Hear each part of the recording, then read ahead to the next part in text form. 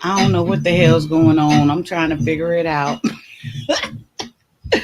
I don't know why it's playing in two places.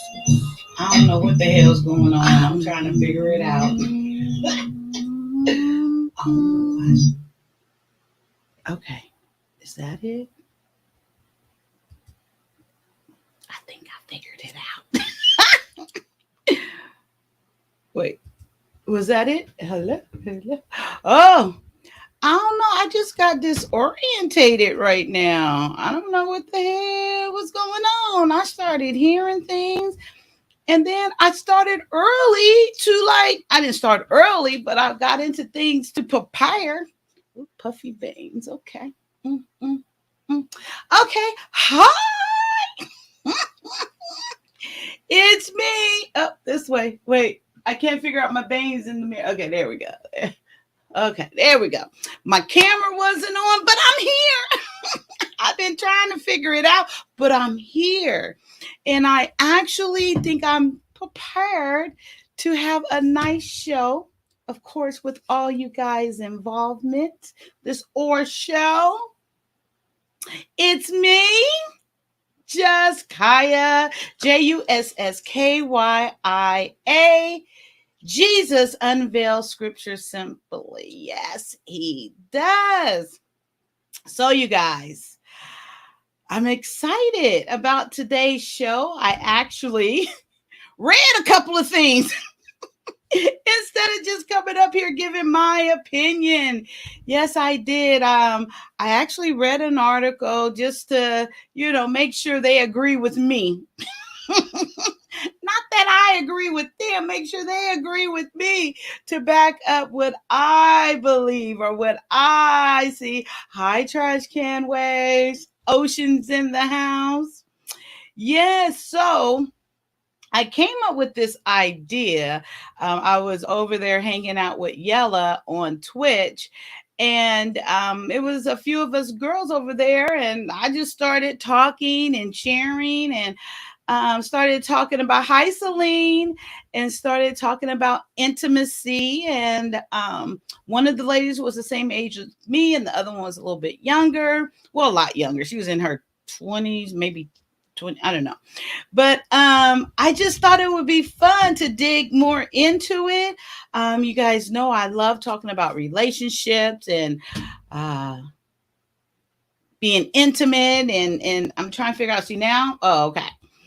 Yeah, Celine, I'm so proud of myself. I just created a Hinge account.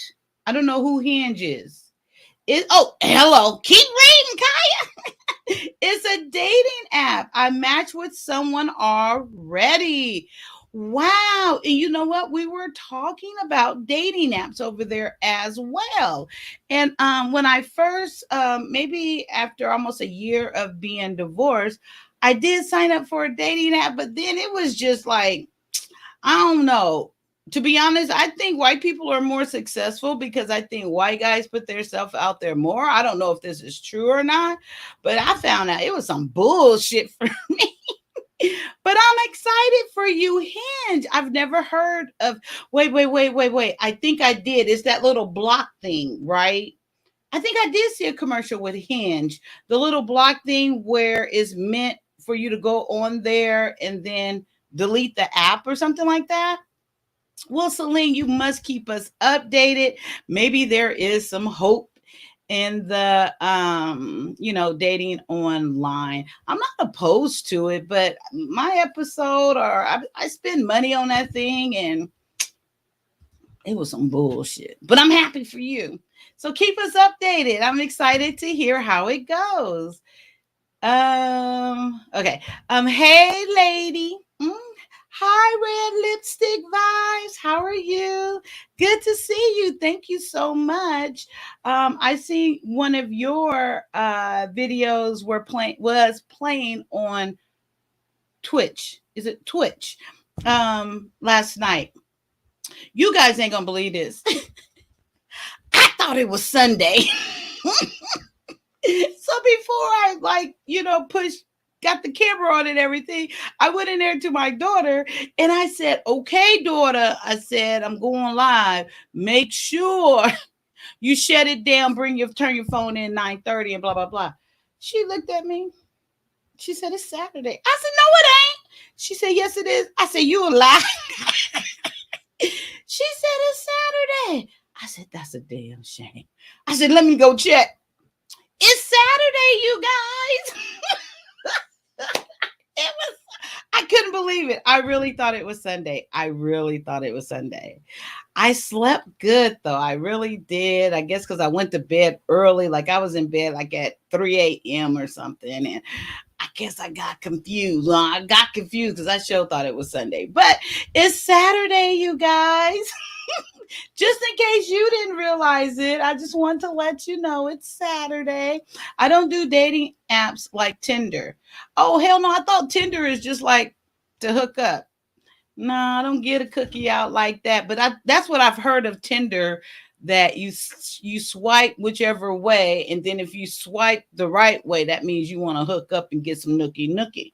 Nah, never. But I'm glad you're not on Tinder. Whether that's the understand. I haven't heard good things about Tinder, but hey, doll. Is that Hiya? Oh, Hiya, doll. Hiya, Jenny. How are you? Thank you for coming over and continuing supporting me. I really appreciate you. I hope it comes a point where you come up and maybe have a little conversation with us and share some views or opinions that you have. I look forward to it. And if not, in the chat is perfectly fine as well. Let's see. Yes, laugh out loud. Is that about, yeah, I think about the dating app and stuff like that. My aunt created a Bumble app too. My aunt created a Bumble app. Is that the Bumblebee? The yellow and black Bumblebee? And what is that? Is that a dating app as well? See, I waited. I didn't see it. So, okay. Amen, Celine. So you and your aunt, y'all getting ready. Getting ready for this summer. Get your man. You gonna get it before Valentine's Day to get some flowers and some chocolate. You guys know I don't celebrate holidays. I don't, But it doesn't stop anyone else. And it doesn't stop you guys sending me some chocolate or flowers. I mean, I'm just saying. It's all good. She is divorced and hasn't had that much success. Sadly, it is sad. And it does seem harder and harder to find that connection. Or it's like, where do you even go nowadays? Like, besides online and just happen to meet someone, because especially like for me, I spend most of my time online now, and even before that I'm not very much on going out. I would go out with my ex-husband, but not just to go out. I don't hang out with girls or anything like that. So yeah, where would you? So good luck, and please keep us updated. I'm excited to hear how it goes for you and your aunt. Thanks for sharing.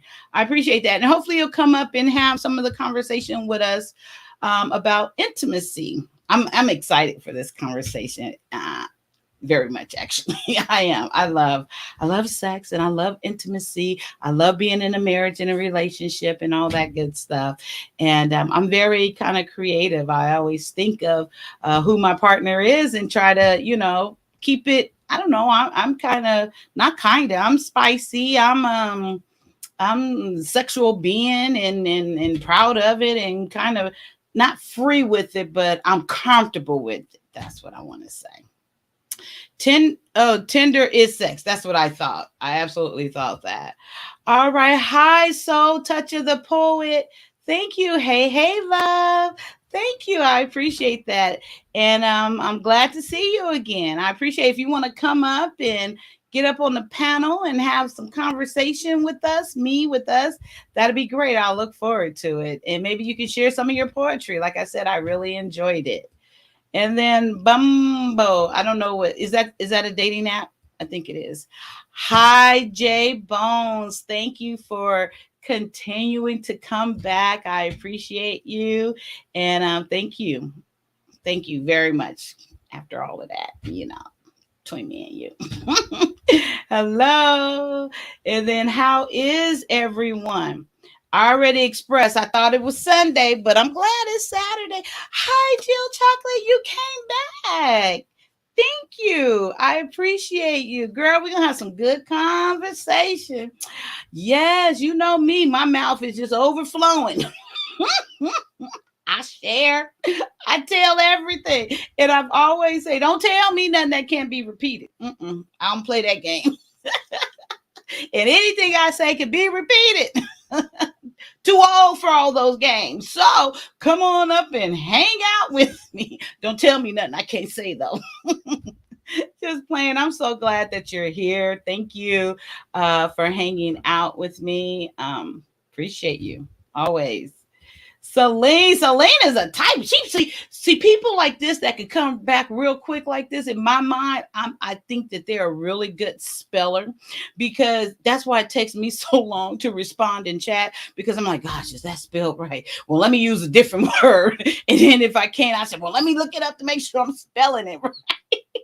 Because I want to make sure it's spelled right. I'm a terrible speller and I own it, but I can tell she's a good speller, just like Rondell. Rondell will type you a paragraph in a minute and got the next one coming out before you even respond. Celine, back in school, my friend showed me Tinder and the way people would go over so quickly without even getting to know a person. That's beyond the pale.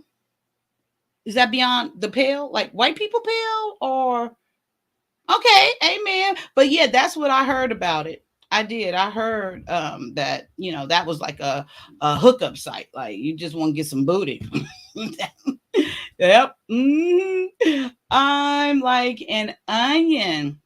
You have to really peel me to get to know my personality. I'm definitely an introvert. Well, that's good that you know that, and I hope they don't have to take too long to peel it because I don't know, I'm just saying. But absolutely introvert. So is it that introvert should be with an introvert? I would guess not, because maybe nothing would get done, or they might not even talk to each other. So I would think an introvert should be with an extrovert, someone way more sociable, someone that can help bring that other side out of you. But okay, amen. So once you're an introvert, are you always an introvert? Are you working on not being an introvert? Tell me more. Tell me more. Always interested. Would love to join sometime. So that's not today, huh? So you're basically saying maybe in the future you will join. Well, I look forward to that moment whenever you're comfortable, or maybe a topic that I'm talking about or that has evolved into maybe you'll feel comfortable, or that'll be the time where you'll come up. So I look forward to it. Absolutely. Hey, babe. Am I babe? Hey, babe. Hey, girl. You know you're not on Shannon's channel now, right? You over here with Kyia. I don't know if you think you have a Shannon. I'm teasing. Huh? She changed her name. Rondell, what's up? I recognize the picture. She said, see? Oh, I hope that wasn't a secret I was supposed to keep. I think it was. Girl, you got my number. Skater lover. All righty, in the house. See, I told you. I be forgetting. Be forgetting. Oh. Girl. No, like instantly beyond insanity beyond the pale. I meant to say, I still don't know what that means. Okay, amen. Thank you. Thank you for sharing. No, like insanity beyond the pale. Okay, amen. Help a sister out. I prefer extrovert. Okay, yes. Who can take me out of my shell? Ooh, take you out of your shell. Okay, girl. But sometimes you got to work on getting yourself out of it too. But amen. But I'm submissive without being a doormat. I am very submissive as well. And nope, not a doormat. But see, the secret is, I'm just going to say this right off the dome.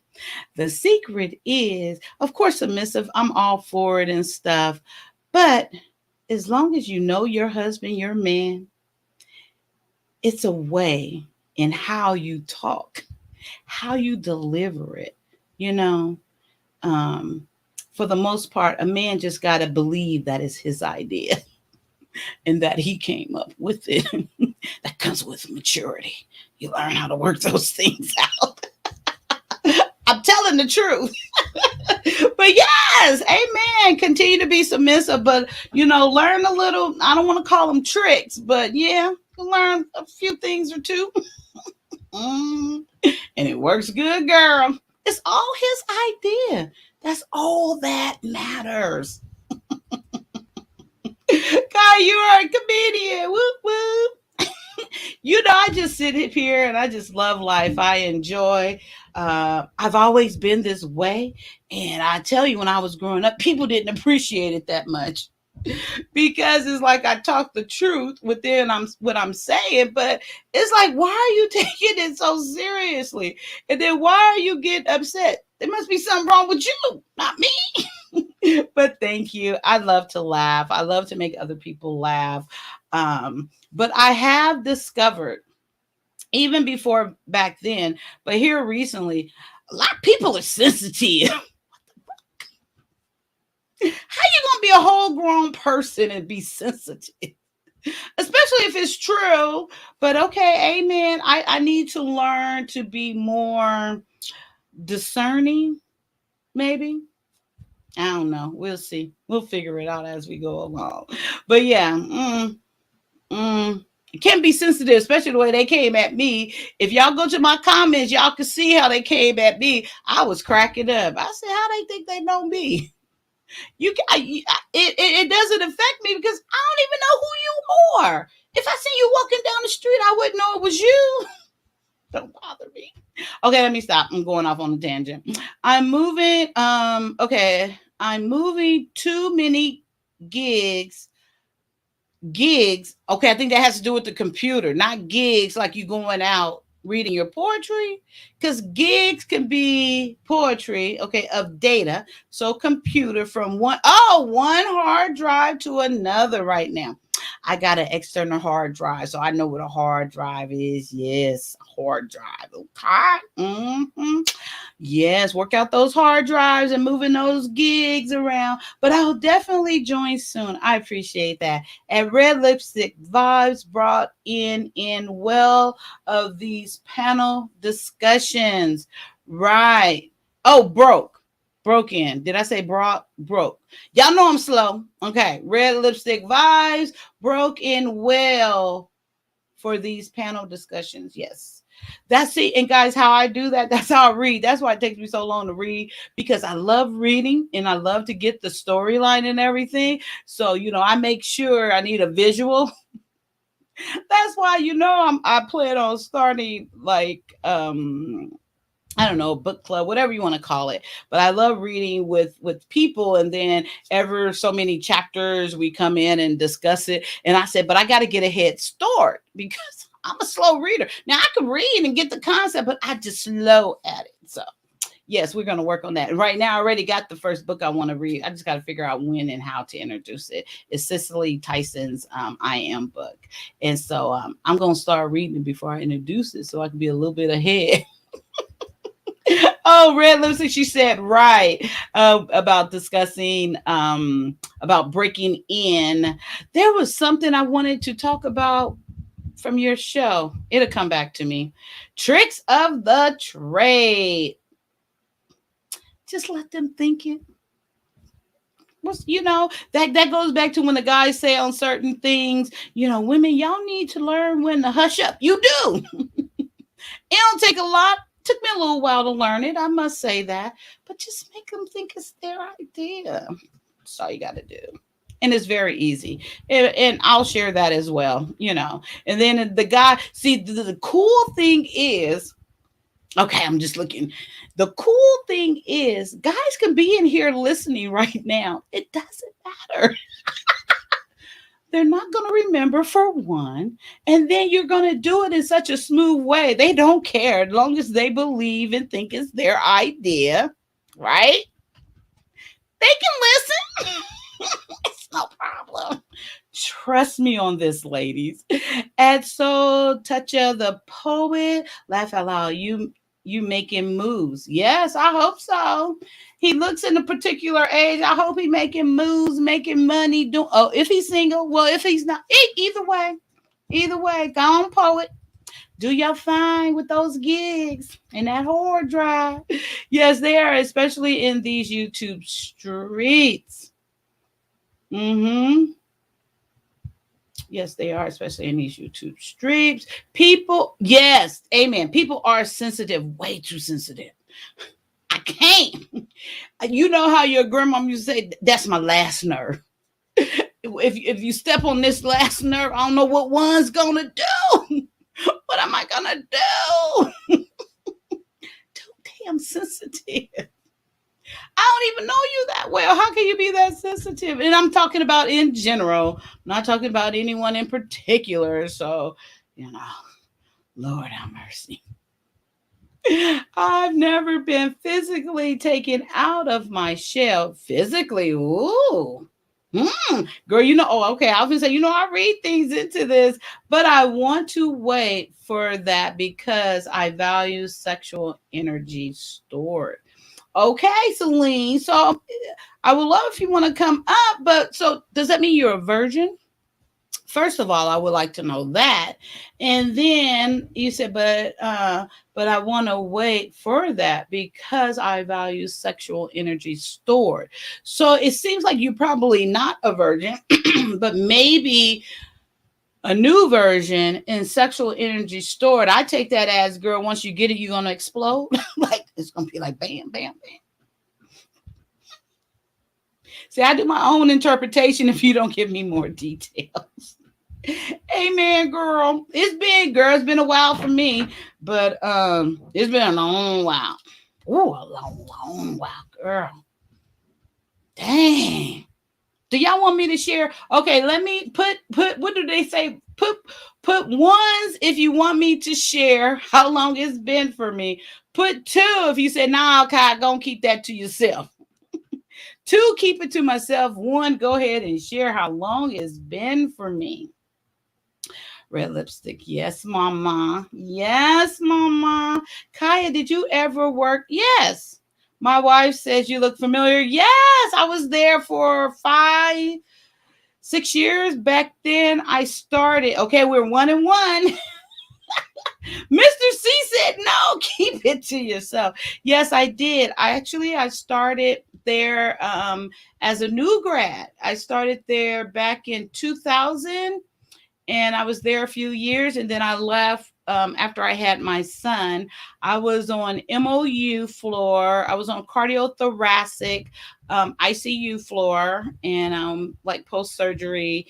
And yeah, I was there. Loved it. I even went to school there. They had a program to go in to become an MP, but at that time I just wasn't ready for it. Got kind of a scholarship, and I was a little bit older, so it was like I'm making money. I'm cool. I was ready. I was divorced. I was ready to be free. Ones wanted to be free, but yes, I did work at UCLA Medical Center, the old building before they moved over to the Ronald Reagan building. Yep, sure did. What does your wife do? She's a tech, right?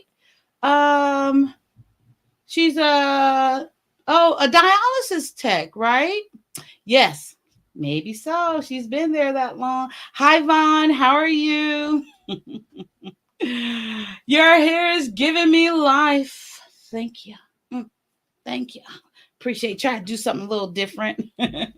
I gotta go, but have a great show. Thank you so much. I appreciate you for dropping in and saying hi. And yeah, girl, you got my number. Have a great one, and I probably see you on the flip side, huh? So yes, you are. You are a virgin. Okay, okay, okay. Amen. Amen. Oh, okay. Let me count. Let's see the ones and the twos. Okay. Oh, it ain't that far back. So I thought I had some ones or twos before Vaughn said anything. I guess not. Okay, so we got a two, a one. Oh, only two people did it. Okay, so it's tied. Okay, so we'll keep it. um, really? Only wait. There's a couple of people here. Oh, maybe people don't want themselves known. I've discovered that it'd be people in here, but maybe they don't want me to know they're in here, or maybe they don't want other people to know. Like, no, I don't know. I go over there to Kai's channel. That's some bullshit, but I'm gonna go on and listen, but I ain't gonna let other people know. Okay, so it is tied up. So tied up means no so far. No, I'm sorry, Jill. I tried. Then here we go. Red lipstick. She says two. Oh wait, we got two twos, so that's a no because Mr. C is a two. So far it's a no. Okay, no problem. I'll tell if you want me to. If you don't want me to, I'll keep it to myself. I'm very friendly, but I've never did anything sexual with anyone. But I am like Yoda level self-control. Amen. But what do you mean by you very friendly? What that mean? You like get right there, be like, okay, stop. That's enough. I hope not. I mean, well, amen. I'm just saying. But oh, she's an LVN. Okay, in neuro. Oh, okay.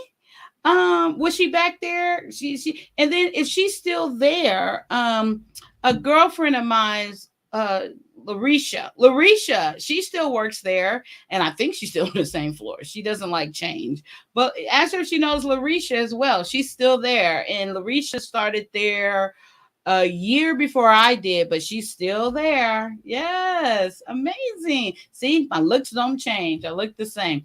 Okay, Miss Friendly. Okay, so we still at a no, and then three equals hint, but it's a roundabout way. Nope, you either get it or you don't. I'm an absolute person. I don't like hints and playing games and assumptions. It's either yay or nay. That's all to it. Yay or nay. Okay, I read this. I jumped ahead. She was an LVN at the same time. Okay, 7 West Neural. Yeah, she remembers me. Oh, I want to see a picture of her. I'm bad at memory, but I'm sure I probably will remember her. Thank you. So glad. I just meant I'm not a bitch. See how fast she types. She be, girl. You sure you're an introvert? You an extrovert on these keys. I'm glad you're not a bitch. I really am. She's not there anymore. Oh, what a small world. It really is. Yeah, it really, really is. Okay, you guys. I'm so glad you guys are here with me. So the final answer, unless I get some more ones or twos, is you guys don't want to know. Amen. I'll keep it to myself. So, as you guys seen the topic of discussion, Mm, mm, mm, mm. Okay. Don't ask me why I do that. I just like to. I wanted to. So, of course, I always believe when you're talking about something, it's great to establish the definition or a foundation of what we're talking about so we can all be on the same page and have some sense of origin, have some sense of familiarity to where, okay, this is what she's talking about when she's saying intimacy and this type of thing. So I actually had time. Okay, let me figure this out. Amen. And I typed it out. Bam! Ain't it good? Won't he do it? Excuse me. Won't he do it? Okay, so intimacy, close, familiarity. Is that the first one? Yes. Close, familiarity, our friendship, closeness, a private, cozy atmosphere, an intimate act, especially sexual intercourse. Okay. Okay. So, with that being said, there it is. And I truly believe that intimacy is very, very important in a relationship. I don't think it always has to lead into sex, but I truly believe it should always, and yes, I'm saying always, be a sense of intimacy. It should always be a hint or it should always kind of be is it luring there, lurking, lurking in a good way there, that you're always flirting with your partner, you're always showing a level of attention, of intent, of desire. I think it should be continuous. Like I always say, I have to be sexually, and this is for me, I have to be sexually attracted to this person before we can even go any further. Now, that's not to say like it's just looks. It's the way he carries himself. It's a way that he might smell. It could be a couple other things, but I have to be sexually attracted. I have to be able to see myself having sex with this person before it can go any further. So, with that being said, once you get into a relationship, you cannot stop there. You cannot be like, oh, you fine, and oh, be all hot and heavy and blah blah blah blah blah. And now it's locked down and you're 3 months in and you still here. Oh Lord, I ain't gonna answer the phone call this time. No, it always have to continue on. Like I said, my first marriage, I was married 14 years. My second marriage, 16, 17 years.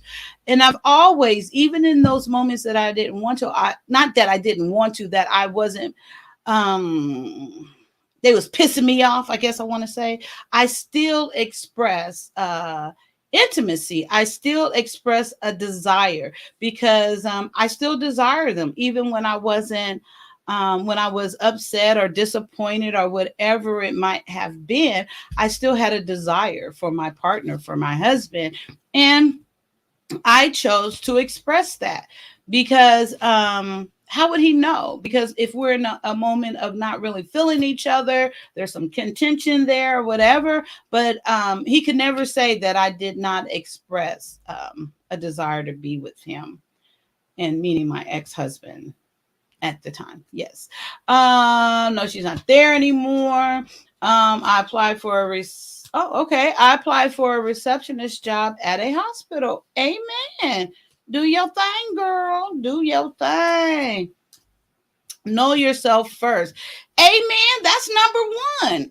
That's number one. I wrote down some notes to make sure I get my point across. Amen. That is the first step. Make sure you know yourself first. Absolutely. I 100% agree with that. Intimacy to me is touching and feeling a feeling of closeness. I'm going to broaden that horizon for you, Celine. In my opinion, there is so much more to intimacy besides that, but that is an amazing start. Okay, we have, is it Glare? Okay, girl. Okay, guy, girl, forever is. I mean, I think it's Glaze or Glade Dreamer. I don't know. But hi, thanks for joining me over there at Twitch. I appreciate you for making a comment. I'm confused with the question because of the word control. Okay, amen. I see that word and see withdrawal unless certain things are done my way. Well, your way. Well, you want to be in control, so maybe you should hang around. I don't mean controlling like a puppet way. How you control it is you put it out there, meaning you put your intent out there. You let your partner know, like, hey, when you get home, it might be some things, it might be some furniture moving. That's the control of it, not in a bad way. Let's try to take words and maybe just go to the positive way first and try to figure that out. And if you're thinking of control in a negative way, it's not intended to be in a negative way. Thank you so much for expressing that. Thank you for commenting. And of course, I'm not going to always stream over on Twitch. So if you like what you hear today and you enjoy hanging out with us, please, if you could make an effort to come on over here to YouTube and subscribe. I would appreciate it so much. Hello, Luscious. Salute. Salute. Yes, thank you so much for coming over. Okay, so I got more on this intimacy. Okay, intimacy, the state of being intimate, which is marked by consensual sharing of deeply personal information. See that, Celine? It kind of goes beyond. It could go beyond just touching and what else did you say? In something else you say. It has cognitive, affective, and behavioral components. And I think that goes into almost anything that you do or share in a relationship. But yes, intimacy is so much more than just touching. And you don't even have to be in the same space to express or show intimacy. An example could be for my ex-husband or for you guys, you could do something like dress up and maybe look a little bit different than you normally look, take a couple of selfies and send it to him with a nice note. You don't need to always talk to him or and hear his voice. You can send like a nice note and got something special waiting for you when you get home. And that doesn't necessarily mean sex, but it could.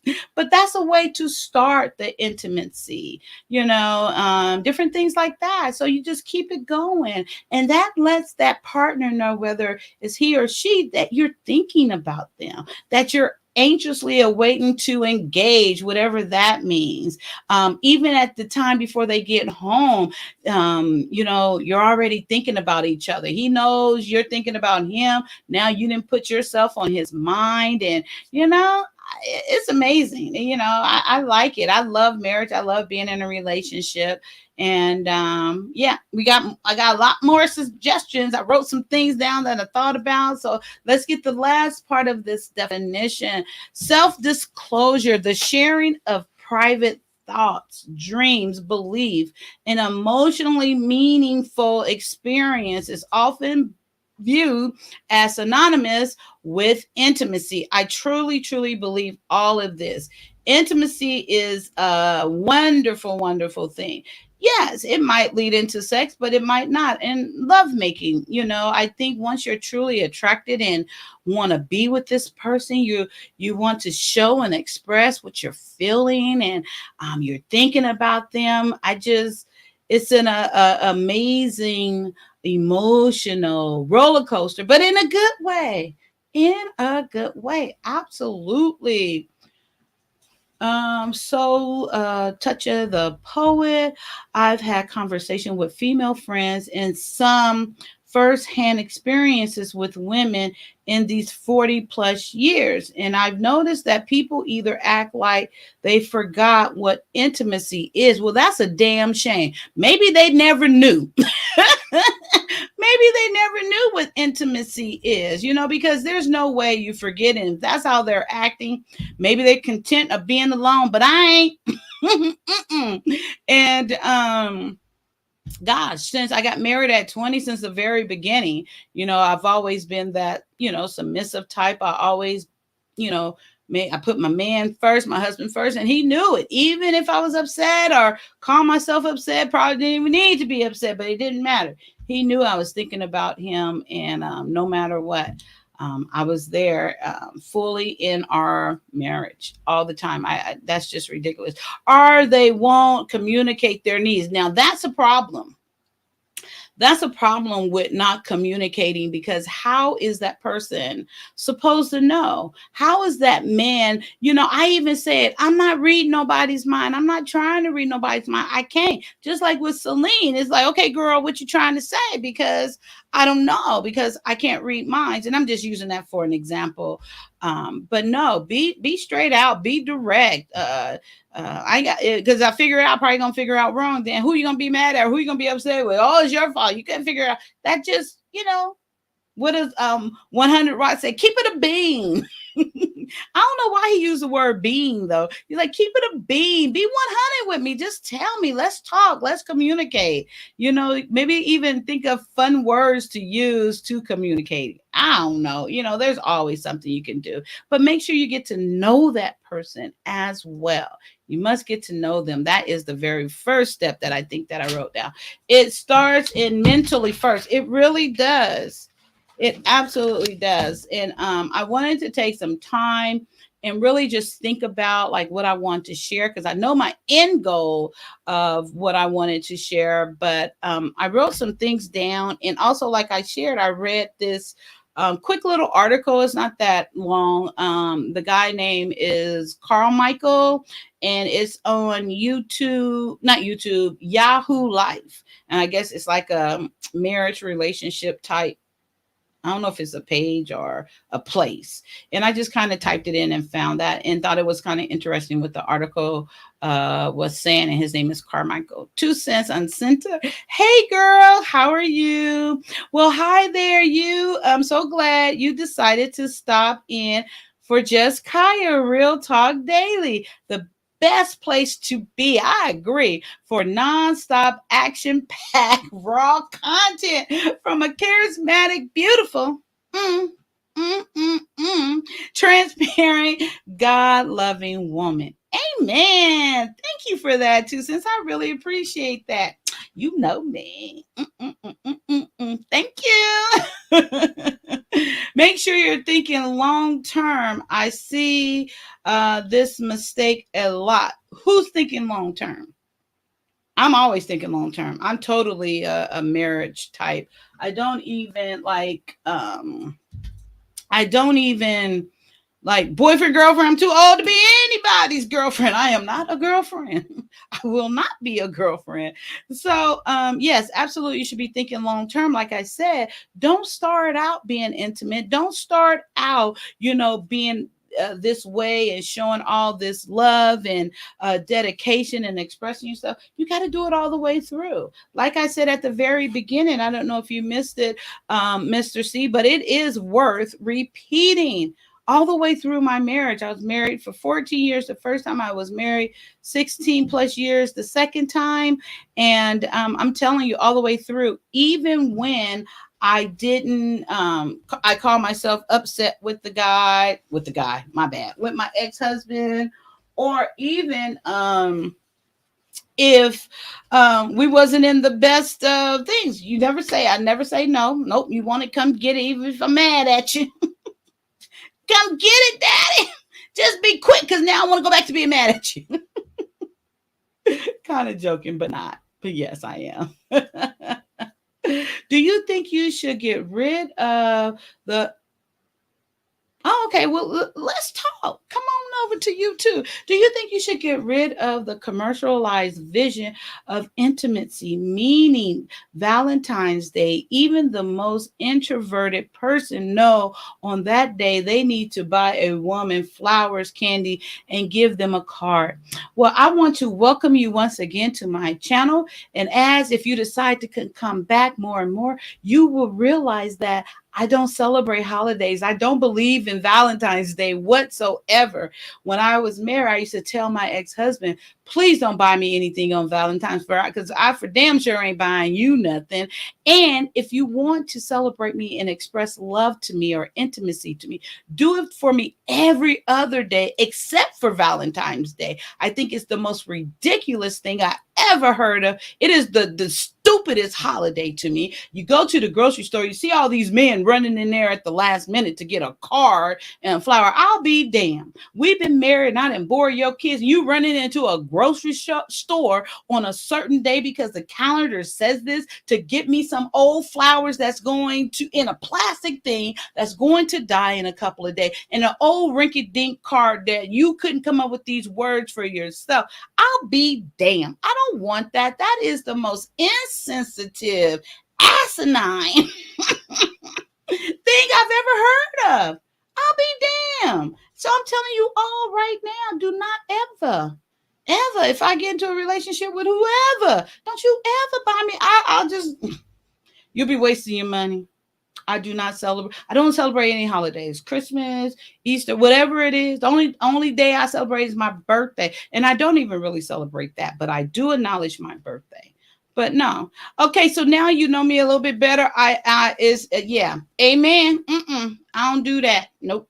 And I don't like flowers anyway, because once you cut them, it's only a couple of days. Why bring death? They done died. They dead. Bring me a plant, but not on Valentine's Day. Bring me some seeds to where I can grow life. So once people get to know me, or the man or whoever, my last husband, because when I get married this time, I don't care. You ain't going nowhere. You're going to think I'm crazy. Nah, man, you got another woman? Well, we got another woman. No more. But anyway, when you get to know me, you would know I would treasure a pack of seeds to grow flowers or herbs or vegetables. That would mean a lot to me because that's what I enjoy doing. But no, dead flowers, they dead. You didn't cut off their life support. Chocolate. Now, I do love chocolate. I do love some chocolate, but don't buy me any because I will eat them up. I really would. I would eat them up. But thank you for sharing with that. I 100% agree with you. And then you go, even the most introverted person, right? It's like a robot. It's February 14th. Go buy flowers. Get chocolate. I agree with you. And no, I do not celebrate those days. And on holidays, you would who's ever in my life would never get anything from me just because of the principle of it. I would not do it. Why is that calendar telling me when and how to appreciate who I'm with? Who does that? Well, I'm sorry if you do. If you do, I don't have no problem with it. I really don't. I'm just speaking of me. I don't do it. I don't. To me, it's crazy. To me, that's just to me. But I can respect if you do it. I really, really can respect that. I don't know why my eye running. Maybe because all this hair is in my face, trying to be all out. Okay, there we go. But yeah, okay. Have code words, especially if you have kids within earshot. Amen. Or you can have eye signals. You can just stare them down. There's so much. I agree. Look, I'm thinking about it. There's a certain meal you can cook where they know, like, I ain't got to say a word. You see what's on that stove, right? You see what's simmering right there, right? Okay. That means it's a light dinner, full of protein, though, but it's light. Keep your energy up. Be able to lift me up. Get some muscles. Yes, absolutely. Code word for those damn kids listen and hear everything. And then the next day they come back and, yeah, mama, what y'all do? if you don't get out my damn business. Hi, E Black. So glad you came over and joined us. If you like in a little bit, if you want to come up, I appreciate it. If not, thank you for stopping by. I really do appreciate you so much. Thank you. Red lipstick vibes. Yes, I agree. Do it every day in the same way. Well, not in the same way. We got to bring variety. Got to bring some spice. Bring different things, but express it every day. I do believe that. Don't just, like they say, don't just get them in and then they change, because when the guy does that, that would piss me the hell off. Like with my ex-husband, like you full of shit. You told me all this shit. You ain't doing all this shit. What the fuck? What's up with that? You know? So don't be talking no mess, that you're not gonna fulfill and just doing it long enough to get her off your back. No, we don't forget. We don't, unlike y'all. Yeah, that was your idea. You had such a great idea. We thought, but let them have it. Let them have it. It's all good. Flowers have a meaning. To some people, it do have a meaning. It does. If you miss it, if you missed it, I'm sorry. I'm not sure what you're talking about. Not sure what you're talking about. Flowers have a meaning, but maybe it doesn't have that meaning for me. But like I said, I'm not sure what you're talking about, E Black. If you want to elaborate, I'm open to listen. I can put the link in, and this is only for E Black if you want to come up, because I do want to go over what I want to share this first, and then I want to talk about it kind of freely or something like that. I would appreciate it. Yes. Same. Oh, some way. Oh, got it. Okay. Oh, girl, I can't read. Do it every day in some way. Amen. Amen. I just wanted to see an A there. But you're right. You're so right. Okay, guys. So going back to as I was thinking about, oh, I'm like, what the hell? Who did that? Okay, so I got to go back over here. So as I was thinking about what I wanted to discuss and how and what I wanted to express today. Hey, bro, man. Thank you for coming over. I appreciate you. I met it's not brother man. I just started calling him brother man because I couldn't remember. So I just thought brother man from fifth floor. From fifth floor upstairs, Hey, beautiful. Thank you. So is Brother Darkness 84. So I can't call you 84 because we have another 84 here. But thank you so much for coming. I know I look better than last night. I was looking a hot mess, but see, that's how my hair. I had what I had. Did I have it? I think I had it up. I had a bonnet on. I'm not even sure. Yeah, I was looking toe back, but I was still cute because I carry myself cute, even if I wasn't looking my best. But thank you so much for coming over. I appreciate you. If you enjoy it over here, I would encourage you, because I'm not always going to stream over at Twitch. I would encourage you and would love it if you would come over to YouTube and subscribe. I would like that, but it's up to you. So, but thank you so much. I do appreciate you. And I'm still thinking about those lights last night. Those were some amazing lights. Yes, they were. I'll take the nickname. Yeah, bruh, man. Fifth floor. And come get a sandwich. Sandwich. Is that what he said? Hi, OG. Girl, I was so confused. Like I said at the beginning of the live, I'm not sure if you was here. I thought it was Sunday. I went in there and told my daughter, make sure she started getting ready for school. I thought I missed your show, or your show was today. When I get too much sleep and I get kind of off my schedule, I just get so confused. But thank you, OG, for coming over and saying hello. Appreciate you. People call me BD. Bad boy? No, I'm kidding.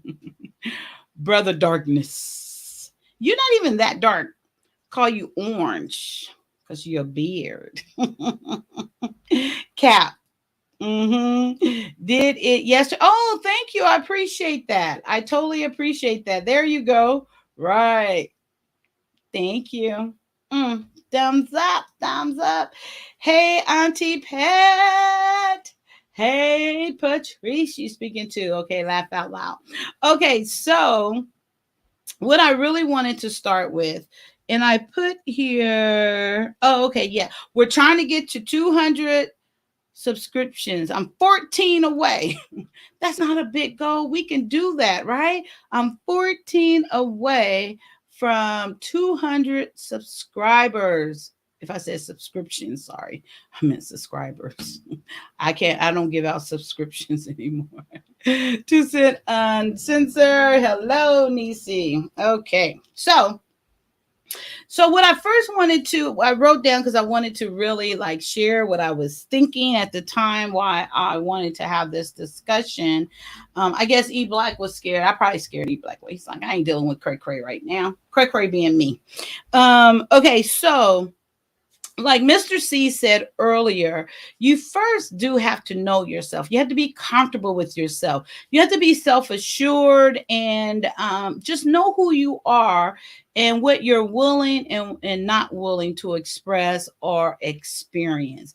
So, to me, in those moments like that, when you're getting to know yourself, it needs to be done, in my opinion, by yourself, meaning your body touching, looking at yourself nude in the mirror, figuring out what you like, not figuring out what you like.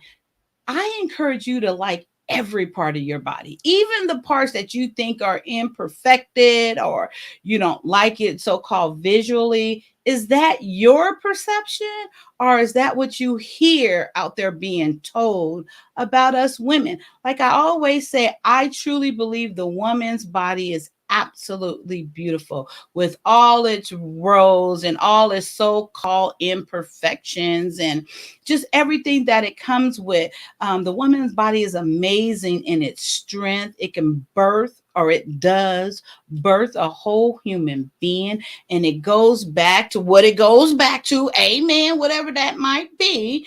And I just think it's absolutely beautiful. So I would first of all encourage you to explore your body alone and in the mirror and touch your body and see what feelings you like about your body, where you like to be touched, maybe where you don't like to be touched. And you get to know that. And then you're able to express to your husband, what feels good to you. You don't have to say it directly out, but you can use like different moments or in different situations or come up a creative way, because it would be bored. Like, yes, I like to be touched here. And then I like to go in a circle motion for 3 times and then a counter circle motion. No, I wouldn't.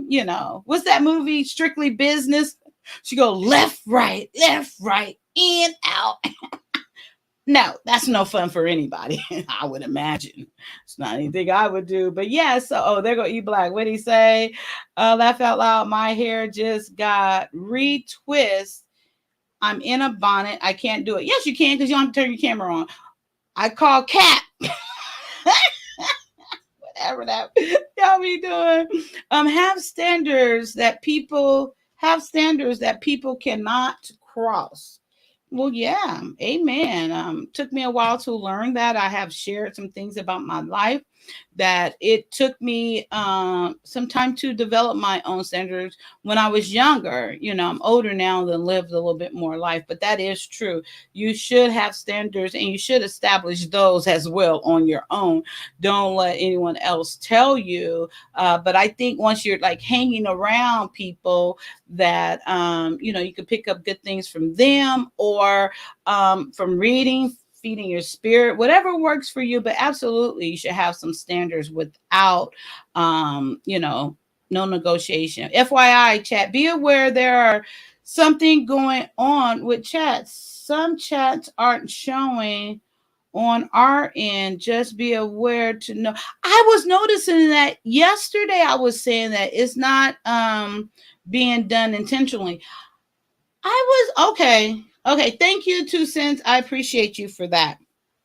So yeah, so first of all, what I say is get to know your body, fall in love with your body.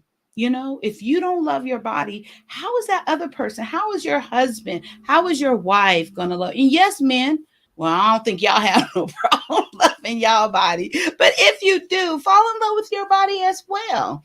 I'm sure you guys don't have no problem with that. And no pun intended. I'm just saying, yeah. Anyway, I don't want to go no further into that unless you guys bring it up and we could talk about it on the flip. But fall in love with your body. Okay. So I really truly believe that in a relationship, in a marriage, it has to be trust. There's no other way around it. It has to be trust. I have to feel comfortable and secure with you about that. So let's find out what flowers mean, because he said they have a special meaning and I'm not sure what it is. So everybody, welcome E Black, first time on my show. Hi, E Black. How are you? How you doing, gorgeous? Can't hear you, love. You can't hear me? Hello? Can't hear you. Is it You me? can't hear me at all? Hello? I'm fine. Can't hear you. Oh wait, now okay. I'm Right fine. now. Nope. Nope. I'm fine. Nope. Nope. Nope. Nope. Can't hear you.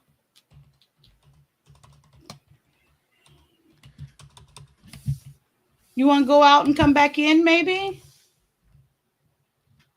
Hello? Oh, you guys can hear Hello? him? I can't hear him. How'd that work? Hello? Oh, wait, he's in the private So chat. What, she's what am I doing wrong? I'm fine. It's your side. Yep. Um, Everybody tell her she really what? ducking the smoke. Okay, let me go to my audio.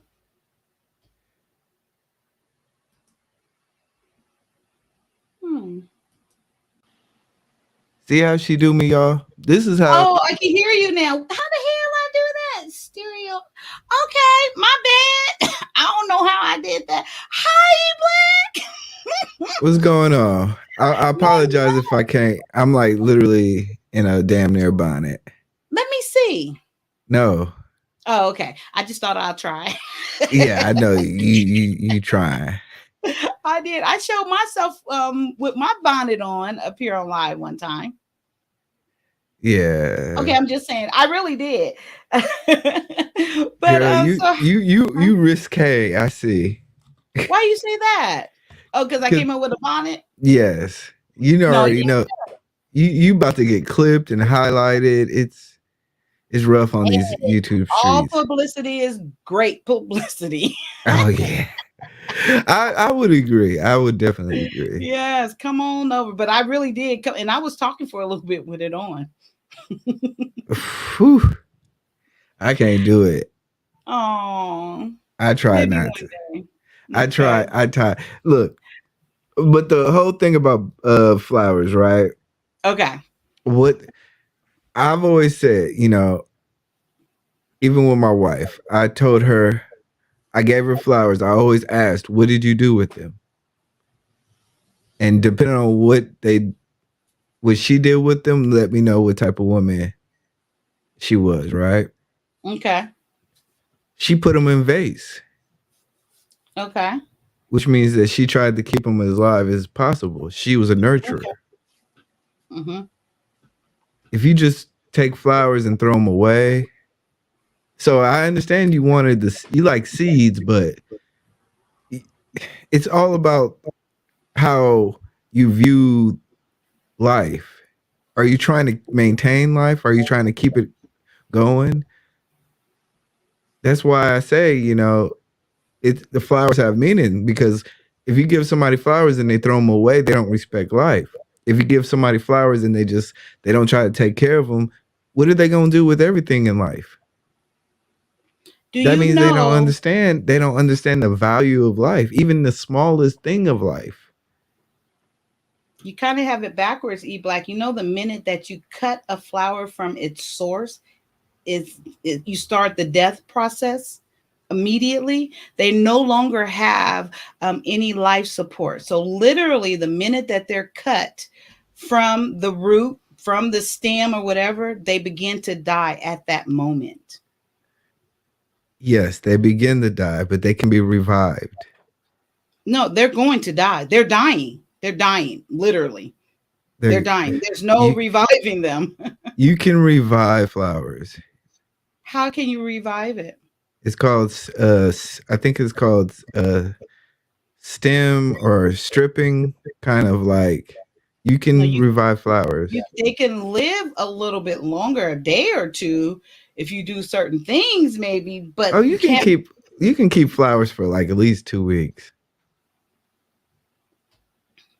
Refreshing the water, Mm-mm. giving them But plant food, hmm replanting them. Yeah, you mean you can't replant them.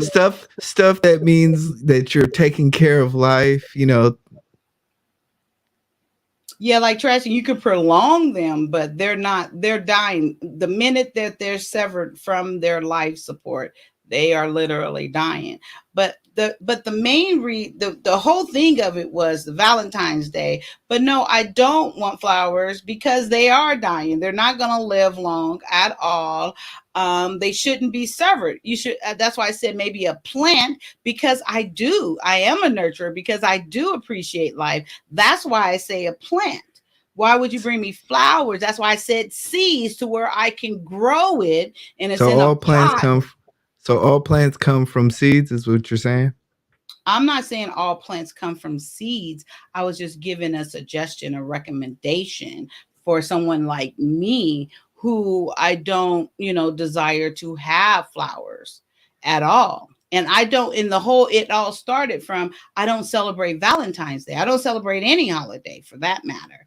But I don't celebrate Valentine's Day because one of the comments was in there saying about characterize or commercialize the holidays, and that's how it all came up, because I don't celebrate holidays. And then he was going into intimacy, and then he's the one kind of brought up flowers and chocolate and stuff like that. But no, but I do stand on, I do not want flowers that have been severed. I'd rather have some seeds where I can plant it and I can grow it and nurture it and have it for as long as it's going to have natural life in that dirt. Or a plant like a peace lily plant that's already in a pot. It comes whole. It comes with its roots, its stem, and its blooms. That will go on to live, and I will take care of it. But when you bring flowers that have been severed, I'm literally nursing something to die. Yeah, I can understand that thinking, but like I said, once you do a little bit more research on No, once you majority. do a little bit more research. No, no, no. No, I'm Girl, telling don't you what play. I See, like. I can't give you my face right now. That's what making me mad. I can't give you my face. But look, I'm just okay. But look, Yvette Black, you gotta respect this. I'm telling you what I like. I That's know. how I feel about it. So I don't think I need to do any more research, because the bottom line is, for one, I don't celebrate Valentine's Day. For another, I don't like flowers. I do not like them. Really, and especially if they're cut, I just don't. I like things that's gonna live and I can grow it. So that's just a preference for me. I get that, but like I said, if you run into a brother who understands flowers, you might change your mind. That's the But beauty of life. you're a bruh, and you understand flowers, so you claim, Yes. right? Okay, but you So haven't changed my mind. I get that, but if I give you flowers and then a couple of days later I say, "Hey, what you do with those flowers? You didn't put them in a vase?" Oh, okay. No, I I need to do. leave. I would put I them in a vase. Don't no, Okay. no. You're saying it like I get flowers, I'm gonna throw them away. Yes.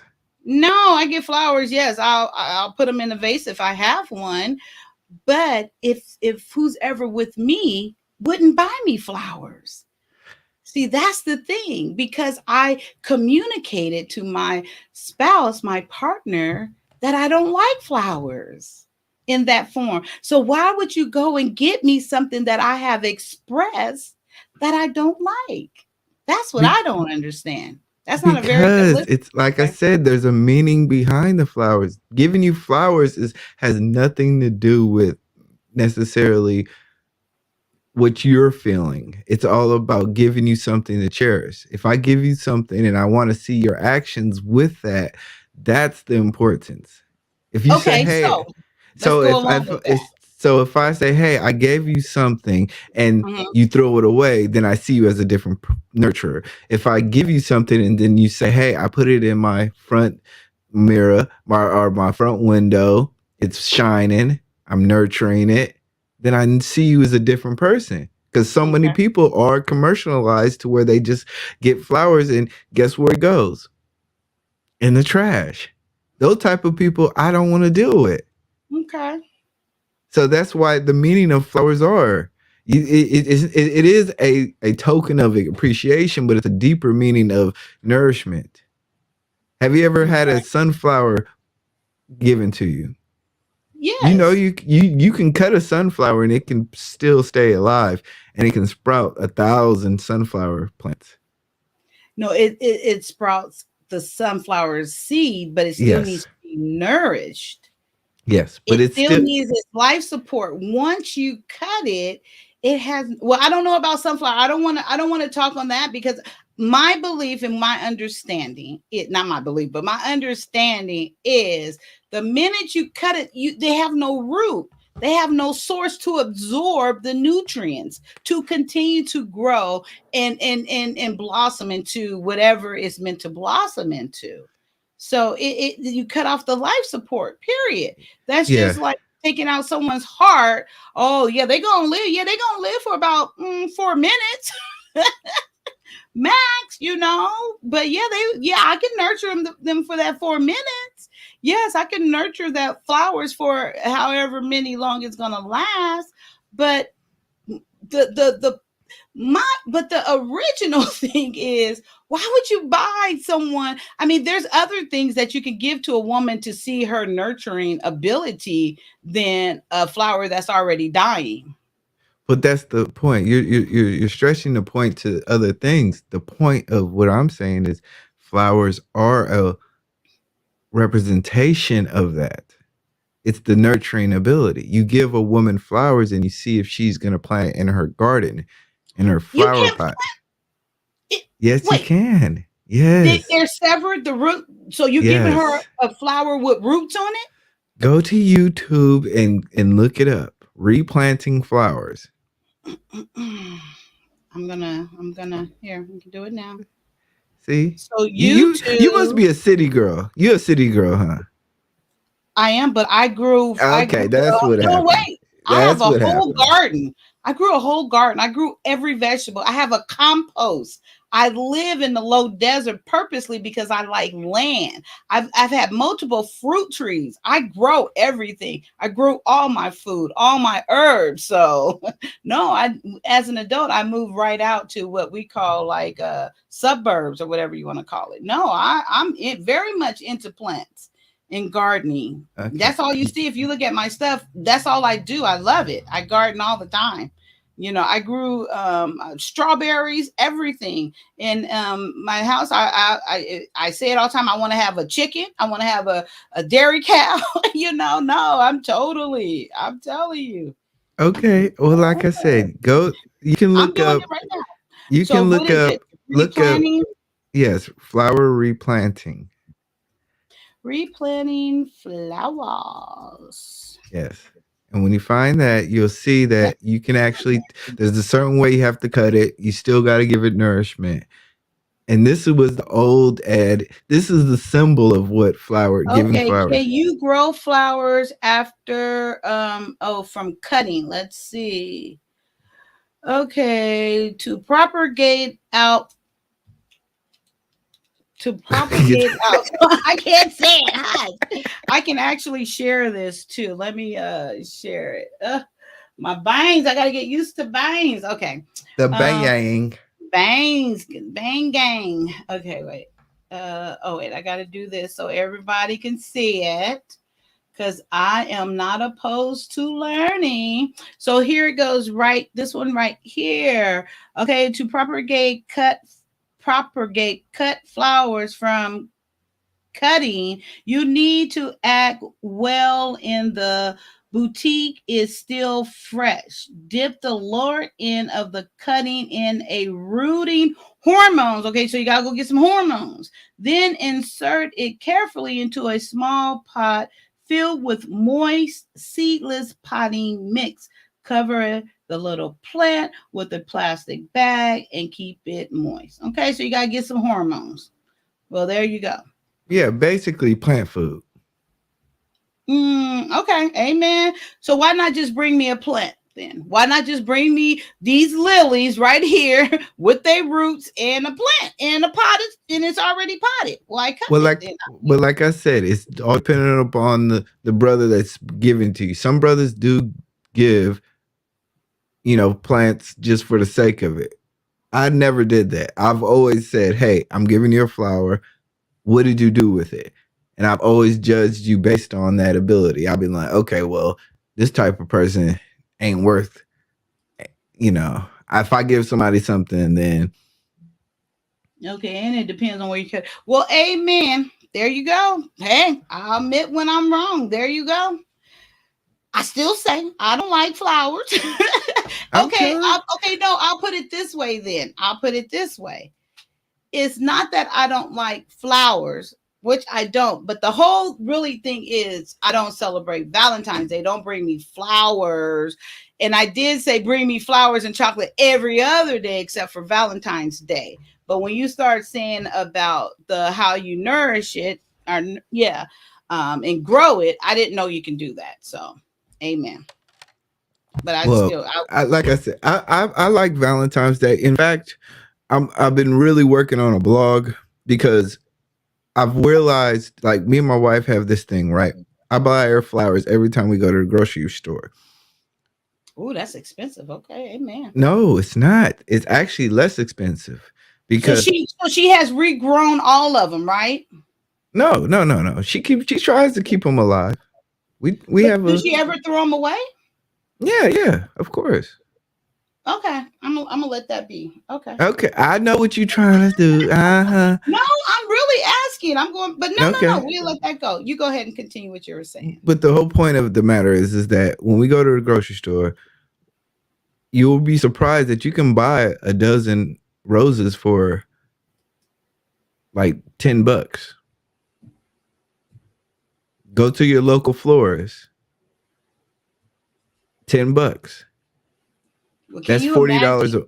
That's $40 a month, right? How No, much you of how much are you. Valentine's Day for a bouquet? I don't know. Never bought About them. 80 to 160 Hmm. on the day of Valentine's Day. So if I give her flowers from the local grocery store every week, That's yeah. Every week. Okay. you get what I'm saying? No, not So really, but okay. no, you follow what I'm saying. Okay, I follow what you're saying. So every week when you go to the grocery store, you bring her flowers that probably cost about $10, $40 a month. Okay, I'm there. I'm following you. Okay. Okay. And then during the holiday or season, because usually you can't buy flowers during Christmas or Valentine's Day or Easter. Those are the three holidays that you can't buy flowers because they're too expensive. Uh-huh.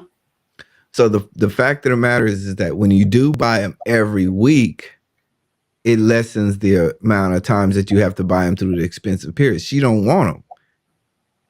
She's Why? like, because she knows it's expensive. She don't want no flowers during that time of the year because she understands that I've given her flowers throughout the year. See, this is all when we talk about relationships, this is all the prep work you got to do. Well, can I say something there? Instead of buying her, if you guys celebrate Valentine's Day, instead of buying her flowers all through the week every week, why not save all that money and spend the money at once on Valentine's Day when you're celebrating it then?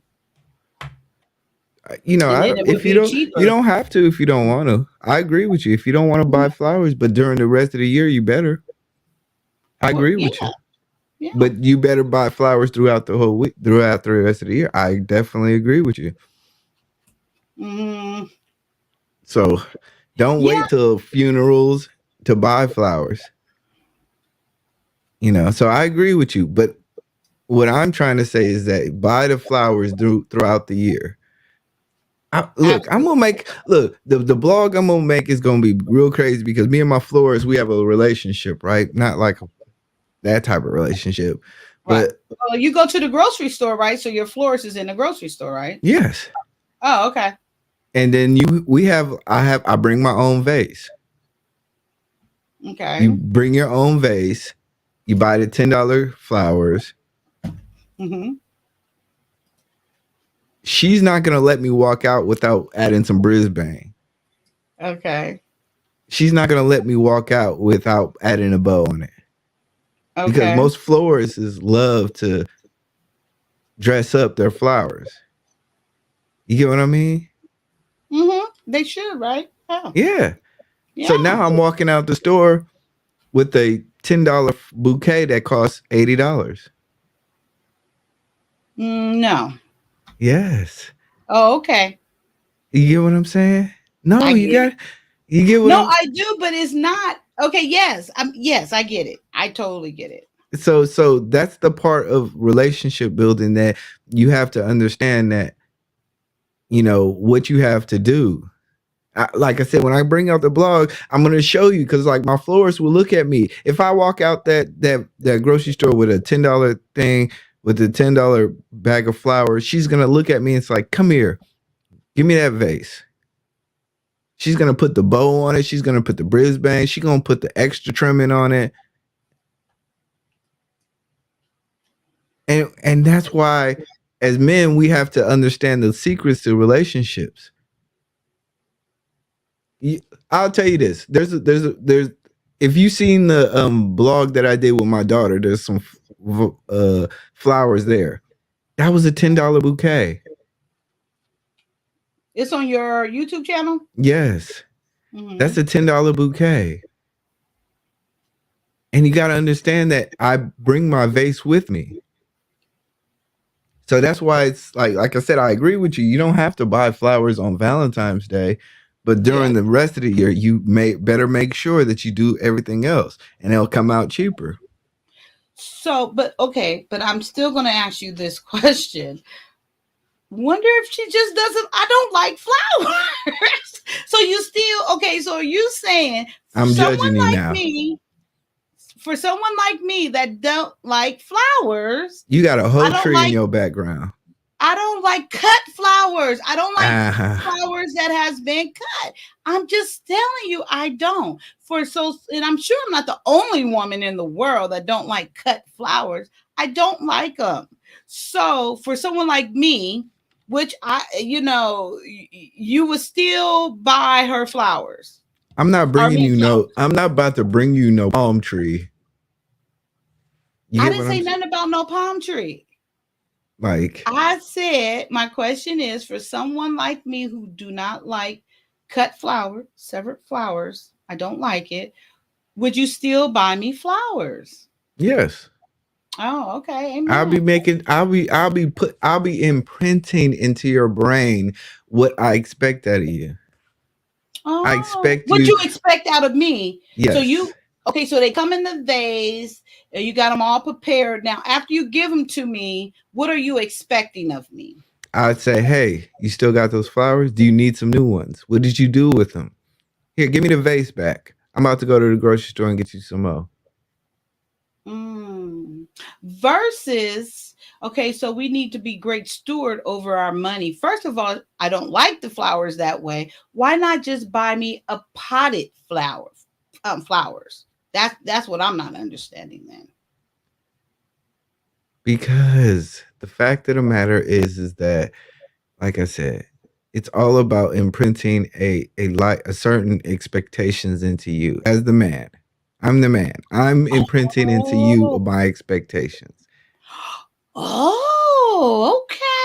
So then my response to that would be maybe that woman isn't for you though. It's for you to find a woman that likes flowers instead of imprinting that. Just find a woman that likes flowers that way. No? Yeah. Okay. Or allowing the woman to understand what type of man you are and what your expectations. If you don't like some women don't like having their door open for them. Some women don't still do that though, right? Yes. Mm-hmm. So you gotta change the landscape. It's like I said, if you're not a flower brother, then of course this conversation's for you, not for you, but for some of us who are into the nature and to the romance and stuff and to mystic stuff like that. So We what about gon' what Jenny's saying here? She said, "Is that the only test to qualify if a woman is a nurturer?" no, that is of course.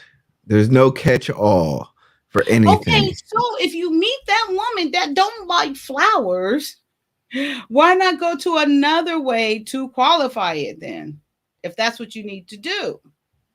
I'm just giving game for the people who into that Okay. stuff. If you don't follow Okay, that got you. stuff, Got if you. you don't follow that stuff, that's not your cup of tea. Some people like to bring over alcohol, and that's fine with y'all. Like I'm good with. What? Hey, some people say, hey, if I bring over alcohol on Friday, and she drinks it, that's fine with. Like I'm talking about, romance and the brothers who like to do that stuff. I've never had no problem with. Like I said, every time I've given women flowers, I've always asked the same question, and usually 9 times out of 10, what they did with them is a dictation is a qualification of their character. The women Mm-hmm. that threw it away were usually the fast and quick people who just really didn't care about life. I promise you that. Wow. I Okay, promise you so that. well, I know you're not saying everyone, but Yeah. I don't think that that's true. I mean, because I am the most like, yeah, okay. If that works for you, and it must have, because you're married, you're happily married, you got a daughter, so it seems as though it worked out for you because I assume she loves it that you do that for her. Yeah. And now Amen. and now we're at the point, like I said, we're at the point now to where she don't want me to buy flowers during the holiday season because she understands. Like she understands that it's too expensive, it's a ridiculous price, it's a price gouge. Oh, oh, at holiday times. Yes. Oh, but every other month, or it's okay. Yes, that's okay. But it's not expensive to spend $40 on flowers every month. No. Oh, okay. I just wanted to make sure I was No, being that's not inexpensive. okay. That's not an expense. That is the cost. That is the cost of being men and being and upkeeping your relationship. Just like your haircut, just like your nails, just like everything in your I lifestyle. don't You get have my nails done, so that's not good either. Then, huh? okay. I'm just saying. No, There's certain things that you upkeep for your partner, right? There's certain things that you invest for your partner. These are the things that you do. And like I said, I'm just like I said, I'm gonna make a blog about this. This is one of the amen. games that I've been trying to tell brothers. It's like, you know, don't waste $160 on Valentine's Day when you can do it all year round. Because you're gonna have to do it more than once a year. So even if you do it twice a year, 3 times a year, now trust me, it's cheaper just to go to the grocery store, bring your vase, upkeep it, and now you and your spouse and your partner are in a relationship of giving, nurturing, taking, giving. Amen, Yvette. I really do. I know I'm being a little silly, but I get what you're saying. I really do, Yeah, you and know. I thank you. Were you listening from the beginning? We talking about intimacy. Yeah, I heard a little bit, but like I said, I try. You're like a little sister to me, so it's like I try not to listen to all that fast talk. Amen. I so like sometimes I'll be like, okay, let me mute because I don't want to know too much. Okay, amen. Well, I'm going to get back to this. I'm almost done. I only got like two, three more points, and then I'm going to open up the lines for everyone. So if you hang around, you want to come back up, you're more than welcome to. All right, well, take care. Like I said, I hate to be this the first time, but next time when I come up, we gonna have fun. Yes, yes, absolutely. And good luck on your channel. Like I said, you Thank definitely you. deserve to the extra subscribers to get you to your goal. I appreciate that. Thank you so much. I really do. All right, take care. Okay, you too. Bye bye. Bye. All righty, guys. When I open up the lines, I'm very curious. What do you guys think about what E Black is saying about the flowers and everything? My bangs are falling apart. I thought I put enough hairspray on them, but okay, let's go like that. Okay. Okay, so trash can, you just going crazy out there. He can, what is that? He can change your desire in your genetic makeup. Amen. He put in the imprint. And every time I hear that word imprint, I think of Twilight with with them saying the imprint, I guess the first look or the first something. 49 weeks without holiday buying at $10 is $490 a year. Not good for a household budget. Yeah, I agree with that. I agree. I totally, and that's one of the reasons why, for me personally, I don't like flowers because I think it's a waste. Because, like I say, to me, they're like, as soon as you cut them, they're dying. But and I love plants. I love plants. I don't like to see the plant die. And I do have a green thumb. I grow amazing, like 15 feet house plants and everything. So when I downsized to move where we're at now, I sold them for a couple of $100s, which was still cheap. Very healthy plants. But we all have our different views on things, and I really don't get it that if you're with someone that don't like flowers, like me, flowers that are cut. I don't like a bouquet of flowers. I mean, no, I really don't. I'm trying to say maybe if it's a special holiday, I really don't. I don't like flowers in a bouquet. I'm like, okay, I got this. You're like at a seminar or at one of those things, and you're carrying this big old thing of flowers. Do do do. It's like, oh, there's a bug. No, I'm kidding. It's just me. I don't know, but I'm sure there. I mean, I know there's a lot of ladies and women that loves flowers. Just not old Kyia here. I'm special. I ain't saying buying flowers in that way is fuck boy. That's fuck boy, right? Fuck boy stuff. But if I was going to portray fuck boy stuff in a movie or something, I'm inspired. You silly. You silly. I was trying to figure out where you was going with that. Okay. Chivalry is not used in modern times because it's not appreciated. Wow. Chivalry. Okay. What is appreciated will be duplicated. So, Mr. C, if that is something I don't like, so, Mr. C, would you prefer that I said, oh, yes, I like it, and you keep spending your money on these and bringing me flowers, which I really don't like, but easily show you appreciation for it. But how about getting to know that woman? Remember, we talked about communication earlier, and you discovered that she likes potted plants, not the severed one. Why not just bring her a potted plant and you will get authentic appreciation? Chivalry, yes. Open the door. I love it when a guy opens my door. Yes, let me walk in first. Yes. I just don't like flowers. So there's a lot of other chivalrous things that could be done except for flowers. So that's all I'm saying. And I really think it is a waste of money. I mean, I would think that you would desire or be with that partner more so because of just giving her flowers. Yeah, but the whole thing started from Valentine's Day. But no, I don't like flowers, me, at all. Am I the only woman? How many women that are willing to say anything if you like flower? Yes, one, yes, you like flower. Two, no, you don't like flowers. I'm just curious, and I'm talking about the flowers that are cut, severed. Let me know. I appreciate that.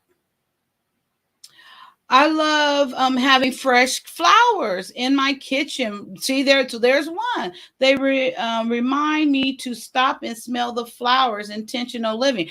I have had many flowers in my life. I ain't smelled them. I don't know. Maybe I got a bad sense of smell, But I don't be smelling nothing. And it was a point in my first marriage where I was I was a housewife. I was home, and I would buy the flowers and put it in the vase in the kitchen, buy two or three. I ain't smell those damn things, not once.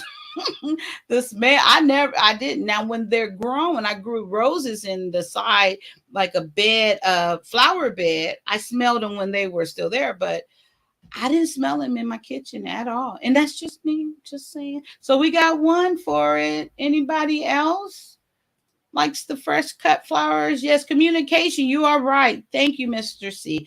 I like it when I'm right, especially when a man agree. I'm not buying flowers every day. I don't want flowers every day. No days, unless it's in a pot. Because then if you're buying flowers every day at the grocery store, there's no thought behind that. That's just like the robot. Oh, go to the grocery store, buy flowers. It's not because, a special thing. Are you thinking about her? I'm going to get a brush, a pen, or something.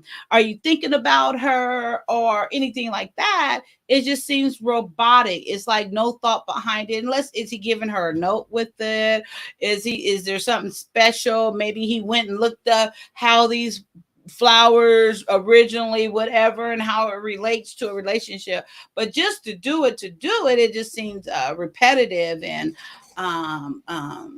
robotic, sort of say. Routine, right, Crash? Let me get a brush. Let me get these bangs. They driving me crazy. I tried to do something new, but they're driving me crazy. Okay.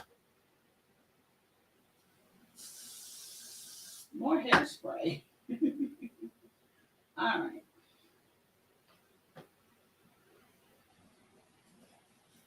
So yes, it seems like routine or things like that. But if it works for them, like I said, he's married. I think I he said the last time I watched him, he's married 10 years, over 10 years. So whatever he's doing is working, and I will commend that. The dedication and his family is intact. So I can totally appreciate that. Throughout the years, you're going to be able to count how many times I bought flowers on one hand, and I guarantee you're going to have fingers left over, probably all of them.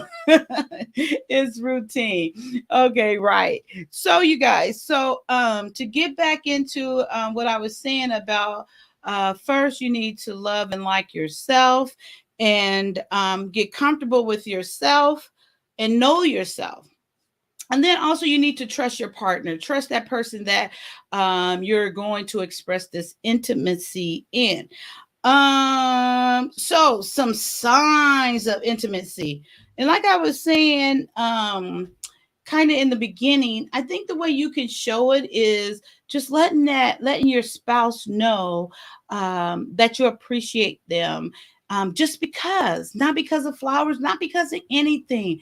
You're doing whatever you're doing, and you shoot them a text, and just I was just thinking about you, or you shoot them, like maybe you do a cute little selfie, fix yourself up a little bit differently, and just shoot it off to them. Maybe just send them a body part picture, things like that, just to let them know, like, hey, you're on my mind. I can't wait to see you, or whatever that might looks like. I think it allows him to continue to think about you. And one thing I've have learned how visual men are.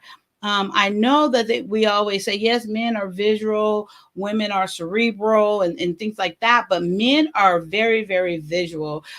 Just talking to different men throughout being on platforms and different things like that. It is, I mean, it really is a thing for guys. I found out on I think it on Red Lipstick Vibes that men do not, for the most part, the ones that were there, they don't masturbate without watching porn or seeing a picture or something. Can I say that?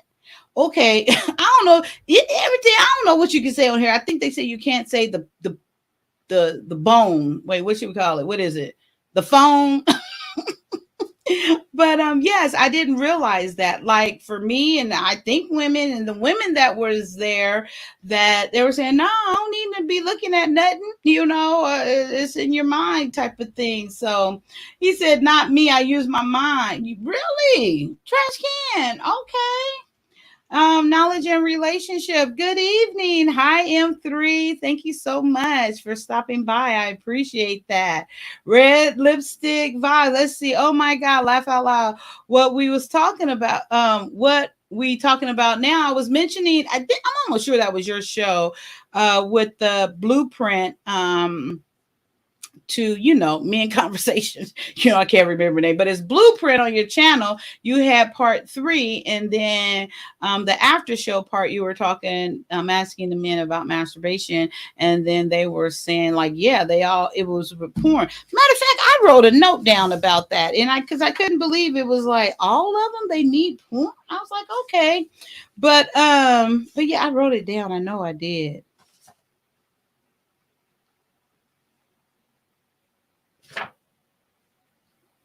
Okay. Anyway, so I was shocked to hear that about that, but it's all good. Y'all can have y'all porn. I don't like the PO. Wait, I don't know what they call it. The phone. I don't like all of that. Don't need it. It does nothing for me, and actually, it grosses me out. It's so fun. Like,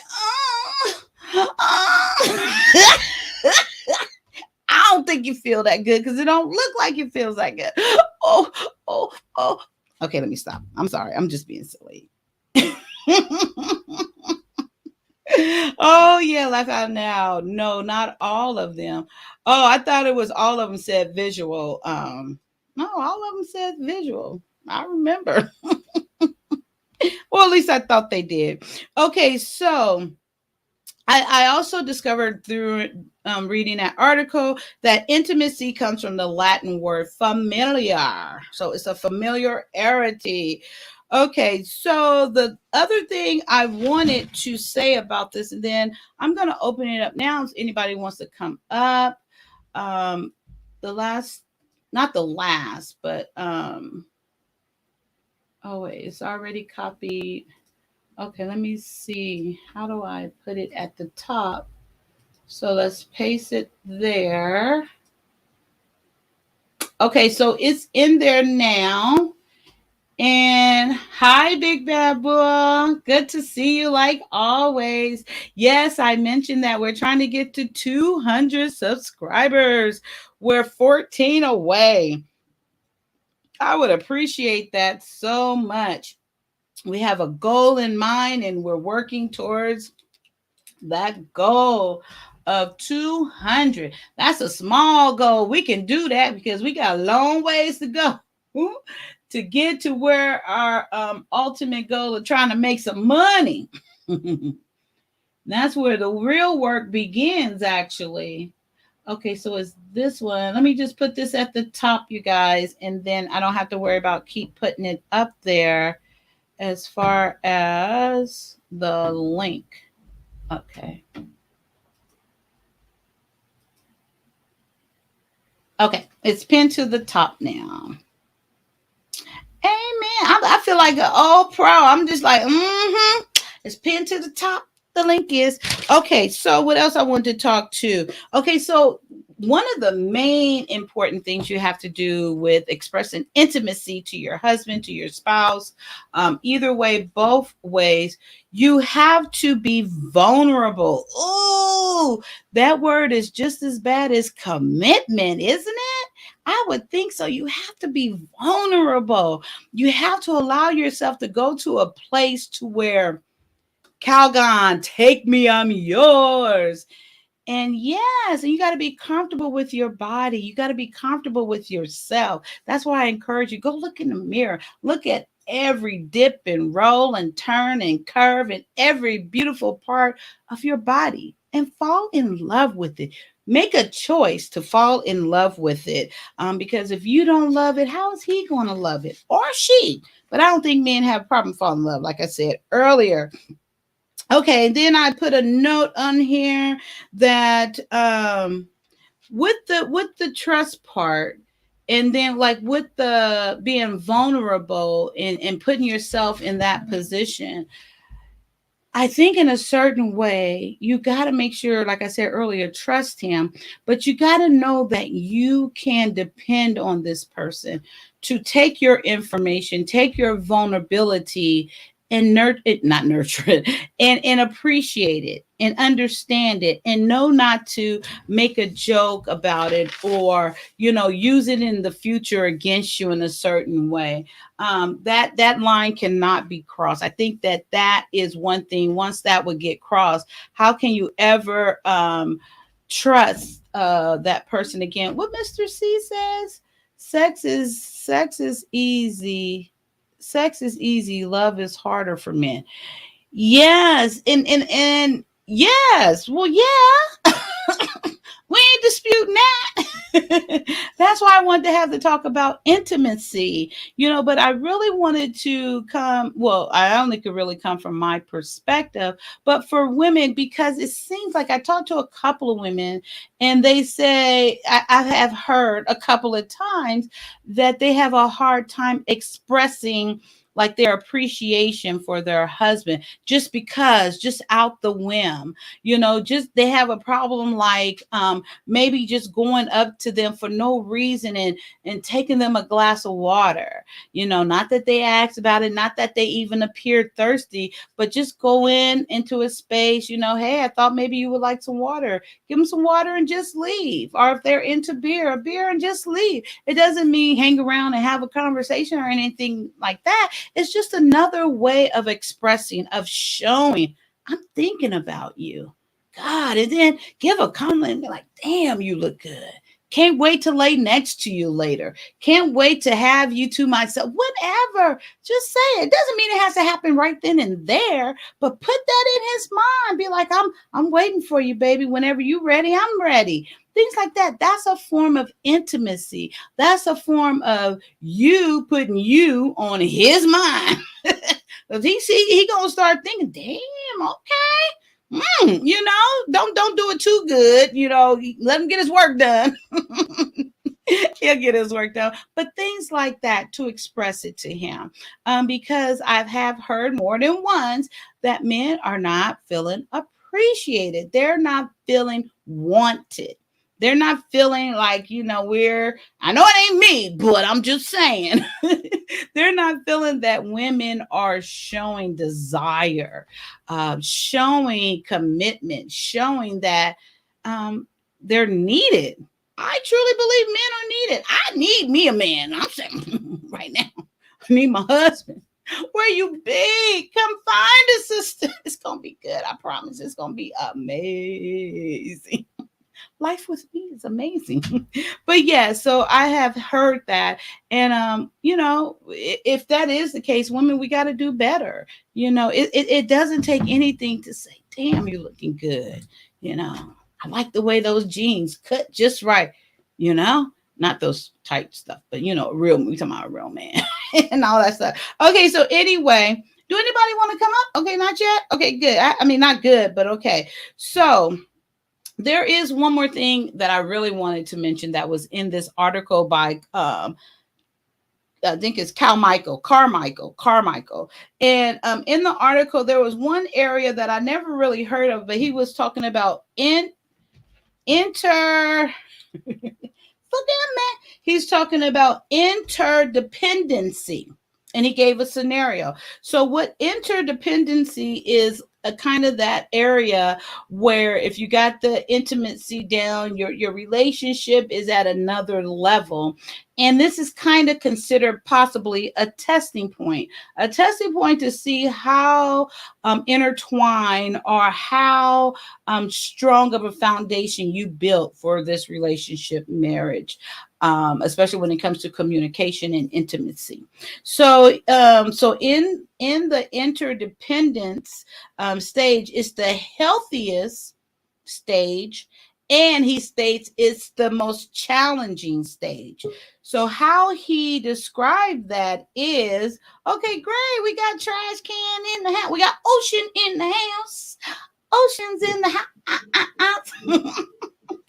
Okay, so with the hey ocean, So with the interdependent stage, it says it means a safe place and trust to be yourself and do your own thing. So the interdependent stage is a safe place for both partners to trust and be yourself and do your own thing. And do your own thing. That's kind of key. So he said basically it means being being a we and being a couple without being afraid. Okay, so this is the scenario he gave. Okay, trash can, you listening? I'm And paying you get attention. the answer. You came up right on time. Look at God. You came up right on time.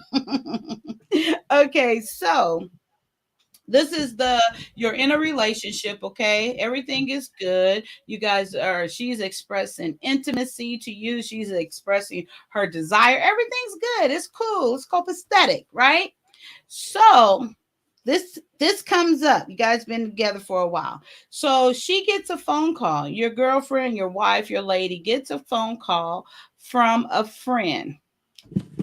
Girlfriends, and these are multiple girlfriends. They have planned a girls trip, and I'm just going to assume I'm going to add a little bit more content to it as far as they're like college buddies. They haven't seen each other in years, and one of the girls has planned a girls trip away just to get, everybody's going to meet there. It's multiple of them, and they haven't seen each other in years. This the one. Are they single or are they married too? They're married too. Okay. All of them are married. Okay. Okay. So, but however, this girls' trip, it falls on the same weekend as your boyfriend, husband, significant other's cousin's wedding that you both were invited to. Okay. Mm-hmm. You got the scenario. Yeah, I get it. Oh God, I already know your answer. But anyway. You don't have to go too much further, but you can if you want to. Go ahead. No, you can give your okay. So what does that conversation looks like? Let's act it out, okay? We're about to act it out. We've been married. We've been married. How long have we been married? We've been married, let's say 6 years. Okay, we've been married 6 years, no kids. Okay. Established, whatever. We're 6 years good. Long enough for you to know better. Okay, I got you. Yeah, we good. We good, okay? Okay, here I come. Hey, honey, I got some great news for you. You don't never come in here with no good news. What you want from me now? I'm just trying to. Can y'all believe I married a man like this? But that's I'm trying to enjoy this TV. We're gonna get through it. Oh wait, let me switch because I'm looking the other way. Okay, yeah, honey. So I just got a phone call from Natasha. I haven't talked to Natasha in years, and they plan. She wants some money. Yes, Natasha. No. You ain't talked to her in years. Why she calling you? She don't want any money. Well, we've talked. We kind of like text and instant message, and she's married, and and they're establishing their life and stuff. But she called me because there's a girls' trip planned for all the girls that that I went to Gremlin with, and it's on the weekend of the 17th. What do you think about that? How'd she take the news when you said no? Oh no. I wanted to come talk to you first and see what's going on and how you felt about that. I would really love to go on this trip. I haven't seen these girls in some years, and I would just love. I haven't been out a while, so I would love to go. And you say you've been it's Natasha. Yes, Natasha. And she married, ain't she? She is married. Yeah. How she swing that by her husband? Huh? How she swing that by her husband that she about to go out by herself on the girls trip and she been married for like 6 years? How she swing that out? Oh, he's fine with it. They trust each other. She's fine with it, and they have a nice, strong marriage. And she said he's fine. Actually, she's the one who planned the marriage. I mean, the trip.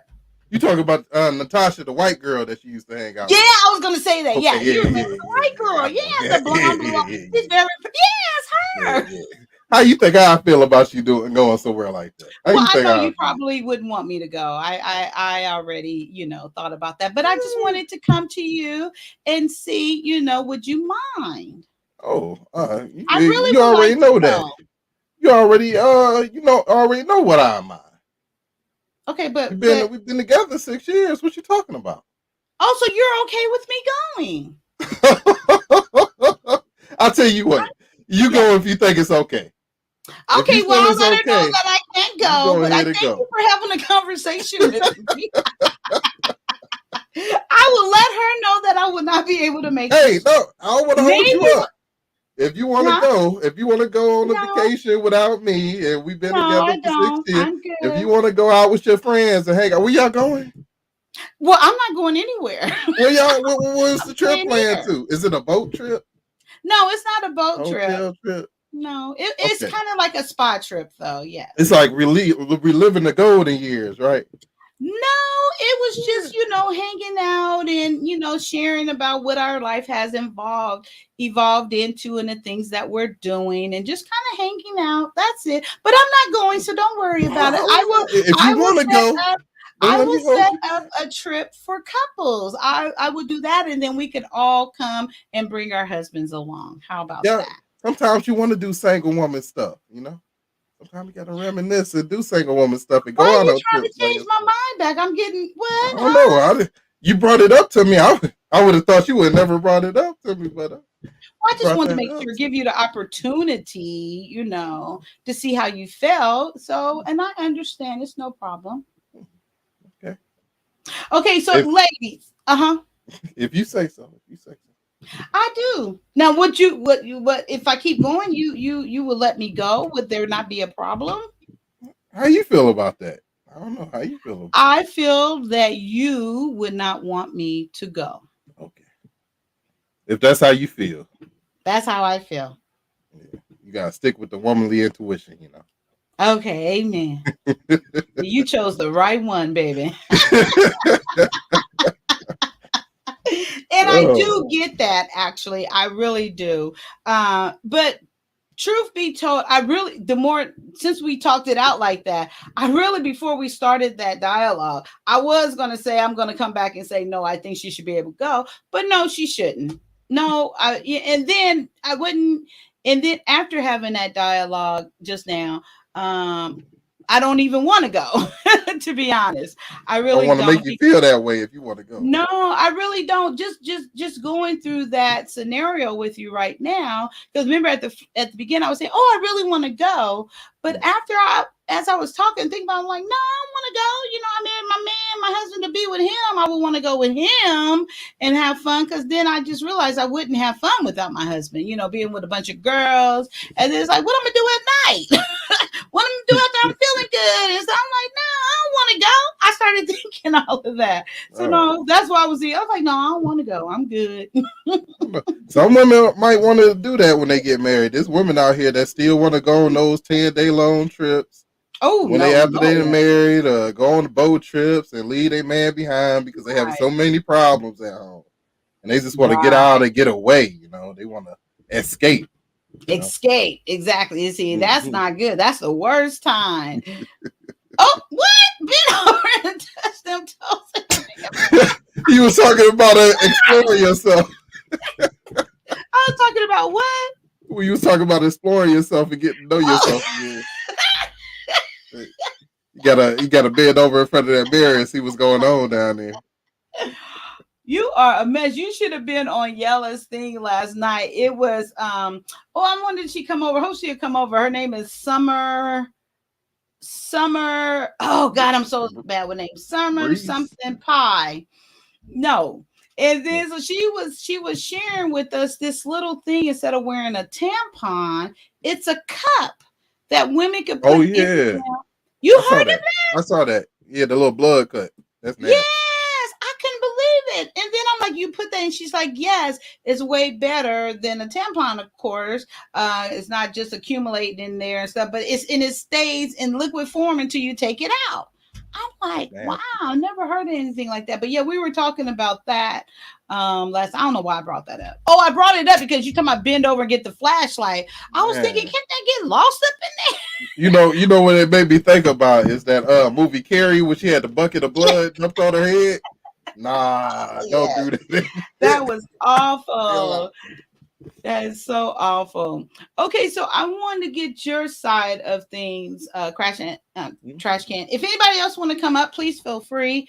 The link is pinned to the top. So, what is your thinking about intimacy? And I got some more examples. I'm gonna save those for a little bit.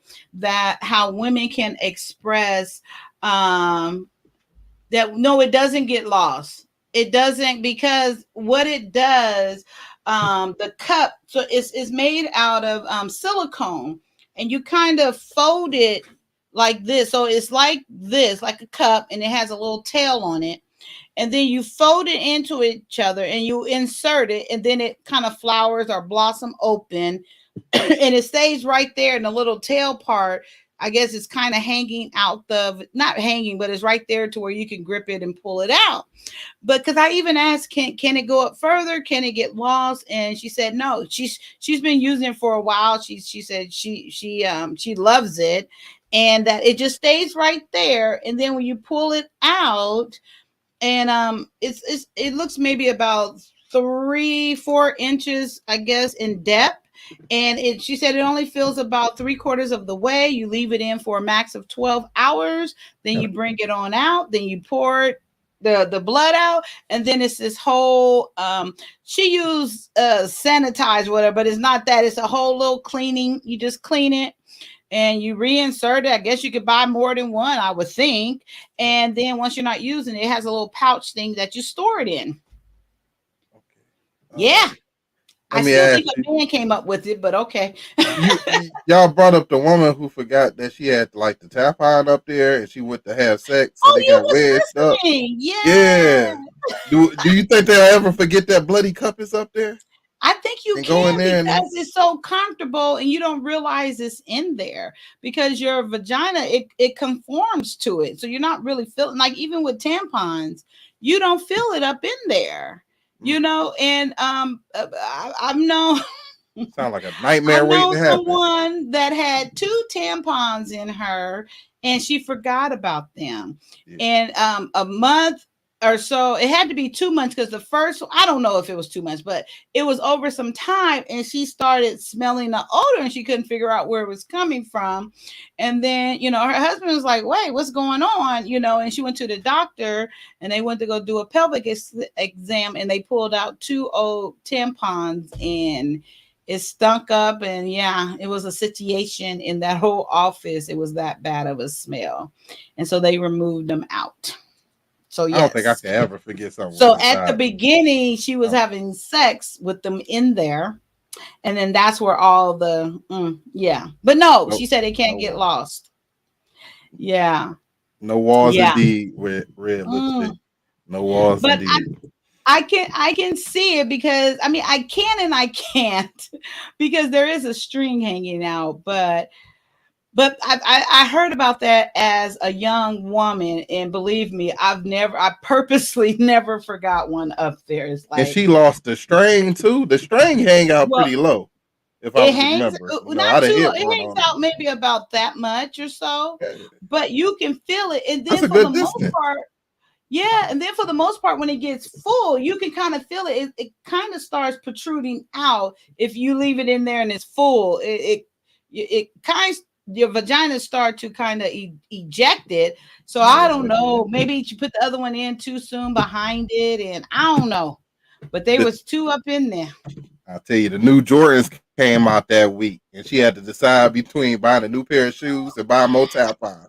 So she said, "I don't care if it's full. I'm gonna push it up there. They gotta last a little bit longer, so I can get these so I can get these shoes right. You Priority. silly. It Yes, can trash last can. another We week." we have a lot that we need to deal with. And then to go on, and that was another thing. If Since you were there last night when I was talking about, or even today, about the woman's body, I think even though I know you like big girls anyway, but I think it's so disrespectful to talk about a woman's body that it's not small enough. It's not that. I do understand every body type is not for everyone. I get that. But what is the purpose of talking about that woman that is bigger or whatever? I still think a woman's body is beautiful. I really do. With everything that it has to offer. Even what's big girl name? Oh, I don't mean it like that. Oh, I ain't Lizzo. gonna call nobody Lizzo. name out if he said bigger. Okay, Lizzo, Lizzo. Okay. Lizzo. Even with her doing, I don't respect the stuff she kind of do online. I don't know, maybe that's just for her brand or her bit. I don't know. Yeah. But even her, someone big like that, I can still respect. I don't know if she's doing it because she loves her body or if she's doing it because she hates her body. I don't I know. tap But Lizzo. if she's, huh? I said I tap Lizzo. Yeah, she's straight. Well, I think you'll tap anything. I think that's been already No, cleared. no, no. Only if I'm attracted. Only if I'm attracted to Oh, so somebody. you attracted to her? She's an attractive woman. She I is. can I hit think Lizzo. so. But when you talk about the BMI scale and that body mass index, that That's came from ridiculous. France. And this is America. This is America. So Right. I don't want American women who built like American women conforming to something that was brought over to France. Because it doesn't make you healthy. That's what they say your body type should be, your weight should be for your height based on their women over there. So Mm-hmm. if you try to match that, you might look like a bobblehead on a stick or something. You won't look right, Right. that won't be Right. attractive. You might not be able to bear children as well or things like that because your body ain't built like it needs to be to give birth to stronger children. So I like our women like that Coke bottle, that Yeah. 1 liter, 2 liters sometimes. No, I like But the yeah, woman like because that. according to that, when I go to the doctor, they always refer me to a nutritionist because I supposed to be like 110, 112 pounds because I'm only 5'1", but I'm like, I'll be damn. But and it's like, well, Mhm. I'm at the age of 4, what was I, 14, 15? I was 140 then and I was perfect size. Yeah. Then I'm 170 now, yeah, I can lose some weight. Okay, amen. But it ain't Right. it ain't like I'm gonna go down to 110. I mean, Right. that is I've never been 110 that I can No. ever recall. I respect the you scale know? more if they took some researchers or whatnot. They went over to Jamaica, parts of Africa, and they looked at women with our genetic makeup and what makes them healthy at their body size, and they say, okay, this is the right weight for your particular genetic makeup because you a black woman. But don't go over there with the French women who got Hmm. their ribs are like they missing the bottom rib or whatnot. And they stuff is all bent in. Don't go over there looking at their scale and saying, What okay, the this is rib what got I to need to do with be. it though? They look like sometimes they take the bottom rib out to fit them corsets. They go get surgery, take that bottom Oh, oh, rib oh, out. oh, oh. Oh, You know, okay. oh, yeah. What about this? What did she say? Red lipstick said, what's she saying here? The discs are good to, especially if you want to have sex. I don't get it. What's the disc? Because you can't do it with the cup in there. You can't have sex. I So mean, I'm you not can have sure sex lipstick with the what they're cup in talking there, about but there. you Well, can't you have could, vaginal. but You can't have vaginal man. sex. Well, that part, amen. Yeah. Amen. I was thinking that, but yep, amen. Right. No, you can't. It's not like that. Oh. Okay. And then what she say? She must been wide open. No, oh, I don't know what they. I think Yeah. I missed She talking something. about that one who forgot the tampons up there No, was wide she's a open without small. no No, water. because the vagina stretches. That has nothing to do with it. I don't think she's talking about that. I don't And know. then That's the like tampon is cushy, so mm-hmm. I don't know. Yes, yeah, it will. Oh, I guess she is talking about that. It will start to come out. That's what I thought. Yeah, it will start to come out. What did I just hear? Grown folks conversation. She's reckless with her cooch, and she's married. Wow. Yeah, it was just an accident. But come on, guys, we're not perfect. You give grace. You can forget. It didn't happen again, as far as I know. And Mrs. Tucson says, I can't even deal with that. Okay, yeah, that's very true. Oh, isn't that that's a bad thingy, right? Okay, plug that. Oh, someone already got it. Knowledge and relationship. You know what? I'm just going to say that women put themselves in a Deplorable, deplorable situation. deplorable, deplorable. Deplorable? Deplorable is okay. So deplorable is like disgusting, or like deplorable, like disgusting. What is I deplorable? don't know. You know, we watch media and stuff to see what we think is beautiful, and we've been doing that for years because at one time, you had to wear these big ass dresses and they ain't show no curves, and that was beautiful, and Right. you just show an ankle and that was beautiful, or Deplorable. little feet were beautiful, big Deserving feet were beautiful. strong condemnation. Yeah, Damn. Deserving strong condemnation. Okay, what is condemnation? Like judgment, right? yeah. Condemnation. Wow. I mean, I don't think it's that serious. you gotta really look inwards of he a tits. But you gotta look inwards to see if you find something beautiful, or you going by what someone else told you is beautiful, and you True. letting that make that up your decision. That's true. Right. I went down to 120. I look like I had Ebola. Yeah, how tall are you, Red Lipstick? I Lipstick. know. How tall are you? And Red lipstick ain't supposed to be no 120. 120. I can look at her body type. She supposed Right. to be like 145, 150, something around Is there. that like That's a her. crack bad? How did you get? Ooh, that just seems uncomfortable. You got Don't a look right. black woman with curves. Nah, you can't be no 120. You probably got a flat booty, the titties You drop, like and a damn deflated tire. right. I'm not You going to riding lie. on the Women rim. should be held accountable for letting their bodies get out of control. I'm overweight and I will Yeah, accept criticism. 5 foot. Well, I'm overweight and I'm not going to accept any criticism. I'm not. Man, they putting their criticism. How you know you overweight right now? If you take your blood pressure, what do your blood pressure say? Does it say it's good, it's passable, you're healthy? Do Well, you have I'm on heart blood problems? pressure Can you medication run? though. Uh, I am overweight, and amen, I can accept that, mm. but the thing of it is, I think it's done to a point to where it's so much judgment on women for it, and it's almost like dangerous. I don't think men should. I think it should be a safe place for women, maybe to discuss it. I don't know, because I'm saying it because the comparison, maybe it's the comparison of it all, that we are expected to look like, white women, when white women trying to look like black women, and then but they get to Oh pay yeah, for they it, get and it we too. don't have the money to fix whatever we want to fix. So we don't, because, and I'm just saying, for an example, they can buy the booties and the titties and have the small waist, but for the most part, like, I don't have no money to go take care of this belly, but if I did, I would. I'm And gonna tell lift you your right now. girlfriends up and I'm gonna tell y'all right now. If all the black oh women Lord. they get together and they decide we're gonna go down to 120, 110, and we're gonna look No. like them French women over there, I'm switching over to white women. I ain't gonna hold y'all up. I'm going to the white sisters because they built thick now. They getting thick on there. Oh. y'all, y'all take y'all ass out the Lord. competition ring if y'all want to.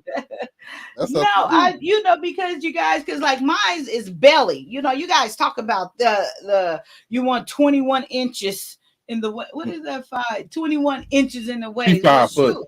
shoot. That's Huh? she 5 foot. That's the Oh, yeah. I'm 5'1".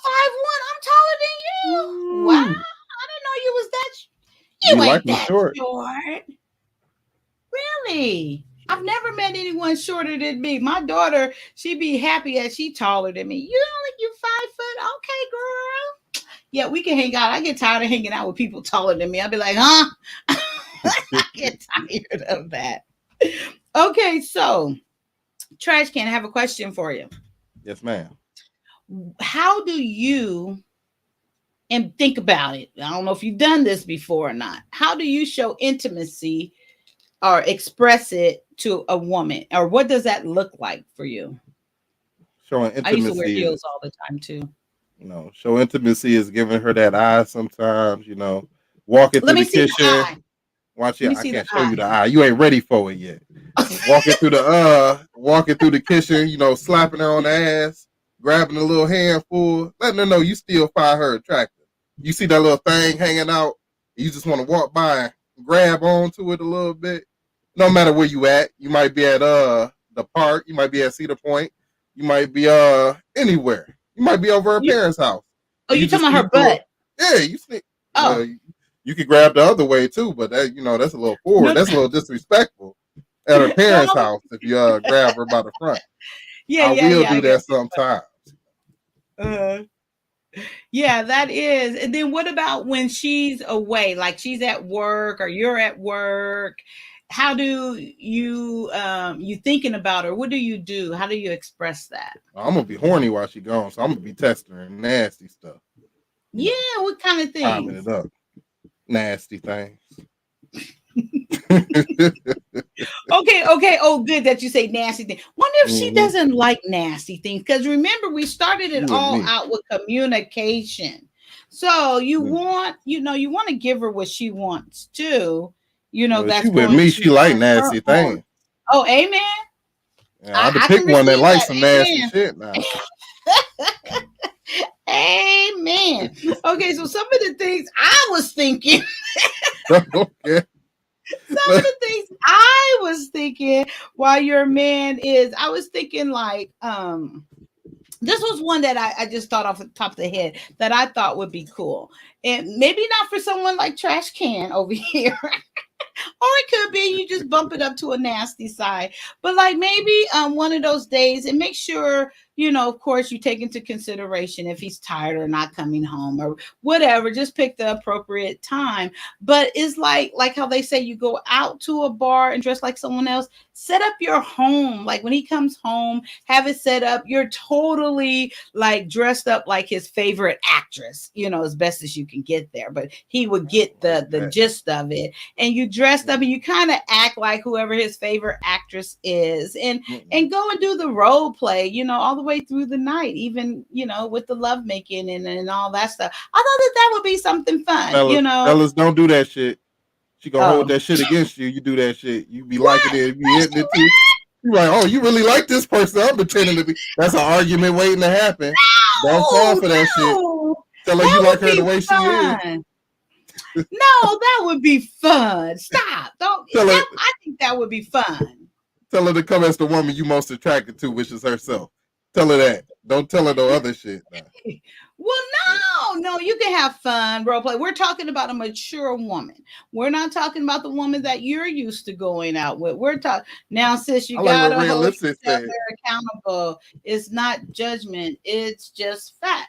The major women aren't just overweight; they're obese, mobility obese, etc. But wait. I hear you. I do hear you. But why is it okay? So, who are you to this person to hold them accountable? Now, sis, we got to hold each other accountable. Okay, I see that. I do, but okay.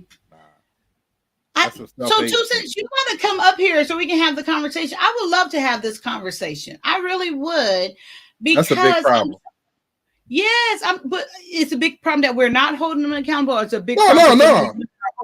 Overweight. That self-hate shit is a problem because you be in a relationship with a guy and he'll say, "I think you're beautiful." And you be like, "No, I don't match the scale. I'm ugly. I'm fat. Look at me. Do you not see this? Do you not see this?" He's saying he honestly believes you're beautiful. Okay, but you're judging yourself by somebody else's standards of what beauty is or what's beautiful. Now, if you healthy, you don't got high blood pressure, you don't got hypertension, you can run 7 miles straight without stopping, then it don't matter what your weight might be. That's what I like.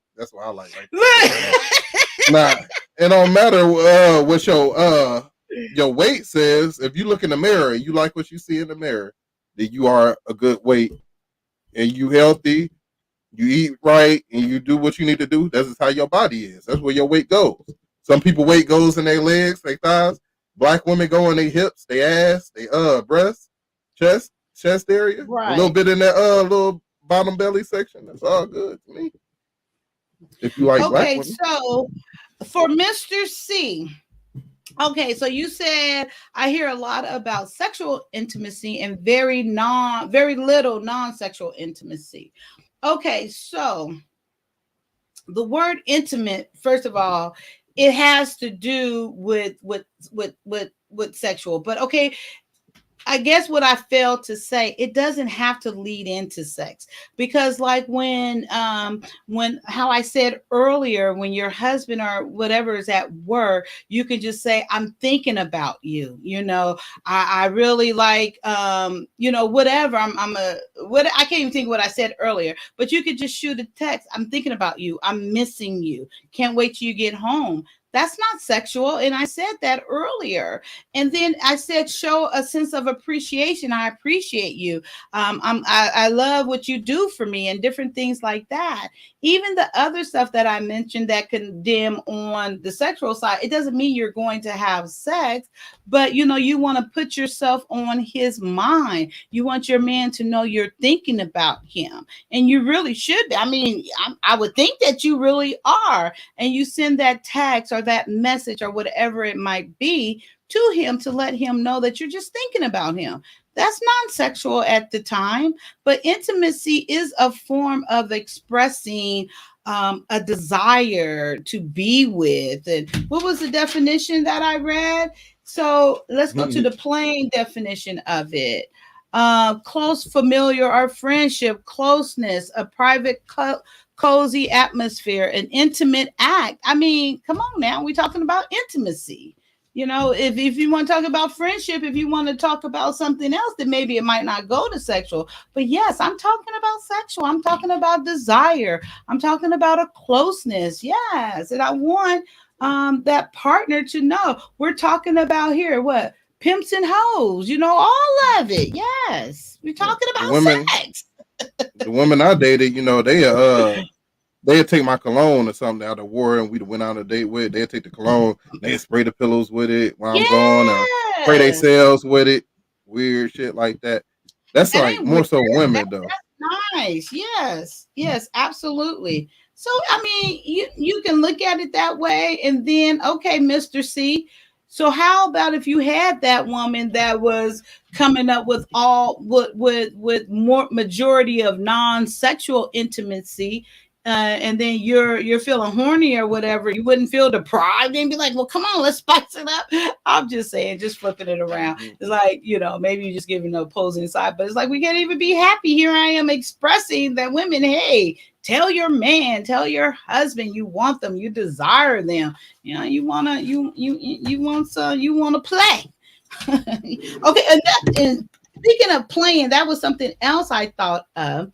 So I thought of things like, after we were talking last night about multiple orgasms. So I was thinking about, because I'm not a multiple orgasm type of girl. I don't even desire to seek to try to get another one at the moment. But then I started thinking, like, if you're like frisky and you're just having a good night or whatever, and you both reach climax. And I thought of a couple of fun things. I brought up grapes last night, where you could freeze grapes and put them in your mouth and just kind of play around with him, putting him in your mouth. Hell no. Don't listen to Trash Can. It's just a fun. And bite him. And then you can go around and explore his body with different things. Like this is after both of you guys have came, Trash Can, like with some different not edibles, but like with strawberries and whipped cream, and just go and explore his body and just have fun with interacting with his body. He can do the same with her body, not to the point to where you're trying to get each other aroused. You're just exploring the body, having some fun and interacting, and maybe asking questions and having conversation and being silly and being cozy and all those things. That don't sound fun, Crash Can? After I had to bust all them nuts and all No, that. Don't touch me. One nut. Don't touch me. I had to bust multiple nuts. Don't touch me. I'm sensitive. Don't touch No, me. it's after That's not one. fun. It's afterward, and then touching the legs and the Be thigh and the sensitive. buttocks and the side and the neck and things like. Oh, you'll do it if she want to do it. You'll do it. I lay on my chest, and we talk and You can lay whatnot. on your chest. I'm gonna fall asleep on you right quick because I just Oh well. expended all my energy. So Mm. I'm gonna have to recuperate. But Oh Lord. all Okay. that all my foreplay take place before sex. You play with that thing or What? I whatnot. didn't say this is foreplay. I said it's just laying there and enjoying the moment and It's too much. enjoying your spouse. Okay, let me see what another one I came up with. Man, You can have like a banana. it's never enough for you women. It's never enough for you women. I I know. just I'm. had we just had sexual intimacy, and I'd have hit that thing, and now you still want something from me. You still want to Now, keep I'm going. not I saying don't this is care. every time. I'm just saying, like, for that day, you guys, maybe you guys are on vacation somewhere and you don't want to just go to sleep and you just want to enjoy. This is intimacy we're talking Okay. about Okay. Like, afterwards, and just enjoy each other and love upon each other and express things. like rub a rose down the center of your spine type of shit and brush you across the Yeah, ass with it. amen. I do What? that for special and brush you across the ass with it like I'm painting you. I do Yeah. stuff like that, but it ain't Oh, gonna be all the that was time. yeah, I didn't say all the time. I said special occasion. That's the first thing I said. But that was another thing. Another fun thing that is non-sexual, Mr. C, is you can have your spouse get nude and you paint a paint. You have the paint and stuff, and you have them set and you paint them nude. And while Mm. you're nude. And another thing, the henna, is it henna? Mm-hmm. That Yeah, brown stuff, Henny. you can paint each other's bodies and all that stuff will be fun. I just wanted to give ideas and suggestions. I'm I will I'm be an trying artist. all of these with my husband to come. We Oh will be yeah. doing all these things. Now you have to know you in those situations. I'm an artist, so if I'm painting or something, I'm not gonna be getting sexually aroused. I'm gonna be really focused on what Yes, I'm doing. It's gonna be an art piece yes, after I get done. So yes. you ain't See, gonna get the there you sexual go. intimacy out of me. I'm gonna be focused. I might not be really talking that much. Like, nah, That's focus fine. on I could do, or she could do all the talking. I'm sure. But see, so that. that's a good one for you then, right? Painting nude. Yeah, that's cool.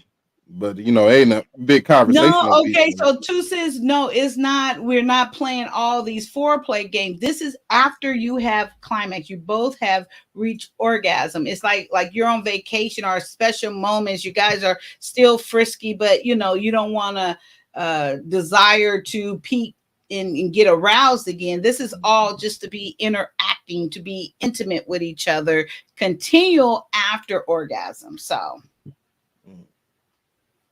I want to just fall foreplay asleep. games and stopping. I can't lie. And if you both get back there, amen. That's a bonus. I just like to fall asleep, cuddled up, No, possibly this with is a my dick in special her moment. hand. Stay in the special moment. You're on vacation. You Okay, haven't we been on vacation. off on vacation for half a year or so. You're on vacation with your loved one and that type of thing. Nobody wants to come up. I used to take a figure drawing class. You In know what I'm class, I had talking to about. draw naked Naked people. people. Knowledge and relationship, Okay. know what I'm talking about. Okay. I'm too weak. I mean, maybe so, but it's just the fun of getting back there. That's what I'm just trying to bring some creativity besides just nasty, as No, trash ass. can say. If I Just got some out, nasty. nah, I ain't gonna go there. You're not gonna go there? Nah, That nah. must be bad if you're saying you're not gonna go there. Nah. That must be really I'm bad. gonna keep it. I'm gonna keep it rated R. Oh, okay, not double XR. It is possible to expand the contents of intimacy as a long-term relationship. Yeah, well, what? Yeah. I mean, what? Mr. C, won't you come on up? Come on up, Mr. C, and have the I don't think Mr. conversation. C been up. He hasn't. Yeah, He's new to my channel. Yep, got the Trash artist can't in the wait. beat. M3, you must have to go to work today. You didn't come up. Hey, Big Bad Bull, call in and join the conversation. Yes. Develop and control intimacy. I think someone from over at Twitch say, how do you control it? I just gave multiple examples, I think, on how to control it.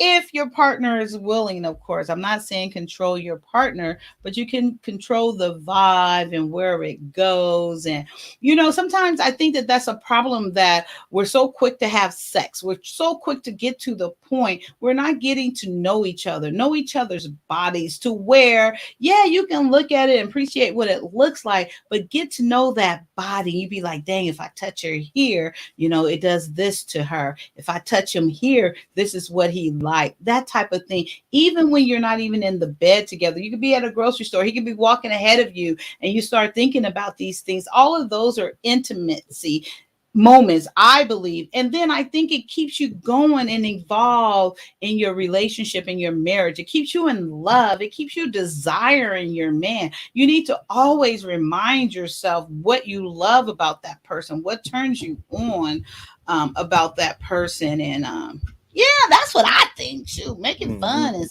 spicy, and I don't know. And sometimes, I might think about sex more than the average, but you should try. You should get there. I'm pretty happy, and I ain't had nothing. Wow, it go good. That's like at the beginning of the relationship stuff that that's fall my off. point. You got to keep it going, years and years. You got to think you're in for the long haul. You got to think like, I want this to continue in the 15th year. In the 30th year, I want this to continue. I'm in bed resting. I had a bad allergic reaction to what? You got the plunge. You got the. That's what I'm thinking. As soon as you say that shit, that's what I'm thinking. Is that what happened? Oh, sorry for you. I don't know what the hell this is, but at least I'm protected. Hey, I was just fucking with you. No, sir. No, I was talking about the knife with Jason. The jab. Yeah, that's what I'm talking about too. Oh, okay. My mind was somewhere else. Okay, after that. What the but hell? Yes, because remember when the beds used to hit the wall? Hey, when I hear that noise, I think about what it is, ho. What's up? Remember they had the squeaky back? Oh, you probably ain't listened to that type of music. No, I was thinking about the movies that does it. Y'all ain't right. Yes. Is your wife taking care of you, Knowledge? I'm sure she is. You have a beautiful wife. Oh no, so what you have allergic reaction to? What? No, listen, relationship wife over there in the corner talking about stuff. Like, right? Both of us don't need to be sick. We all both need to be sick. No. Somebody got to take care of the damn birds, and I need to be healthy. So that's one thing about y'all women, though. What? That's one thing about y'all women. Y'all would take care of y'all man when he's sick and whatnot. Y'all cater to him and hug up with him. But when y'all sick, we don't want to be around y'all ass. We ain't trying to get sick too. That's a damn thing. We can't be sick. We still got to go to work. We still got to do everything. I ain't sleeping in the same bed. Nah. Yeah. Wow. No kissing. Wow. Keep that shit over there. Hell yeah. Y'all the nurturers though. Y'all the nurturers. So, but you still got to learn how to take care of your woman when she's not feeling well. She gonna die by herself. Sure. What? Nasal spray? That ain't nothing but sodium. You lie. You lying. You got the dabby dab. That ain't nothing. Nasal spray, nothing but sodium, water, salt and water. You ain't supposed to snort it. Oh man. No, but it's you get that natty patty. Right? It's like what? Yeah. That's the last time I'll be. Nah, there's something else in there. Motherfucker did some lies. What you ain't telling? You ain't telling the whole truth. Special kind, okay? He broke them lies down. Zinc is a vitamin. Okay, we're gonna let it go. Amen. Don't do it no more. was sodium and zinc sprinkled with a little cocaine in that motherfucker. And I took a little bit too much at one time. Too much. Okay, so trash can. Yes, ma'am. Can I ask you a question? Go for it. I might choose not to answer it, but go. Ah, really? I thought you was an open book. I just want to be honest. Okay. I like that. I prefer honesty than just saying shit to say it. So, okay. So, how old were you when you lost your virginity? Oh, 18. Oh, I okay. was a nervous. 18. You was Every what? time I get it up to that point, and I'm like, oh, I can't go through it. I get it up to that point and be like, nah, I can't go through with it yet. I can't go through And you'll leave? it. So yeah, I hit that at 18. Oh, Yeah, well, you know, we would play around, you know, get some head or whatnot. Get some head or whatnot. But then I heard all the stories back in the day about oh, you was that AIDS, tight. Get the head HIV. and then It was leave. scary. Yeah. Man, I was scared as Uh, hell. You know, I had a cousin that was sick, and you know, when you go to that cousin's house that's sick, and we don't know what they got, but we know their lifestyle and whatnot. So they was like, "Don't you drink nothing while we over here? Don't you get nothing? Don't you eat nothing?" I was like, "Man, what the hell is it? What I gotta be worried about?" well, we I'm know just that letting you know, ain't don't true ask for now. nothing when we over this house. Yeah, we know it now, but back then it was scary. Wow. Man. That's So wrong. yeah, 18, I went into college, and then you know that happened as soon as I got up in there. Oh, really? Mm-hmm. My game That's down tight. you, what right now? Yeah, my game is down tight. So you know, I always could have did it whenever I Oh, chose to, but you know, had okay, I to got shake off them shivers. You know. you. I want to show you something funny, but I gotta find. You probably already seen it with the monkeys Oh, driving the carts, the golf carts. driving the carts. Oh no! Oh, okay. What? Or the No. monkeys that escaped and they trained to spit on people and they got herpes. What? You ain't heard about that in Philadelphia? They had a No. truck turned over, and a bunch of monkeys got released, and they got herpes, monkey herpes. I don't know how the hell they got monkey herpes though. How do monkeys Wait, get herpes? because of sex, they can get herpes. They having They sex with got monkey multiple herpes. monkeys. I'm Damn, sure it's a sexual transmitted disease. So yeah, I'm sure. that's crazy as hell, man. Wow, that's crazy. I think somebody over there fucking the monkeys. There's a human up there spreading some Oh, sexually it could. transmitted diseases. I never thought about it like that. Wow. Oh, I don't have none of the monkey ones in And who here. the hell trained the monkey to spit on people?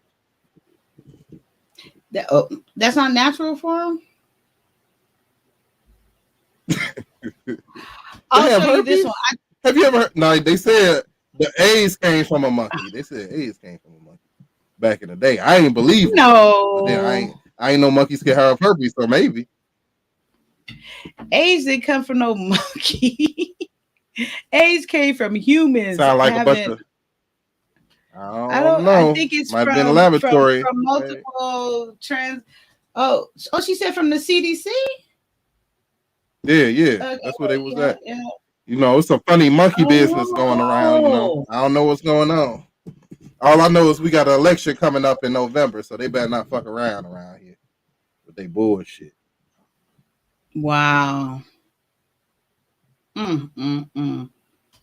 Let me see if I can bring. Okay, wait. Let me pause it. Okay, wait. You might already see this. I was just going through my pictures and stuff because I'm cleaning out all that my pictures to get more room and duplicates and stuff like that. So I was seeing this. You seen this one? Oh, that big ass, strong ass, cocky motherfucker. Yeah, I saw that motherfucker. Wait, Ooh, let me he see. scared the hell out of me. That's the kind of shit, man. Yeah, I got swole when I was locked up. Why that motherfucker right arm bigger than his other arm though? Wait, his right arm is bigger than the other one? That motherfucker right arm big. I don't know what that I think it's motherfucker the doing. I wouldn't angle. be Oh, touching it his hand. does. Yeah, I swore when I was locked up. The left one. Yeah, you got some soft hands though. Beat him off. Come here. Mm-mm. That is just so funny to me. Gosh, I can't even like believe that. That is so crazy. Hey, well, friend, Billy. Man, you are. Okay, now I gotta figure out how to get it down. Oh, I gotta go here. Yeah. Stop sharing. But Nah. they have those monkeys where they be doing that voice and they be Yeah. like, it be so funny. You're like, you better go on and get away from me. Leave Man, them me monkeys, alone. them little monkeys cute as hell though. The ones that I saw the lady was cutting up a pineapple and they was sitting down with their little diapers on and they was waiting on the pineapple to get cut. They went over to grab the cutting board and the knife and shit. They a little cute, but you know, I don't know. Too much. I might want That, one. and then you gotta clean them, and don't they throw their poop and Yeah, they messy. If they get into a group, they'll team up on you and shit. So you gotta. Did you know today was Saturday? Yes, ma'am. That's why I'm on here. I ain't gonna be on here on Sunday. I got editing to do. Oh, that's what you know. Yeah. Oh Lord, do you don't use Final Cut Pro? I use Vixar. Big time. I never heard of that one. Vixar. Red lipstick, you ain't had no damn monkey. Get the fuck out of here. She probably did she? Unless you talk about a kangaroo. You ain't had no damn kangaroo. When she was little, she said but she from Louisiana, so they have all kinds of shit in Louisiana. Hey, B9. B9 in the house. B9 in the house. Watch your mouth. What's up, brother? The links at, did you miss the whole live? I was talking about intimacy. Could have got your perspective. I'm trying to. Talking what? Y'all was talking some weird shit earlier with the flower cutting and bringing them back to life and all that. Nah. Oh, I'm glad you brought that up. What did you think about that? I mean, what did you think about his perspective? That's your fellow male, and he gave his analogy or how he felt about it, and showing a woman and putting his imprint. And she needs to. What did he say? She needs to come across to. What was he saying? My man, E Black. My man E Black TV, he been touched by an angel. That's all I can say. He been touched by an angel. He a special kind of breed. You know. He been touched by an angel. Touched by an angel. I love E Black. Oh, I don't. Okay. You mean he's special? Yeah. How we say special? Special case. Special.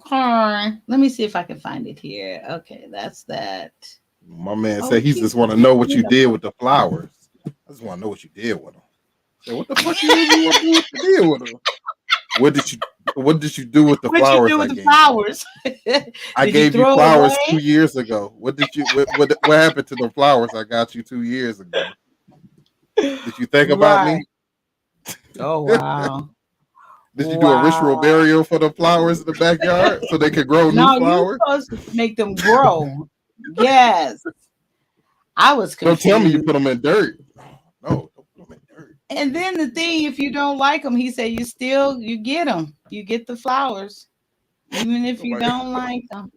Not even a potted flower. Okay, I found wait here. I'll be like, just give me the money. True. Okay, here's Instagram. Okay, I'm gonna find it right now. You got it. I know you probably seen it before, but I'm gonna find it anyway. You got to keep talking to keep them entertained. Trash can. Are you entertained? Are you entertained? Well, you better get. That's why you're here. I do not entertain. You are on your show. Have you always been into politics like you are now? Oh yeah, I've always been into learning and figuring out, thinking for myself and whatnot. That's how I was raised. I was raised around, man. And I was raised around man. I was raised around man that did manly stuff like attend union meetings, deacon meetings, and stuff like that. So I was raised around different caliber. a man, so I talk different. Think different. You do, because the first time I seen him, I'm like, is this really Trash Can? I'm like, okay. And then I come back and I had seen some other videos. I was like, wow, he's serious. He passionate about this and he know about it. I'm like, you enlighten me on a lot of stuff. And then I say he back it up with receipts too.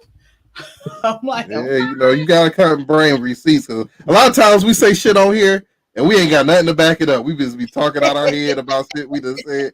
I just see that happen on these panels a lot. Give me your email, I'll forward it to you. I'm telling you, Just trust give me, damn it. This is the truth. I have seen this. Put your email in the chat, I'll forward it to you. Oh man. I'm gonna tell you, you gotta show me something. Show me the money, man. Show me the proof behind what you're talking about. B9 Nizzle, he'll come with the proof with you. If you talk about some stocks or something, he'll bring up the paperwork and be like, "Yeah, I'm telling you about this. Here it go." That's what I need. B9, you could come on up, brother. Oh, 84 is here. I ain't seen 84.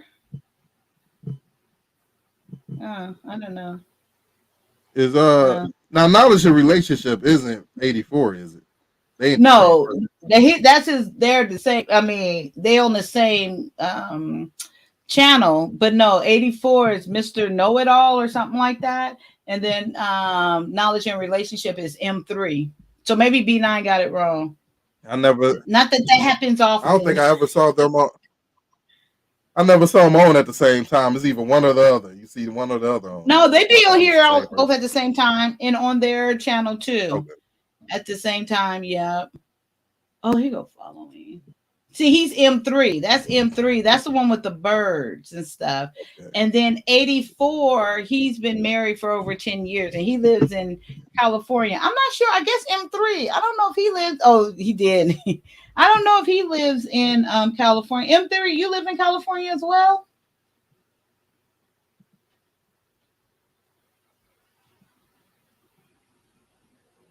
I really want you to see this. I think you've seen it before, but if you haven't, I want you to see it. I want to see your reaction to him. Oh, how did that cut?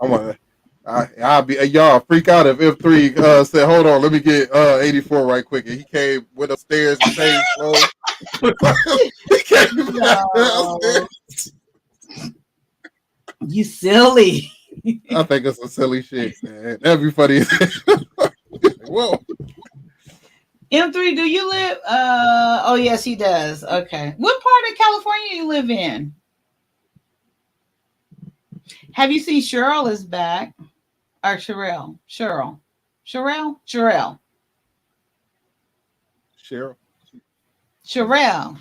The one who does she does a lot of Cheryl.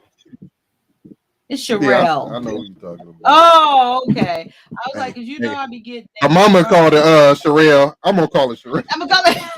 My mama named her Cheryl. I'm gonna call it Cheryl.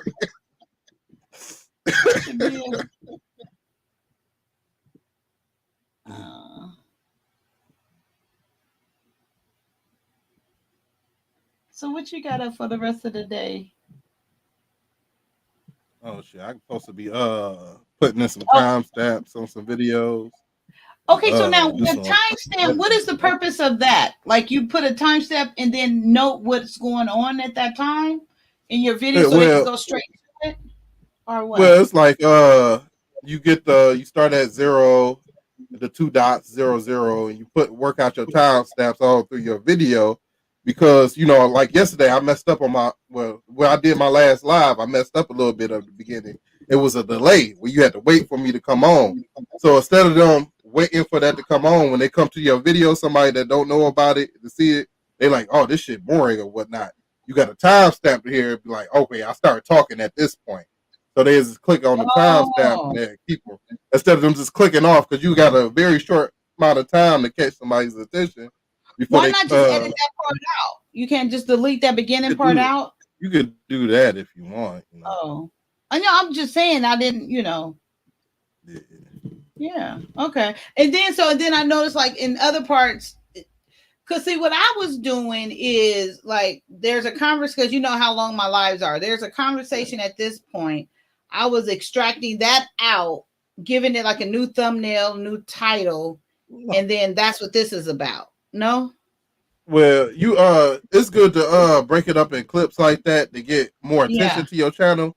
But when you get somebody who really fuck with your shit, they gonna watch your lives. But it'd be helpful to them if they know, okay, at the point this argument broke out at this point. This real live, it get real live here. Yeah, I can just click on the timestamp and watch it. I might want to watch the whole thing in different segments.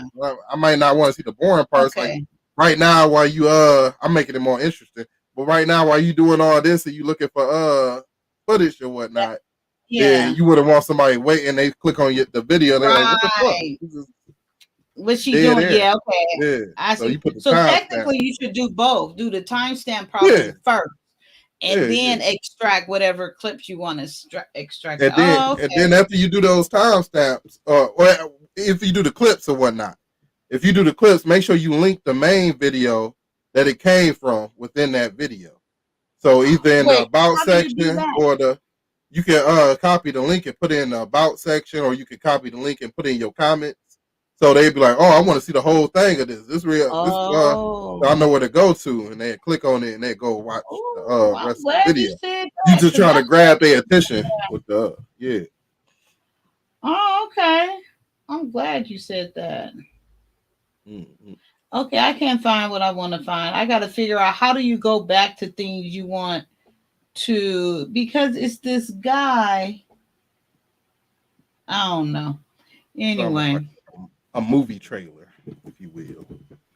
Want to get them to watch. Well, when you take the clip out or do the timestamps? Well, you take the clip out. Oh, okay. You know, like a movie check, and then the timestamps is like scene selection. Well, you know, you used to have the DVDs or whatnot. You used to have scene selection on there. You go to that scene.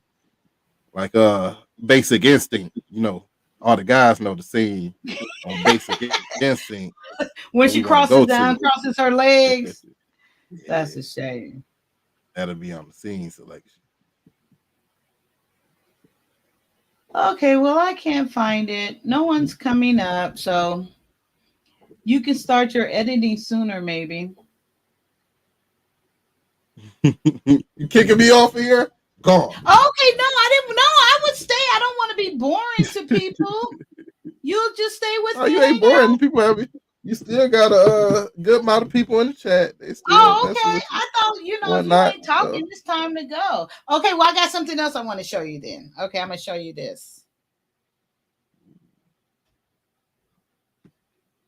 Wait, I got to find it. I got to figure out how do you, when I'm not on here, I can go straight to stuff. Oh, wait. What helps me is open up tabs. Like before I do a live, I set up all my tabs on my computer. At the top. So I'll just be able to go to them right quick. Yeah, I'm going to have to learn. I'm going to have to do that because, I do it with some, but then you're right. I need to do that. And I call myself being so ready and organized. And then I knew I wanted to see this, but I don't know how you go back and find them. Or sometimes I'll be talking about some other shit, and I'll be looking for that while I'm talking about other shit at the same time. And then I'll be like, I want to show y'all this, so it never a break. I'm still I save it for the end or whatnot. Oh, look at her, looking like her mama, Willow. Jada looking like her mama. Willow. Oh, Willow looking like both her generations prior. What you think about that Will Smith, man? Why was he having that relationship with August? He was getting tapped by August. Wait, what? Because they got into it because they were sharing August together, right? So. Oh, you mean what? Jada have a relationship with him? No. Will Smith has a relationship. That's the only way you get mad at a guy like that. For Wait. So you're saying Will Smith had sex with Augustine?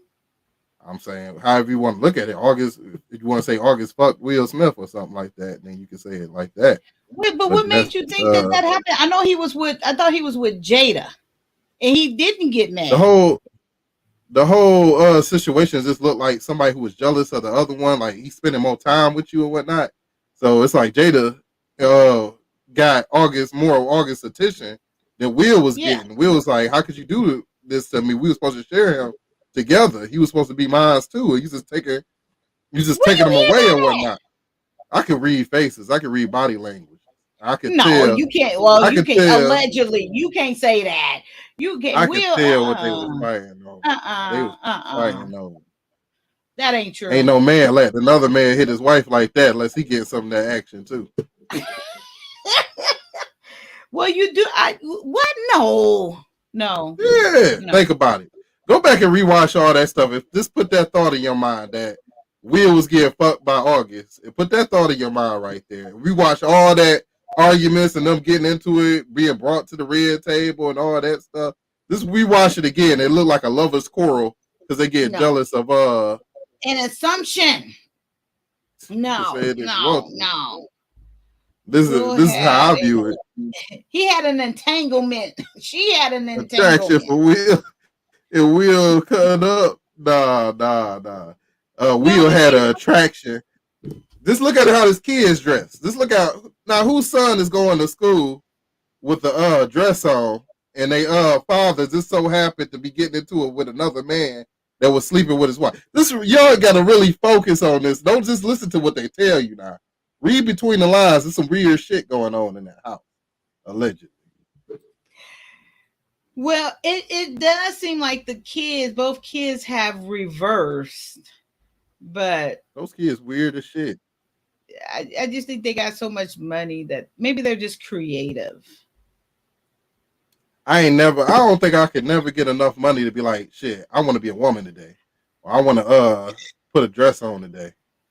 I want to use the woman's bathroom today. I don't think I can never get enough money to be like, I want to do some weird shit. But that's all right. Like they said, those basketball players who used to sleep with like transgender women or whatnot, because they got so much money and that opportunity to other women that they sleeping with all these different women. They like, I'm getting bored of this. I want to try something else out because I got this at my fingertips all the time. And then you hear about them sleeping with or having relationships and conversations with transgendered individuals and whatnot. Just get bored, I guess. Think that more money, more problems. You would have to have an attraction to that though. It can't be just because I didn't have so much pussy or panani or whatever. No. That I'm bored with it, so now I'm gonna go get some booty. Oh, there's people who go into prison and they just straight. They never thought about a man, never been with a man or whatever, but they've been locked down for a long period of time. They like, they looking around like, this is all I got is this booty meat in here. You know, you kind of look like a woman. Hey, wait. Okay, wait. Trash King. So you're in jail for how many ever years? You never been attracted to men. Hey, I ain't gonna say Muslim. I would have never. I said I would never be me personally. That's me, but I can see other. But I'm sure those other guys who've been in prison. Same thing. And they've been in. Oh, they ain't trash can waves though. They ain't trash can waves. So they go in there, and they, sometimes they put them transgender in the prisons with them too. So it could be a woman that looks just like a woman in there, and they got a thing hanging. They be in a special unit though. And then, those guys, they got life, and they looking at life, and they like, fuck, I ain't gonna never get out of here or whatnot. And they be like, you know what? I'm feeling a little gay right now. Lock me up in this special unit with all these transgender individuals. Yeah, watch Lockdown and what's that? Scared Straight and shit. Oh, sorry. Wow, no, I don't think so. Mm-hmm. Because even if I don't know, I would call that gay. I don't really call it gay. I call that you being in prison. I don't know. I don't want to hear about it. You get out of shit, we all got them family members that's been locked up, and they get out and whatnot. You like, nah, don't let me know some shit like that you've been doing whatever. So just don't tell, don't ask, and don't tell. Just let it be. What happens in prison stays in prison. Well, he needs to stay in there then. Man. Hey, you see the motherfuckers keep going back. It's like something they like up in that motherfucker. They be like, so what do you think is the timeline? Like after this amount of time, there's just like, nah, I know you done got some booty. I don't know. Hey, how many fellas say how long y'all spent without going having sex before? You know, how long y'all spent without? Well, I need to get some pussy. I mean, I gotta get some pussy right now. I gotta get some pussy right now. I mean, fellas But felt that way. So there's a difference being locked up and knowing you got yeah, this you ain't gonna time see. versus being free and you need some. They probably on their last appeal. When they do that last appeal, and they know that I'm gonna be in here this 25 years. I'm gonna be in here this 15 years. There ain't nothing going down. I ain't getting out. The motherfuckers, I don't know. I'm just trying. Even one. I don't think I could. They just want to get a nut off. You could just masturbate. Just masturbate. You got all you got at them four walls. You staring at them four walls this whole time. You ain't seeing nothing else. Just And all you doing is masturbating all day. That's You cool. looking at it. Me personally, I'll be trying to fuck one of them guards, some sexy ass guards that walk in there. That be y'all see me, y'all know I hit one because I have a cell phone in that motherfucker. I'll be talking on there on FaceTime. You know, all them guys that got that phone in there, they done hit one of them female guards. They done fucked the shit out of one of them female guards. They brought them that phone up there. So Oh, is this that guy? I Okay, just look. want to get one of their ass pregnant. Try to get one of the guards pregnant. I said I wouldn't want to get one of them pregnant because a lot of them guards be getting pregnant. They take that leave off of work because they got pregnant by one of them inmates up in there. They hit an inmate, got pregnant by her. Shit. So they be ugly as hell too. You know those girls, they be getting pregnant in there, and then they if they don't tell, don't they get more time or something? Because they couldn't have got pregnant no other way but from a guard. Yeah, not necessarily, you know, because that's something institution could get sued for. So, you know, they try to keep that under wraps. They'll probably try to get your baby in the system, in the foster care, get them adopted or whatnot, and hide that shit. Yeah. That's crazy.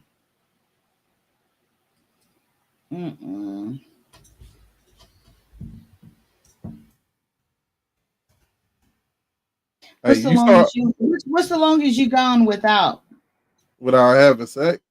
Shit, a year. I took a year to myself without having no sex. 1 year? That's it?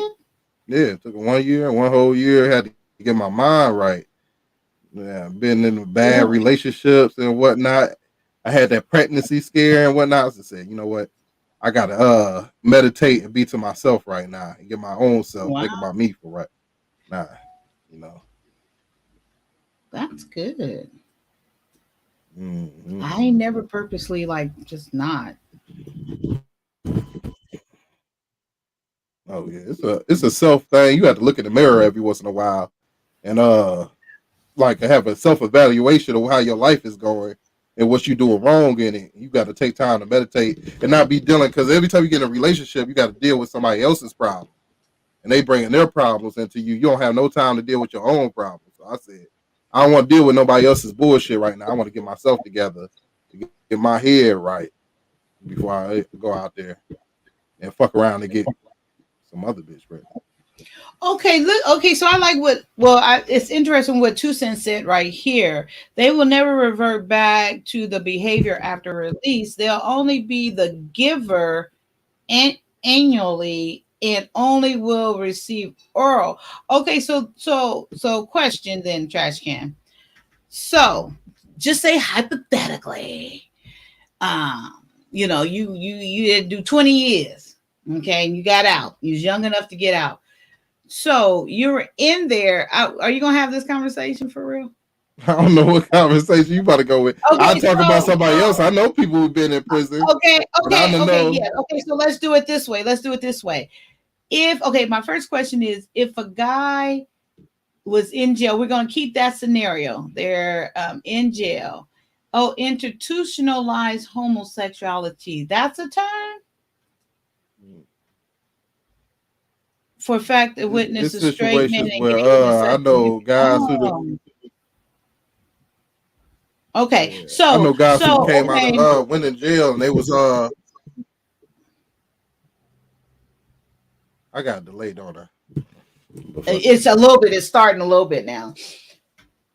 Go ahead and try again because it just started.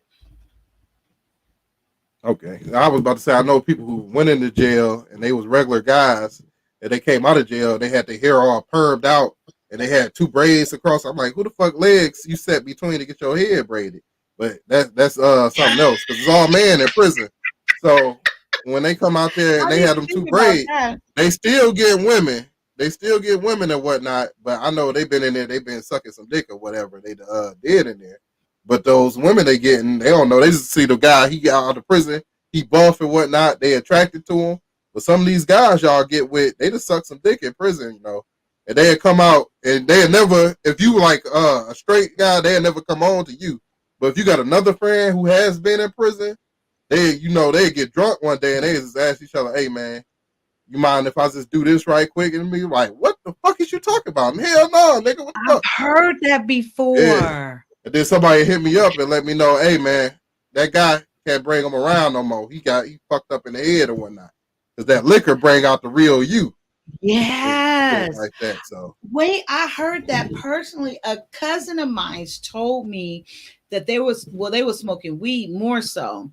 And this guy, their friend they grew up with, and they were just all sitting around like they normally do. But he had been out a little bit, I don't know how long. But he literally he said that like, hey, you mind if if I suck your dick a little bit? I'm not saying that like shit. that. I'm not asking for it. I just, Yeah, and then he said the guy said that, and then they were just looking at him. He's like, they were all just stunned, like, is this motherfucker serious? Or is it the weed? They say they started looking at the weed or whatever. And then no one really said that. They were staring at him. He said, nah, I'm just playing. Nah, So we don't play like that. He went back to they went back, whatever, tried to act like it didn't happen. Mm-hmm. And then hours later, he said it again. He's like, nah, for real though. They said he testing you out. See who would hit up. Who would just get hit? Who taking a bite? Nah, who taking the bite? Though, I want to whatever. And he's like, that's it, and he's like, man, you never know, you might like it. They said that they got him, I guess it was someone else, because I don't know how many guys, I want to say it's like 6 or 7. It was some guys there that normally hang out. And then he said that someone else, how it's always that one nice guy that's their friend, and he's like the calm one, blah blah blah. He said he went over to him. His name was Cool. He said he went over to him and just said, man, you better go. You need to go on and get up out of here before something happened to you, because he said it just got going that motherfucker. When you go in that motherfucker, you got to be all man. Like a lot of these guys that's talking about, well, finances. If I got a sir, that make me high value or whatnot. You got your head fucked up because the finances don't make you all man or whatnot. You go into prison with all finances and none of your self confidence and all that. You gonna end up underneath somebody, or you gonna end up, buying commissary and paying people every week so they don't whoop your ass or whatnot. So you could tell if you a real man, you real round and whatnot, you gonna go in there, you gonna do your time, you ain't gonna get fucked with it. But if you ain't real rounded and you a little soft in some areas and you leaning on one category of being a man more so than the other categories, then it's a chance you might go in there, you might get hit by a guard. They shut down the prison before because guards was fucking the inmates and whatnot. You gotta go in there all man and be an all man. Hey, they ain't gonna fuck with you if you are a man or whatnot. But how go in there soft, they gonna manipulate you go in there, like you said, you go in there, you got a little bit of change or whatever, and you go in there all man. How is that determined that they don't mess with you versus someone that even if you are all man, it's more of them not man than you are man if you go in there by yourself. You see what I'm trying to say? They ain't gonna fuck with no man because a real man, a real man ain't gonna accept nothing from you. You know how he is or whatnot. But a motherfucker who wanna do something to you, he ain't gonna just hit you on the first night and whatnot. He gonna come at you like you a woman and start to romance your ass. What you do with the flowers I got you? Where you put the flowers at? Did you throw them away or did you get a vase? Did you throw away? Did you get a vase? How you treat? Hey, they gonna come at you with that type of shit. They gonna come at you like you a woman or whatnot. Wow. They gonna try to romance your ass off your feet. So okay, you gotta be all man. I ain't playing that shit. either you hold or fold. What does that mean? I mean, I guess fold is you giving up the booty. Hold the And phone. what is hold? They come in there and they think you food. They think you food. You gotta be like, hey, chew me up then. If you think I'm food, you think I'm sweet, you think I'm soft, you gonna have to chew me up in this motherfucker. Ain't gonna be none of that shit going down in here. But they looking at you and you all scared and shit, and they know it's your first time. They like, yeah, I'm gonna sweet talk his ass when he come up in here. I'm gonna get that motherfucker. He don't even know. He don't even know. I'm gonna show him around this motherfucker and everything else, and he don't even know. So nah, you gotta be all man when you go up in that motherfucker. If you all man when you go in, you gonna be all man when you come out. Really? From what I've been told by people, and it's different for women. Well, I guess women can get bullied into it too if they don't really want it, huh? Oh, women gay as hell when they go to prison. If this is a fine woman that go into prison, she'd have fucked another woman. I'm telling you right now, the women they need companionship. They need to be held. They need to be cuddled. You said people be like, no, I ain't gonna do that. If you a woman, you go into prison and you been, it might take 3 nights for you to be without a man before you need Big Susie to hold your ass and cuddle you and whatnot. Say, come over here. She gonna sweet talk your ass too. So yeah, women going, they gonna do some gay shit in prison when they go in prison. That's a guarantee. That's almost a guarantee. Unless she like religious wise or whatnot, she going in there. She gonna do some fucking. Them dykey girls and whatnot that look like a guy, walk like a guy, talk like a guy. They fucking your girl if she in prison. If your girl go to prison, they hit your girl up in there. Sorry. So what about this 2 cents? No, it's more hetero. Oh, I see what she's saying. Back to my question, like, is more heterosexual guys there, and they stick together unless you violate it in some type of way. Ain't about being heterosexual. Ain't about being a heterosexual homosexual. Oh, it's about being a man. If you strong in how you believe and you don't have nobody that can control or manipulate your mind or come at you a week, they'll look at you for months on end and see where you weak at, where you breaking at. You emotional here, and they like predator your ass and whatnot, and see what way they can come at you. So you got to be all man. Gay prison or not? That's what I say. Because I really, I just can't see a man unless he's raped, unless he's like taken by force. But just to do it, I think gay is gay too. If somebody can control you with words, like let's say if somebody call you the N word out here and they the opposite color, they white or whatnot, and they call you the N word, you say I'm about to go to prison over this shit right now. I gotta fuck. You probably ain't gonna make it in prison right now. If you that soft, where somebody can make you make a life decision in your head mentally, you got to be mentally strong. If you that soft, then yeah, you might be fooled when you get up in that prison. And then when you go to prison, everybody gonna call you a nigga. Those guards gonna call you a nigga. You ain't gonna get no choice. Whether they black or white, that happens when you go in there. So you gotta be strong mentally not to let something like that break you down. Because if you ain't strong mentally, your ass might be somebody else's up in that motherfucker. Or you might want to just, do some fuckboy shit and go off, sleep with other guys and whatnot. That's you.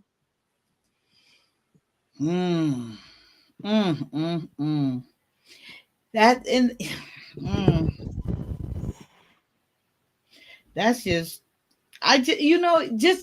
just talking about this makes your mind go like even though the mind is so amazing, to be put in that type of situation to where you literally change your whole sexual orientation. Like you really just do shit you would never do. The title of the show was Intimacy. There's some real intimacy for you when you get in that motherfucking prison. They gonna be intimate with your. How you gonna bring it all back together like that? Oh man, they gonna be like, "Hey man, but you had a bad phone call. She did what? She cheating on you? Come here, man. Come here. Let me give you a hug right quick. Give you some love and shit. You don't need that shit. Don't worry about it. Come here." I I'm here for you now. Yeah. Take this honey bun.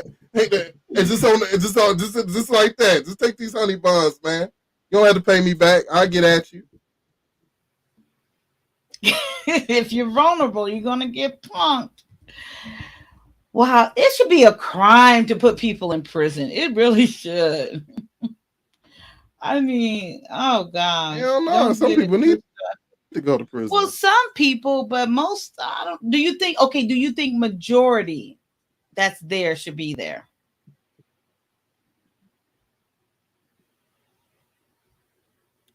It's 10 some years. That's what I was thinking. this I a was thinking 10 exception. years. Yeah, it's an exception to the rule that you there and you ain't supposed to be there. That's not the rule. If you there, most of the time your ass belong there. 9 times out of 10. You know. Okay. So you think that more people that are there belong there than not? More people than not, yeah, they belong there. That's where you belong. Actually, I think some of them deserve the death penalty, but we being a little soft on this death penalty. If you touch a kid or whatnot, you assault a kid, I think you should get the death penalty when you go in there. Okay, but we housing you. But giving that as many as people that control who goes there or not, and there is a percentage of innocent people there, that's the chance you're willing to take? Like imposing So the you death willing? penalty? So let's say it like this. Let's say this is not the case, that 9 out of 10 inmates in prison are they guilty of their crimes, they committed rape or whatever, they guilty of their crimes or whatnot, and it's one that's not. Are you willing to let 9 fucking grapers out in the world just to say one who wasn't supposed to go in? Your ass better use that legal system to get out. I'm not gonna shut down all these prisons that got all these grapers and murderers and this motherfucker right here housed up. Well, that's just that one. We gotta say that one. We might have to let 30,000 convicted inmates out in the world who raped the woman, raped the child, did whatever, and we gotta say that one person who didn't get a fair shot. He did get a fair shot. Okay. That don't make no damn sense. Okay. So you okay, so you're for the death penalty, right? Yep. Capital capital punishment, right? Mm-hmm. So as long as it takes, because I think Texas is still legal there. They were the last to use it 3 times, I think, in the last 4 years or so, something like that. I was reading. Mm-hmm. So why? Okay, if this is true and they're on death row or whatever, why does it takes like 20, 30 years before they even go? They have to exhaust all their appeals first. But where's all these appeals going to? Like, because they find something wrong or something that happened. They looking for something. They looking for a loophole or whatnot, and they got money enough to afford the lawyer to put the paperwork. Or sometimes they be long enough there where they develop the mental to put in their own paperwork and file their own paperwork out or whatnot, and they exhaust it. But that's soft ass liberal shit that we do that. If you convicted of a crime and you did it, and they'd have caught you in the act, you'd have videotaped yourself doing it. It's no sense that we gonna prolong this thing for you. We already saw what you did. But I'm a changed man. I don't give a fuck if you a changed man. If it's caught on video, should they go straight to the chamber? Hell yeah. No trial. It's you live by the sword, you die by the sword. So if you'd have tortured a bunch of people, you'd have cut their faces off, cut their nipples off, tortured them, you'd have dumped somebody in an oil barrel and put diesel fluid on them and burnt their ass for a long time, and your ass just happened to get caught. You already know what's coming for you. So don't do the crime if you can't spend your short amount of time on the death penalty. You do some heinous shit in there. It's some heinous. And then on top of that, they make the family members come back every time they get up for parole or something, and they got to relive this shit all over again and tell them why you shouldn't be out on the street. And you shouldn't go to free because you cut their 16-year-old daughter's head off and raped them somewhere, and they cost your ass, but you a changed man or whatnot. No, you get the death penalty.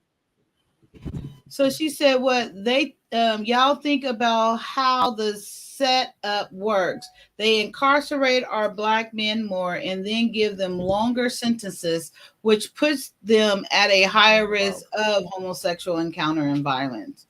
Wow, that's yeah, I guess. Good. This ain't about black men. Now, if you want to talk about that, prison is a revolving door because they make money off of every prisoner through tax dollars and them working inside the prison making shit and all that. They make money, so they will make it where you can't get a job when you get out of prison. You got a felony, you got to put that felony on your paperwork. A lot of them will try to get out of that. They'll try to expunge their record to where they don't have to tell that no more. But they make it harder for you to get a job. You can't vote. You can't live at the certain places. You got to register or whatnot, which should make it be like, what the fuck else I'm gonna do but commit more crime to make money, and then I'm gonna be right back. It's a revolving door. They make it like that on purpose because they making money off of you. But you got to pull your. The game is how it is. You know, you got to pull your own self out of that revolving door and say, I ain't gonna get into it in the first place. True. That They making money off your ass when you go in there. They put the number on your ass. They don't give you no name. You get a number. And have you ever been in jail? Oh no. I got family members that's half of them been to prison, and then half of them in law enforcement. So I'm on the half that I don't go to prison because I've been to jail, and actually that's how I met my first husband. He arrested me. But just being in that holding part just for however many hours, it's just like I couldn't imagine like you're like in a cage and your freedom, like you can't make no decision. You can't just like even just go to the bathroom or nothing. Yeah.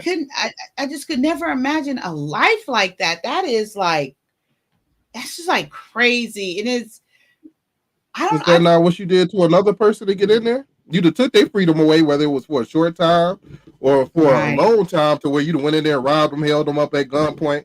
They thought they was going to die. Maybe they did die. Or you'd have took a woman down and put her in your trunk. You'd have took her out in the middle of the woods and you'd have did whatever with her.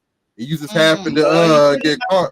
You took their freedom away. They ain't gonna they had to spend their last moments in bondage and whatnot. So why shouldn't you have to spend your moments in bondage like that and live longer?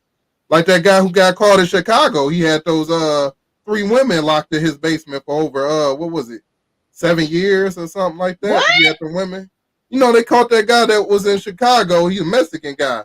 He had kidnapped these women and they was getting pregnant. He was having them. He was raping them and stuff, like a relationship or whatnot. And they stayed down. It was either 7 or 11 years. I know one of them was in there for 7 years.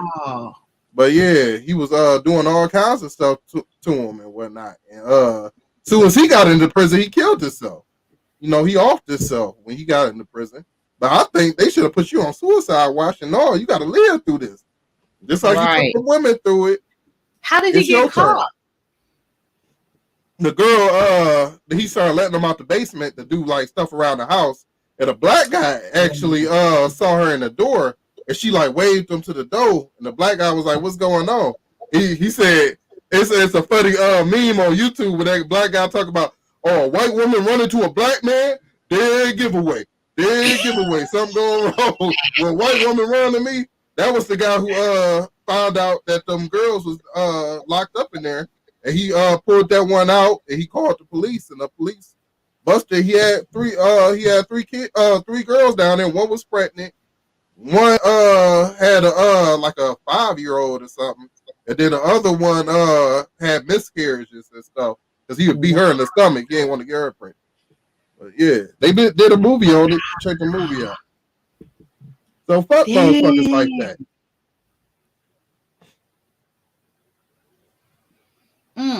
You know, when I was doing, they played nurses real good, and this other nurse, she kept trying to get me to take a job there, and I was like, girl, they might get me. I don't think I was like, I don't know. My personality, they'd probably say, "Ooh, she weak. We can get her." You know what I mean? She Unless naive. We you're can around the talk her into Muslims or doing something. something. Huh? Unless you're around like some Muslims and they group of Muslims and they don't play about insulting women or messing with Oh. women. Yeah. It was on national news. Yeah, for months. They did they was on the talk show. They went on Oprah and everything. They talked I about their don't watch experience. regular. I don't But watch TV at all. I really probably should watch. I don't know. I don't watch no nothing. I get it from you guys. yeah. This was recently. No, this happened like they got out like had to be like in 2016, 2017 when they got out.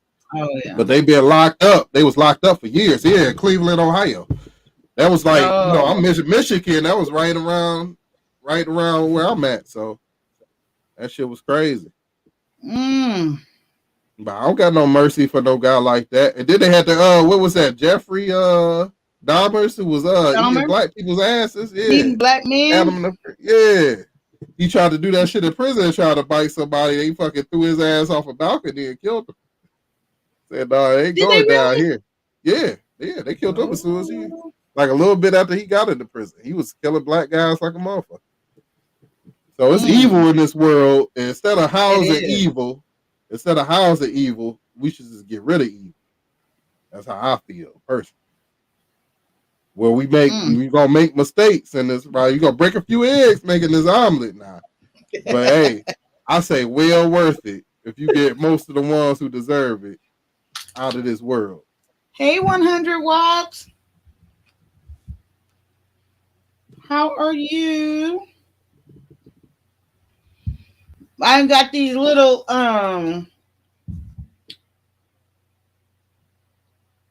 what? So I got these little cash app, thing. Nothing dramatic at all. Now it keeps sending me this foul. Tax season starts now. File completely free. Federal state tax. Yeah, mine's doing that too. You supposed to claim that shit on your taxes, but I say I ain't making enough off of it. From Cash App? Yeah, just claim it because they'll send you a tax form for that. What?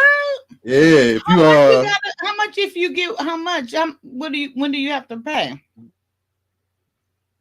Like even if it's just like $50. It was April. No. You're supposed to pay taxes on everything you get. Hey, they had a funny ass article. They said all these people, the IRS put out a letter that said all these people that stole stuff during the riots and they looted and they did all that. Y'all got to pay taxes on all the items y'all stole. They put out a legit. I thought it was bullshit, but the IRS really put out a letter that said you got to pay. You gotta pay taxes on all the stuff you looted out of these stores. I said, shit, what the fuck? Who gonna pay? I ain't paying you shit. People? Yeah. Nah, I ain't looting nothing, but I'll be like, I ain't paying you shit if I just stole it. That's crazy.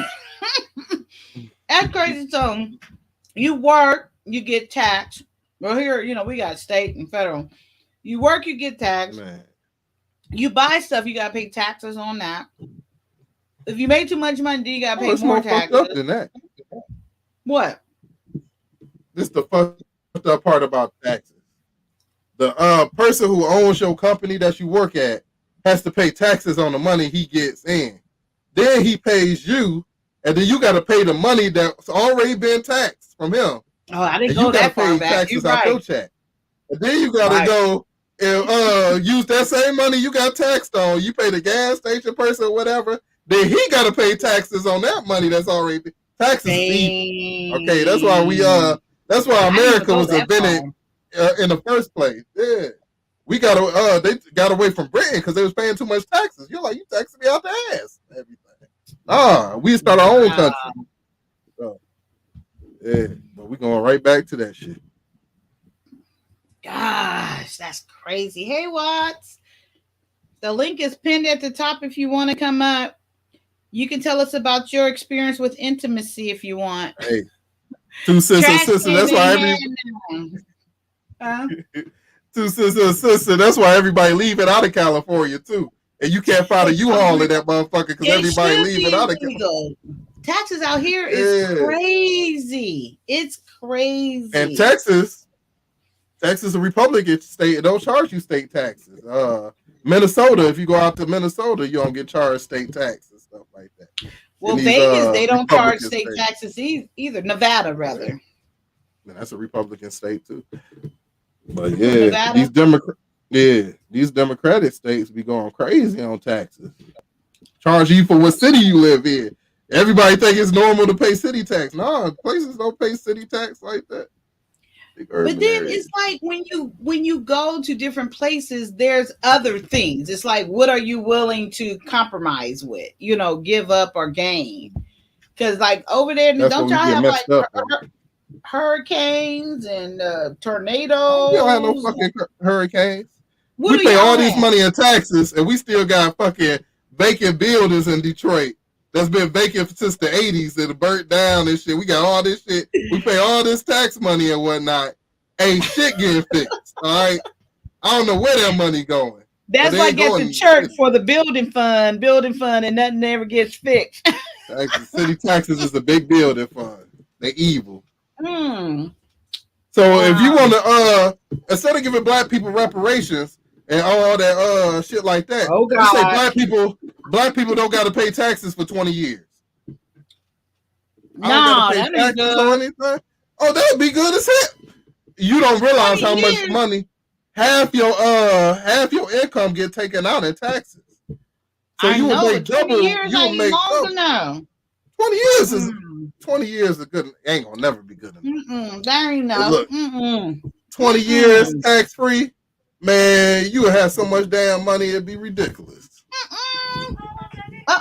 No, because you wouldn't get the lump sum for one. What I'm gonna do with just not paying taxes for 20 years? That's why liberals got y'all brainwashed like that. Y'all need their ass. And you won't get your little $3,000 back at the end of the year, motherfucker. Instead of you taking out half of my money and I make $80,000 a year, instead of me getting 45 of it at the end of the year, that I receive the actual money, I'm gonna get the whole 80. So why am I worried about this little punk ass 3,000? But you gonna give me my own money. I have never got a tax return. I've never got you in California, so they on some bullshit in California. I never got it. I always still owe at the end of the year. Ridiculous. Would be nice, say. Texas get you on property taxes. Oh, okay. That's another thing. Evil taxes don't matter. Property tax is evil, so you never really own your house. You can pay that motherfucker off, right? If you don't pay your taxes, that house ain't gonna belong to you no more. To you, but you done bought the house. You done bought the house. You done paid for the land, but you never own that motherfucker, really. What about the land? I know someone said too. You don't own the land. Is that because you don't own your land tax? Even if you buy it, you don't own it. If they want to build a railroad through where you live at, you would have to move. They'll pay you a fee to move your house. Even if you don't want to. Even if you don't want to, they'll make it like impossible for you not. You have to move. They got some places in China where they the motherfucker said we refuse to move and whatnot, and they built a highway around their fucking house. They got the whole highway coming around their house and shit. On the middle, and you in the middle of the highway. Yeah, they'll do it like that. So you can be stubborn if you want to, but your house don't belong to you. So like when you buy land, I mean literally buy land, there's no house on there. You really don't own that. No, the government owned it. You leasing it. You basically leasing it. You can pay it off. Not even with the option to buy taxes on that land and whatnot. Well, what did she say? You could go and go to Alaska or something to build a house in the middle of the woods, and you would be straight until they come for you to say they claim ownership of the land or whatnot. I think Alaska is the last place where you can actually homestead and say, okay, this area of land, nobody live here. I'm gonna build a house here. I'm gonna claim this as my land. Or whatnot. I think that's the last area in America you can do that in. Where? In Alaska, in the woods. Dang, that's crazy. That's crazy. And then so when you Taxes are own, the devil, like Bobby Boucher. I'm saying so Bobby Boucher mama when say you taxes is the devil. when you buy something, property or house, I mean, for your whole life, for the whole life of the world, you're gonna always every year have to pay taxes on it. Oh. Yeah.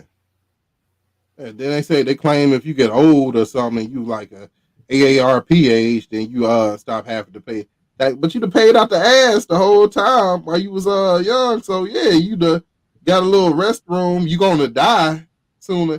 Then that's another Oh. thing. You get older, you can't take care of your house by yourself. So now you got to move into an old folks home, and then you getting you might get money from the government or whatnot because you old as hell, and they give you $1,000 a month, and they taking all that money in the old folks home, and they taking all your money away.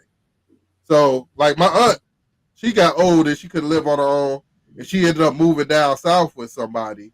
But then they said, well, we can't take care of you. So she sold her house up here. Said, we can't take care of you. She had $200,000. We're going to put you in this home. She stayed into that home for 1 year. The whole 200,000 was gone. And then they shipped her back up here to file because they said we ain't got nowhere else to put her. I said she could have stayed up here the whole time with that money. Why would y'all take her money down there? Oh, yeah, it's a fucked up system, but they taking all that money you back. You don't even get the money if you die. All that money you got is you paid for in Social Security. You don't get that. Your family don't get that money if you die. But that's supposed to be your money. You work for it, right? You got your money, and then all of a sudden they can decide at your job you don't get your pension no more. But you don't get this, or we gonna change the way we do taxes. You ain't gonna get this amount of money like the other generation got. They can change it at any time they want to. They playing with your money. That's just crazy. You never really. Okay, you're right. You never really own it. It's sad when a home only fully owns a 500,000 house and loses it for a 5,000 tax debt. Wow. They sell it at an auction like it's nothing. Yeah, it should have foreclosure. What is probate court?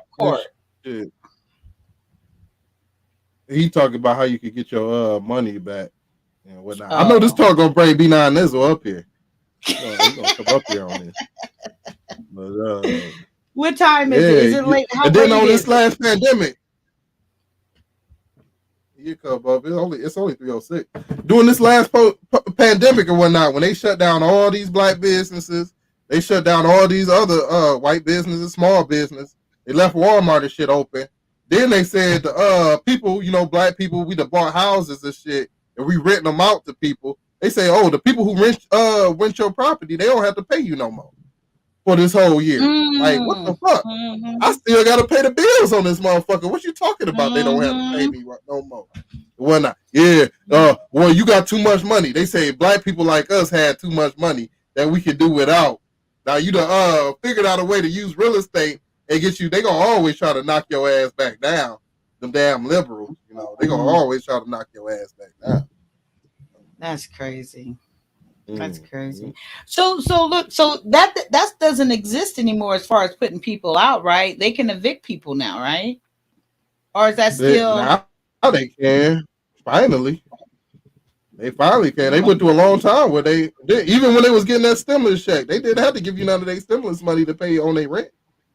So you just paying the bills. A lot of them wanted to just let the place go. I'm just gonna let the place go because I ain't gonna be able to afford this. I'm not getting paid for it. Now it's just a bill where I have to keep paying on it, taking out loans and whatnot. And now I owe the government money. So they figure out a way to fuck over the small man all the time. So what about like okay, so when it comes to evicting people, they're still not getting them out because I would assume the court systems are backed up. You know what okay. It's a process. They had the courts was shut down for the pandemic. So how can I take somebody to eviction court and give them this time limit? You got 30 days to get out of here or whatnot. And I can't even go to court to take them for not paying their shit. So it was the whole system was fucked up when they did that. The court is still shut down. The courts is open now. Yeah, they open now. They still giving you the traffic tickets, and you gotta go in there and pay them and whatnot in the court now. Before they wasn't, you ain't have to go to the court to pay them. They just say, hey, we ain't gonna give you no points. Just go ahead, pay it online. Whatnot, ain't no big deal. But yeah, they got you. You got a court date now. Wow.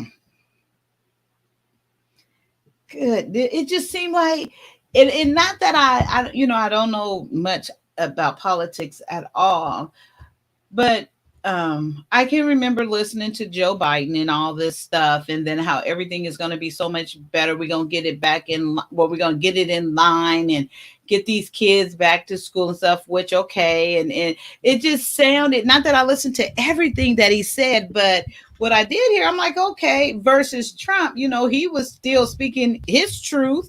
And like, I did realize Trump was better for me than, Instead of the Build Back Better plan. And now it was, as far as taxes and money in my situation, it was better. And this is the first time I ever noticed that, because I was enlightened, listening to different conversations on here on YouTube, just kind of really falling into the conversations. Not that I looked for it, but I got stuck and it was interest me.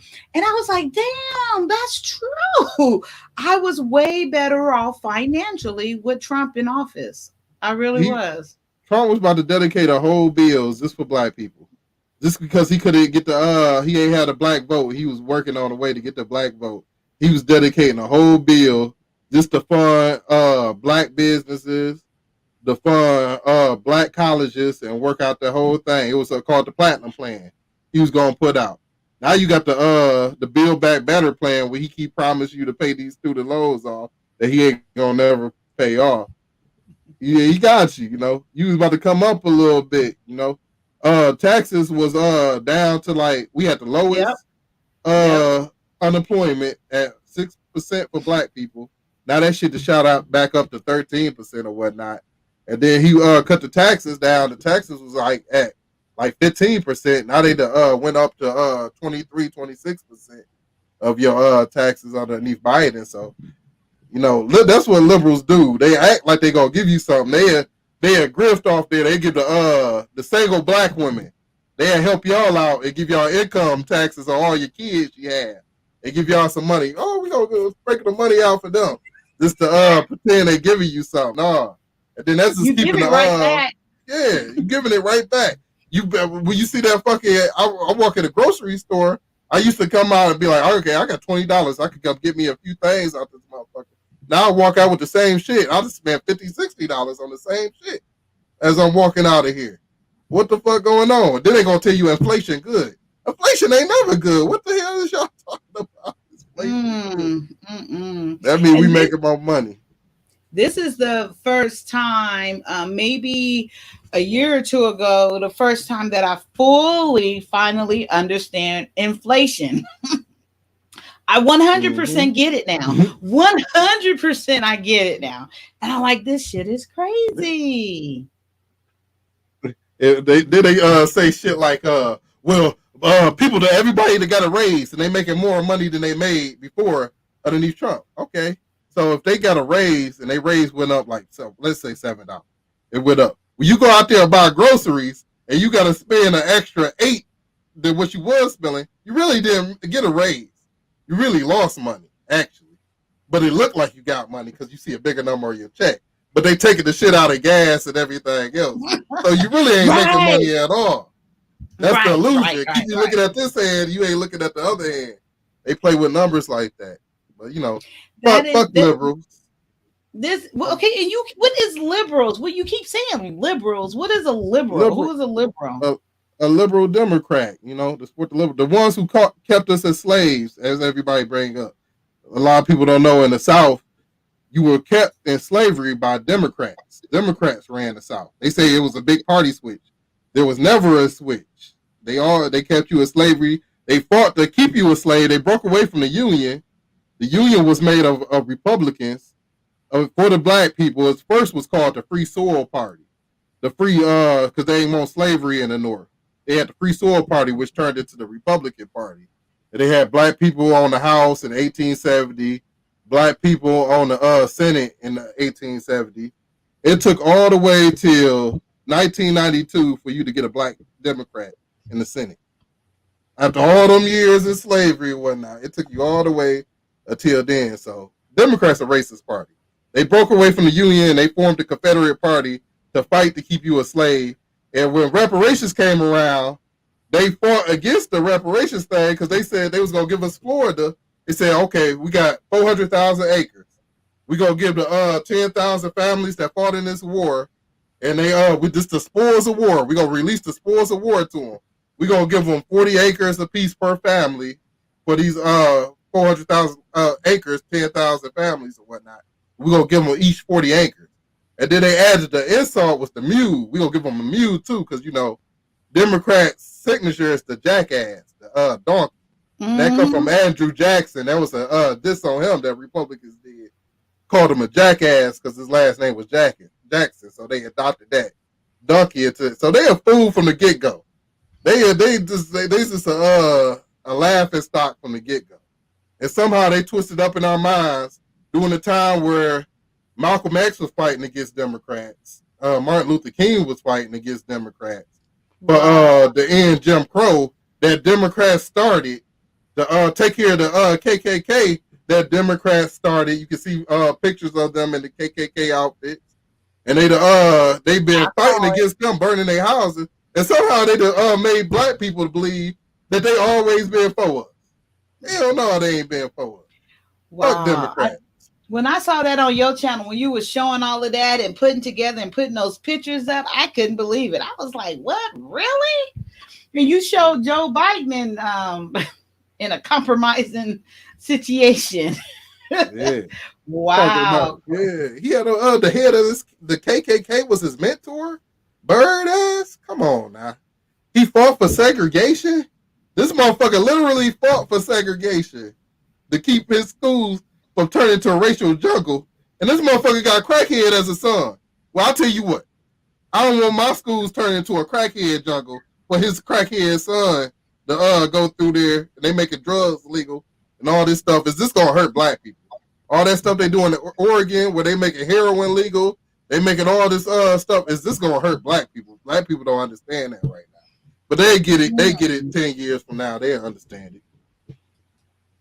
Well, I get it now. I didn't understand it. I wasn't even looking to understand it, but just from the talk of it, I'm like, what? And then, you'll hang around. And then I came up, hold of your channel. I'm like, what? Really? I'm just like, The way I was raised in school, I thought Abraham Lincoln was a fucking Democrat. I ain't know he was a Republican when I was coming up. They never taught that part, The way the school lessons went, Republicans was evil and whatnot. And if they wanted to refer to slavery times, they always talked about the Union, the North and the Union. They didn't say that was the Republicans. And they talked about the Confederates in the South. They didn't say that was Democrats. They didn't say Abraham Lincoln was the Republican president. They never said that. They never said that he had a Republican Senate. They got together of black people faces that they all came together and got elected, black people faces, and they ended, they said they was going to end slavery up there once they got control of the Senate. And then the South was like, fuck that. We ain't ended slavery. That's how we make our money. Nah, we need to keep them black people slaves. And they broke apart. They say, hey, you can have your shit up north. We going to be the South down here. We do things different. Y'all could be whatever y'all want up north. So, fuck them. Yeah, Miss Two Cents and Sister said Trump was wild, but he kept us entertained. That's true. And I appreciate his directness. That is true. Yes, it's right there in your face. That got me most of all. I did appreciate that. I forget we have a president now and no vice president. They made minorities feel like him was for us. Lies. I've never fall. Okay, so I heard some stuff about Kamala Harris. The one who said she was listening to Tupac in college, and Tupac was even rapping when she was in college.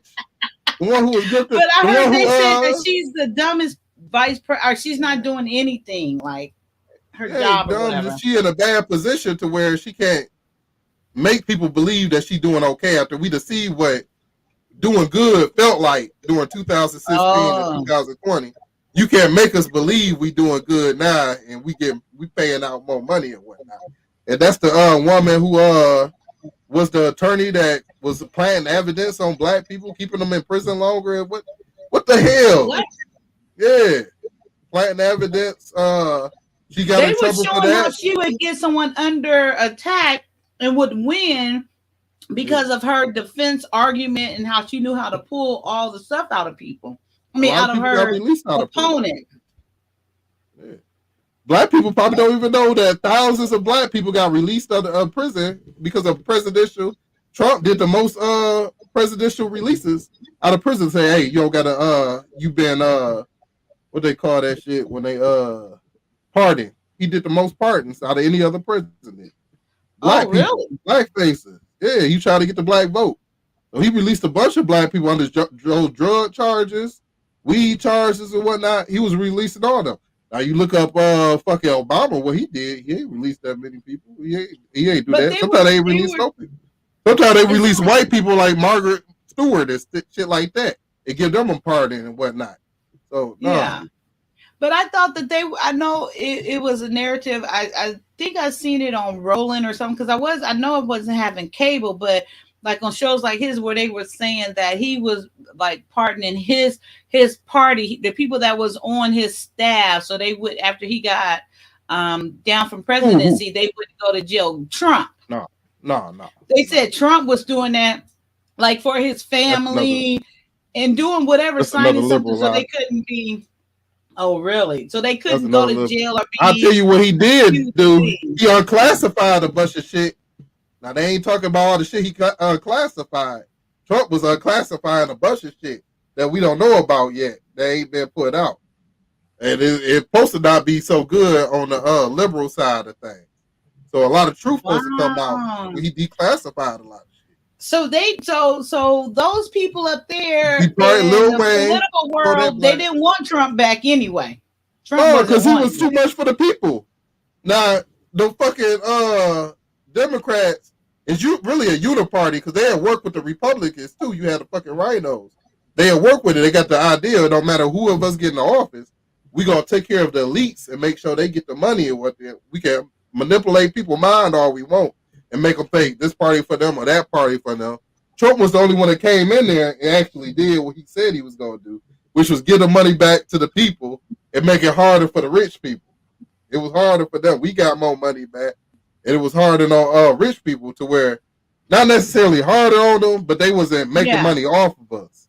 They was keeping a balance. They was balanced right there. The way he was making money. Wait, he pardoned Lil Wayne, and who's Kodak Black? That's Kodak Black, the one who was grabbing his mama on the ass and kissing her and whatnot, the rapper with the grabbing his mama. Well, you see that slow dance? You should pull up that slow dance that Kodak Black was with his mama, and he was rubbing her on the ass and kissing her and whatnot. That was his woman. Why was he was dancing? I don't know. That's some weird shit. But yeah, he let him out because Kodak Black was supposed to serve a lot of time. What did he do? A lot of time. They accused him of assaulting a female, but that case was falling apart. They accused him of assaulting a female. He let him out because he wanted the black young vote. He had what's his name up on stage, that rapper. He had that rapper up on stage speaking about him, the light-skinned one. Came out with that song. But he was trying to get the black people vote and whatnot. So, wow. Trump came in. He already a billionaire. It ain't like he one of them motherfuckers that Obama ass come off the street and he go to be a president. All of a sudden he a billionaire when he get out the presidency office and he got 4 fucking mansions off the water and all this shit. He came in rich and he lost more money while he was in the presidency office. B9 said Obama was super rich. That's B9 was just talking about that time. Yeah, he got out. He came out. No, he said before he even got into presidency that his mom was rich and he was already rich. But Obama. I believe that. Yeah. They ain't taking nobody's this off the street lately. Obama got a brother in Africa. He got a brother in Africa. I don't know how to look up nobody. Do I go to like Instagram? I don't know how to look up that stuff. You see, I couldn't I find the go to video. YouTube. I just go to YouTube. Oh, go to YouTube. Oh, okay, I can do that. I go to Oh, YouTube and get on. Yeah, I type that Kodak oh. Black dancing with his mama. Okay, I'll go there. I didn't even think about. Yeah, it come right up too. That shit come up. It's right there. That first video right there. Kodak back dance with his mama. He grabbing her on her ass in there. That's another thing that when the Snowden exposed the government for hiding secrets about them looking at us, our emails, and keeping a database on all the citizens and stuff, and he exposed that, and they wanted to put him in prison for that because they said he was committing treason. I'm saying, you're committing treason against the American people. You up here spying on us and shit, but we just, black people's minds just go right off of that. They bypass all that bullshit, and now they going to get their DNA. They willingly turning in their DNA to see what tribe and shit they came from, and they just got caught making a database on y'all ass. They gonna come out with something, a disease, allegedly. They gonna come out with a disease just for black people, and y'all help do it, cause y'all keep turning in y'all damn DNA for these for them to tell you what they got you from and shit. I'm telling you, it's coming. They gonna, them evil ass Democrats is gonna make something just for black people. Black people gonna be the only ones getting sick. She don't look like she felt sassy or sexy. If that's okay, I didn't mean to cut you off.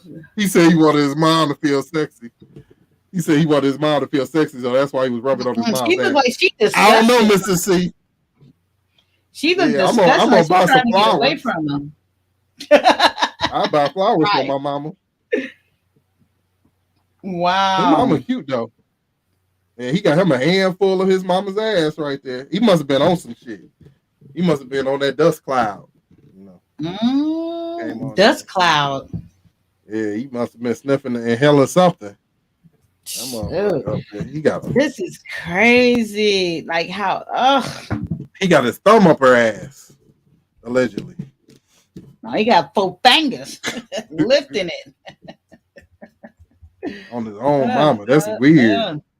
That's some weird shit, but you know, he let my boy out though. That's what's up. Wow. And then they got this thing where they insult black people because they, for the Supreme Court of Justice, he talking about he gonna get the Supreme Court of Justice. I'm gonna make sure they're smart, educated, experienced, and that it's a black woman. Okay, so now he uses, instead of looking for the best person to do the job, and then after you look for the best person to do the job, is it so happen to be a black woman out of all the people that you'd look for? That'll be more, but you specifically looking for black women. All right. Yeah. You could be dumb as hell. But as long as you're black. As long as you're a black woman, I'm gonna put you on. That's an insult to black people. Thumb up to whose ass? What do you say? Thumbs up. Thumb up her ass, yeah. He got a thumb up her ass behind this. I ain't never touched my mama like that. I done kissed my mama on the cheek. I ain't never kissed my mama on her mouth or anything like that. I kiss her on the cheek, hug her or whatnot. I ain't never grabbed my mama's ass. I don't know what that was about. Oh, yeah. Okay, We gonna find out who killed Malcolm X and stuff. Now they ain't released their files underneath. Why they ain't releasing all this these documents that he disclassified under his administration? We gotta wait until they get back into office to see all this information they got on Malcolm X and Martin Luther King and all that stuff. We gonna find out all them lies them Democrats been telling us now. They've been lying to us for a long time. But we gonna find out. You really think you're gonna find out? Oh hell yeah! When we get our man back in office, he gonna lay down the law. He so want to change the landscape. Run again? If he don't run, he gonna king make, and he gonna pick the next president, which should be Ron DeSantis of the governor of Florida. So right now it looked like he gonna run, but he only gonna do one term. So we got Well, he can only do one more term, right? Well, that's what the Democrats say, but he ain't served 2 consecutive terms as president. Oh, so underneath it the is two Constitution. consecutive. You gotta that's what, but you know, they want to look for loopholes in the law. They want to take it to the Supreme Court now and see if they can do it. So he's just gonna say he gonna do the one time and that's it. But really, he should be able to do 2 times Because it because needs he to be ain't served. consecutive. It gotta be consecutive, 2 consecutive presidential terms served. Then you can't be president no more. Motherfucker only served 1. Y'all, I ain't gonna say it. YouTube banned a nigga. But y'all know what y'all did, damn it. Wow. So like all the stuff that was portrayed about him as far as, but not that I care about the racist stuff. Well, I mean, no, I guess it's not, because it really wasn't like he sent those white folks after black people. He sent them after white As a folks. lie. That shit in the South where he said, you heard there was good people on both sides when the Klan or whatnot came down there and they did what they did when people died down at the event. He said good people on both sides, but they intentionally edited it out that when he they just kept the part where on the this is why CNN is evil and all them news broadcasts, they intentionally clipped that one little part where he said there's good people on both sides and left out. Hey, I ain't talking about them white supremacists, Nazis. Those people should be prosecuted. They're evil. They should be. They left out that part that he said right after that, and they just kept it's good people on both sides, and that's all they showed black people. Look what you think of you black people. This is really what y'all think of us. This is really what y'all think of us. But like Malcolm X said, the white liberal is a fox. He'll show you his teeth when he coming up to you to eat you, and he'll make you think he's smiling at you when he come up to you. So you got to watch that white liberal. They ain't up front. They'll pretend they're your friend and whatnot. Well, I know I heard that the government killed Malcolm X. I know I've heard that multiple times. We know who killed Malcolm X. They was offended by what Malcolm X did. We organized with people. We needed both Malcolm X and we needed Martin Luther King. We have both had. You had to show what we was willing to do peacefully. If it's not peacefully, then you're gonna get Malcolm X. Now, which one you want to deal with? Oh, we're gonna deal with Martin Luther King. We're gonna pretend. But y'all was really scared to get the Malcolm X out of that shit. So what do you think about with Tucson said here, I like Trump, but he can't be reelected because too many supremacists consider him their token and increase their ignorance and visibility. No, white supremacists hate his ass. They came out, he spoke against them. It's only with the image, see, the media can portray him however they want. They'll show you some guy in a t-shirt coming in there with a Nazi flag on and talking about he supporting Trump.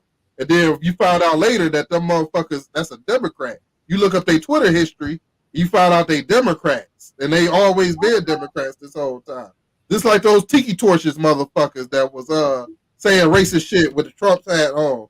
You look up their Twitter history, and they've been liberal this whole time. They've been liberal. So you got to watch out for deep fakes because they are making it look like that's their people. The KKK originated from the Democratic Party. The red shirts and all that, when they was burning crosses in front of the houses and stuff, those are Democrats that was doing that. When they killed Emmett Till, those was Democrats that did that. So don't let them change history on you and make you forget and think that, oh, it's Republicans doing all this evil stuff. Oh, that's their ass. That's their ass. It's always been their ass. And that's why you look at a Democratic city, any Democratic city you want to pick that's democratically ran, and it's hell for black people to be there. You pick Detroit, Los Angeles, with the cities like the streets like Compton, Crenshaw, and all that. Los Angeles is hell for black people. All Democratic ran. Chicago, strictest gun laws in the country.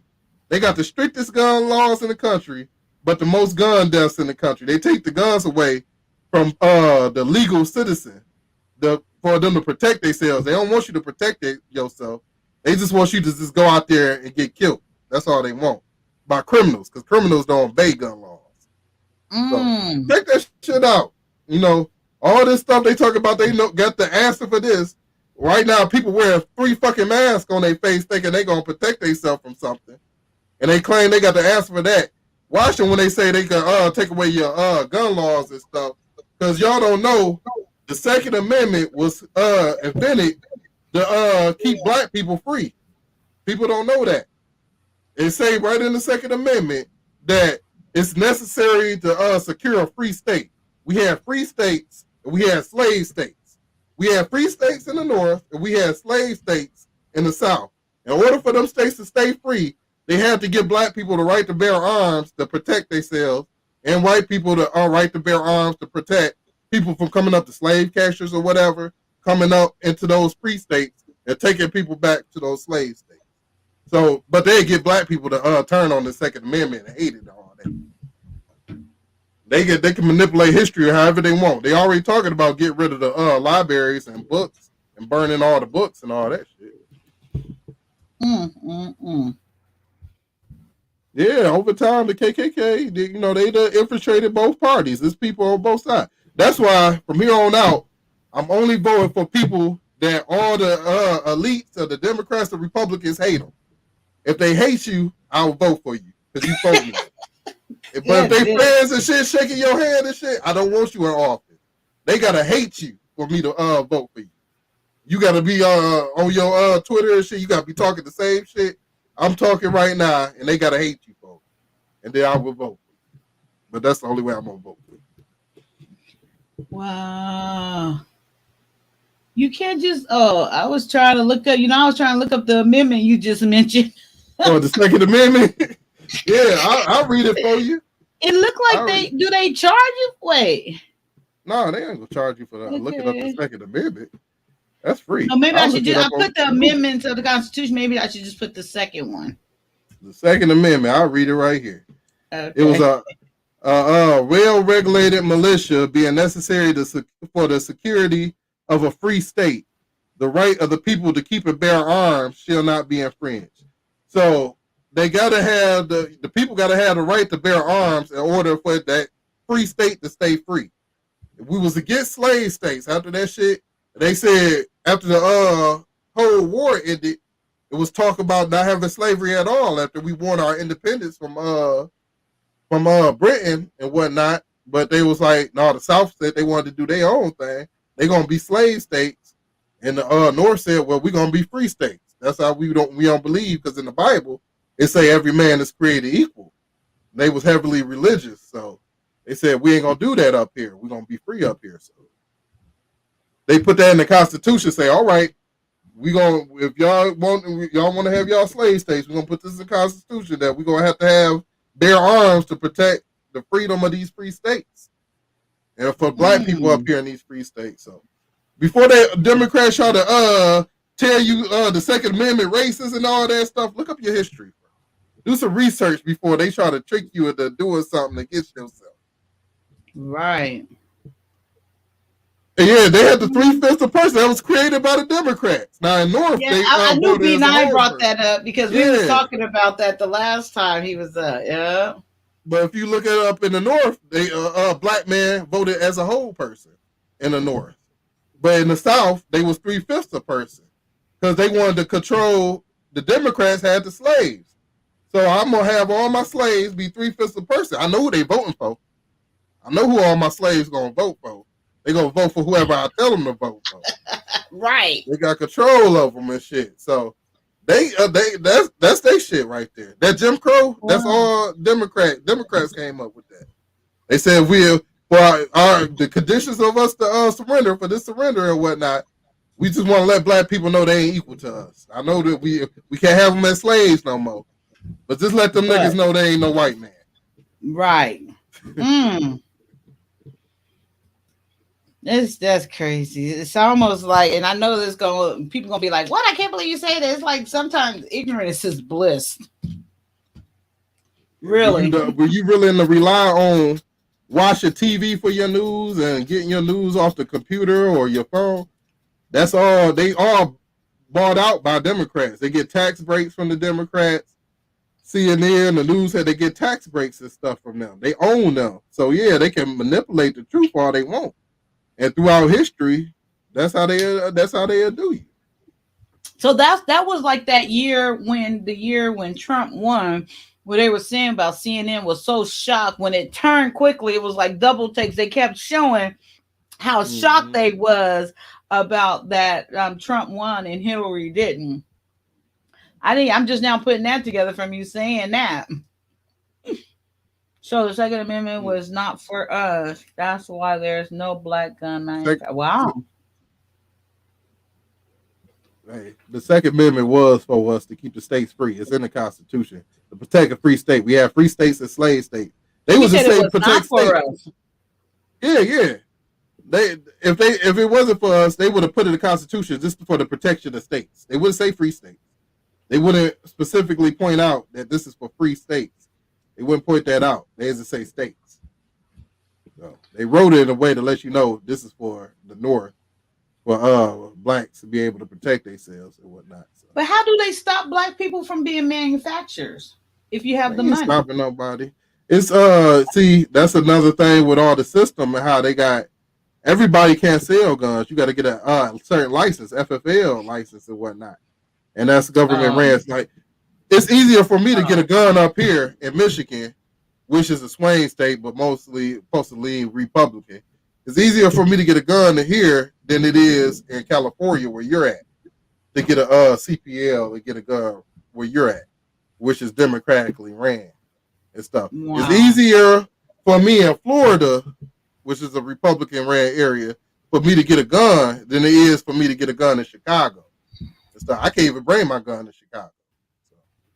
So. Wow, I didn't know. There's a reason for all that shit. You know, you look at any random place. Now they get the kids on their side, and they want to get the kids the right to vote at 16 and stuff, and they trying to give them the right. What? At 16? Yeah, they saying kids should be able to vote. That's because they in the schools, in the school systems that's controlled by Democrats and liberals, and they can manipulate their heads just like they did with slavery back there to tell them who you should vote for and who you gonna go for. But okay. So you see, if we're not people 3/5, none of those amendments apply to us until the 13th Amendment.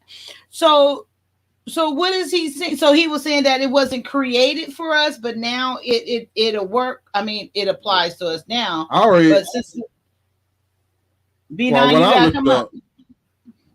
Oh yeah, from what I looked up, the blacks in the North was considered a whole person. So 5/5, one. It was considered one whole person. The blacks in the South was considered to even think about.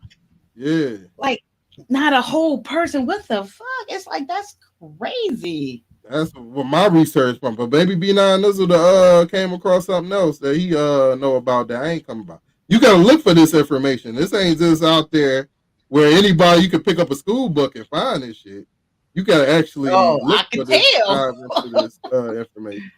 So yeah, it's possible that he knows something that I don't know with that or whatnot. But the information that I looked up said blacks in the North was a whole person, and blacks in the South, Jim Crow South, was 3/5 a person. It's on Wikipedia too. They got that on there. It is.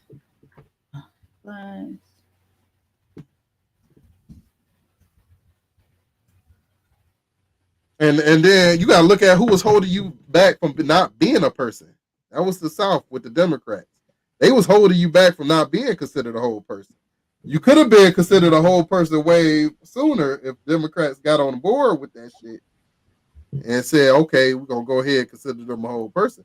Somebody was holding you back from you had to wait all the way to that 13th Amendment for the whole country to be considered, every black in the whole country, a whole person. So you gotta look at that.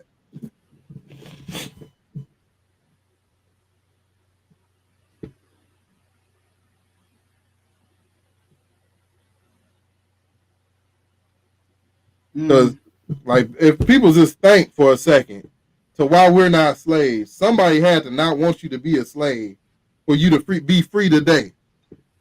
Come on, B9. What did he say? He on his way. He on He's his like, way. damn you. Oh He shit. speeding on the road right now. Hey, his afro blowing back and everything. He coming up there. So let me put my hoodie on right now. Lord. But yeah. Well, here come long-winded. Get ready. Yeah. But for slavery, I'm gonna let him say his thing because he researched stuff that he came across books I might not have came across. So I'm gonna let him say his piece and whatnot. It's sad that this can't just be. This is history. This is what it is. This clear cut, Right? And you gotta look it up. Nah, it should be taught. This should be taught at school. Exactly. CRT bullshit teaching you to be a victim all the time. My son was realizing that. He was saying that, so even like maybe a year and a half ago, he started to expressing his disgust for the education, and then especially this is his senior year, and he's like, this is just a joke, because he's like, I'm not being challenged, I'm not learning anything, it's so easy, he says, what he's doing and stuff. And then he don't so much say much about Black history because he doesn't really know, but with the they told him or say to him, but he said he don't know what it is, but it doesn't make sense to him. That's what he tells me. Right. He said it just doesn't make sense or whatever. So, and the thing with history versus the past is just the plain truth. History is what we get to pass down in books that they tell us. So a man made those books. So history could be changed and altered. They telling y'all asses that Egyptians and Africa, if anybody didn't know, Egypt is at Africa, that built pyramids, those were Black people in Africa. Those was the Black people in Egypt building the pyramid. Those was either a white man or an alien came down and built those pyramids because we can't figure out how we do it. But one thing we know for sure is y'all niggas can't build shit, all right? Y'all niggas can't build those pyramids. That's what we know for sure. So maybe an alien came down from outer space and came down and landed in Africa and built y'all a pyramid. You're talking about all the measurements and how precise it is and all that good stuff, right? How did they move the bricks? How did they move? That's heavy as hell without no like tools like we have today, modern day tools that we have today. How did y'all move those bricks? How did y'all get them up there? They trying to figure out, well, maybe they floated them up there with water and they had a system where they had used buoyancy to float the rocks up to the top. And then they got rid of the water. They trying to figure the shit out. They can't figure it out. I was thinking they didn't just create the bricks up there. No, they moved. They carved them bricks out of like big ass stones, and they carved them bricks into those squares, and they moved them into place. They don't know how they moved them though. So, wow. But they won't give you Black people. Have you ever seen a Black person as an Egyptian?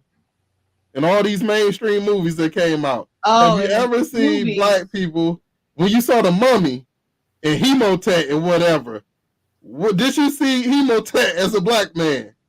Hemotep was supposed to be somebody back in the day that created all kinds of medicine and advancements and whatnot. But now he's the evil person in Mummy. And the Mummy trying to kill evil Black man who is a white man. But yeah, you don't never see Black people portrayed.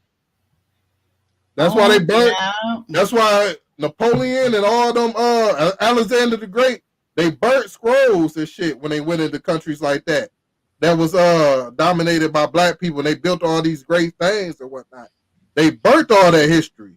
They killed all the scholars and the people who kept history and wrote history down. They put their eyes out, cut their tongues out, cut their hands off, so they can't write the history no more. That's what they did when they took over these countries. So then y'all go around and y'all let y'all argue about why it can't be a Black James Bond or a Black Sherlock Holmes, what they invented, but y'all ain't worried about the fucking Egyptians who are Black. They look like you, but they can have that be a white man. Okay, let's see. Here's a B9 didn't come up yet. Okay, so he probably getting home. He trying to get home. Oh, okay. He worked. I mean, I don't mean it like that. Or maybe he wasn't just home. Because I think whatever. Yeah. Let's see. They burn bus like that for a reason. They probably know exactly how. That might be some of the information that Trump classified. They probably know how those pyramids was made. They probably know how the pyramids were made, but it was made by a black man, so they said aliens. Aliens came down. Okay, so we're going for a ride around the pyramids. The Great Pyramid was the tallest man-made structure for nearly 4,000 years, only surpassed by a large margin by the Eiffel Tower in 18. You don't get copyrighted. I had to pause it every few seconds. Huh? We gonna have to pause it every minute or two so you don't get copyrighted. Why? So it'll be For fair this? use. Yeah, you have to have dialogue. You can't just play the whole video straight through. So you can play it just every so often. Just stop it and talk between, and then you good. Wasn't we just talking about how long? This is so crazy. Wasn't we just talking about how long you can abstain from sex, right? Yeah. And I'm looking. Oh, you can see it on the side. Look at Anton. How long can you hold out from sex? I'm telling you, this computer is listening to you when you talk. This is proof right here. Crazy. This computer is listening to you. Everything you say, this computer is listening to you. Crazy. Yeah. So, are the inside of the pyramid, is it hollow?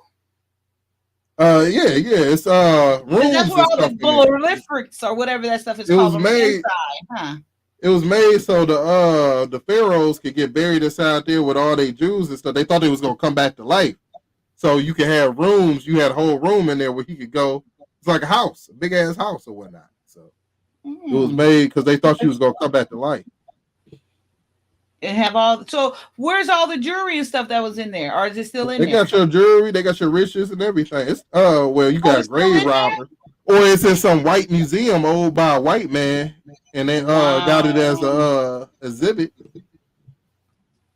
How much? What makes the pyramids even more impressive is that these structures were built over 4,500 years ago. When Egyptians didn't have wheels or steel, the only metal available was copper and copper alloys. It took about 2 million stones to build that pyramid. Well, I call them stones, giant rocks. Somewhere between 1.5 and 3 tons each. Pyramids took about 20 to 30 years to make. Also, the rock, they didn't create the rocks. The rocks came from somewhere else, and they transported them over here somehow. They carved the rock. They Yeah, carved the stones rocks into out of the earth. With fucking copper. You know, copper a bend if you try to hit that motherfucker with copper. They don't know how they carve these stones out there with them simple tools. Oh. What you say? History will be redesigned with the way the world had, the way the world's headed, and lack of knowledge. But yeah, that's true. Watch Fahrenheit. Isn't it already redesigned though? Technically. Hey, Yella, All right, how my are man. you? You can read Fahrenheit 451, or if you're too lazy to read and black people don't like to read and shit, you can watch the movie. It got Michael B. Jordan in it. Y'all can watch the movie. That point out some What shit. movie? Fahrenheit 451. Oh yeah, I saw that. Yeah, that's how they gonna be. About the number of stones, a couple million stones in every pyramid, you'd have to be laying a stone roughly once every 3 minutes. If you consider a regular work day, like a 10-hour, 12-hour work day. Nobody knows how they build it. Still So the whole assembly line and stuff was invented back then. That wasn't invented by Henry Ford. They invented that assembly line to get the system going back then, to get that shit done like that. Yellow, the link is pinned at the top of the chat. If anybody, if you want to come up, or whoever, if anybody would like to come up. the past. Give you some information about how they did it. But we must say it's secret. They did, and they did the secret that nobody knows. No plans survived to show us how the pyramids were built. So perhaps it's not surprising that this is the subject of countless conspiracy theories involving aliens, time travel, or lost technologies. But there is a less far-fetched myth, which has become widely accepted, that the pyramids were built by slaves. But recent discoveries suggest the pyramid builders were not slaves at all. They were skilled workers. Well-preserved tombs near the pyramids suggest that their hard labor and sacrifice were rewarded. If these workers had been slaves, they would not have received such honorable burials. But how did they actually manage to build the pyramids? One of the things I find really interesting is that the Egyptians didn't know about wheels. So they didn't really even use rollers, as far as we can tell. I mean, these rocks would have been carted across the desert on sleds. There's a famous diagram of this giant statue being pulled by 172 men. And that statue would have weighed somewhere on the order of 68 tons or something. This would normally Is be that black blood, paint or is sand, that white paint? They try to lighten it sometimes. Experiments show this would reduce the pulling force. So with the tall statue, so that's you're saying like out of something they carved that out. They carved it out and they stacked it up and built a whole structure that's lasted Dang. all these years, all these generations, thousands and thousands of years. Those structures still stand today. They don't know how they did. You see all these fucking buildings collapsing and shit. They don't know how to build shit in Haiti. They don't know how to build shit. But back then, they was able to build something that lasted generations and generations. And I'm glad they did lighten. They got these motherfuckers looking white over here. But I'm glad they did lighten the well, they kind of lightened it a little bit on the pyramid to show the people that was pulling the stuff and all that. It was sometimes they had bleached those to make them look like white people. But those are black people. Wow. They had waves. You look at old Egyptian carvings, they had waves like my shit. He had 360s going around, sitting on the thing. They had waves back then.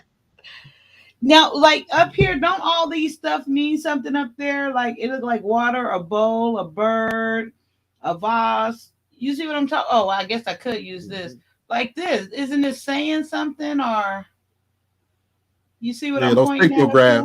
Those pictographs. I don't know how to read that shit. I know But the bird like means message, free right? or something. Yeah. That's they created their own writing and shit back then. Wow. I only know what I seen from movies, but some of them symbols mean. That's it. That'd be something to research though and see what that would. But yeah, the book of Eli, that was a good one because he was the last person with the knowledge of the book. He had it all up in his head. And he had to write that shit down too. Times. I watched that movie like 3 times before I kind of got what it was. Yeah. Like, cause so the debate was he was really blind, right? Or he wasn't. The book of Eli is walk by faith. In the Bible, you walk by faith, not by sight. Yeah. So he was blind the whole movie. He was okay. You read the book so of Eli in the Bible. When you look at it, and when you let people tell you like, well, if he's blind, how did he do this and stuff? It was God. He trusted in God the whole time. He prayed every time he got into a situation. He walked by faith and not by sight. Whenever he got in there, he said, "Is we gonna make it out of here?" The God told me we both gonna make it out of here. And then the cannibals like, "What about us?" He ain't saying nothing about y'all. He ain't saying nothing about y'all. Man, that's a good movie. I might watch that tonight. You know what? I was thinking the same thing. I'm gonna watch it as well. It'd be nice if we could have a watch party. And stuff. I was just about to say that. How do you do that? How do you do a watch party? I don't think. The thing is, they got the Book of Eli for free on YouTube to watch with ads. But I don't know if can you stream it and not get in trouble for copyright infringement. I don't know. That's a little gray area. Because I know they watch him and his friends. They watch movies all the time. And have watch parties. Yeah, you have to be on the channel you don't care about getting taken down and stuff. No, I don't want my account taken. I got another account.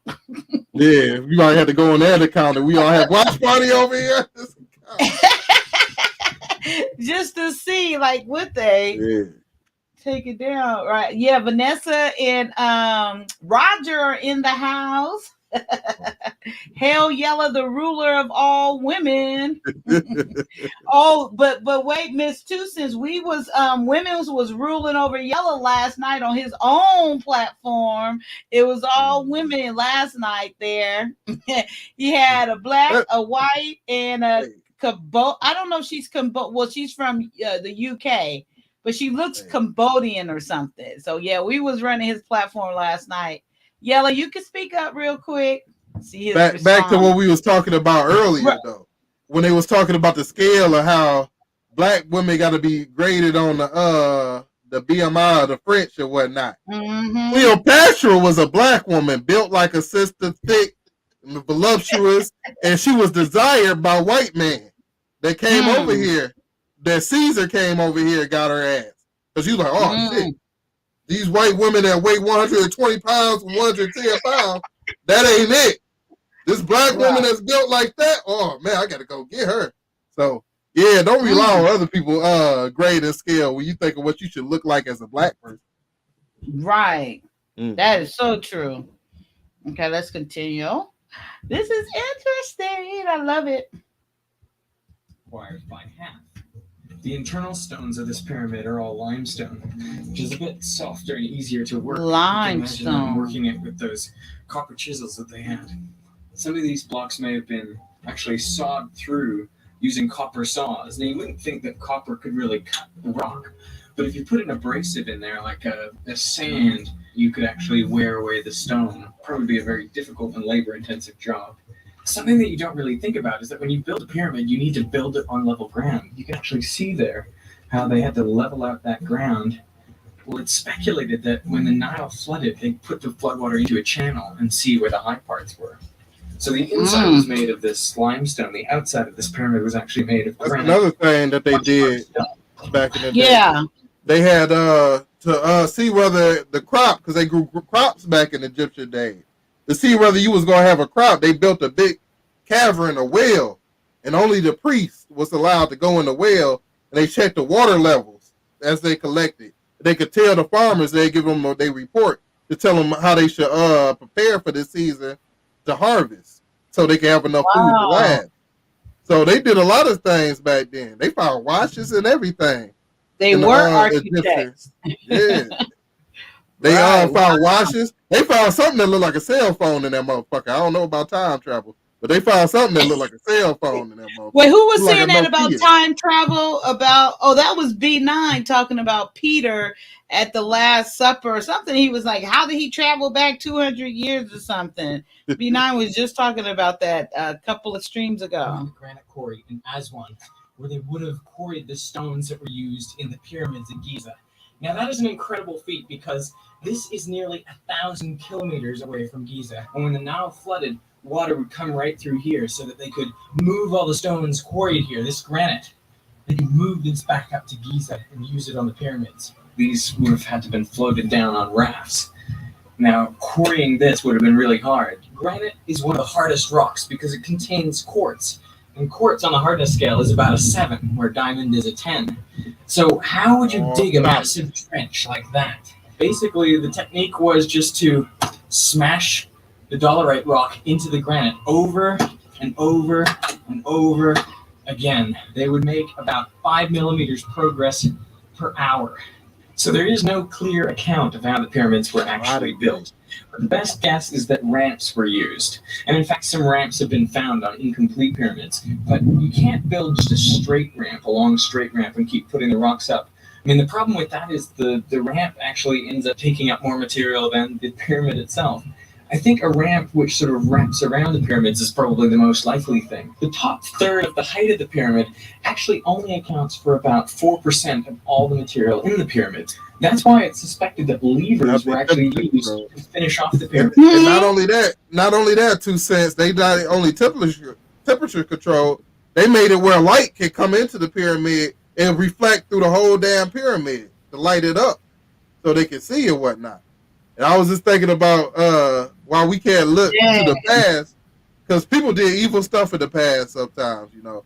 So when they talk about the black people that was thrown in the during slavery times in the water and ate by gators and all that, we did that shit in Egypt too when we threw a bunch of babies in the Nile for the crocodiles and shit. We did that shit too. So don't let the past hold you back. We all got a bad past around this motherfucker. Was that what you who was talking about crocodile? Wait. That was Black Man Unfiltered, I think. That was Black Man Unfiltered. Oh, yeah. Yeah, the ragamuffin stuff. Pyramid to do the top levels.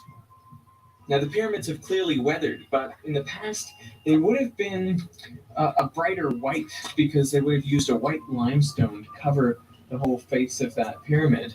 And then the very top may have been covered with electrum, which is a mixture of gold and silver. So if you can imagine, that would be electricity. A sight. The reason these pyramids are shaped this way is so they represent sun rays. Imagine what that would have looked like when it was first built, with a shiny metallic top and smooth white finish on all of those sides. I think that would have been a It's sight on to a behold. white finish.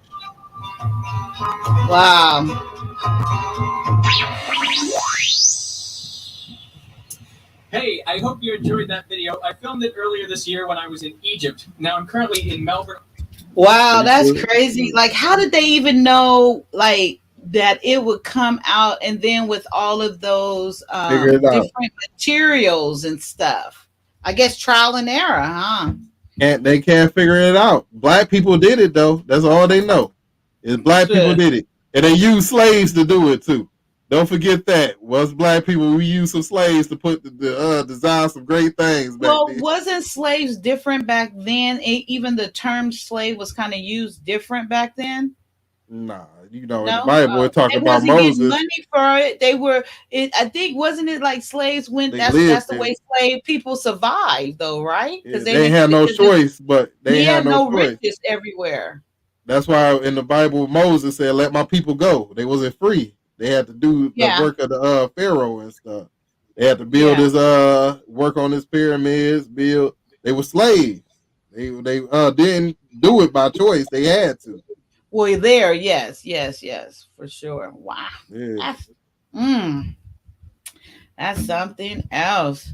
And then I did see this comment up here about trapped in the closet. That would be a good one. Where is it at? That's For what Yellow Vanessa gonna and do. Roger. Yeah. Oh, here it is. Yep, trapped in the closet.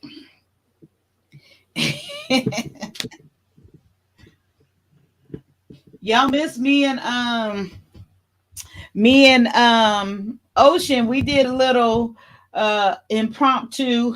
But it was a no-brainer. It was pretty good. Before I even went into it, I had to be the surrenderer. I held it down for the man up in here. I held it down for the man. Yeah, This is how you should react to this situation. It wasn't. It was a no-brainer. No bueno. No, it was what it was.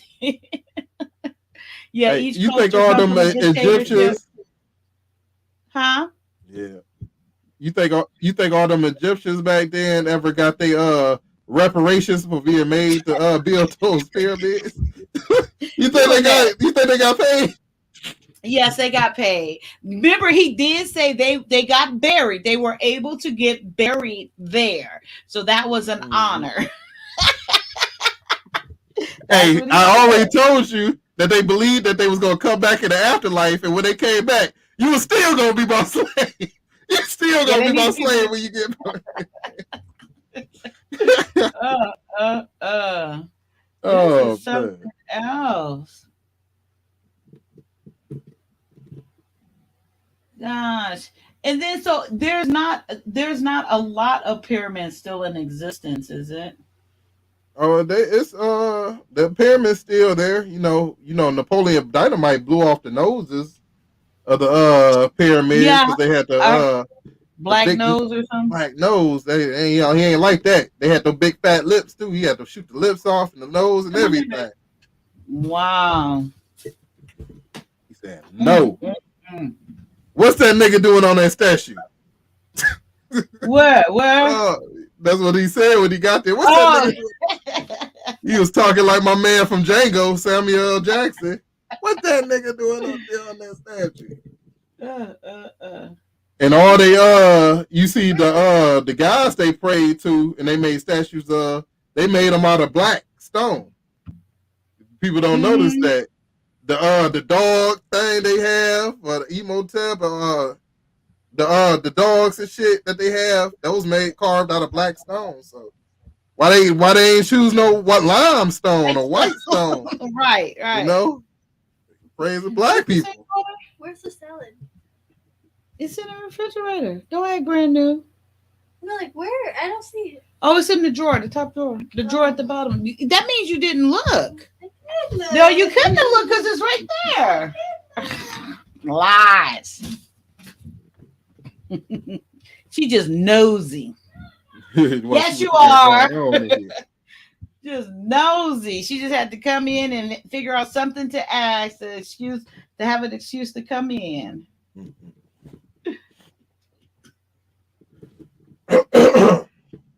I think those should be all that stuff they get out of the pyramids and old stuff like that. That should be in black museums owned by black people.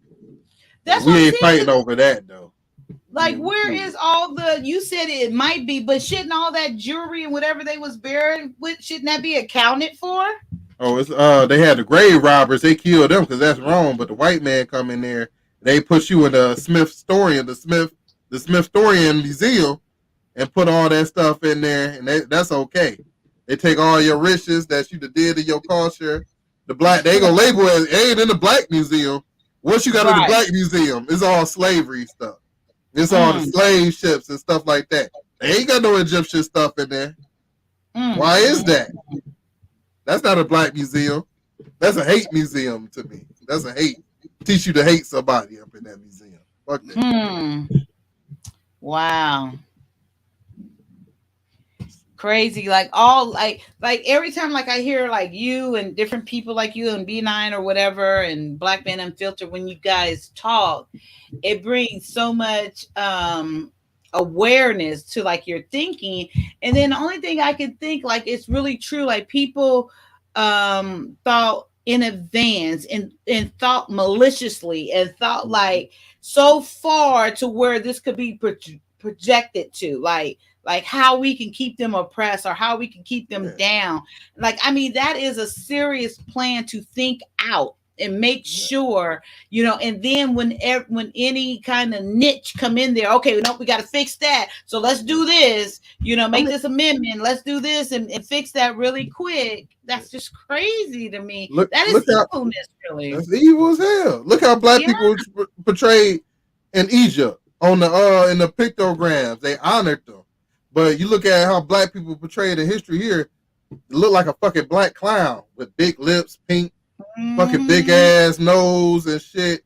Look stupid with the big ears and all that. That's how they paint you. When they do their history book, they want to say, hey, they have you think all slaves talk like they was dumb and simpletons and whatnot. Right. Those are smart people back then. They talked like they were smart people, had a mind of their own. And they had a mind enough to free themselves and join a party to help them free black people from the South, from the slave men in the South. They thought Frederick Douglass had those big ass pink ass lips and shit and looked like a fucking black clown. But we let them do that. They imitate us, do the black face. That's how y'all look to us and whatnot. So yeah, that's their history though. But when you go in a black culture somewhere historically black like Egypt and whatnot, you honored when you look at how black people portrayed you in their history. They had you respectful and whatnot. You look respectful and presentable and whatnot. It all depends on who write the history book. You know? True. Facts. They try to figure out who wrote the Bible, but who wrote the fucking history books? You silly. I got that shade, but you know, but it's all good. But I feel you. You know, it's like you choose like what's for you. What could possibly prove or better your argument, or what would work for you versus trying to just globally or as a whole just figure out what is it as a whole. If it ain't benefit me or gonna do something for me, it's like, well, no, I ain't worried about that. Well, let's talk about this though. This is more important. Right. Oh, what she said about the watch party? Watch party. Okay, as your resident YouTube researcher, I'll get. Oh, okay. I'll get that information. We got to create another channel for that.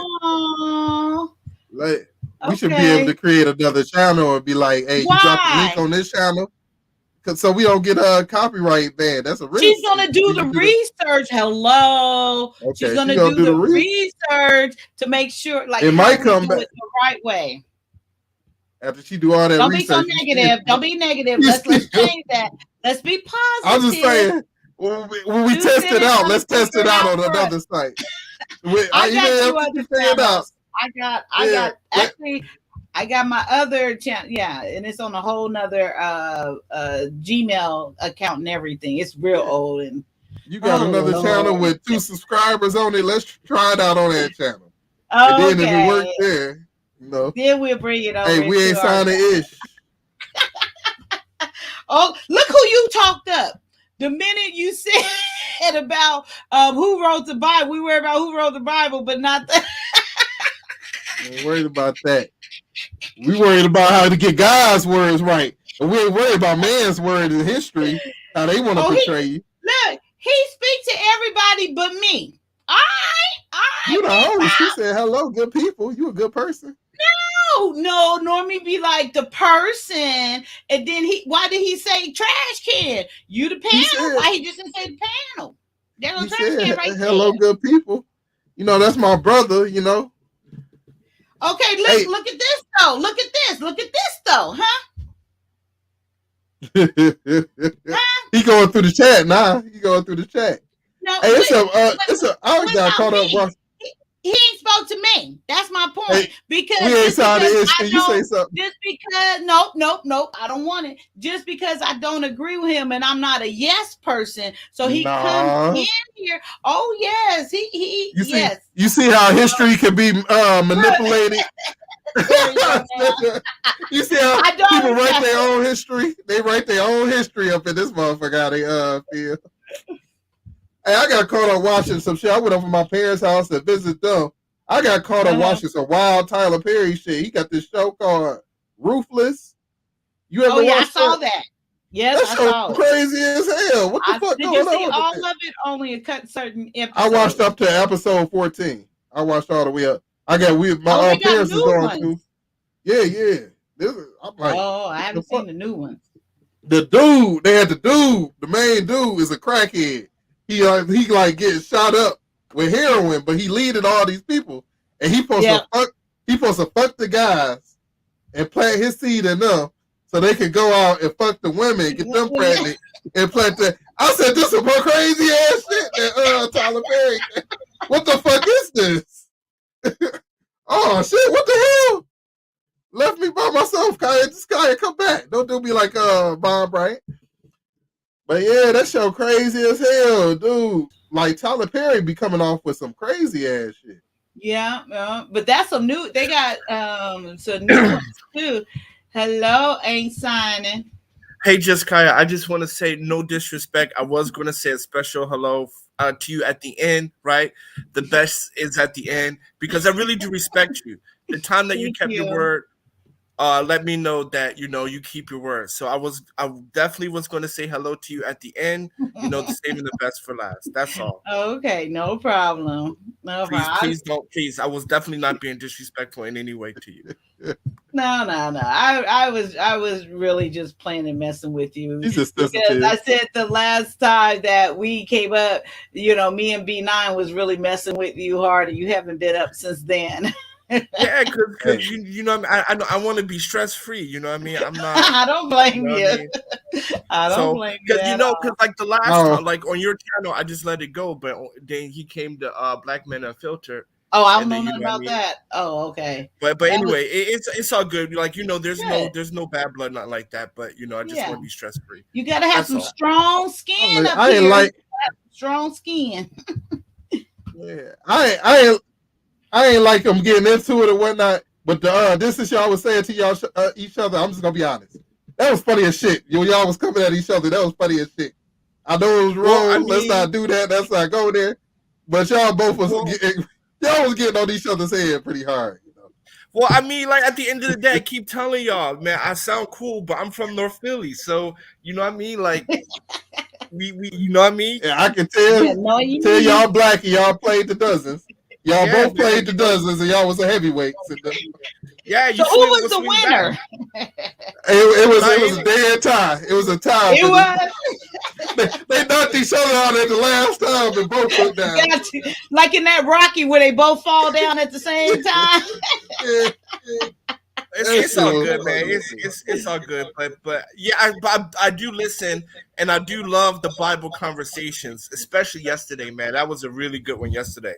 With you and Matt and I'm sorry, I can't remember the other lady's name, but that was a good one.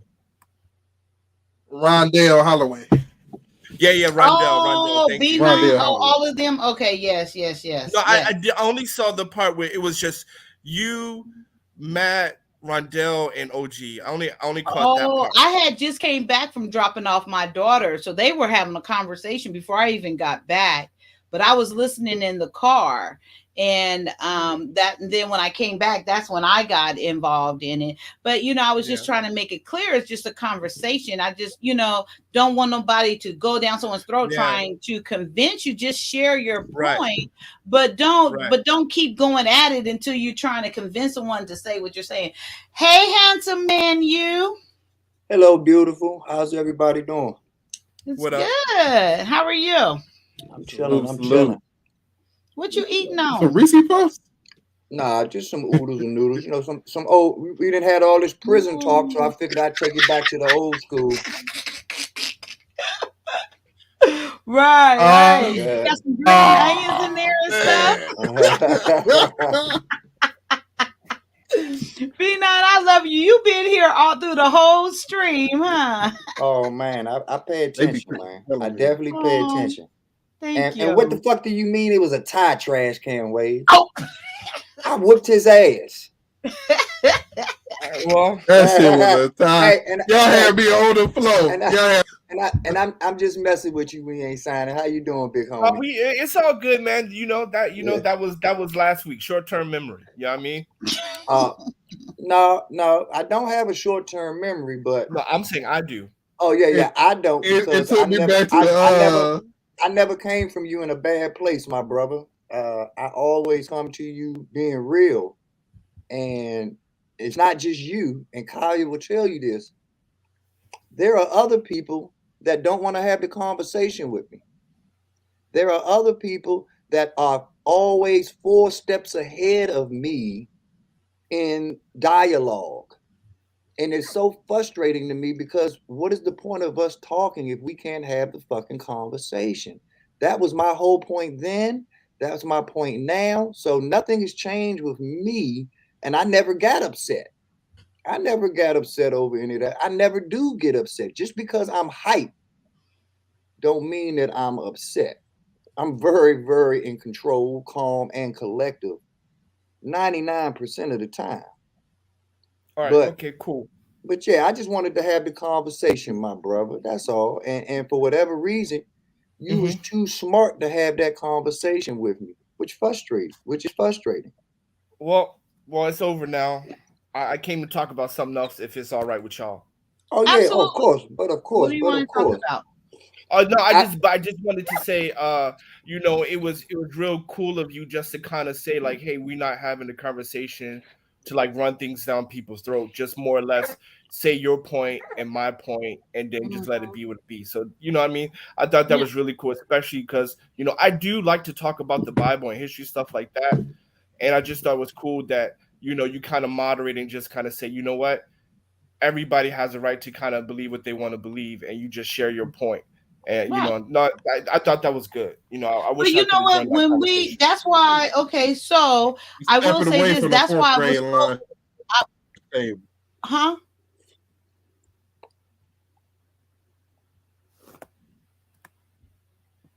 I didn't say anything. I'm on No, can't mute. hear, I was trying to wait for yeah, I Trash can't Man. hear you. Can't hear you. He has a delay. Yeah, he And has a see that's one of the reasons that's one of the reasons I didn't want to come up because I knew you when trash can waves Wi-Fi was going strong. I was just like, nah, let's not rock the boat. Let's let my man yeah. rock out. That's one of I the took reasons I didn't even want to come up. I took down the higher one because I had went up to the higher one.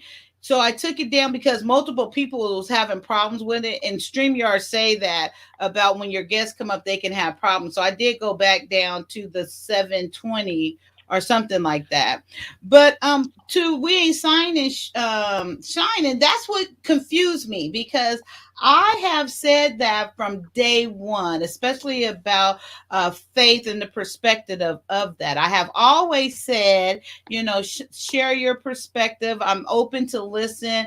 I said, but never come up here trying to convince me or shove anything down anyone's throat. You can share your opinion, I'll share mine.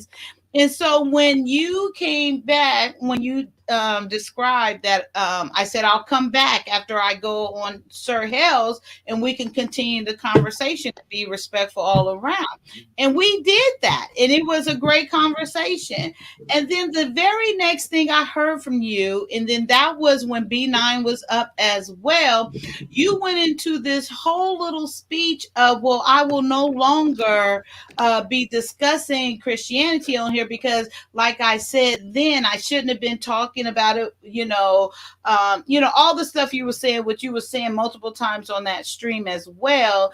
And for you to come up and say that, I was just like confused. And then when that stuff happened with B9, when he was saying like you're not real or so, I forget the whole thing, but that's why I agree with him, because that wasn't making any sense at all to me. And you kind of seemed like it was like a victim type thing. And I hate to keep that word is so overused. No, I wasn't feeling attacked or something like that. And if it comes off like that, no, I wasn't trying to paint myself as the victim. I just was saying, like, I just felt the conversation was starting to go left a little bit. That's all. It was just my perception. If my The one you perception was had wrong- with me, the one you no, had with no, me no, on no, the stream? not you. Just like with the because there was more than you on the panel.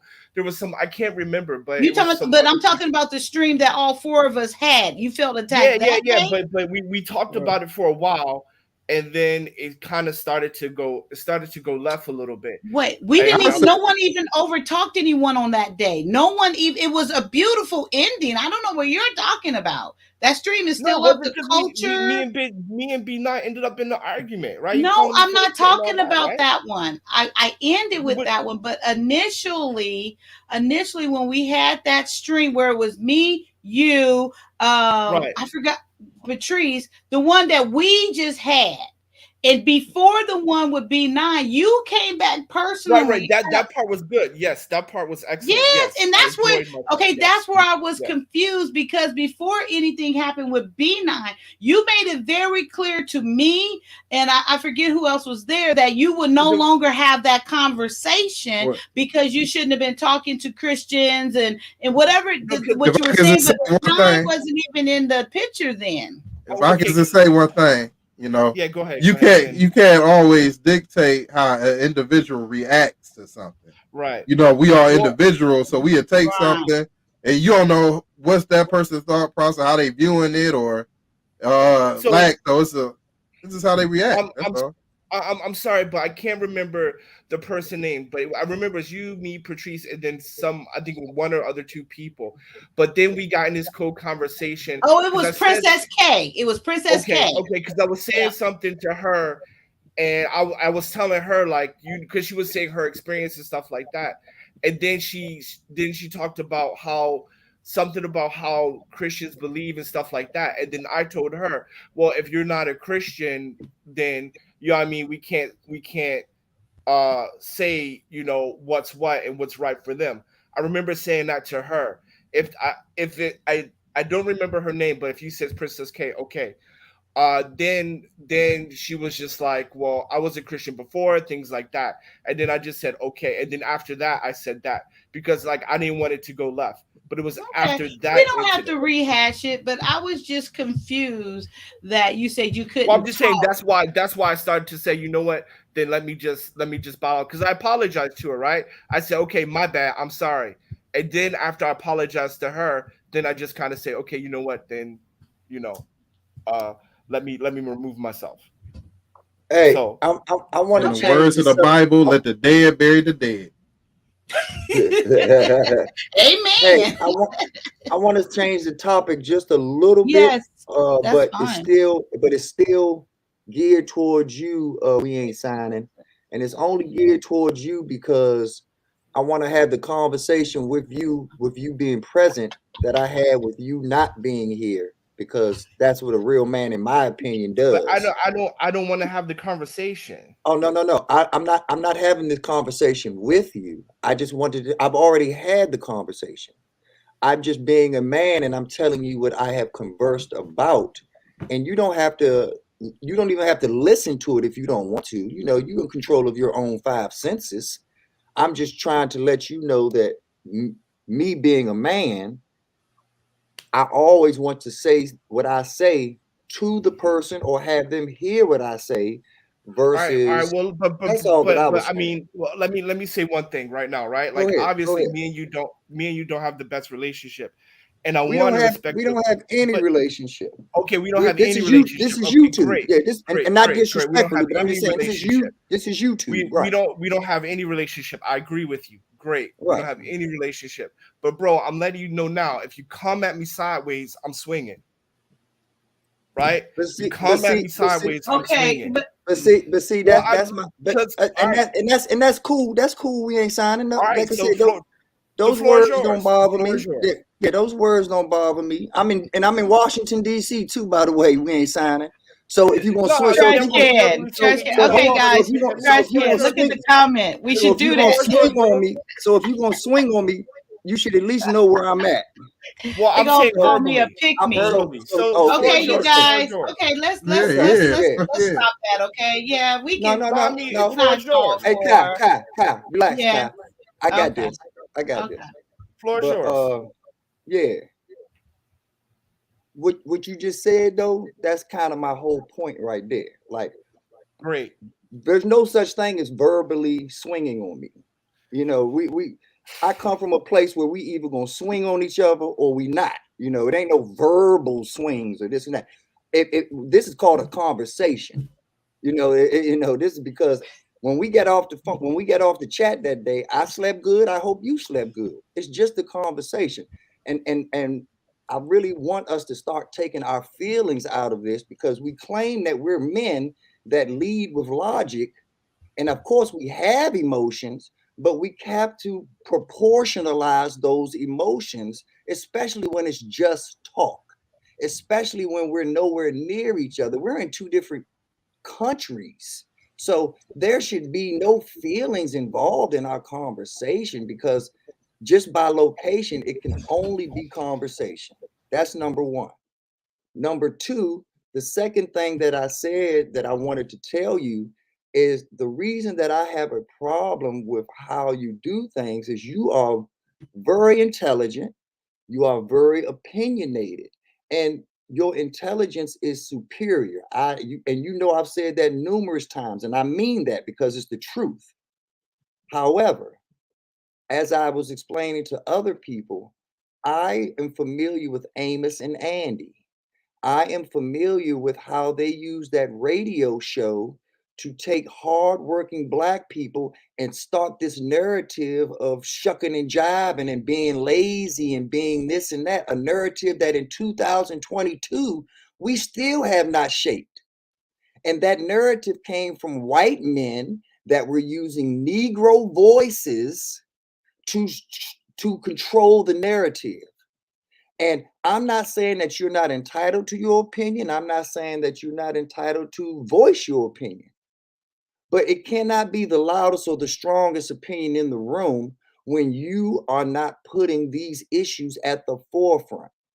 Whether it is your job, whether it's your safety, whatever the reason is, you can't cam up. You can't put a face to the message. And when your message is as strong as it is, we ain't signing, it needs to have a face to it, especially in 2022. That is the same reason that we have body cams. That is the same reason that a lot of Black people have been able to identify Karens. That is the same reason that police have not been able to put the narrative out there of, oh, I shot him or I did this in self-defense, because we now have visual evidence to prove, no, that guy was running away from you and you shot him in the back. So I have nothing against May I what interject? I'm almost finished and then the floor is completely Okay. yours. I have no problem with your opinions. I actually align with a lot of your opinions.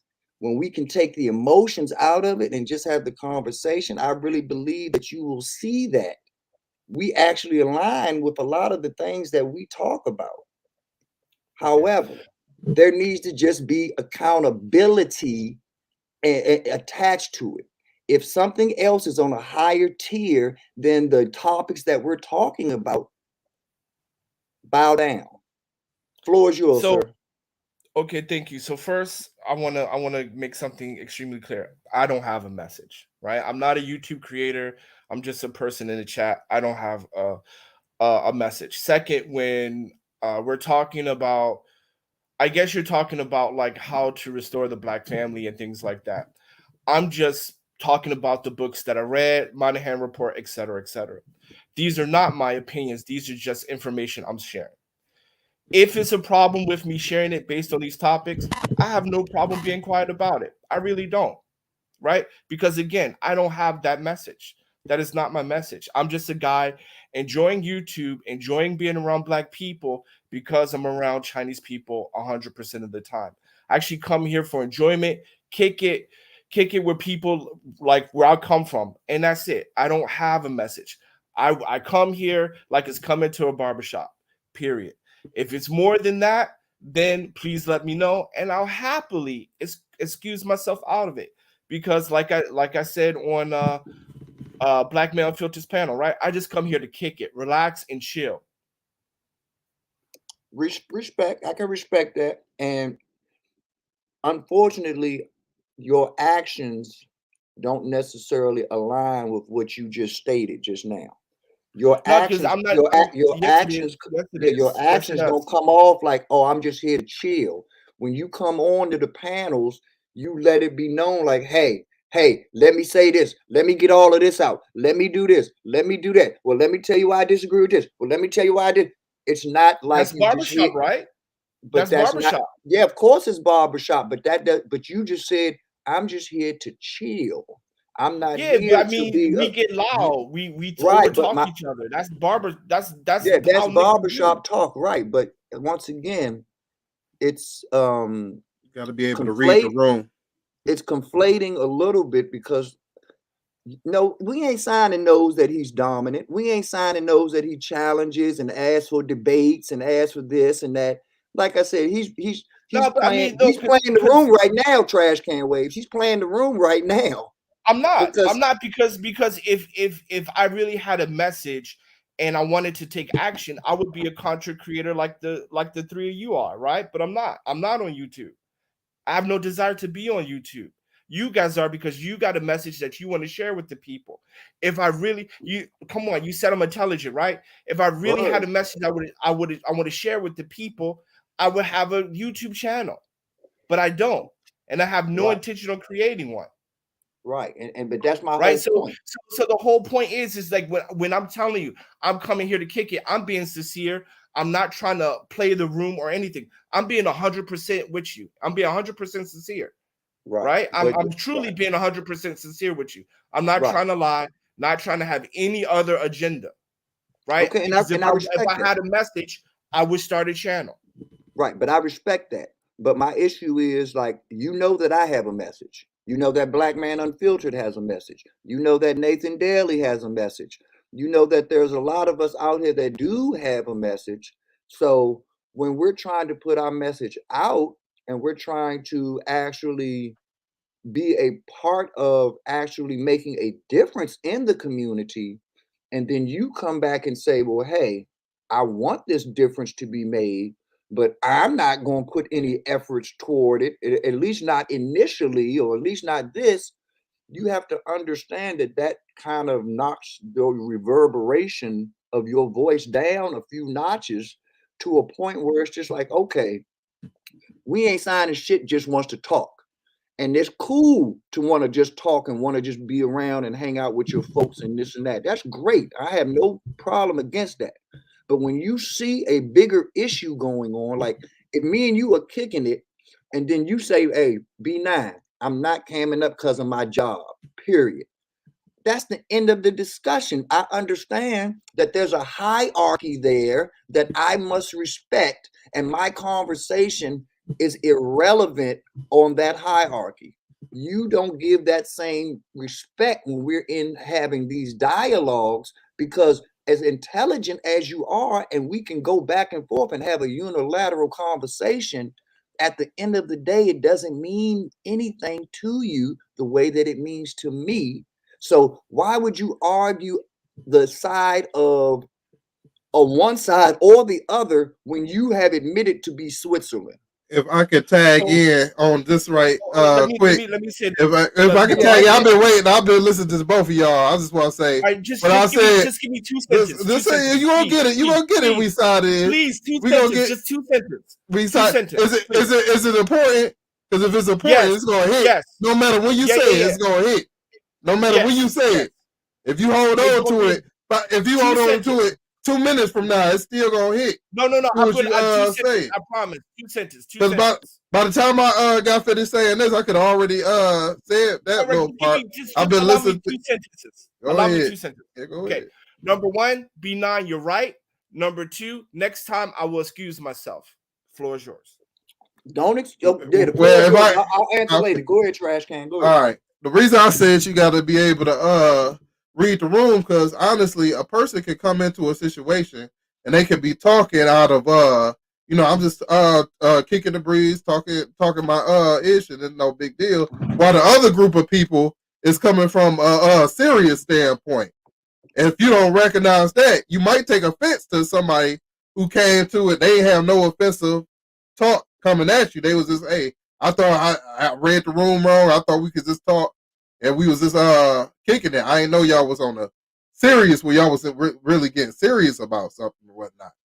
So you after you analyzed the room or whatnot, y'all could have get it back together. It's like y'all fell apart instead of being able to come to agreement like y'all seem to be able to come to agreement right now.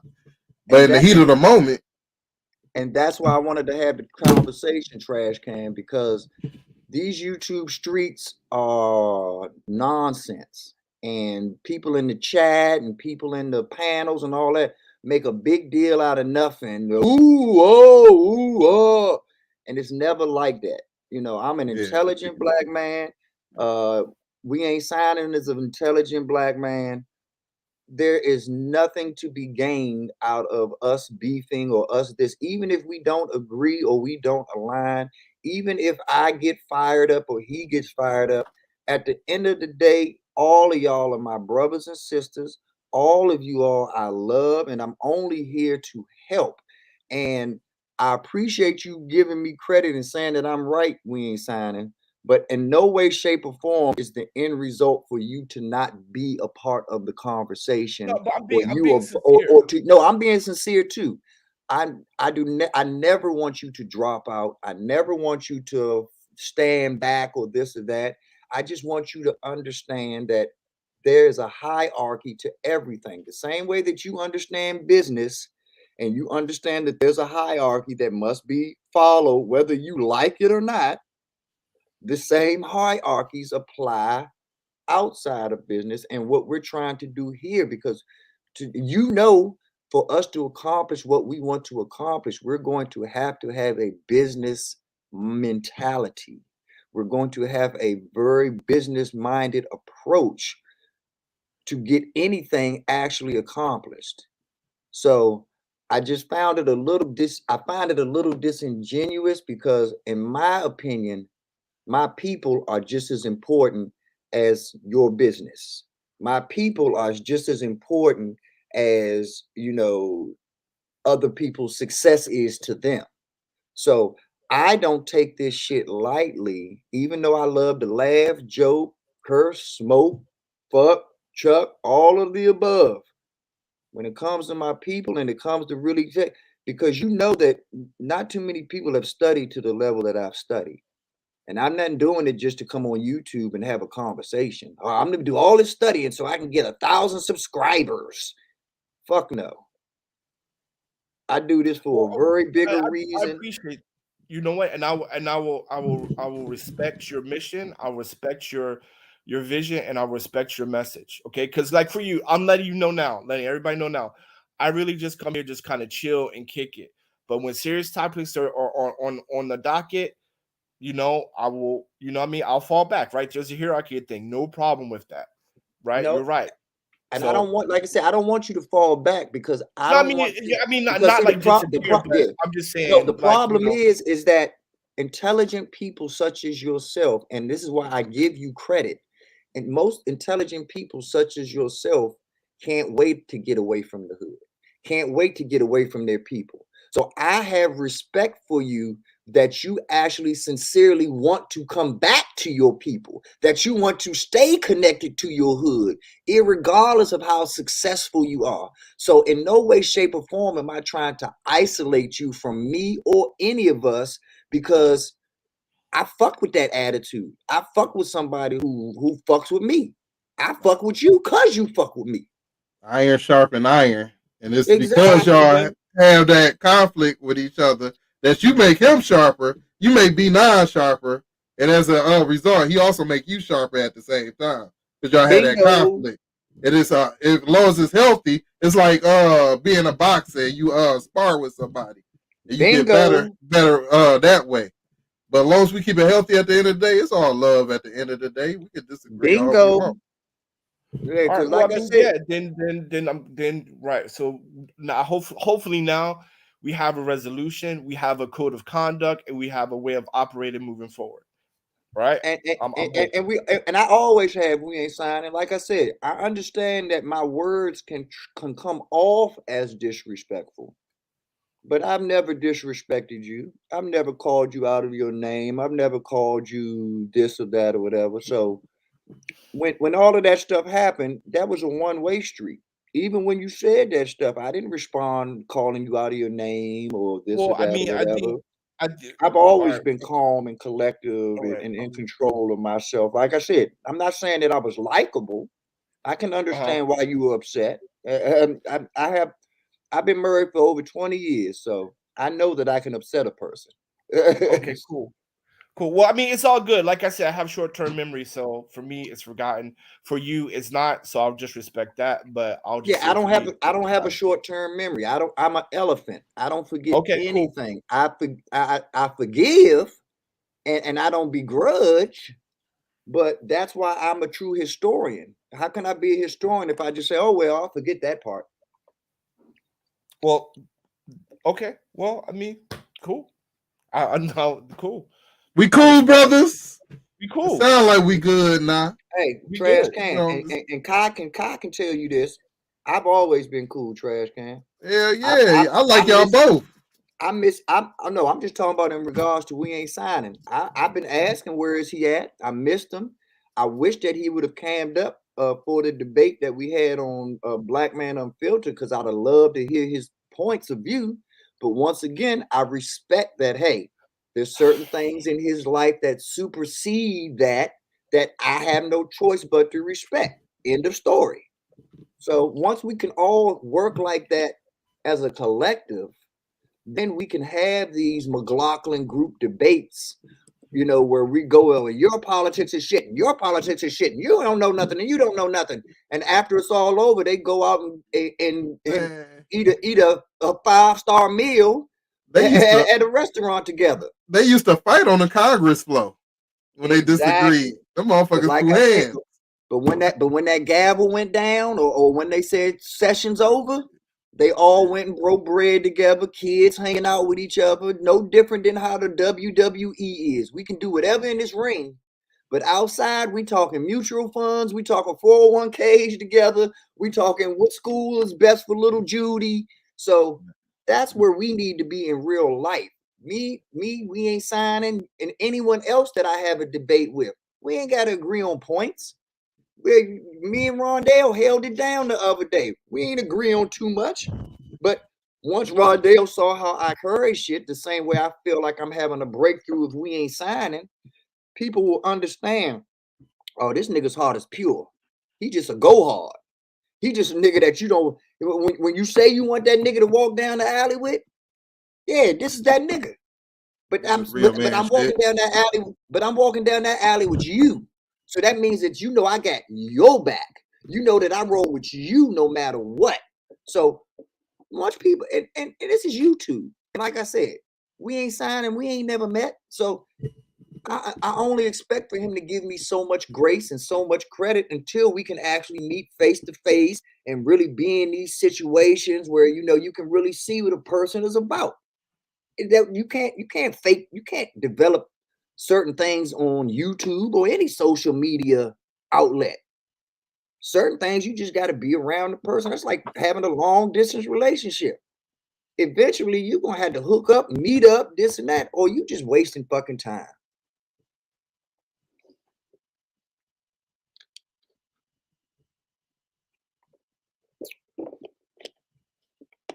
But yeah, I fuck with you, we ain't signing.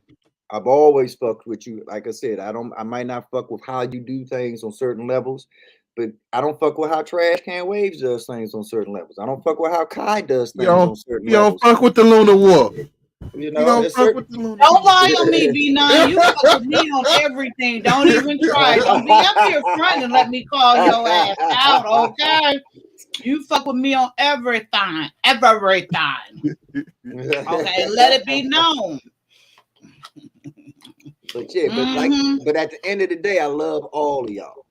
And there's no place that I would rather be, and there's no people that I would rather be talking to than you all. So don't ever feel like you not welcome, we ain't signing. And if that was the message that I was sending out or getting conveyed, I apologize, because I fucked with you and I always want you around, and I always want all of my people, especially positive people, around. We need you. We need you. Simple as that. Okay, good. So it's resolved. Good. Oh, I wasn't talking about resolving nothing. I was just talking real shit. I What the hell, man? I mean, look, right. I wasn't even. I don't have nothing else to I've say, been so I moved. mean, I've been moved past resolution. That's all right, gone. I mean, I was don't just like having some with this real shit topic. talk with I you. don't have much more to say. So I don't know. There's nothing I can say. So we can move on, basically. Yeah, I'm speechless. You know? Yeah. But my point is, I have moved on. Trash Can. That was. I guess I didn't do a good job of it, but that was me moving on. I'm talking about to another topic. I'm talking about to another topic right now. Oh yeah. What y'all come up to talk? Y'all about to talk about Egypt or something? Let me move. Let me come up here and tell you what I came to tell you. You're right. First and foremost, drop some knowledge. You need to look up the book Stolen Legacy. That will give you a lot of history and background on Kemet. Egypt is actually known as Kemet. We have changed the name to Egypt. The same way that, well, I'll get into all that stuff later. But the interesting part about the pyramids is that they dug a hole in the ground that is equal in height to how high they went up on the pyramid. So if you look at the whole thing, it's actually a perfect diamond. Yeah. You just see half of it on the surface. But below the surface is the exact same structure.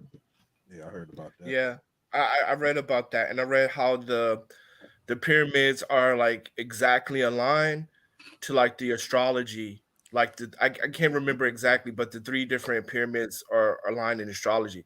I don't believe in aliens, but I do believe technology in the past was greater than the technology we do have now. That's kind of like my conspiracy thing. But I do believe back in the ancient days, they had computers, they had electricity, they had all that. And I think we're relearning what they had beforehand, before like the Great Flood. Because that's what I think the Great Flood is about. My opinion. That's what I think the Great Flood is about. Because if you look at other cultures' history, all other cultures have some kind of recount of the flood. Like you can see it in Persia, you can see it in India, here in China, they have their version of the flood and things like that. So it's quite interesting. Yeah, I find that theory interesting too. I'm gonna have to think about. It almost that. reminds me about like.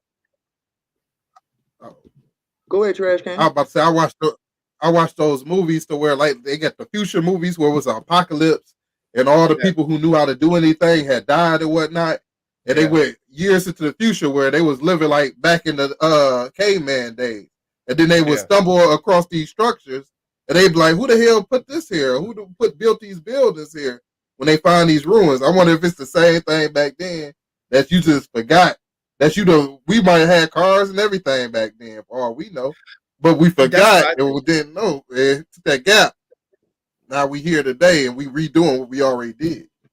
That's what I think, because when you look at these structures and they're like, we have no idea how they did it.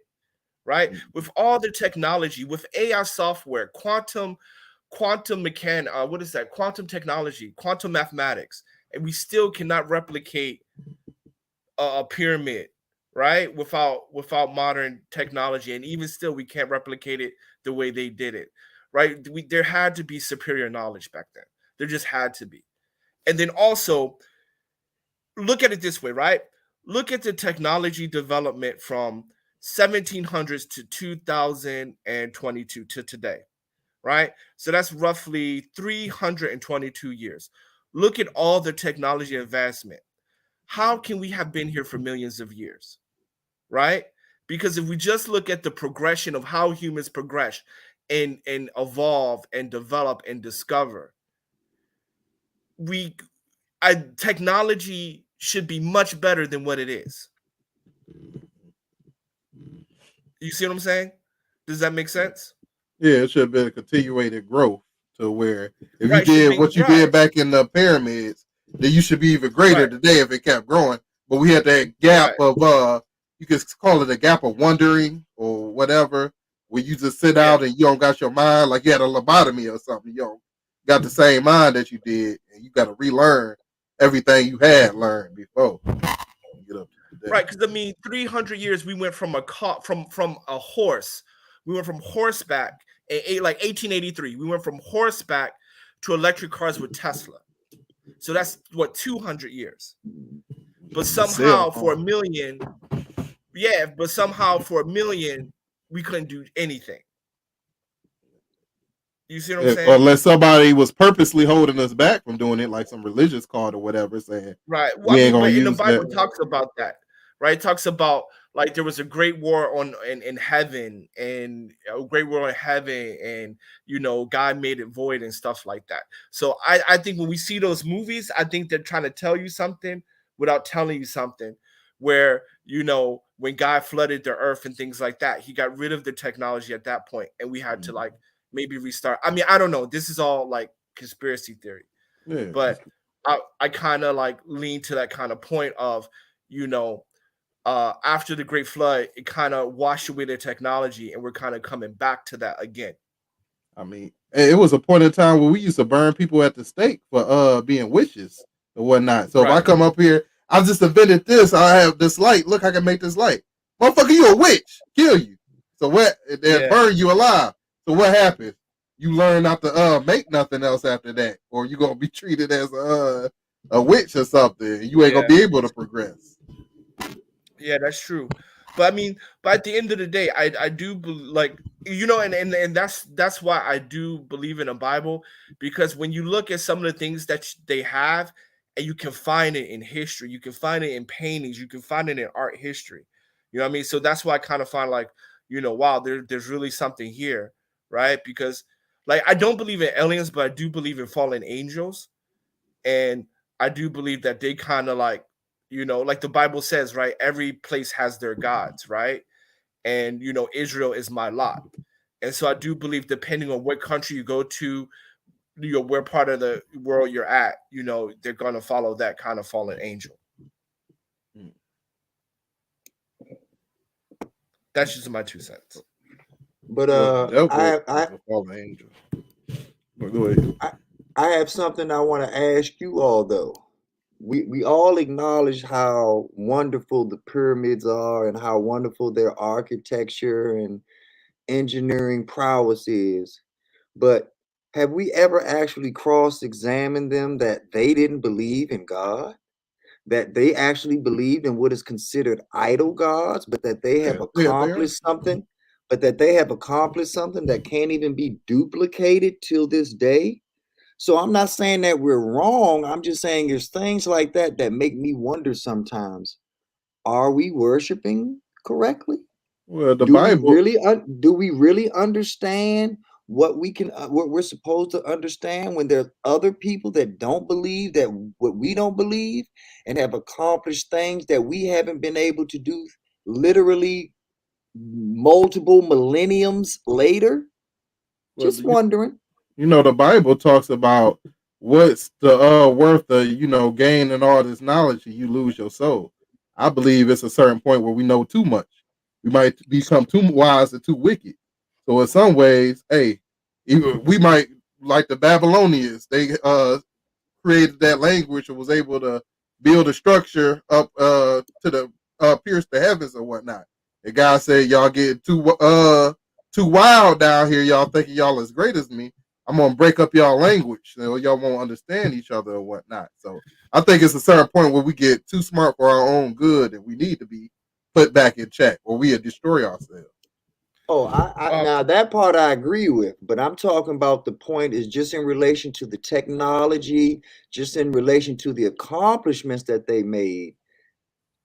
Does it make you think that maybe we should broaden our horizons and learn a little bit more about other cultures, other possibilities, because there might be greater things that we could accomplish. uh but you bringing in the gluttony factor of it. I'm just saying, without the gluttony factor, is there still things that we can learn and become better as a society by yes, literally thinking out of the box It's religiously and all spiritually? yes, it's always yes. things we can learn, but when I look at it, are they still thriving today, even though they were smarter than us back then? Are they still around? So something happened to them where they got a little too smart for their own good, and they're not a thriving culture today. But we can still learn from them.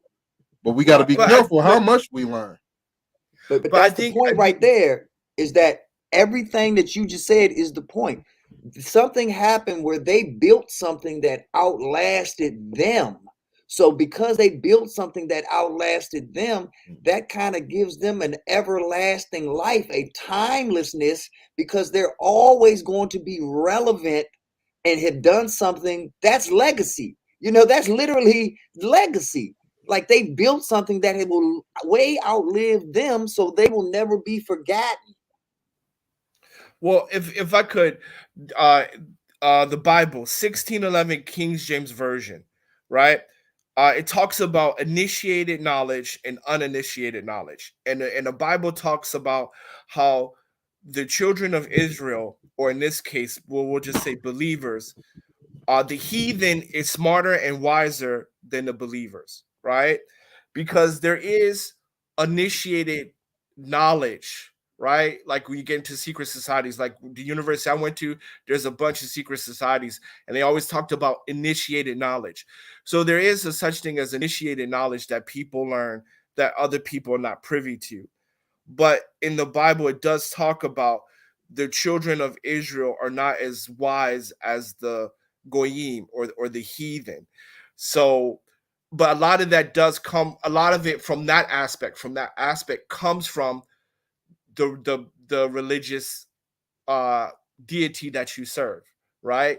So, I do believe people do get insight and inspiration from certain fallen angels, and they teach them how to do certain things. And so, but when you're doing that, you know, is that deemed to be worshiping other people? Now, for the second part, we say, are we worshiping the wrong God? I personally say I'm worshiping the right God, but by my faith. But people have to do what they think is in the best interest for them. Yeah. Like I said, I'm not talking I, about it from a personal standpoint. I agree with you there. Everybody does what they want personally. I'm just saying that there is this romanticized thing going on with people in the pyramids. And mhm. they have a way of separating the pyramids from the reason that the Kemets or the Egyptians built the pyramids. And all I'm Right. saying is, if you really want to understand the pyramids the way you want to understand the pyramids, you have to take in the whole gambit of information.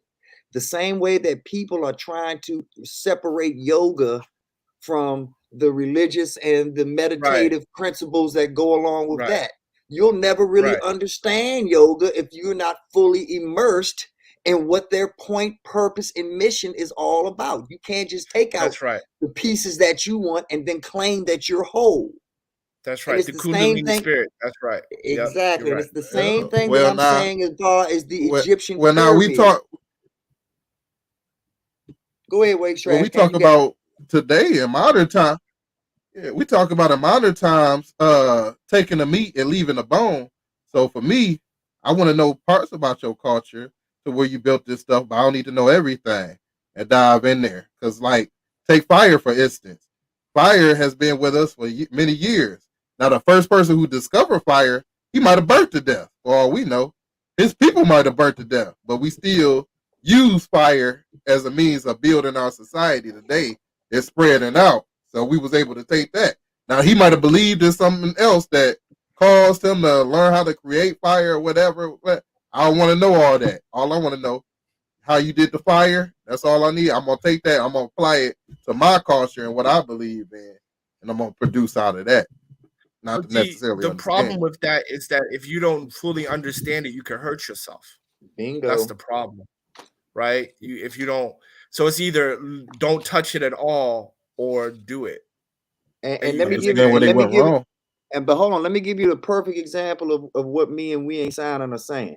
And before I say that, I just want to give a shout out to the chat, and because I read the chat and everyone was in the chat saying, "No, B9, leave We Ain't Signing alone. He don't want to talk. He don't want to this. Let the man talk. This is why men lead, ladies, because what you think is ugly can end up way more positive when you let us handle our business.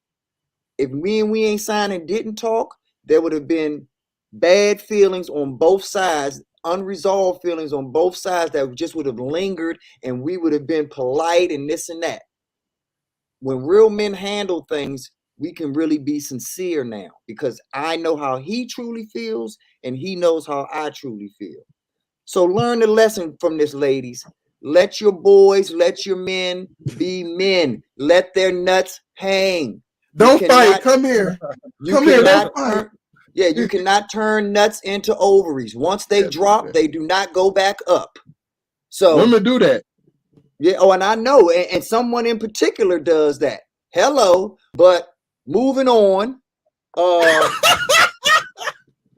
That was shade, like said, bro. That was shade. It was a little bit of shade, but I'm a comedian. Like I said, I meant it in comedy though, Trash Can. But you're right. It was a little bit of shade. But the point of but like I said, the point of it is that we have to be able to handle things, and y'all will be okay. You know, it's not always gonna be Armageddon or this and that just because grown men get a little loud and disagree or this or that or whatever. So we all good with that.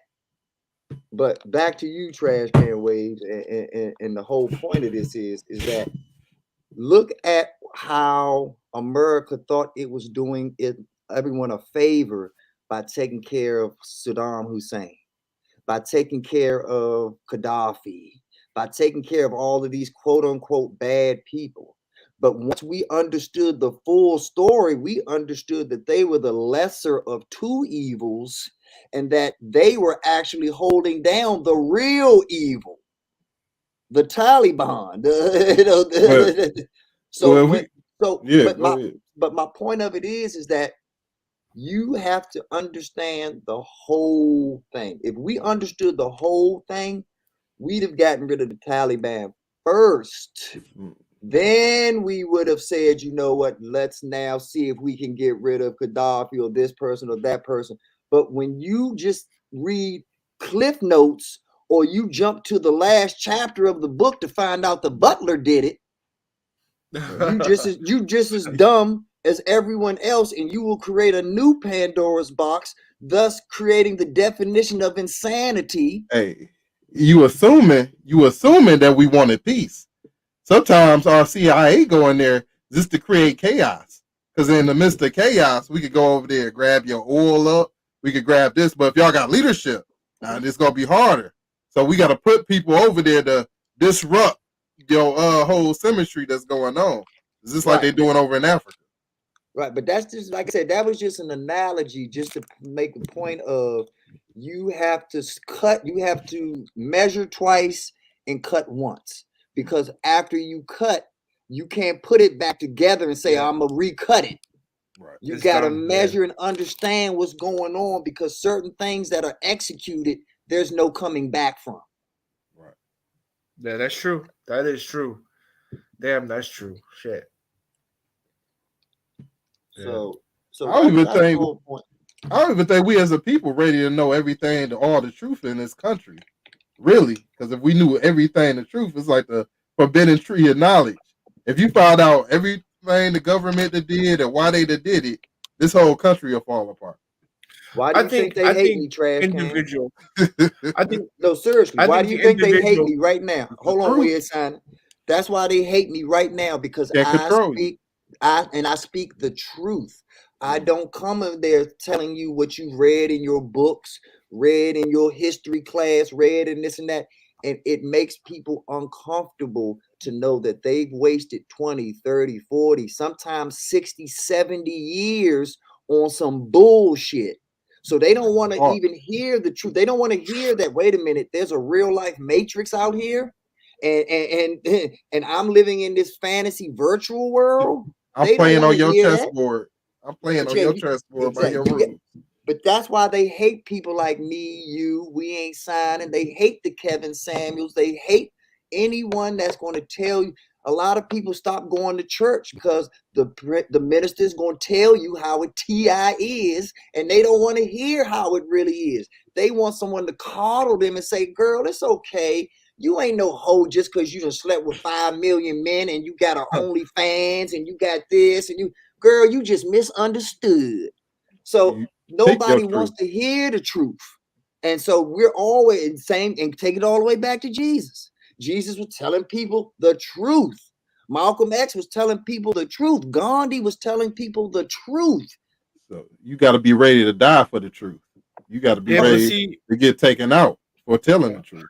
well, I mean, but the thing about it is, I think, like, okay, like, so when we talk about like Jesus and stuff like that, or let's talk about Abraham, like, people have to understand that um Abraham comes from Babylon, right? He is a Babylonian.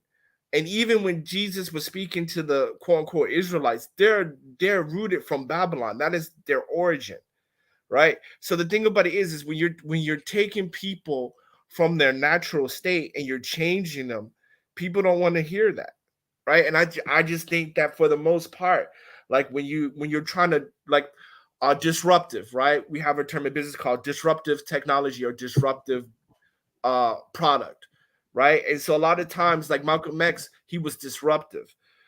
Jesus was disruptive. Martin Luther King was disruptive. He was disrupting the status quo.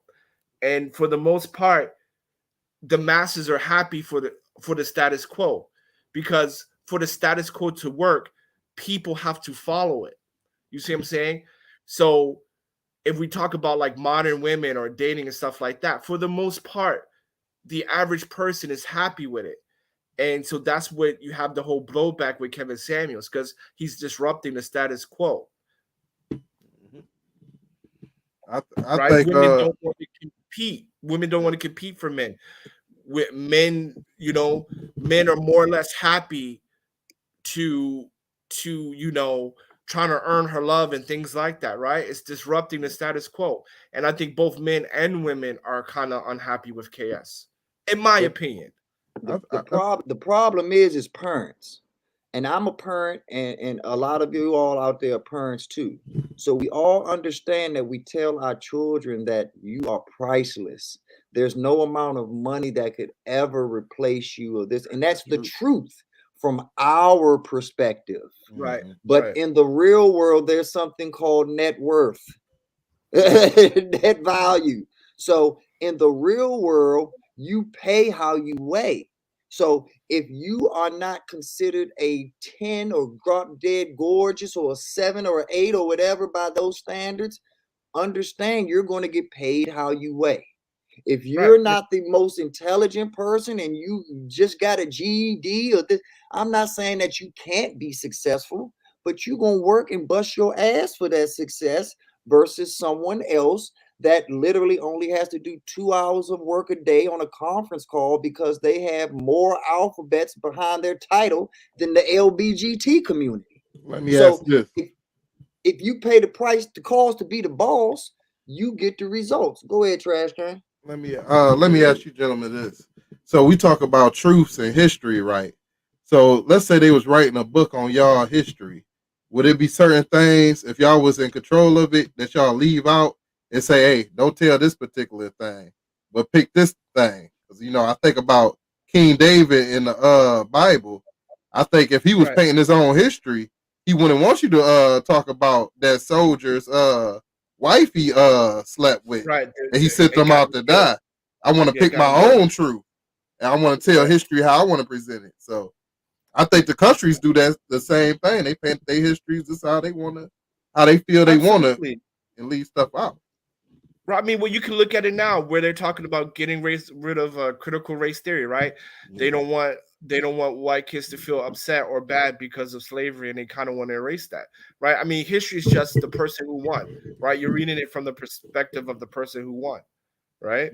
Well, the CRT, I'm against that because it teaches you how to be a victim and how you ain't gonna never be successful because of what happened to you in the past. I So think it's I all think right to explain history. I want history right, to be explained what happened. Give me the cold, dirty fact, but give me all right. of it.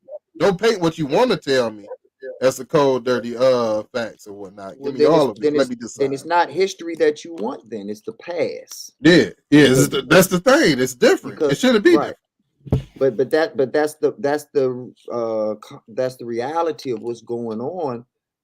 Back to your King David thing. Do you know how many verses or books and chapters of the Bible were female written that you'll never come across? That you'll never ever sniff or touch those pages or feel that ink on because it doesn't fit into the power structure's narrative. And that's why I don't put but so much faith into the Bible. And I was trying to explain this to someone the other day, and hopefully you can feel me on this. We ain't signing since you're so well traveled. How is it that you had to work so hard to learn these languages, to get your degrees, to get your accomplishments, to do everything that you've gotten to a point where, rightfully so, you won't cam up, you won't do other things in the world because it's not worth it for you to lose everything that you've spent your life to amass. And you can Well, I always mean, tell when someone has something just bigger than you. You can always tell when someone has nothing because they act like they don't have anything to lose. And you can always tell the person that has something because even though they want to do something, they have to show restraint because they know I've amassed more. So, under that basic concept, how is it that man or the people that are in power work so hard to make sure you don't have any money, work hard to make sure you don't have any education, make sure you don't have any opportunity to have any of that stuff, but at the same time make it so easy for us to go to heaven, make it so easy for us to find God. Like, even if I take a Selfish. prostitute to a hotel, there's still a Bible there waiting for me in that hotel. How come there's not an SAT book waiting for me in that hotel? How come there's not a level up book to help me in that hotel? It's because you don't care about helping me for real. So it makes me wonder, is this Bible that you're putting out here really to help me? Or is it just another form of soda to keep me to quench my thirst, but you're not right. providing any real nutritional value? Just With keeping human me beings, comfortable. Yeah. with, Well. Let me answer this because that is a great question. So I want to address two things. So the easy thing first. Um, obviously there was more to the Bible than what we're giving, obviously, because I mean, even now they have the what they find in the Dead Sea Scrolls and stuff like that. We were talking about the New Testament and we were talking about the time of the Messiah, the Hamashiach. Everybody probably wrote something, right? Because the Old Testament is more about a past recount of what was happening at that time, right? And this is where I kind of deviate my belief from Christians because they look at the New Testament as something that is brought into new, where I look at the New Testament as a historical documentation of what happened during the Roman occupation of Israel or Jerusalem, right? I look at the New Testament at that. And you're right, where they're talking about why would they make it so easy for heaven? And you're absolutely right, because when we examine the Bible and when we examine what the preacher says, right? Heaven requires death, right? Now, just hear me out, because I do believe the Bible, but I think how the Bible is taught is a little, well, I don't agree with how the Bible is taught. Let me say it that way. Because when we look at the Bible, when we look at the teachings, heaven, we all understand that you must die in order to get to heaven. But when we look at the Bible never talks about death. He says death is serving other guys. He offers life, right? Eternal life. Mhm. Eternal life is the very opposite of death. And then when you look at salvation, how it's explained in Proverbs and Psalms, salvation, eternal life, it's now. You're supposed to be having a good life now. You're supposed to be having money, abundance now, right? There is, in my personal belief, there is no gold mansion heaven place, right? People in other nationalities are living their heaven now, right? What- Heaven is now. Heaven is here. Heaven is what you're supposed to be getting now. And so I agree with you, B9, where people are not making it easy for you to get to heaven, because I believe it's in Psalms where it says the downfall of Israel was the richest to the world, and salvation was taken from Israel, meaning the princes and kings were now going from riding on horses to now walking as slaves as the rest of the world eats. Right? The Bible describes having kids, living healthy, eating well, being without sickness, having enough money, living in abundance. All of that is heaven. All of that is salvation, right? But they keep telling you your salvation, your happiness, your thing comes after your suffering, and you Well, get that after death. And when you die, what? Joke's well, on you, because I'll say, even the Bible says the promises of David and Abraham are yet to be fulfilled. I'll And I'll close say, with that. heaven is not easy to get into. Actually, it's a verse in the Bible that say, horse will have an easier time going through the eye of a needle than a rich man going to heaven. But I believe that we as human beings are naturally selfish, and that we look at our own best interests. If you would go to a billionaire and say hypothetically it was a question presented to them, the whole world can live in peace, but you got to live as a poor man from here on out. And all you had to do is hit this button and it happened. He'd be like, hey, selfishly, I'm not going to do that. That's how I believe with some of the writings of the past. Now, when it comes to the Bible and the beliefs in that, I choose to believe the Bible as it is how it's presented without worrying about any other passages. And I say this knowing that there possibly could be more passages to it. But I think God will understand because his ways is not my ways and his thoughts is not my thoughts. So I willfully live in ignorance because it's like the tree of knowledge. If I bite this fruit, I might lose my mind with all this knowledge that enter me. If I open Pandora's box, I might cry tears of acid for all the truths of the world I see. So I'm gonna willfully live in ignorance and God to understand at the end when I meet But him. see, If I would but you ask don't him. have But to. trash But you can. don't have to Hold on, say let me willfully say though. this. Go ahead. Be Go ahead. done. Just Go give me ahead. give me a second. Yeah, you got So it. Binan, by that logic, that means David, Abraham, Moses cannot go to heaven. And so, well, Solomon probably won't, but that's for something else. But David was rich. Abraham was rich. He was born rich, and he became even richer. And His, his ways aren't our and ways. His thoughts aren't our thoughts. This is from your no, but there thoughts. has to be How you see it. consistency, though, right? No, this is No, how no, you no, see it. You not God. His no. ways are But not it's our under, ways, and his thoughts are not our but thoughts.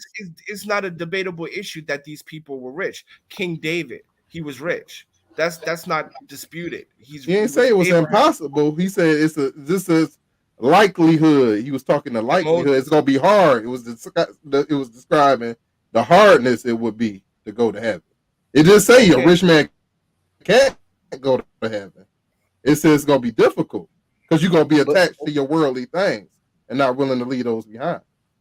but the promises of Israel was to be the richest nation in the world. That's in the covenant. and see and That is listen the to what promise. y'all are saying though. Listen to what y'all are saying. We're talking about finances. We're talking about wealth. We're talking about all of this other stuff. And it's just like this has nothing to do with God. God is not going to say, hey, your life is going to be dictated on how much money you make or this, because I know a lot of poor people that when they finally get something, they hold on to it. When they finally get that Mercedes or they finally get the, because poor people love to live beyond and above their means. So when they get those pair of Jordans, when they know they should have had some daggone stride rights, they gonna take out a toothbrush and clean them Jordans. They gonna put them in the box after wearing them every time. They gonna put the tissue back in them. They gonna go through all of this stuff, and it's pretty much creating a idol god and having you put your energy and thoughts and efforts into something that you shouldn't even be worried about. You're not rich. So that's why that statement is BS, and that's where we ain't signing was going with it. Money cannot be a disqualifier for righteousness. So and that's why I question the Bible in its totality, because what are we talking about here, you all? Like one verse, one book literally contradicts the next book in the Bible. And there's a man has had his hands on it too long. And the biggest question to me is, and I'll give you the floor after this, what about people that could never read? What about people that don't have the luxury of printing presses or publishing books that can get into their neck of the woods? Does God just give them life just for them to end up nowhere? So it has to be bigger than the Bible and words and this and that. There has to be an inter-spirituality connection that can be made, because there's people out here that are still living in rainforests. They have no books. They have no electricity or modernized things, but they still have the exact same opportunity to make it to heaven that I do with my iPhone and iPad and iMac and I this and I that. So we got to stop saying they trying don't. to, but we got to stop trying to Americanize God or act like God is in our civilization. God has been around for tens of thousands of hundreds of thousands of millions of years. So there was always a way to connect to him, whether there were words, whether there was a computer, whether there was anything. Adam and Eve did not have any books or this or that to go off of. So stop making the Bible a part of the Trinity. Well, All I'm saying unless Juss is Kyia want to I'm not respond to it. claiming. I'm not claiming. I'm saying that I don't have the arrogance to say I'm as great as God to understand all the things he'd have worked out, he'd have planned, how to I'm not as great as him, so I can never understand his full plan. I can look at a little small piece of his plan, but I'll never understand the whole thing because I'm not as great as God. I'm low. So I can't tell nobody if you going to hell. I don't got no heaven and hell to put you in. So I can't say, oh, if you Muslim, you going to hell. If you this, you going to hell. I cannot do that. I don't have no heaven and hell to put you in. I can try to decipher the word all I want, but I could get it wrong too. Right. So let me say this, because I want to reply to that. Because one, I want to say I 100% believe in the Bible. 1611 King James, I do believe in it, and I just think people have different interpretations, and I'm just gonna let that be there. But I 100% believe in it. But I know for sure that books are taken out because we have the documentation of the Council of Nicaea. So I'm not ignorant to that either. But I do know that the Bible is enough to get a general understanding, at least from my opinion. Now, I want to highlight something. First, back in the times of Jerusalem and the Roman occupation, right? People would go to the temple every Sabbath, and then the priest would read the scrolls to the people. So even though people could not read, there was always someone there to teach and educate the people. Now, second, the Bible talks about Israel. Now, I am under the understanding that the Bible is only for the children of Israel and not for everyone else. This is where I deviate from Catholicism. This is where I deviate from Catholicism, meaning universal, where the Christian church comes from, right? Meaning all can believe in one. I differentiate from that because God talks about being holy, being to separate yourself. So I believe the Bible is, my understanding is that the Bible is only for the children of Israel. And during the time of prophecy, when he said he'll scatter us to the four corners of the earth, in Hosea, it says that the children of Israel will be blind and not know who they are for 3 days. 3 days, 2 days be blind, third day will see again, meaning 2,000 years they will not understand, not know who they were. And then on the third day, in the last 1,000 years, they will see who they are again. And you can look at, and you can say it again in the Apocrypha, and also in the Old Testament. It says, "Where I have scattered you, where your forefathers do not know, there you will remember the covenant with your forefathers, and worship me." And the children of I will Israel hear write your the prayers. Bible? Say again. Well, let me finish up. So I only believe it's for that. So for other people, other countries, other write the Bible? nationalities, they have their gods, right? Yes. And then let me just get to the last point. He's not cutting you off. He has a delay. He's not cutting you off. It's just a delay. Okay. Yeah. Okay. Sorry. Mhm. And then No, it's okay. the last point was when I'm talking about finances and health and wealth and all of that, my understanding is that is salvation, right? Finances, health, and wealth. My understanding that is salvation, because when the Bible talks about money, answer of all things and things like that. So that's my understanding. So that's when I talk about money, wealth, generational wealth, and things like that. My understanding is that is salvation. So that's why I bring it up in a heaven talk, because that is having eternal life, having being in leadership, having health, not plagued with diseases, and having money and finances, etc. Right. And see, but you bring up a great point. We ain't signing, and that is why I am spiritual and not religious, because every religion thinks that it was built just for them. Every religion thinks that they are the chosen people. Every religion thinks that they are entitled to something that other people aren't entitled to. And that's why I just can't mess with it on any level. And because that way of belief is what has led to wars, is what has led to problems, is because none of us really know anything. It's called faith for a reason. When you know something, you don't have to have faith in it. You know it. I do not have faith that 1 + 1 is 2. I know it. You know it. So I just get a little upset when people try to put faith on the same level as knowing. And I was telling Kai this the other day.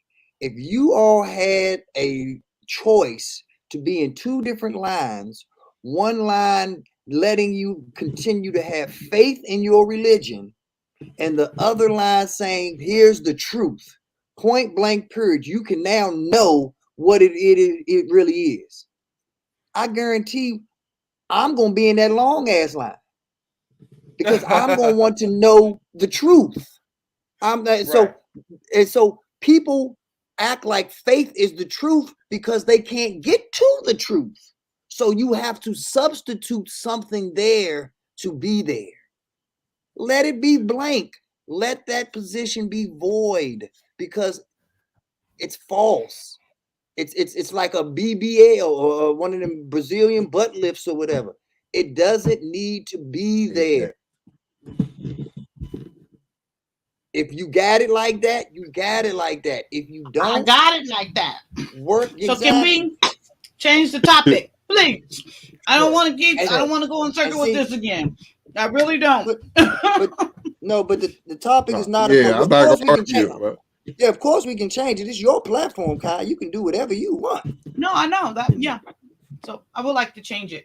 Okay, because, sure. And then I ain't talking shit. Say he wasn't gonna talk Christian stuff anymore. So I'm confused there. But I'm gonna leave that there because he said he wasn't gonna come up on no platform, especially on mine. No, let's be no more. Can we be fair? We were talking about the pyramids, and it just naturally progressed there, right? We were talking about the pyramids. Okay, it's fine. I'm just quoting you. That's all. But anyway, Yeah, but I well, I appreciate mean- you being up here, though. I really do. So don't get that wrong. I just don't No, want no, to go. I'm just saying, like we were talking about the pyramids, and it just kind of I heard naturally you. progressed. I But heard I you the see first what you're time you said it. I did. It's I a- promise you, I heard you. It's a I heard serious conversation, so yeah, it's to make things turn more serious than it need to be. I know, but what you All don't right, have to let's keep repeating. come on Okay, up here. I got it. Okay, give me a moment. I gotta share. Stop, trash can. I got it. Keep picking shit. Okay, these are what I wanted to show you. So, hush. You see this before? Wait, let me see if the volume is on. This is couples, how real couples should be. I gotta go down here to turn it on. Is we gonna watch Are some you monkey sure? sex? No, I ain't gonna watch no sex. Wait, I gotta Let me see that monkey hit it from the back one time. stop. Monkey porn. No. What kind of freak shit is this? Hey, low key, I do be googling. Listen. Googling that shit. This how you get your rocks off, Kyle. We can't hang out. Hush. She be like, "Can you just beat on my?" She talked about imitating people when you had sex. Can you just beat on your chest right be quick? Y'all not listening to him. It's cute. Wait. I hear it. I know. Wait, let me go to another one. No, who the fuck y'all here? There's no If a volume. white person posted this, Okay, wait. Wait. Let me go back. I don't know why If a it white got so person posted this, big. it's racist. Let me see if that's a white person. That's an anime. That's an anime. We all know. We all know who Nah, it is. it looked like a That's black pretending guy. black. It looked like a Who? black bald dude. Mike Brooks. Look up Mike Brooks. Comment. Oh, Mike Brooks. He's a. Oh, okay. Okay. This is him right here. I can show you him. That's him right there. Okay, yeah, you black man. Okay. Listen. We Oh, I've good. seen it before Listen too. to He's this. Damn! Like, listen. Oh, I thought that was his head. Hold on for a second. Hello? Hey, I just met you in the mailbox. I was just calling to make sure you made it in. Thank you. Yeah, I tried. That is so sweet. Can I bring you right back now? Yeah, go ahead. No. Okay, thanks. Hello? Hello? Oh, that was him. I don't know how to make it smaller. Hold on for a second. Hello? You say you was gonna call me back, or you want me to call you back? No, I said I'm gonna call you back. No. Oh, okay. Bye-bye. Girl, What's that? motherfuckers, please. Oh, say it again. Yes. Let me call you right back. Hello? Man, there's something about your voice, man. Hey, hold on for a second. Okay.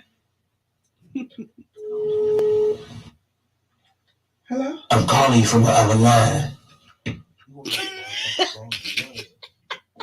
can't believe this shit. Well, I had to figure out how to make it smile. Okay. Oh, there we go. Okay, but I want you to see the monkey one. Did y'all hear him? Yeah, we can hear it now. Yeah. You seen him before, huh?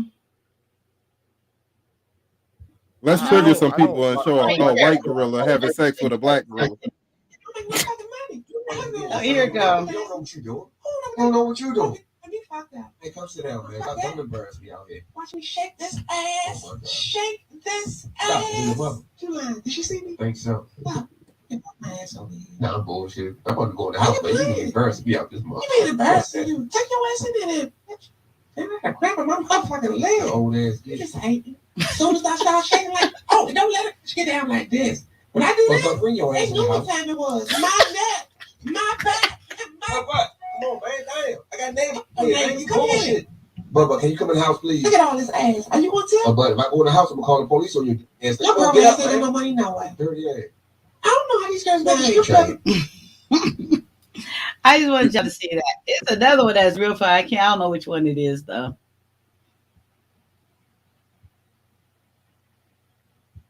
So y'all like those? I'm gonna hit my mute button before I go on a B9 rant. About wasting time. Wait. I can't be. Okay, I gotta go back. There's up black babies out here dying, and you up here now. Wait, how do I make it go down? I can't figure it out. This thing got too big up here. Okay, wait. Look, Jedi Mike has a channel. Jedi Mike has a YouTube channel. Yeah, he had it for a little bit now. Yeah, I yeah. know You that. got it. I dropped it. I'm gonna drop it in the chat. Yeah, I don't I'll know subscribe to it. It won't go back, you guys. I messed it up. Oh, Because I like goodness. his impersonations. I like his impersonations. Oh, he doesn't do that on there. Yeah. I I'm don't know supposed how to to be make doing a it go video back. for him soon. You guys hear me? No one's trying to help me. Oh, you talking about you click share, you supposed to click the tab you want to share. You But have I it know opened up on the tab. this thing got so big, it won't let me from the StreamYard. Oh, it's off now. It's off now. Yeah, I know. But there you go. Exit full screen. Dang, finally.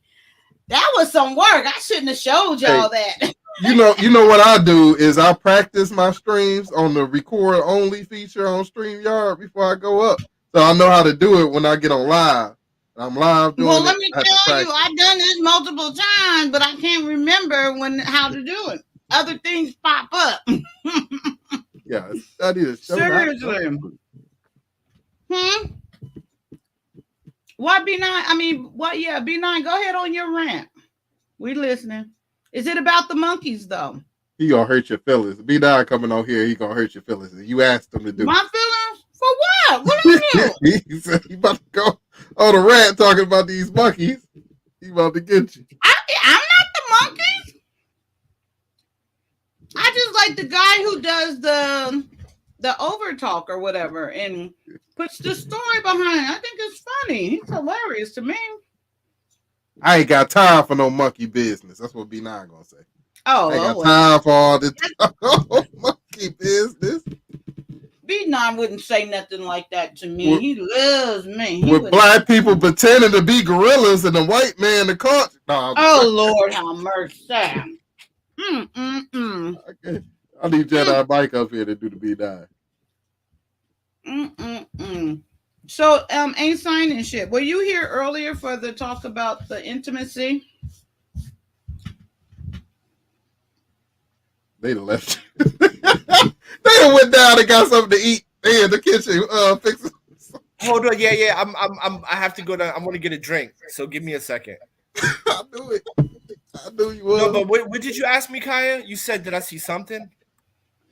Were you here earlier for the discussion on intimacy? No, I just tuned in. When I saw this, I just tuned in. Oh, okay. I just got back. So what was the? I saw the thing, how to develop intimacy. Yeah, no worries. I thought maybe if you were here, but that's okay. Go get your drink. I'll have some for you when you come back. So right, cool. what was the overall theme of the intimacy? Because I missed it too. I was knocked out. So what was the intimacy thing about? How do you show your wife you into her? What do you do special to show her that she's special or whatnot? I said I just slap them on the ass. Somebody said they buy dead flowers for the woman and ask them what they do with the flowers. Don't say someone's E Black. But that's for E Black came up on the panel. Yeah, yeah. See, E Black more comedian too than serious, right? So he was serious. No, E Black wants to be.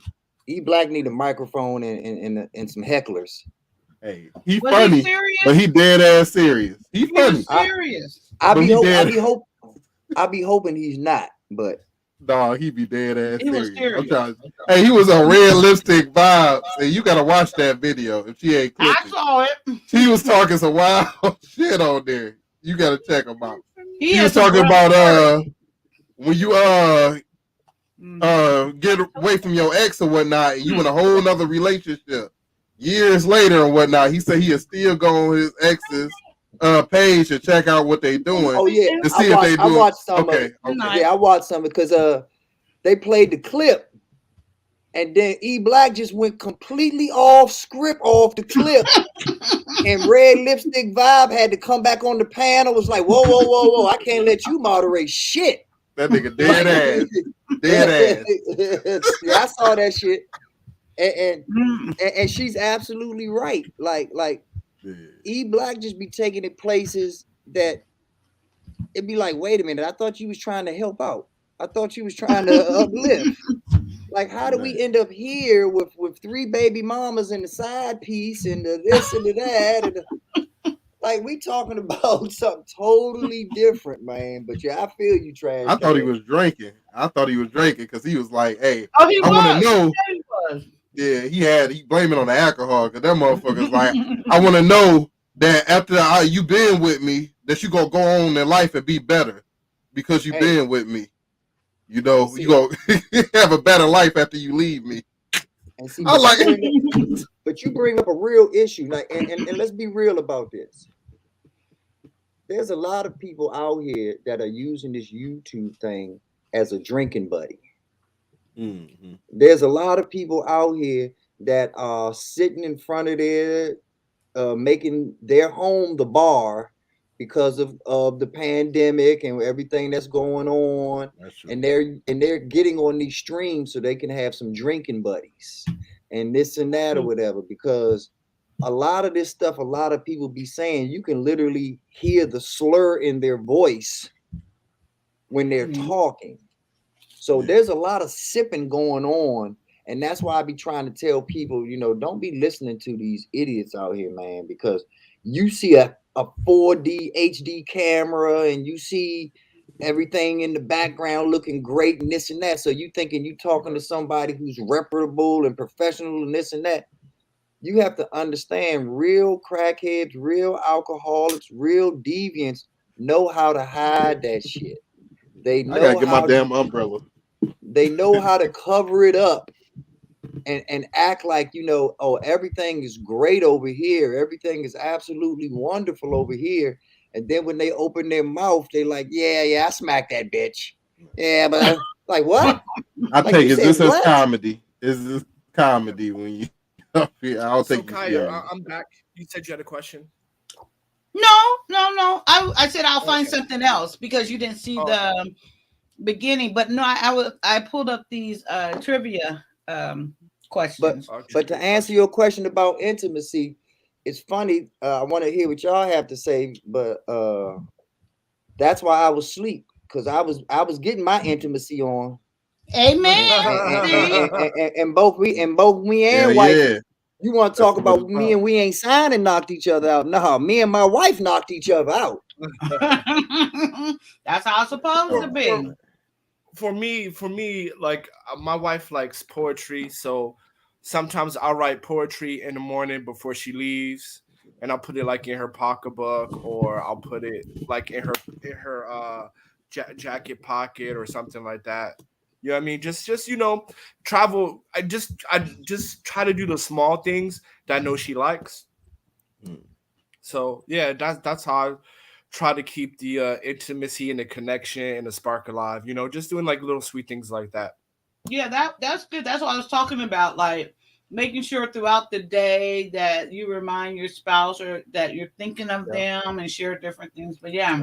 Romance. Yeah, like sometimes like in like because we live in a villa, so sometimes in the front yard, if she comes home late enough, I'll do like a candlelight dinner outside, and I'll put the roses around the front yard and have like a little table set for two, and you know, hire like someone to come and cook for us for the night.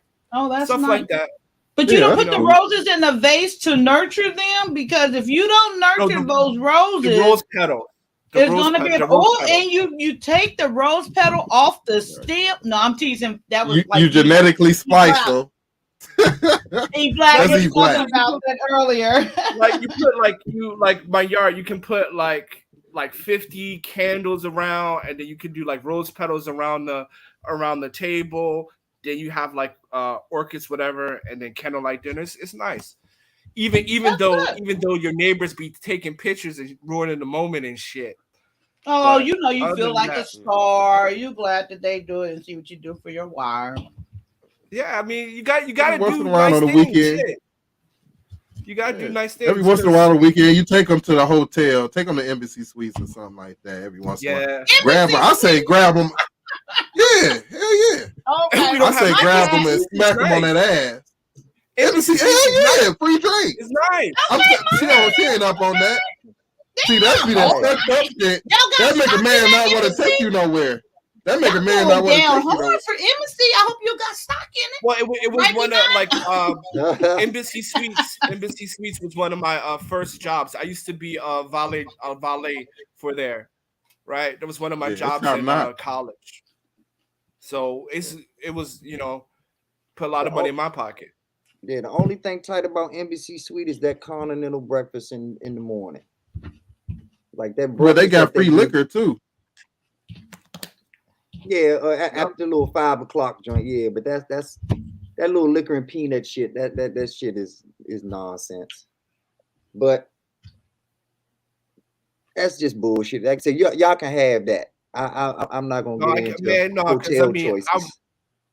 because I was a bellboy and a valet, and people were giving tips. Well, back then, I mean, this is like what 98, 99. Back then, it was nice. Yeah. Like I said, I'm Sure sure like it you still is. take because you used to take up the bags to the room and stuff like that. And you like okay, this not bad. Let me ask this though. Yeah. I can't hear you. Let me ask this though, because this just came up. Do women feel the need that when a guy does something that he considers special for them to criticize the value of what he did, such as if he took you to an Embassy Suites and you don't like Embassy Suites, would you tell your guy, hey, I'm letting you know right now, I don't appreciate what you did. I appreciate the gesture, but I don't appreciate the choice of place you decided to take me. Do better the next time. Is that what women out here doing? I wouldn't do No, shit. you know that's some they damn doing. bullshit right there. No, it's not. No, it's not. That's exactly what they're doing. I had a young lady come up to me literally last week talking about her fiance finally proposed to her, but he didn't get the ring that she wanted, and she give the ring back because she wanted a princess cut, and it was a pear cut, and she wanted 2 carats, and it was a half a carat. And I'm just like, wait a minute. Did he get on one knee? Did he take you out and do it publicly? Has he been faithful to you and been rocking with you the whole time? So, and you literally been waiting for this moment. You literally have been complaining for the last 6 months that, oh man, make this happen. Oh, we wasting time. Oh, you don't really love me. Oh, we don't really do. And once he does it, then all of a sudden you got to judge it. Criticism. And that's your whole marriage right there, painted in that one little instance, so you know how it's gonna go. You don't marry her. You don't marry a woman like that. Don't marry her. Exactly. And the problem is that I know if she had this conversation with me, she definitely had this conversation with 20, 30 of her girlfriends. And all of the girlfriends are probably telling her, don't marry him. Right. He only gave you a half carat. Oh, he only did this and that. Oh, don't marry him. And that's the real problem right there, is that the sisterhood and this bad advice has taken away a possibly great marriage, a possibly great family, a possible legacy. If they got together, who knows how rich he could have been, and that he could have upgraded that ring every 5-10 years. They could have renewed their vows. They could have done so much. But you're make them accountable. Make them accountable. Exactly. You're judging him off this moment in time as if 30 years from now it's still going to be 2022. But I want to disagree a little bit, because if that's the type of person she is, she's not the type of person that's willing to grow with somebody too, though. Oh, yeah, so she could have been an anchor on him too. You know what I mean? Always complaining and always stressing him out. So now I'll agree with you there. We ain't signing, but that's why it's important for her to have proper mentorship and networking, the same way it's important for us to have proper mentoring and networking, because we all have these stupid ass thoughts. We all have these thoughts of, man, if that girl put her hands on me, I'm gonna knock her ass out. But somebody has to come along and say, no, young blood.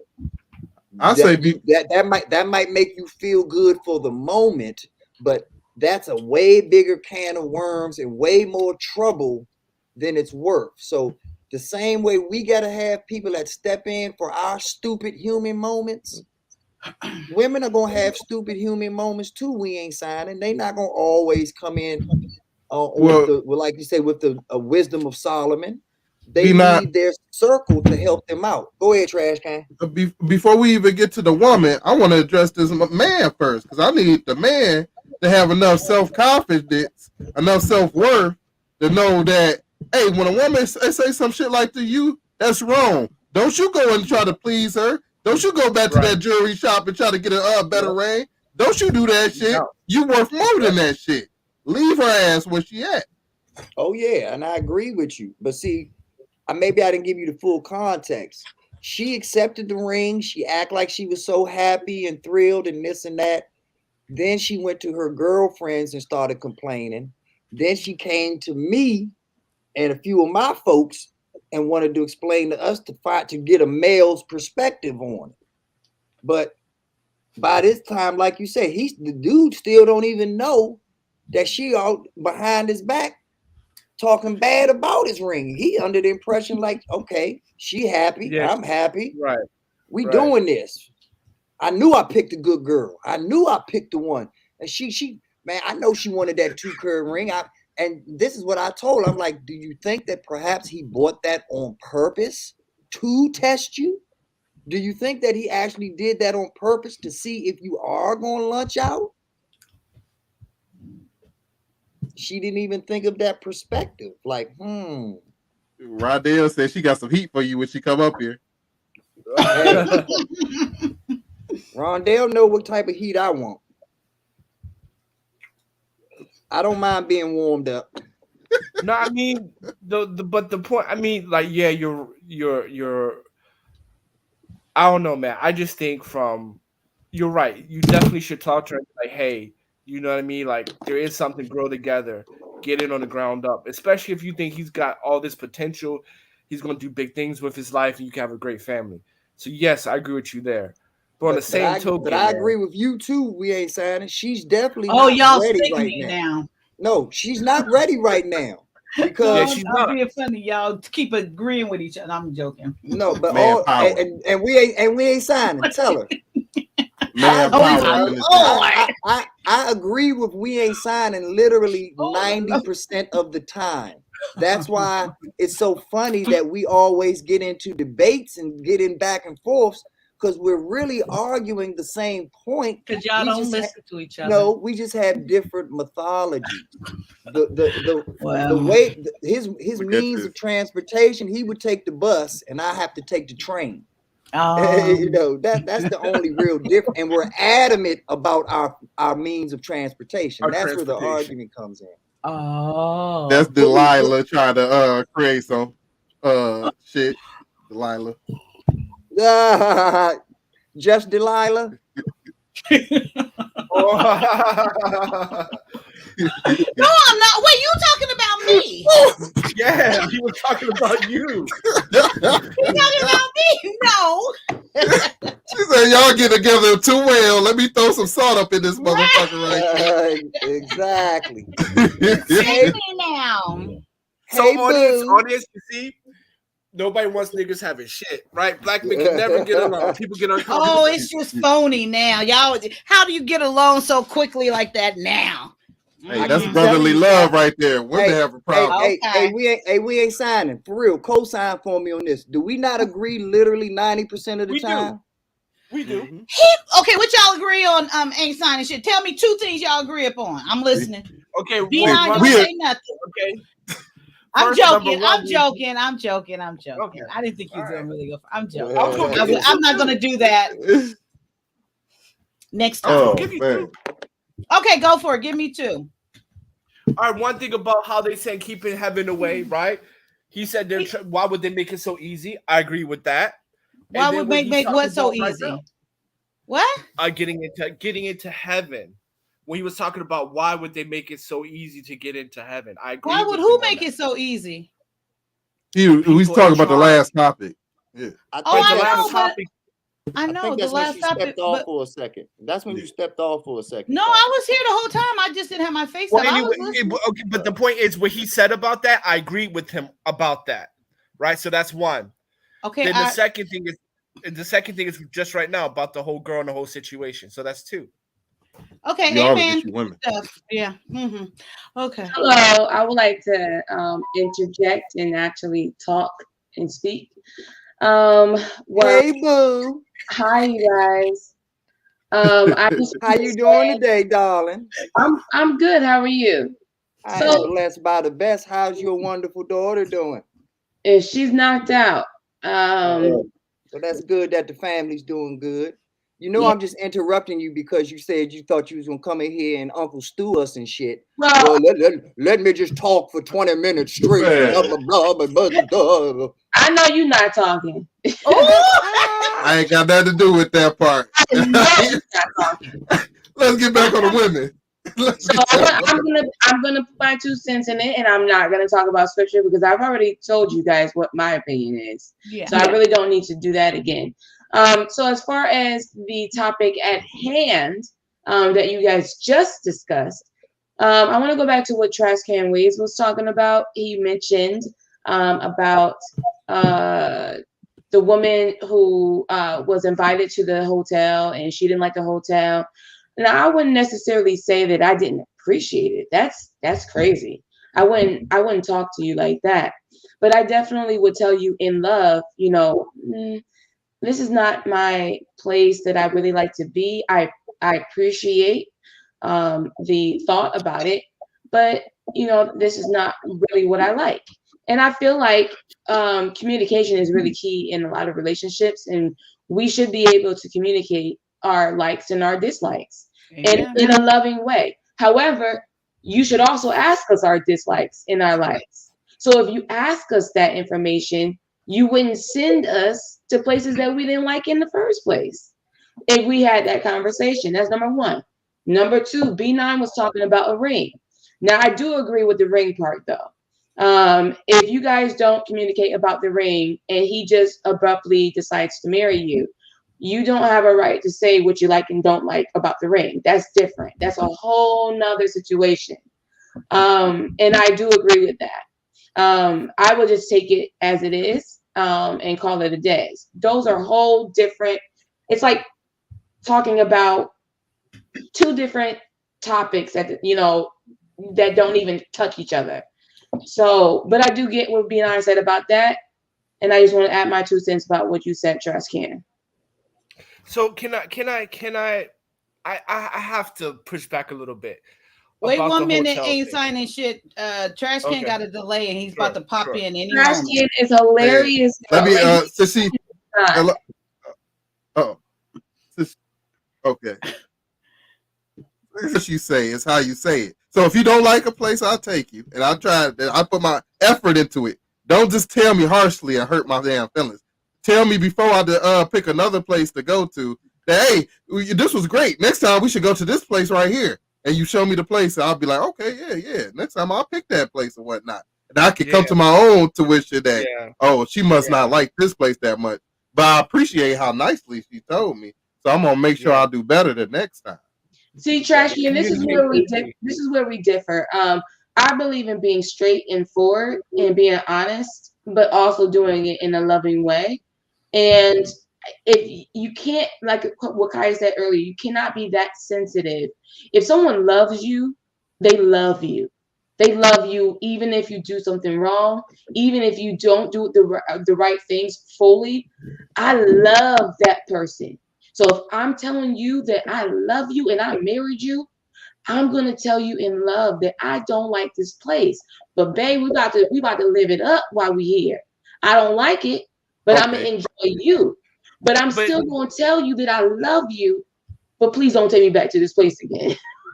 And but the problem is that women need to have game. Women have to have game. It is not about always just telling you what's your opinion. What exactly, because this is not a movie script where you give us our lines and you give us our thing and you tell us where to be and you tell us what it is. If you don't like where I've taken you, then you take me where you want to go. You set the tone and you show me, especially in 2022, where all of these independent women that have these strong opinions, then put your money where your mouth is. And because that's what I did. I didn't just tell you where I wanted to take you. I actually took you out. I actually put in the effort to do it. So if you have something that you want to critique about it, then you show me how it's supposed to be done, and then I can follow suit.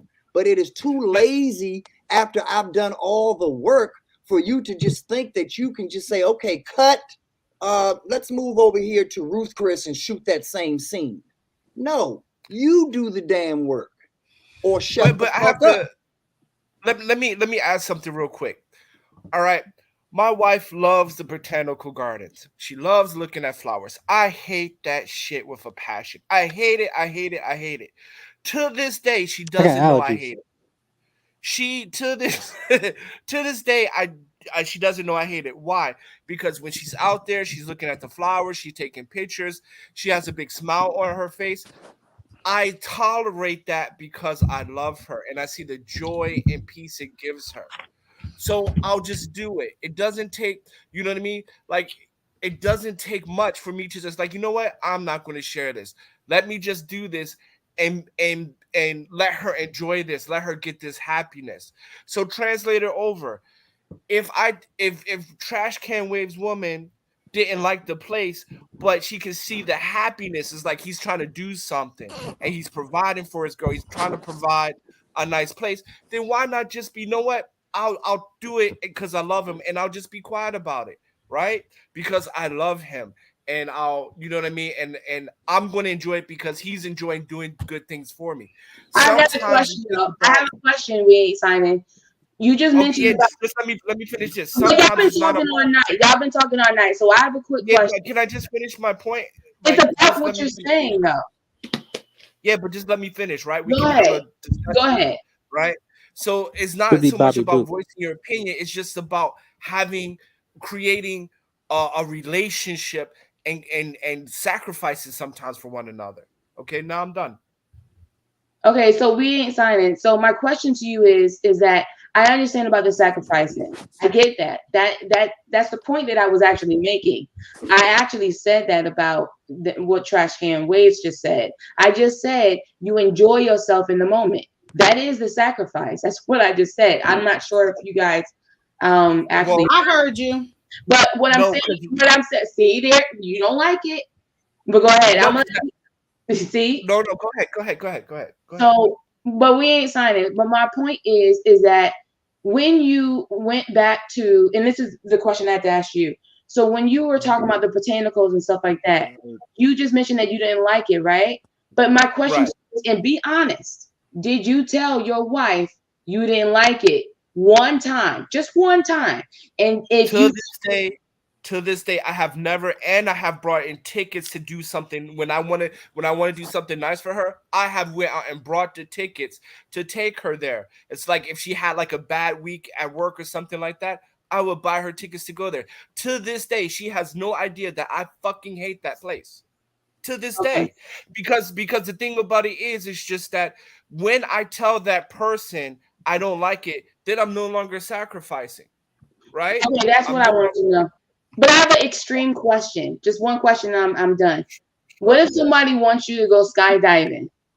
You ain't gonna say nothing then? Because like hell, I'm not gonna say nothing. I would skydive. I would do it. skydive. So That's two different things. Crazy. No, hell no. That's two different things. Yeah, but to this day, she doesn't know I hate it. To this day, and shopping for shoes, I definitely can't stand that. Oh.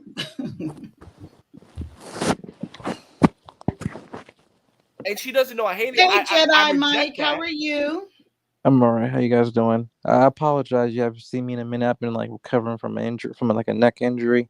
You don't even sound like Jedi. You It's sure me. you It Jedi? is me. I should have It is looked me. at you first. Okay. Don't come here with no bullshit now. No, that's that bullshit. So that's the okay. Let me just say this right quick, because I know I ain't gonna be able to stay up here with y'all with all these people on the panel. Okay. So that's two different things right here. We talking about a hotel, which is something that you don't have no passion for. Y'all just going for a getaway. But the flower thing, his wife really liked the flowers. So he can't say, I hate going to this place, and she loves it because you taking something away that she absolutely loves. I could care less about the hotel. That's different. But she got a passion for the flowers. So I will sacrifice and hold myself back. It won't say how much I dislike this because I know she loves it. Oh, you got that point across clear. Thank you for making that very clear for us, Trash Can. We appreciate that. Hopefully you won't get kicked off. Jedi, what's up? But where the problem with that comes in is that Trash Can and all of us men are expecting that to be reciprocated.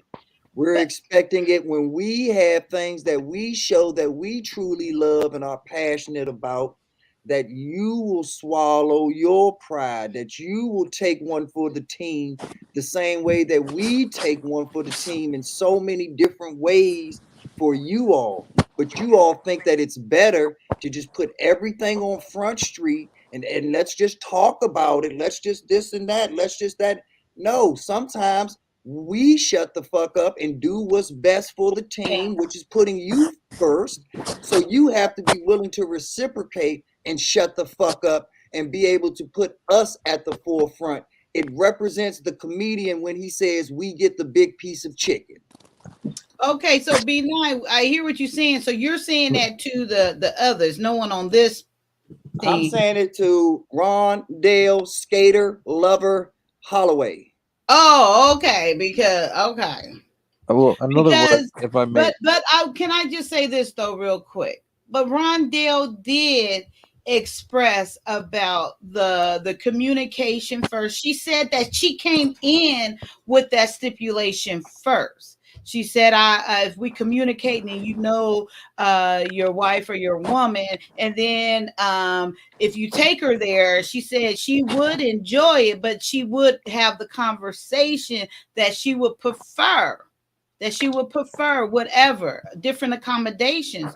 So, is there a problem with that? I don't see it. Yes. The problem is that communication goes so much further than just talking. We Ain't Signing just gave a perfect example of how his non-communication was the wisest thing for the situation.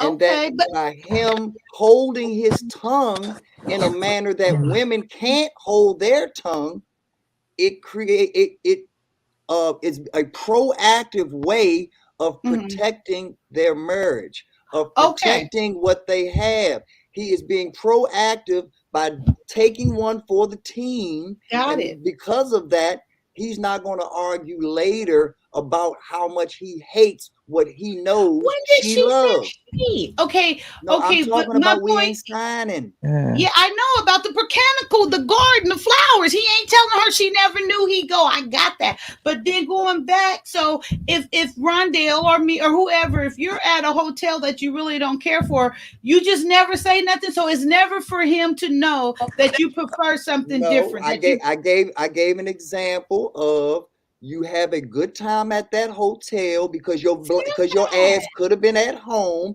but the next time you set the reservations yourself. You don't say anything. You actually communicate through your actions, and you say, I'm going to book the Four Seasons the next time because I'd rather stay at the Four Seasons. One more time. Wait a minute, Jedi. Wait, I got one more thing to say. Just one more thing. One more thing. Because the whole point of this is, Juss Kyia, is that your black ass could have been at home, Netflix and chilling. And that, you didn't have to go to no hotel. You know what's so amazing about my black ass? I would prefer it. It wouldn't even bother me one bit because I'm a person like my house is very comfortable. But it would bother the man that you're with because he went through all that effort and spent his hard-earned money. No, because when I'm listening. there, you're not listening. I am. Yo, guys are so damn long-winded. All I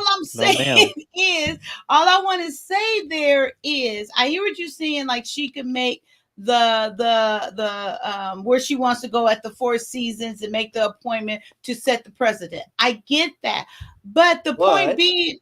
But for the most part, from my personal experience, No, I didn't make the wisest choice, and I'm putting that out there, and I know this. But I'm still saying from my personal experience, and even outside of my marriage, I have always, and I continue to this day, treat other people the way I want to be treated. It doesn't happen that way. That's why and I would assume maybe Rondell and other females were more vocal, because we do put ourselves out there. We do go and treat the guy or our man or our husband to where we want to go, and we spend our own money. But then when it comes to his money, it still is. And I'm not saying every man, so please don't come back with me with that. But for the most part, and from my experience, I deliver the best. I show what I want and what I expect. And then this is what I get when it's on their dime. That's all I want to say. So I know us as women, we do. Well, I know me as a woman. I treat how I want to be treated. Period. Right. And that's fair. Hold that's on. So, fair. but That's that was fair. our But whole let me- argument let me- right give me there a- was give me a second. reciprocation. That It's one not being word is reciprocated. No, but hold on. Let me speak to the point at hand. So first, if you're doing A plus and he giving you C, then you're with the wrong person. Period. I right? said that from the Because- beginning. Then I said that. I everything you picked say the after wrong that's guy. irrelevant. But I'm just saying. But hang on, I'm just saying. Like, so I'm with you on that. But the point of what we're talking about to the hand of, we went to this hotel that you're not quite feeling.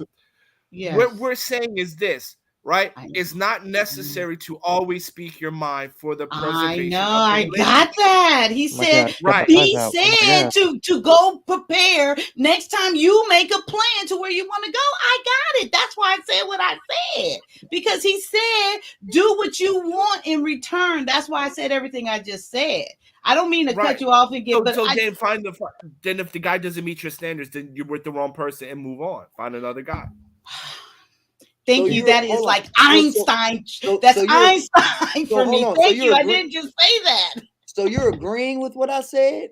Let me So get are this you clear. agreeing with us? or Yes. what? I mean, I am, so but you're you're missing the agreeing. part. Yes, but it's not being reciprocated. You guys are missing the end because everybody is so ready No, to ma'am, give we're me a not. We're actually response. being You straight to the guys are point. not listening. Ma'am, What, ma'am. Jedi? so what's the point, Kaya? Sweetheart. The problem is go ahead, this is a clear distinction between men and women. We're getting straight to the point. They're not Like, compatible. That's a possibility.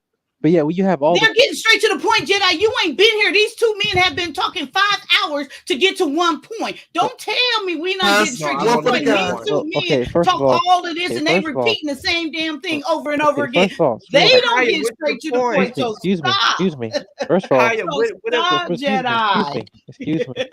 Even with listen, I'm recovering from a neck injury right now, but Please don't I've been hurt watching. your neck, baby. But You listen, want me to come ma'am. massage your neck for you? But listen, ma'am, you better recognize I know who you're talking to. Now listen, it might be 6 o'clock in the morning, but hey, and I might be like operating at 40%. But Okay, come on, I'm sorry. I'm coming in good faith here. Jedi. I'm coming in good faith. Okay.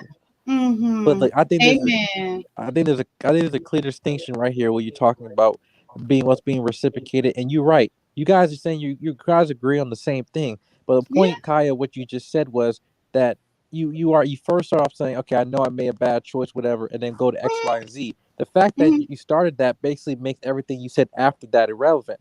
No, it doesn't, because he's not my only example, because I continued on to say from what I have seen, and I said with other women, what I have seen that we're giving our best, we're giving a treatment. Well, then that's why I went beyond you don't throw your pearls amongst the swine, ma'am, and that's the thing you can control. It's the same thing. My suggestion was that if you don't like the hotel that your man has taken you to, make sure the next time you make the plans to the Four Seasons. So that is nothing I can control, but only what I do. So when we go out again, if he's still taking me to this little honky donkey little hole in the wall, you're right, I can't control that. But if I would have spoke up in the first damn place, don't bring me here. And I'm just joking now, but I'm just saying that is my point. I have, and my ex ain't the only man person that I have seen this with. I have seen it with other people. So I'm not just saying from my bad decision. I have seen more than once where a woman is putting and providing and showing what she wants. And she's putting it out We- there on her dime. This is what I have seen. Well, ma'am, It's not reciprocated. well, that's the Because reality they're of not that's the reality of compatible. relationships because relationships is a risk. That's the reality. You know, sometimes you're So not. I'm sorry, Jedi. Go ahead. Like, I'm just saying that's the reality. That's the cost you say in relationships. Well, I don't want to start a business because I've seen people fail making businesses. I can lose all my money. So And that's the okay, so risk. if that's the Doesn't mean case, then why can't the woman just speak her mind then, saying what she do or do not like? That's the bottom line. That's the Okay, point where but this all this started. okay, but this is the problem right here, Kai, that I'm trying to get you to get. Mm-hmm. Most of the time when you are displeased with something, you don't hide it. So when the woman sees that hotel as the Embassy Suites and she wanted the Four Seasons, she's going to mess up that time at the Embassy she will do everything. She'll give the Suites. silent treatment. She It's will going to act like be, she had and even attitude. it's She'll going to be be. her No. exact. I'm It's going telling to be you, her body. It's They going are to be her body. ignoring. It's going to be her body They language. are It's going to be no. all types No, of that's not things that true. let That's you. not true. We know it's not Okay, true. I you're have right. an amazing Hey, time. y'all know how to judge women from a male's perspective better than men do. So tell us about it. No, Tell us I'm about it. fully Y'all ignoring. go ahead and tell us how men think. we're Go ahead and trying tell us how to. men We're see trying things. to, but you're getting loud. We're trying No, to I'm do listening. Exactly. Hey, fellas, Meanwhile, all the fellas hit the mute button. These Yes, ladies Yeah, got that'd to be a Kaya. tell good us idea. All how the we fellas hit the supposed to mute see button. shit. Thank Kaya. you. please Hello. do. Yes. Yeah, Kaya, they are full-fledged ignoring everything that we're saying. Sweetheart, Everything no, that we're sweetheart. saying. I've been watching for several hours, ma'am. No, don't do that. Okay. Okay. Go ahead, Jedi. Well, No, I please, go just ahead, did. ma'am. Like, Go ahead, listen, Rondell. I actually talked to Trash Can and I said these exact words that they're full-fledged ignoring. I said we can express our feelings in love and then we can have a good ass time. Mm-hmm. And that good ass time part, quote unquote, was totally ignored because once I expressed that I didn't like it, we gonna rock it out. Mm-hmm. And guess what? I ain't gonna bring it up again. I'm not. After I tell you a piece of shit, we're gonna have the greatest time ever. Exactly. That's so smart. Exactly. So I'm sorry that the woman that you met didn't do that, but I think no, Kanye no, and she I are didn't. speaking for No, she ourselves. didn't, yes, for sure. ma'am. Because I'm telling. Okay. Yes, Jedi. I'm sorry. Go ahead. Because this is, I think, to come up with a point that it's very funny how you kind of already predetermine how she's going to act as a woman. I'm telling you that's not the case. I'm telling you that's not the case, especially us. I know B9. We ain't signed. We're in relationships where our women, we're good women, but even then, we also know how you gotta act when you have an attitude. You don't like things that doesn't go your way. We get it, which is why when we're trying to communicate to you what's gonna be happening, because we see it on a consistent basis. You guys say some things sometimes you don't mean. We understand your behavior. We get it. So Okay. we're hearing you. Amen. You're right. And we literally have the 5%ers of your gender. We literally have the 5%ers Exactly. of your race and gender. So if we have these problems dealing with the Michelle Obamas of the world, stop acting like y'all the Shaniquas is so tight and so on point. I didn't say the Shaniquas because then that's just a personal choice at that time. So I thought we had established we were talking about me, skater lover, and women like us. That's what I Okay, thought we Kaya, were talking Kaya, about because But there's Skater certain gave her own universal. personal ma'am, opinion. Well, ma'am, Kaya, Okay, Miss yes, Kaya. let's go ahead, Simon. Go ahead. Okay, so this is what I want to say. Okay. Because you're saying this. If I voice my opinion, then things will change. Right? No, So that's not what I'm saying. because you're saying that, Why well, you okay, can't say from that? what I understand is that he takes you to a hotel that you don't like. You tell him you don't like it, but you still have a good time. And so that he won't do this again. Then what are you saying? So you're talking to Skater Lover on that. I said Okay. I was responding to B9 saying to show what you want and then it will be reciprocated.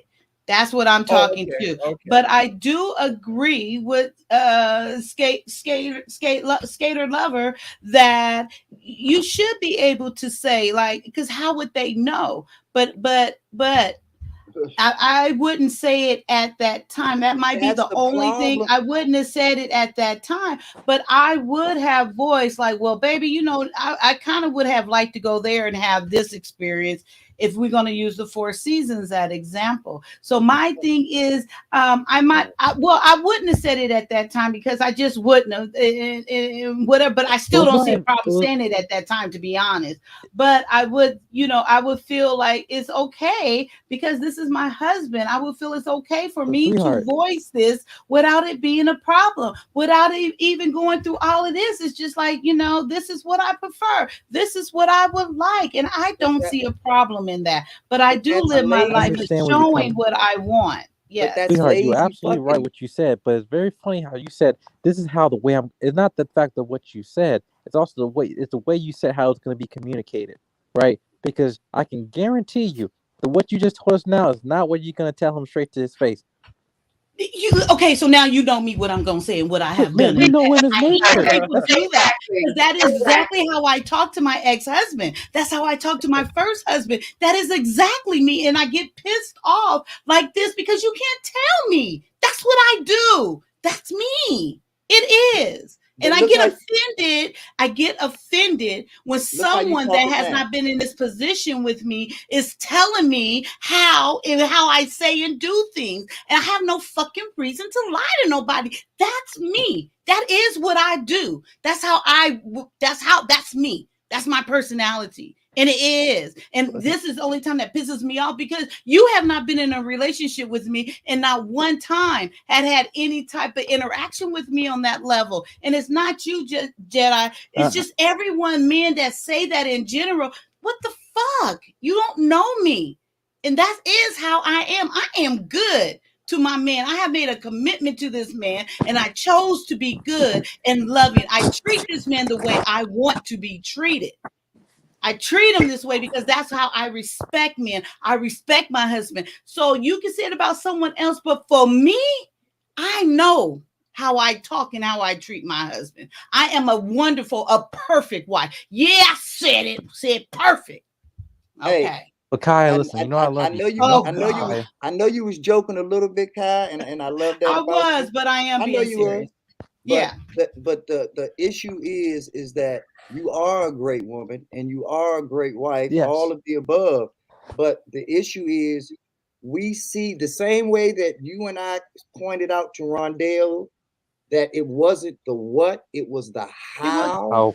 Yeah. So the win for me, it was the win. But even now, Jedi Mike only can go off of how you responded to what was a simple question. And well, then hold on. You can only respond off of what I give you. So what you just put out here on Front Street of this is how it is, and I'm nice and I'm this and I'm this and I'm this. Nope. Yes, you I are get nice, pissed off because I'm getting tired of people telling me who I am. Because at first I was saying it. I was saying, no, that's not me. No. Oh, Captain. No, that's not me. I'm sorry, I'm this. So now I'm to the point of frustration because I keep getting that and that's not me. So I am expressing out of frustration that I'm tired of hearing that because that is me. I'm not going to sit up here and just keep being docile about it. I am going to get worked up at this point because I want to be understood that that's not me. So that's why. Because if you go back and look at all the previous tapes, I was like, no. Let's stay right there. Because, and we're going to take what you just said and we're going to put this on a larger macro perspective. When we put this on a larger macro perspective, these women that are being taken to the hotel, even though it might be their first time with this guy at Embassy Suites, there's usually a reason why they already hate Embassy Suites. So like you said, hold on, listen, hear me out. That means that there's a reason why they don't like Embassy Suites. So that means that they've already built up that frustration before they even met this guy or before this guy even had the chance to take him out. So when he takes him out, all of a sudden he gets the vitriol of all the men of Christmas past. You are moving the goalposts. The whole problem with the Embassy Street is that the shit is too cheap. It ain't the same service. That's the problem. It ain't that. Wow. Let me say this. Let me say this. Let me just say this. I'm going to go there. The goalposts. I love. No. Look, let's do it. I'm going to say this. I'm going to go there. Look, when women when you talk to a man, you got to be careful how you correct them because men don't like to be corrected by their women. So you're correcting him by telling you a preference? You're correcting a man by telling him what you like? Yes, wow. Yes, you are. Oh, so you're not able to correct a woman, huh? You're not able to correct anyone. You can't tell your wife you don't like that flower place because you can't correct her. That's not a correction. Do that in love. That's a preference. I do that in love, so. But the point, if I can finish, go ahead. The point is how you. The point is how you communicate to a person. And second, is sometimes you just got to be quiet. Sometimes you just got to take the L, right? For the betterment of the relationship. Sometimes the best thing to do is just be quiet and just deal with it. Because overall, there's going to be more good times than bad times in a relationship. So you just deal with it. It's a relationship. Not everything you want is going to go your way. But you know the funniest part about it, we ain't signing? We got all these religious women up here that will quote every verse in the Bible and tell you up and down what the preacher said about the woman's vicious tongue and how thou needs to hold thine tongue and this and that or whatever. But they got every excuse in the book of why they can't hold their tongue, of why they can't. Oh, I'm talking for the betterment of us. Oh, I'm talking for this reason. Oh, I'm talking for that reason. And it's just like, shut the fuck up. That's what the preacher's saying. He's not saying it in a benign way. He's not being harsh and direct and upfront about it. The Bible is giving way more grace than benign is. But whether it's the benign way or the Bible graceful way, the results stay the same. So stop bullshitting yourselves. That's the moral of the story. Regardless of what conversation we talk about, that's the moral of the story. And women only recognize that when they come across another unruly woman. That's when they can finally relate to what men is going through and what we deal with on a daily basis, is when they meet that extraordinary woman that all of a sudden has put them in the position of being the man of the conversation. No different than when white people and other ethnicities finally go poor, or there's a real recession, or there's a real thing going on. We as black people laugh at that shit because we say, ha ha, this is what we've been getting all along. We're used to these tough times. We're used to struggling. You people want to jump out of daggone windows and act a fool just because some tough times are before you. Welcome to being a nigga. Oh, God. And it's the same thing with you all. Welcome to being what it's like feeling like a dude when you come across that Nene Leakes or that special woman that even another woman is like, oh my God, I wish she would just shut the fuck up. That's how we feel every day. Kyia, I love you. Just want to say that. And Miss Gator Love, I know you. I don't know if I met you before. That's Rondell. Yeah. You know who that is. Oh, it's Rondell? Oh, yeah, okay. She got a different picture up there. Yeah, I love you too. You know that. But yeah, no, I'll make sure I'm coming in good faith. I'm sorry if I rubbed you off the wrong way. But this is just some benign us. We just kind of understand this just from the conversations we've had, right? I think this. Well, I don't want to try to have this move it to the point where we agree to disagree, but it's just in a situation just like there are certain things where it become either anecdotal evidence or empirical evidence, right?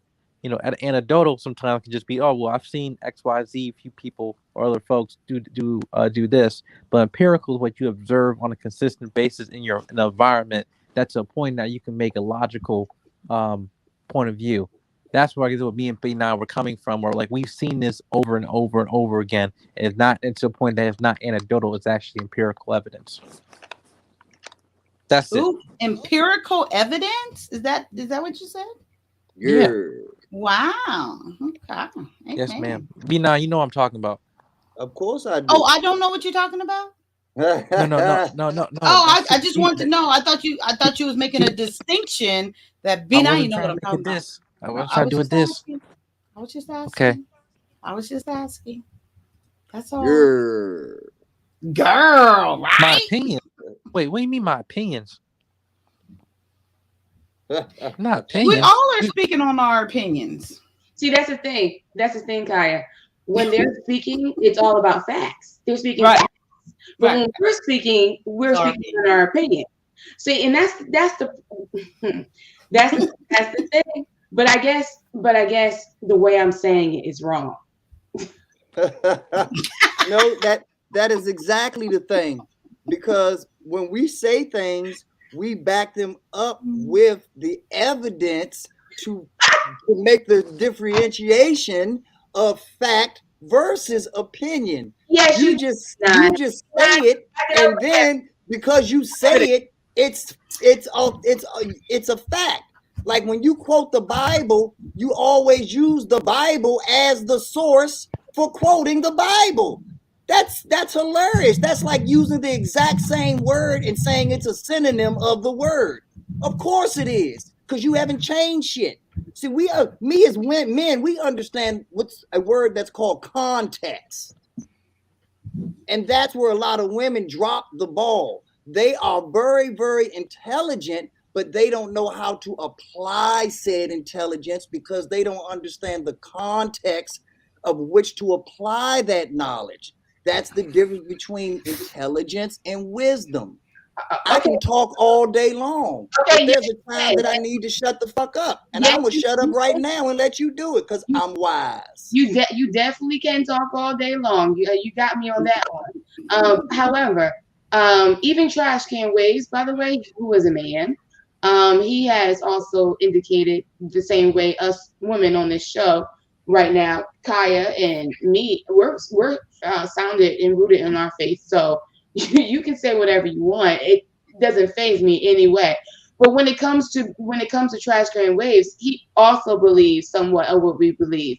And I've seen him in the comments indicate that when you put your Bible away, you're putting the truth away. So when you say that we focus on the Bible, yes, we will, and I will always do that. Once again, the context, I said you use the Bible as a source when talking about the Bible. You once again, you only took half of what I said. So there's another perfect example.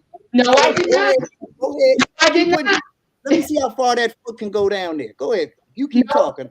No, I Hi, did how's not. your day? How you been? I'm good, Jedi. Thank you. Yeah, I miss But you. I miss talking to you. Thank you. So Jedi Mike, are we gonna get any personal? No, let Rondell finish. No, you will not. No, you will not. No, you guys will not. No, you guys will not. This is what I mean about the double standards. This is what I mean about the double standards. This is the double standards that I'm noticing on this channel, and I find it to be very hilarious, to be honest with you.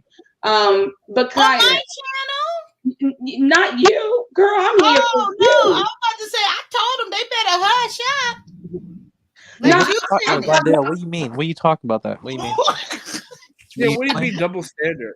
What I mean by that is you interrupt, but then you don't like when we interrupt, and then you talk a lot, and then you don't like when we talk a lot, and then you got to realize that this is Kyia's channel, and at the end of the day, this is a woman's channel that you're on. So when you're talking about women being quiet, this is her channel, and this is her opportunity to be able to speak as much as she wants, so she don't have to be quiet.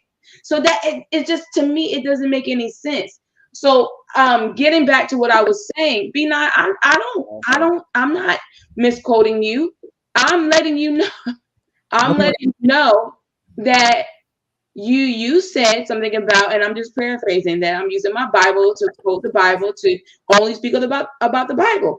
Yes, I'm guilty of that, and I will always be guilty of that, and that is my answer to that. And it's not going to change. It's not going to change. It's not going to change. You can laugh at it. Do you not realize that Jesus Christ was laughed at? His disciples were laughed at. This means nothing to me. Do you not realize that Richard Pryor was laughed at? Do you not realize that Martin Lawrence was laughed at? Hey, sometimes you don't have it all, be nice. He thinks he does. But I have a question for Rondell, if I may ask. If I ask I'm wrong, sorry, I don't know who was talking. I'm sorry. Go ahead. I just have a question to Miss Rondell. Can y'all hear me? Yeah.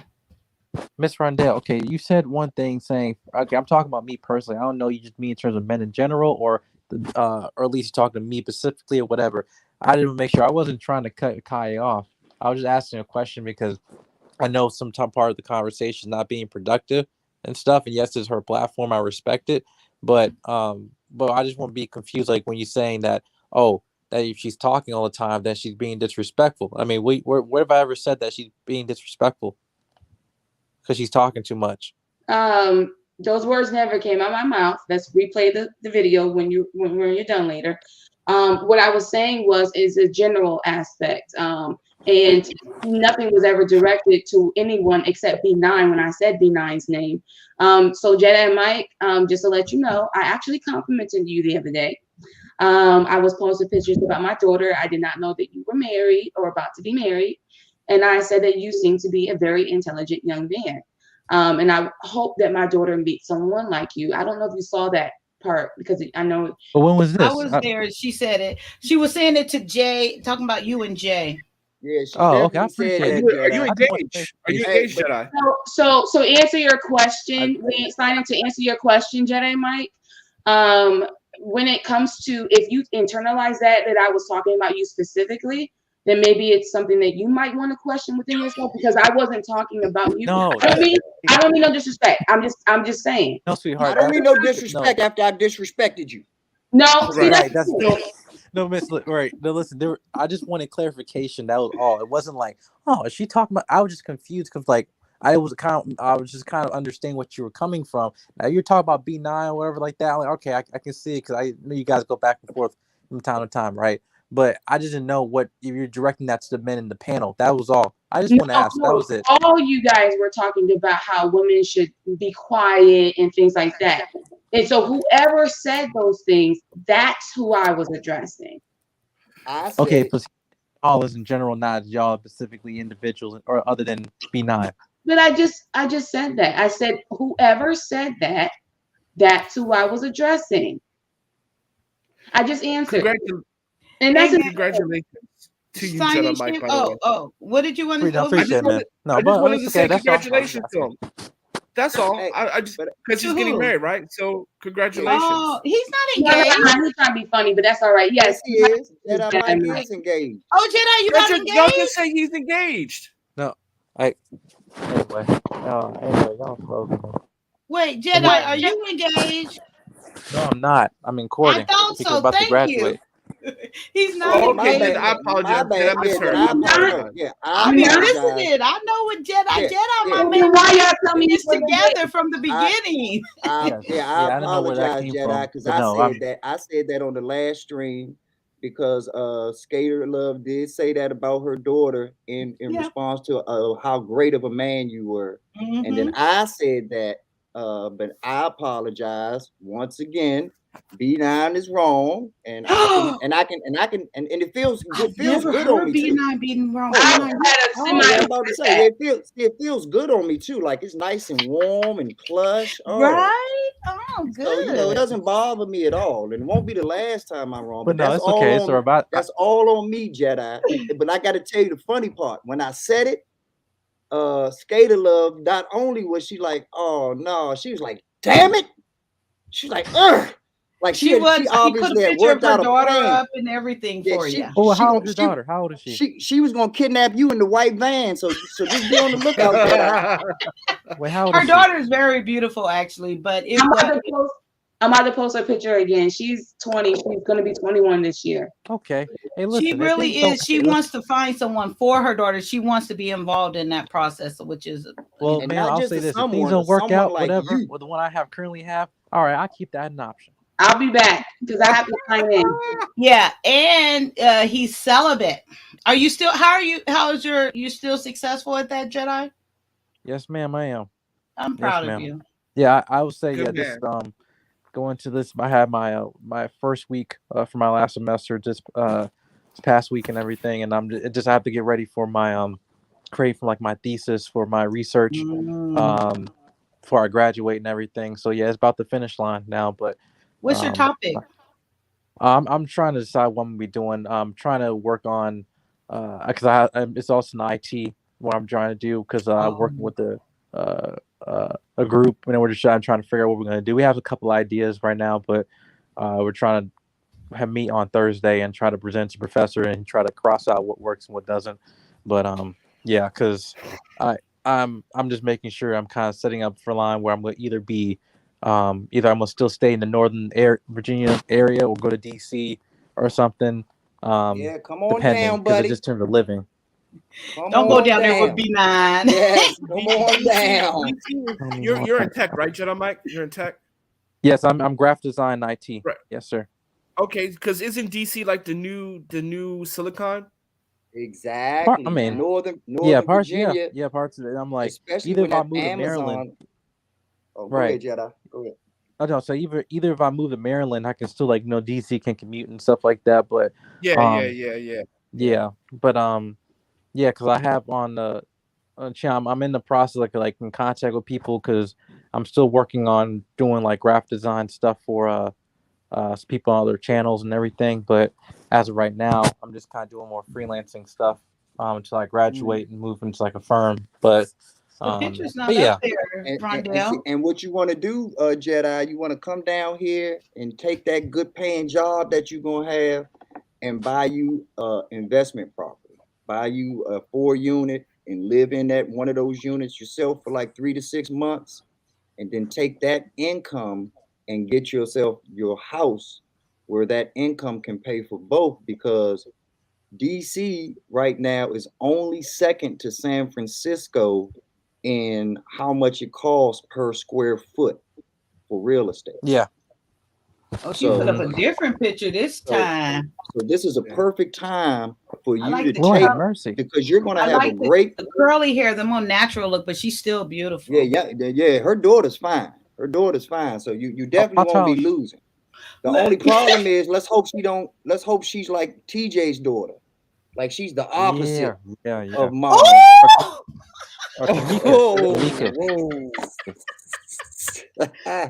Oh, there she is. Yeah, I like her natural look. But Jedi man, wish you all the best, man. Wish you all the best. That was just a joke. That was a joke. Okay.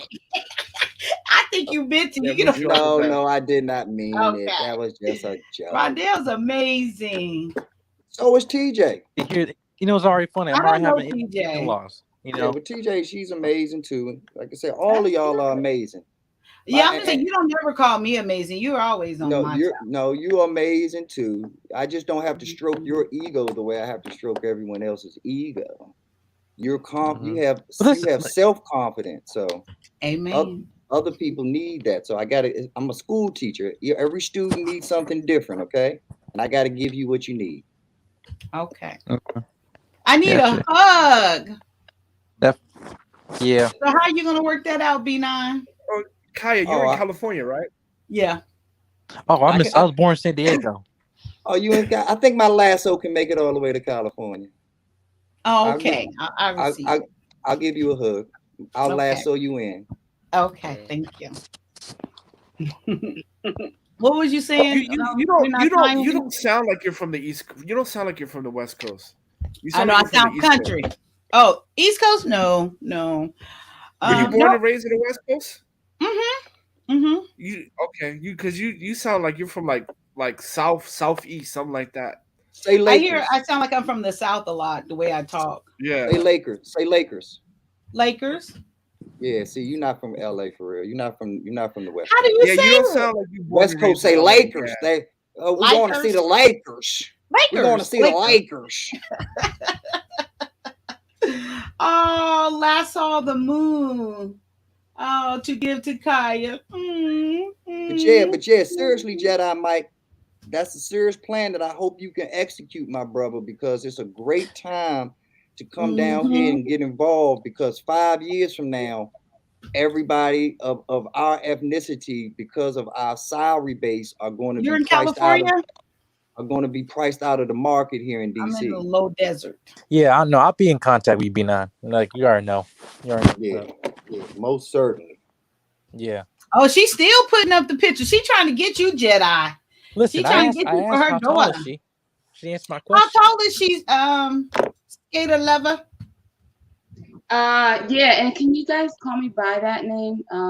Yes, I'm trying to get Yes. used to it. I am. No problem, Skater. Okay. and I'm gonna change my link too because I want to do it Okay. for you. Yeah. I'm sorry, That's and that's right. why I was apologizing earlier because I Oh We totally, got no, you, sweetheart. I totally forgot when I first Hey, came on. no. and I apologize too because I just said your whole name and the Skater love with it. So I apologize too. But yeah, I'm on game now. Oh no. You guys are okay. She's 20. She'll be 21 later on this year. I'm trying How to get tall? her. Huh? Oh, how tall? Yeah. 5'5". Okay, there you go. There you go. All right. She's not too tall for you, Jedi. No, I mean, no. Listen, I'm 5'5" 5'10" not or tall. 5'11", so it's like it's basically like uh around the 5'4". I mean 5'4", 5'5" range. I like that. Like that. But no, what's her Not major? that we're trying to set you up because we are good Christian women, and Of we course. know if you, okay, but you're single, right? Because you're not married. That's what you guys say. You single That till is you're true. That married. is true. Okay, so But at we the same just going time, by your rules. But see, the but also bigger I'm a point man of of self control, and I understand like we're just joking right now. But I'm just asking like questions though. But how? What's her major? Or she's in college right now? No, she's not in college, but she's thinking about going for cosmetology, beautician, and or dermatology. Look, if Trash Can said fatten her up. Trash Can a that's mess. gonna happen though just over time, Trash Can. Enjoy No, that some of them, she look enjoy like those she's natural. collarbones while you can. Enjoy No, those she collarbones reminds while me you of my can. daughter. My daughter is gonna be skinny. I don't care how many babies she had, but she So like the same way. She gonna be is she a skinny. godly woman? Is she? Of course. All right, that's good. That's I good. taught her, truth in the Bible. But as far as your daughter, Kaya, yeah, your daughter is beautiful too. I just Oh want yeah, to she is gorgeous. And I saw her in her sweats. I don't think that she looks anywhere like a man. Thank you. You see, that's how Who she said wear her that? loose clothes because she's thin and she said they're comfortable. She won't wear the tight, like they not even tight pants, but she don't like them fitting on her skin. Remember from the beginning with Amara said I need to put my baby in the dress and she's a tomboy and all that other stuff because she wears clothes and hoodies. Yeah, but you see, she's totally. You can tell she's totally a girly girl. But let's be real Yeah, now. Trash Can, you need to stop it, That's bro. that's them Christians right there. And I'm not saying that believing ain't the way. I'm just saying that there's another social aspect that comes along with these good Christians that think that they can tell you about how you should be living your life and how you should be doing stuff and telling you how your daughter should be dressing. All y'all need to mind y'all business when it comes to stuff The like Bible that. says we study to mind our own business. Wait. That Yep. wasn't us saying about her dress. No. I'm not talking about you. Oh. I'm defending you. Come on now, Kyle. Amen. Yeah, we're the Amen. I'm sorry. yeah. I thought you were saying that. Okay, your my daughter's bad. under our No, protection. actually, I caught that B9. So I'm gonna take my old Lord away. But I caught that you were defending her, and she's not actually a Christian. The person that said it is a Muslim. So I just wanted to correct. Yeah, Oh. exactly. Well, it's all Oh, okay. wait, Well, it's talking about you know who? take out every Christian and put Muslim there. Take out every Muslim and put Jewish there. Take out every no, because that's religions all across the Oh my board. goodness. They want to tell you how you should dress, how you should act, how things should be going in your house, and all their job is to tell you how to connect with the Creator. Right. How to make that Y'all link with newly the Creator, together, because you can connect with the Creator in sweatpants, in a dress, in heels, in a hat, and a bonnet. Because I guarantee you one thing: anytime Lace that fronts. anytime you in trouble, you ain't worried about how you dress when you say, "Oh God, please help me out. Oh God, please get me out of this." You don't say, no, I got on pants today, The so I bonnet can't of ask for God's righteousness. help. Or I got on my Nikes and not my Adidas, so I can't ask for God's help. So when we all get down to it, dress don't matter at all. It's just something that makes us as human beings feel good. Just like curse words, just like all that other stuff. I love It curse don't words. mean nothing to God, because guess what? God can read our thoughts. So if you thinking fuck, but you say, "Oh gosh darn the blickety heck," God knows exactly what you were saying. That part. Actually, and this actually, I'm actually working on like expanding part of my channel. I'm trying to do a thing on Sunday called like a Jedi Mike 7 Sunday hour, where I want to try to give like a just a little hour just talking good leap on my faith, just but targeting younger folks about this. But yeah, I like having conversations with this book because I recently had a conversation with Sir You Hill going and too talking far about black. um how like God redefined our past and use it as our testimony.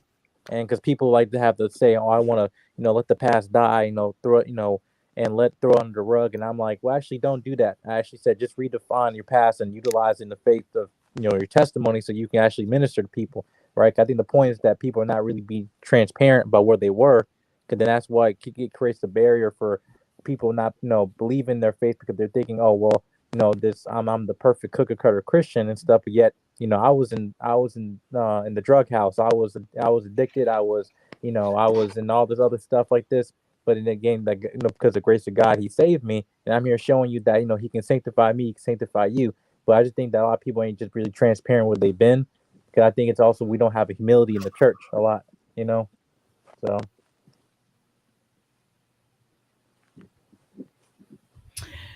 Yeah, be nice. Sometimes you talk so fast for me, but I love you anyway. Hey Jay. What How did, you what, you doing, call Miss me Kaya? B9. Huh? You I said call he me I'm told talking you to to B9. that. slow down. Oh, No. I everybody. said no. I heard everybody. So first of all, how you doing, Miss Kaya? Good, good. How are you, Jay? I'm fine, just not heading to work. But I heard a little bit of the conversation of what you guys were talking about, and guy, I got like 6 points. I All dumbed it right. down. I dumbed it down to three. Is what I did. Okay. I dumbed it down to three. Go for All it. right. Yeah. Okay. So the first one, I won't go to the title of your stream just yet. I'm gonna say that one last. Okay. But B9, you do say some intellectual things, my man, and we ain't, if he's still here, yeah. If we ain't signing, Smith, they actually are correct in a sense. Like men, we do kind of do more often than not. We back things up with our facts, but the thing is, we do that to you to let you know that, sweetheart, we're not stupid. We're letting you know like what it is, and we want you to know you can have confidence in our choices, or at least the things that we like bring to you, because we're not just pulling stuff out of our ass. Number one, that's just number one on that. Number two, all right. So I'll give everybody an example of what I think. Kyle, when it came to the whole hotel, example. So basically, this. Let's say there's a hotel my girl has been screening for. I won't say 6 months. Let's say 2 to 3. She's really eager for me to take her there because not for anniversary, but for like just some time off vacation spot. I and then I plan those tickets and reservations so we can go there. Now, while I'm doing that, it turns out that this hotel shuts down or is bankrupt. Come near the time of our getaway. Now, what should I? Now I want to ask Miss Kaya. What do you think I should do? Should I tell her that we can't go, and then we should look somewhere else, even though that's where she really wants to go to, or should I say, yo, babe, we can still go, or do you want to just to pick a different hotel spot in that area once we go? Wait, you said the hotel is shut down, right? Yes, shut down Yeah. or bankrupt. Okay, shut down or bankrupt. So who planned the trip? Like you planned it. I know you said Me. she wanted to go, but you Yes, I planned it. planned. But she doesn't know that you planned this at this time, correct? Yes, she didn't know at the time. I think okay. So to be honest with you, it's more for me. It's more of the experience and the quality that you're going to receive there. So if I'm saying if she said that she wanted to go to this place and it's been a few months, for whatever reason she want to go there, I would think it's about the quality, the service, the experience of it all. To be honest, I probably would, if I was you, take the initiative and find a place yourself that is comparable. That's kind of the same, that she would get that same experience to a certain degree, or maybe even level it up just a little bit more if you could, just to give her that pamper feeling or experience. But it's more so, I think, what me and Skater Lover was talking about is the quality of what you're getting, like the comfort and the bedding and things like that. That's what I was thinking. I mean, that's what I was speaking that it's more about, and I think Skater Lover as well. Okay. So if I would, and it would be appreciated even more because that would show me or show her that you were listening. You were listening to, not that it was just that place, that particular place, which it might have been, but it would show that you were listening to her, that you go and found something on that same type of quality level or even better experience to a certain degree. Okay.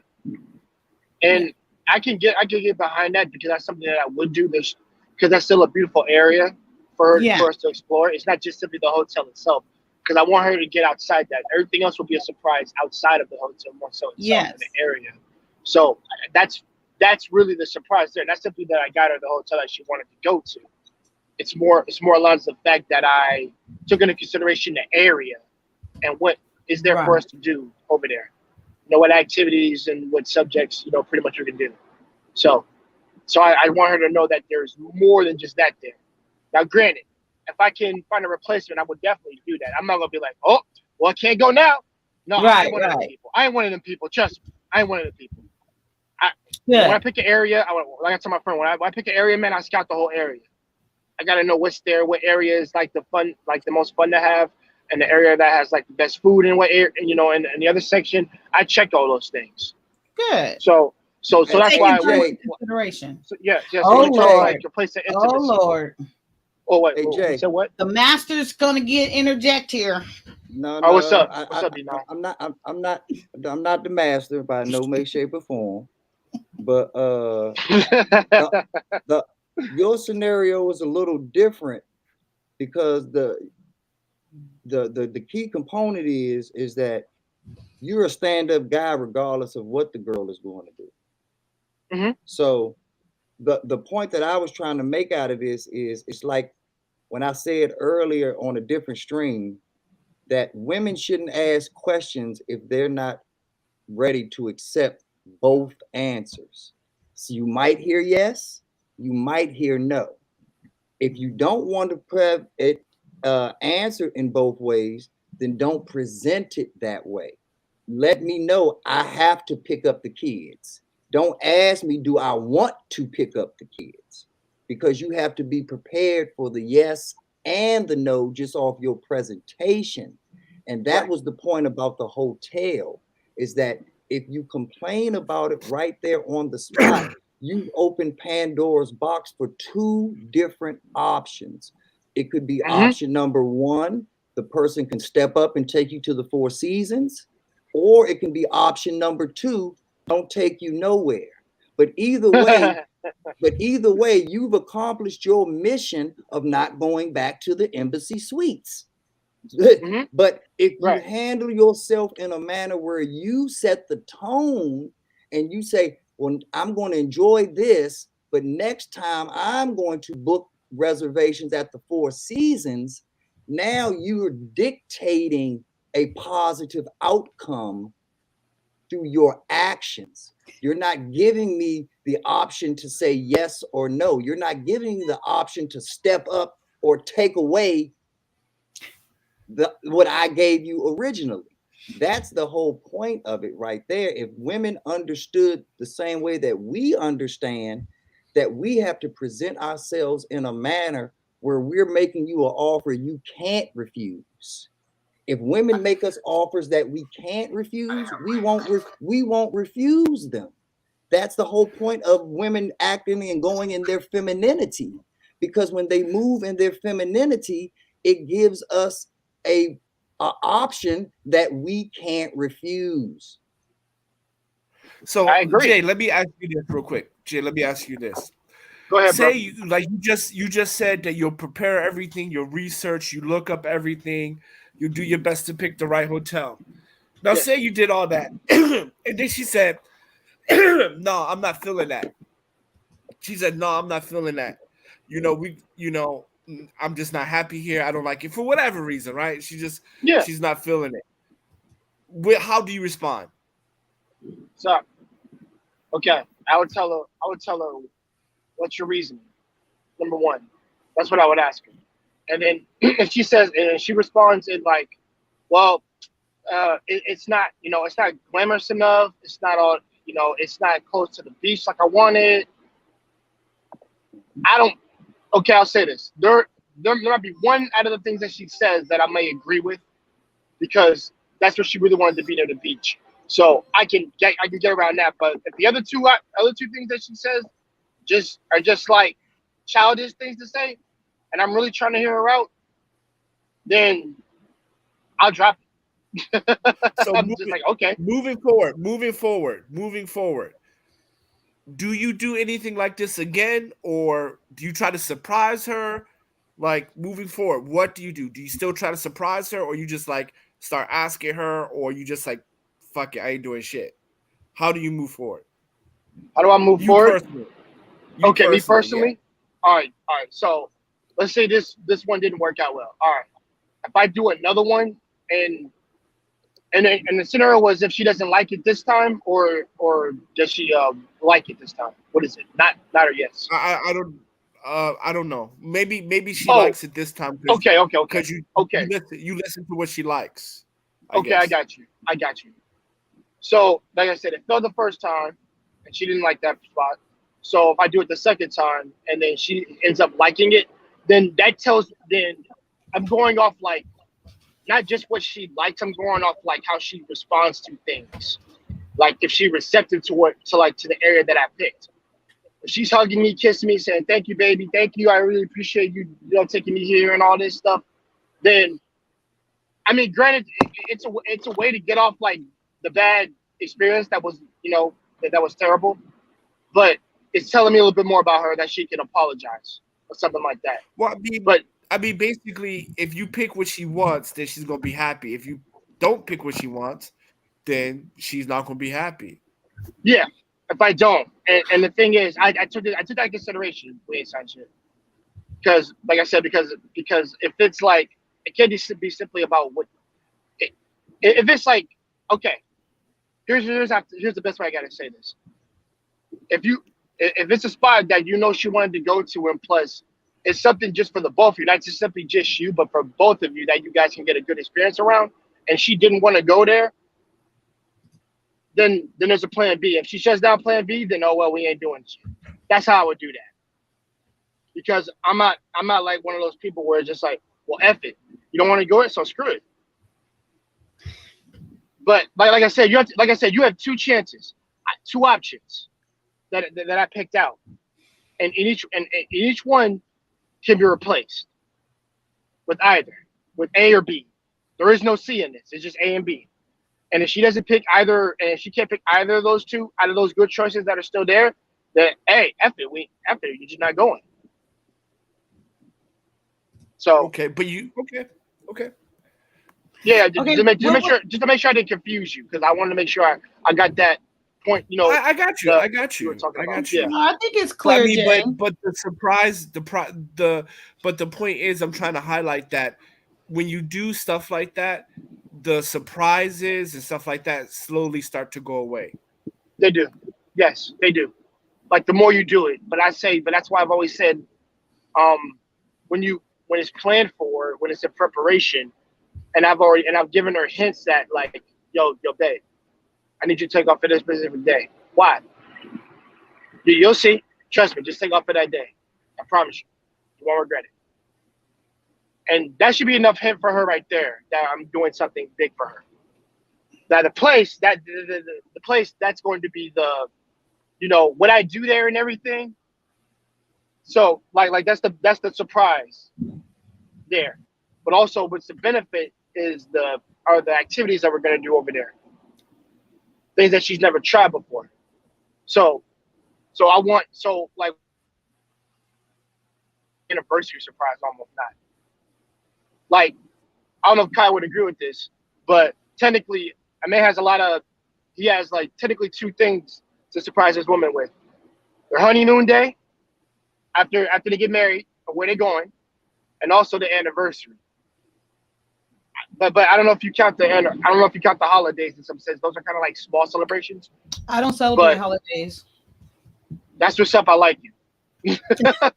I don't. Yeah, we were talking That's about just that what's up. earlier, as far as like Valentine's Day, and yeah, you gotta go back to the beginning of the stream and hear E Black's um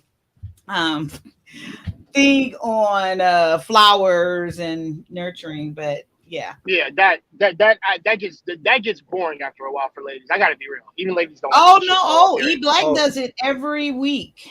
Oh, Every week? Lord. You see- Every week he picks up flowers for his Oh. wife from the grocery store. He takes his own vase. He has his florist that's in the grocery store put this arrangement together. It costs him about $10, so $40 a month. Versus, he said, which is a better deal or a better idea, that instead of buying her an $80 bouquet of flowers or roses at Valentine's Day, that's a better deal. But he justified it by saying on Valentine's Day he don't get her anything, I think he said, because you get it all throughout the year. So Right. that was his scenario. But then he said he does the flowers and see how the woman takes care of it, how they nurture it, which at the time, I believe, well, I still really do believe, to be honest, that once you cut the flowers, they begin to die. They lose their source of life. And he was saying, Yep. no, you can replant it, which we looked up. You got to give it some hormones and you got to do some certain things. Okay, fine. And then I was expressing to him that I don't even like flowers. I would rather get a plant. And then his comeback for that was that, well, you need to nurture these flowers. That's the whole purpose. And so if you don't nurture the flowers, that let me know you're not a nurturing person. You're not the mother. You're not a giver. So it's not going to work. Okay. Yeah, that's kind of wild. The thing is, Kyia, you sound like my mother. I said, the thing is, Kyia, you sound like my mother. She collects plants. She don't get flowers. I love plants. Yeah, exactly. So I don't- definitely see. I got that from my mother for figuring her out that ladies just don't want flowers. They kind of just want plants. Yeah. When they're trying to make a garden. And I'm like, yes. And that yeah. was another thing. He was like, well, it shows a sign of not nurturing. I said, well, wait, I grow all my own food. You know, I love gardening. I even tampered into growing strawberries, which are very hard to grow, especially here in California. Well, I don't know if it's in California. Well, for me, it was really hard to grow, but I love growing all my own food and stuff. But he said that don't count. It has to be the flowers that he's going to imprint on me, even though I don't like flowers, but now he's going to imprint it. But anyway, I love the term imprint. I want you to go into what was your input on the third one? intimacy. Okay. Yes. Okay, so because it's called how to develop intimacy. Is that, am I correct? Develop how to develop and control intimacy. Yes. Now the control one, that's gonna be a little shaky, but the development of intimacy should be something I shouldn't say since day one, but the man should be able to show that he can develop intimacy with you within the time that you guys talk and see if the chemistry and the flow is all correct. That's how it starts. Now, granted, I know KS always says this a lot. He didn't make you tingle, so therefore it didn't work. That is a part of it in this sense, but the thing is, women want to be mentally stimulated, so you got to be able to bring that to bring your A game with that. And if you cannot do that, then it's kind of like doomed to fail off rip. But let's say you look good, you talk well, you're able to pique her interest. That's how it starts, right off there. And then that's when you get into the whole physical aspect of that. So I won't technically use the term to tease my girl personally, because I don't tease her normally. But I would say if there is constant flirting back and forth, then it develops into physical, and then after that, you take it up a few more notches after that. That's how it goes. But how to control it, ma'am? No, You no, have to no. do. Okay, let's go back before you even go to controlling, because okay, tell me, what is intimacy to you?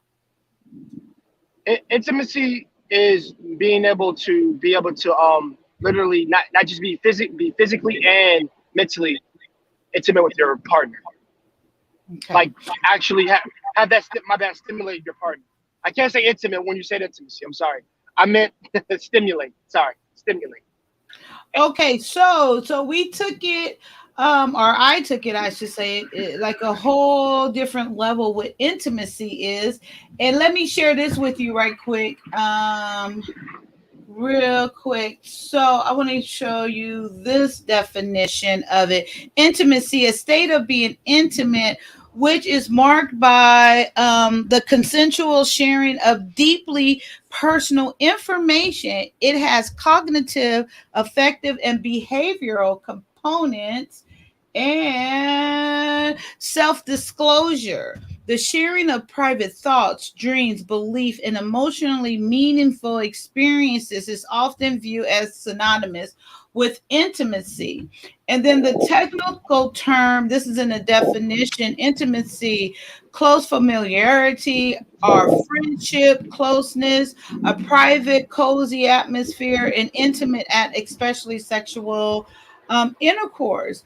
So when I was talking about it earlier, I was sharing about their, like, intimacy can start even if you're at work and she's at home. She can send you a nice text saying, "I'm thinking about you. Can't wait till you get home." That's intimacy.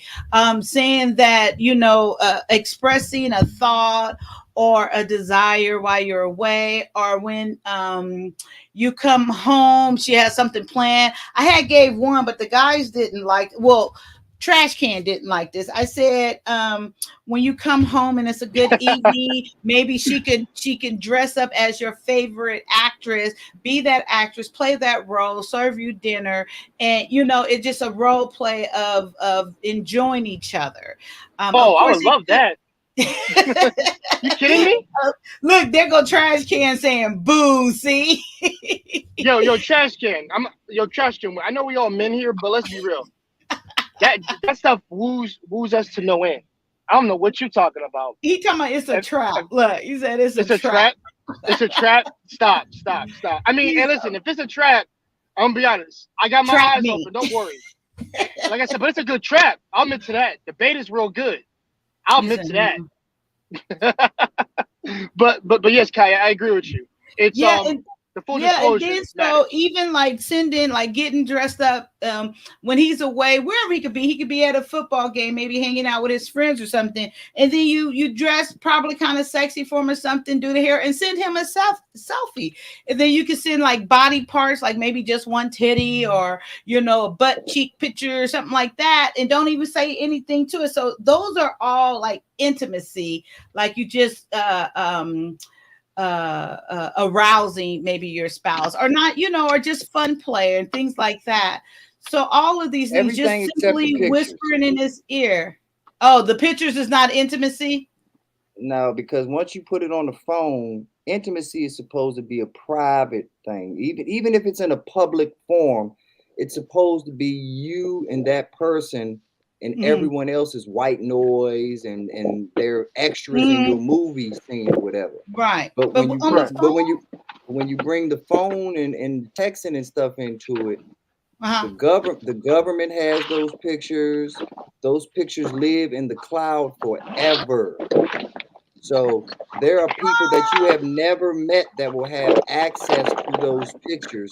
And I'm a firm believer that a lot of things that we put on that stuff end up being porn or soft porn or stuff in other countries. Like Oh yeah. they use those images, Kai. They use those titties and all of those body parts. That stuff makes its way to other places where it has no business being. So I'm with you until you put the picture part in there, because that the intimacy by definition doesn't include that part. So go ahead, you got it, though, dog. Okay.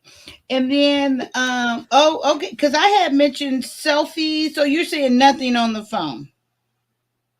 Yeah, that's a bad look right there, because that's the type of stuff that can come back and haunt you and can mess up with future intimacies, because if that stuff gets out, or even if you think you erase something, like I said, it might be stuck in your cloud forever, and then one of your children access your cloud or whatever, and there they go, got pictures of you on your knees, sloppy topping it up, like, oh shit, like what the hell Okay, is well, mommy it's too doing? late for all of that then. So Right. no, I'm kidding. But so also, okay, so then we could take it to another a different place, given that going back to before, you can get like one of those little cameras and take pictures and have them displayed around the house or something like that. But another one that I really like, Jay, that I want to share with you is a great idea is like getting art supply, like paintings and canvas and stuff, and paint your spouse in the nude. They're in the nude and you paint them nude, and then you could do like the fake tattoos and just explore the body and get familiar with the body and everything like that. But for the woman, it is that she needs to explore her body self, because it's come to my attention, and it's kind of well known that a lot of women are not having orgasms. So I truly believe she first has to become comfortable with herself, explore herself, and figure out what pleases her, and so she can be able to express it in different ways to her spouse. So that's kind of the level we were talking about, or I was talking about, on intimacy. Trash Can couldn't really keep up with it, so he was just kind of sitting there agreeing to disagree and disagreeing to agree. And so He's funny. I don't take anything he says as serious. I know I'm joking, really, but yeah. But see, the funny part about that though is intimacy is defined differently for different people, because we're Absolutely. individuals, but it's Right. also defined by race and culture as well, Mm-hmm. because Europeans are way more sexually advanced than we are. And that's another factor that we don't really talk about when we talk about black men finding women outside of the race, Good or when black women find other men outside of the Will never race. happen. And it happens a lot of times because they are more sexually advanced than we are. And I'm not saying that like it's a good thing, but it just is what it is. I'm happy in my comfort zone and where I'm at sexually in my life. But Mm-hmm. there's some people that would find what I do boring, or not enough. Like no whips, B9, no chains, no pinching, nipples and hooking them up to car batteries. And so for some people, that is a Tuesday. And we have to understand, because culturally they come from cold weather. So they're used to huddling up. They're used to being in those close quarters for survival purposes. And what goes on in those little intimate moments that we speak of, they have advanced further than us. So the thing, 7 so seconds. okay. I'm talking about the choking. No, I'm talking about the choking. Remember, Bolo told us that the other day on right, Red Lipstick, exactly. you can choke for 7 seconds. 7 seconds. Well, you can do it a little longer in the bedroom, Well, it's like 5 to 'cause 10 seconds actually. like I say, that's on the street. In the bedroom, you can go a little longer in the bedroom, because I tell you what's funny. One of the reasons I don't watch The Lead Attorney is because of bad timing. The time that I actually turn on to his show, he was actually talking about how he chokes out every woman that he sleeps with. And yeah, exactly. And then he was just like, and it might be something gentle or this or that Maybe or it's the a other. joke. No, he was dead serious. He was like, but as I'm working my way up your back and over your breasts or whatever, eventually my hands are going to make it to your throat, and I'm going to apply just a little bit of sexy pressure. And he's like, oh, okay, well, you do what you do, my G. But I don't need to hear about that shit. So I'm gonna go ahead and find something else on these YouTube streets to listen to versus what he's talking about. But that's the reason I don't listen to him, because I guess, like I said, I guess I caught him at a bad moment, because everybody else talks about how valuable his information is and how he kicks all of this good stuff about child support and how to get your YouTube channel together. My time and you getting gotta the pay for line. that information though. Can I interject? Can I interject? Yeah, go ahead. I've been quiet. So I want to piggyback on what you just said and use that same scenario, that same analogy, that same Here we go. mindset. No. Let's focus on what you just said. Let's do it. You just said that you don't follow him because of your timing and what you heard that you didn't like. Now, that's the same concept that I was giving for everybody else. But this is why. No, that was not the same concept. This is why this is hilarious. This is exactly why this is hilarious. And that's all I'm gonna say. This is why women can't have the narrative on certain things, because they make Frankenstein out of your words. I didn't get the correlation. I thought you were gonna go further. Because there is no correlation there. The difference is, Kyia, is that I was talking about her not giving a reason. She said it is what it is, and that's it, B9. And you even said it, and you even said it, and you hold on, and you even said it tonight. Now we're talking about something different. No, that was all related to the TLA. No. That's actually not true. That's actually not true. So let me talk, because you've been talking all night. So let me answer to that why that's not true. I gave you a reason as to why I don't watch TLA. When I gave you the reason, I told you it was because of his comments about Ray J Black. And then he was off about that. I didn't like what he said. So that I gave you the reason. So that's not true. Where I said it is what it is a different scenario. It was because you were asking me about why I made a comment underneath his page. So now when you say those words about how I didn't answer you as to why I don't follow him, that is not true. I gave you the answer. I just said it is what it is. And I added to it is what it is when I also said I wanted him to see it. That was my answer. You continue to do the same thing that you did the other night. You're continuing to only tell half of what I said, and that's not okay. But that's fine. I'm over here laughing. You good? Thank you for the comedy. But when you play it back, you'll get the gift of double comedy, because you'll get to hear your humor in this tale as well. Because when you play it back, you'll realize that I never disputed the reason why you said you didn't like TLA and stopped watching him. I actually agreed with you. I said that was a very valid. I said that was a very valid reason, and I agreed with you. The only reason I brought up is because it is what it is B9, is because that was the only part that we had contention with. There was no point of bringing up the other part, because there was no contention there. We were in total agreement that what he said was unprofessional, and that was enough reason for you to not watch him. So you're trying to once again Frankenstein the story and act like there was a disagreement on the part that we actually agreed upon. And I brought up the part that we actually had the disagreement on. You see? That didn't happen tonight, though, right? That was the other night. No, that was the other night, exactly. Okay, because I was there for that. I remember that. She thought enough time had passed by where she could tell a brand new story and not understand that that's exactly what B9 does. He differentiates history from the past. He differentiates history from the actual facts. B9, I'm gonna talk. You just talked for like 5,000 minutes.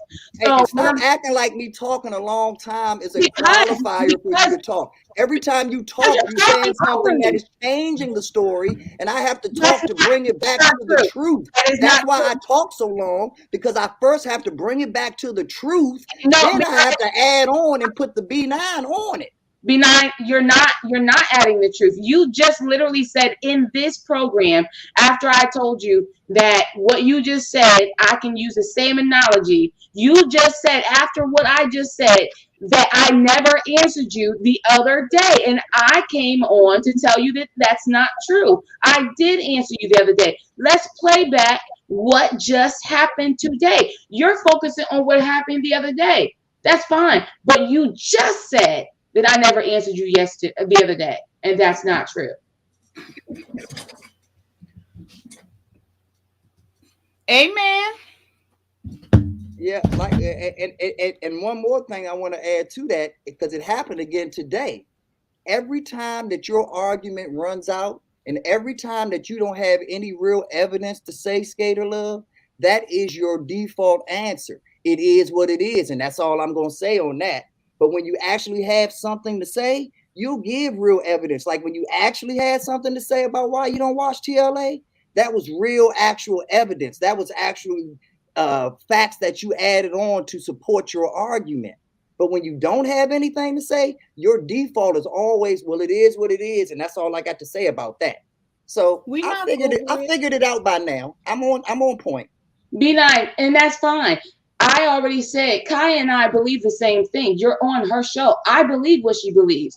You think that what I'm saying is not factual. That's fine. You think that what she believes is not factual. That's fine. We're both saying it is what it is. We're both saying that. So you on the other end are saying that we're over here spitting out untrue stuff. That's fine. And then you're the only person on this channel that's speaking facts. That's fine. There you go. B9, you the only person speaking facts. Ladies and gentlemen, y'all have just seen the sisterhood at work. Because no, hold on, no, let me finish. Because every word that I said was directed towards Skater. Every word that I said. And what did Skater do? Skater recruited Juss Kyia and said, Juss Kyia say the same things I say. So if you talk about me, you talking about her. And it's her platform, and it's this, that. I was talking directly to you, Skater Love. But I love how you did your army recruitment, and I love how you tried to get the troops in line with you, because you're smart. You understand that there's strength in numbers.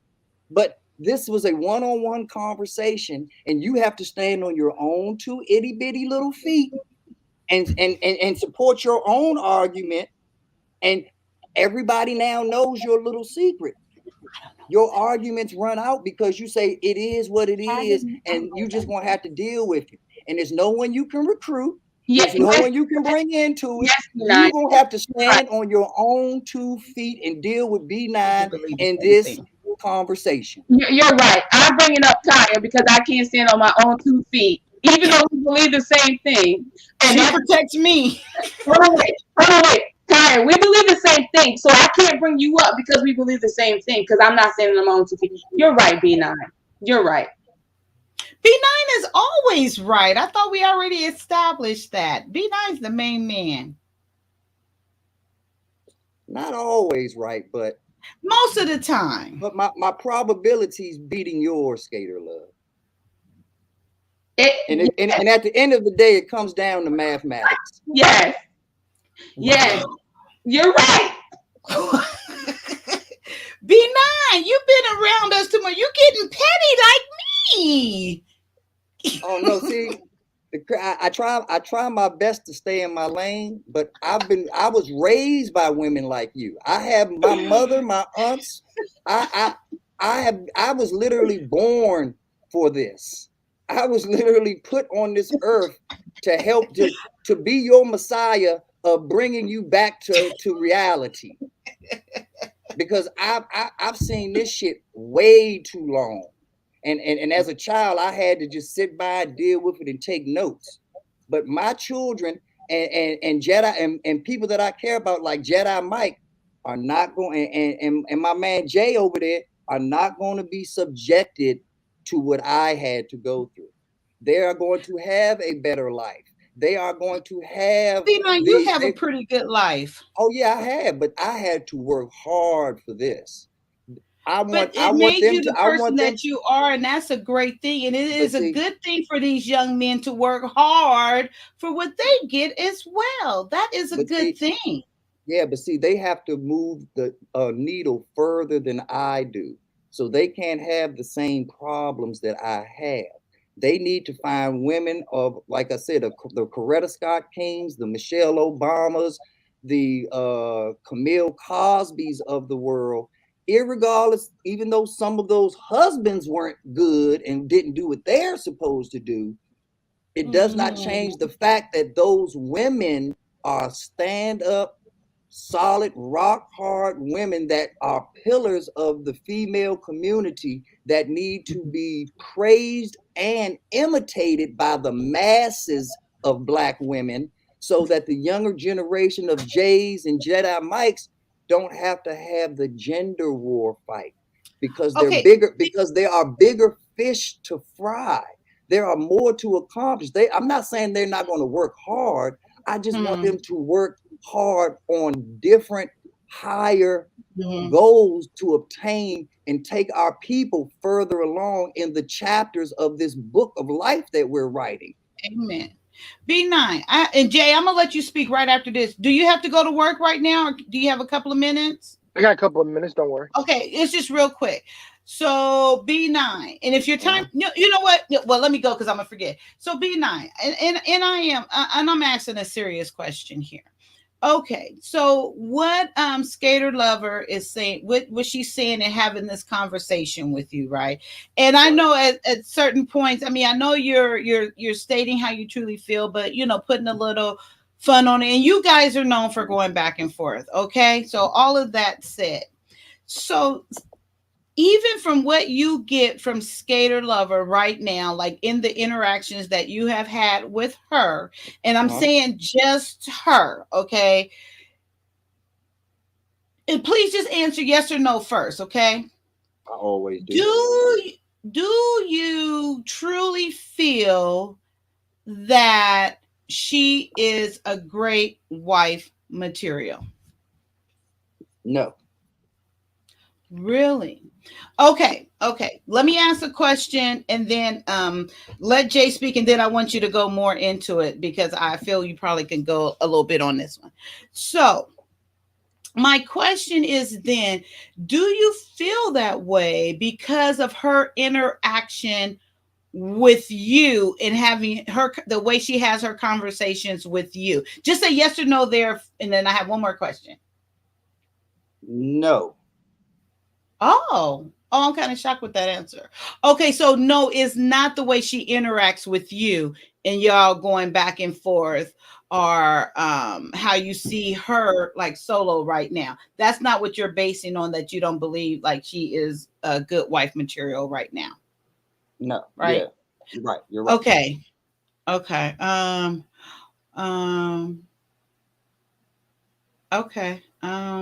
And let me ask one. Hold on. Let me ask one question. No. Let me ask you this question before we go any further. Okay. Skater Love, are you comfortable with these questions? Because I don't want these questions. I'm being honest. Good thing. I don't want you to be uncomfortable with these questions, Skater Love, because I have a lot of respect for you. So I think that you should chime in and let us know, are you comfortable with us having this conversation in the first place? Good point, B9. Thank you for that.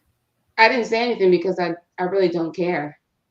I'm just being respectful. My mama raised me a certain way. Well, now I kind of so I will see. Okay, Skater Lover. So that's the only thing right there. What I know, she doesn't view it this way, but that, like in this moment, I thought that was very considerate of B9, and I wish I really should have asked you that first instead of asking questions about you, and I apologize for that, Skater Lover. But love, my honey bunny, Skater Love, when you say that just stings. like that. I can't walk around and before. I can't walk around caring what people think. I can't. know. We have both expressed the same believing lifestyle, right? Yeah, but I'm talking about the way your deliverance. Like if I cared about it, then I didn't say nothing, so I don't care. You know that I didn't say anything because I don't care. But that is okay. that's you. that's the truth. I don't, because he doesn't know my history. He doesn't know the people that I talk to, the people that I interact with, the guys that I've met, the interactions I've had with them. He doesn't know the conversation I've had. But I think that's the guys, and then I'm gonna let Jay talk, and then I'm gonna let you finish Skater Love, and then we're gonna let B9 go. But I just think that's the thing. What I'm kind of what you're saying now. It's at a point, I guess, where I would say you would have to work on yourself to get beyond that, because those things shouldn't be brought to the next, or brought to whatever relationship or situation to come next. That's kind of what I'm seeing now. And I know I don't have the whole story, but if you don't mind, Skater Love, I'm gonna let Jay go ahead and say what you want to say. And then Skater Lover, I want to go right back to you. And then we're gonna finish up with B9 as far as what we're talking about right now. Okay.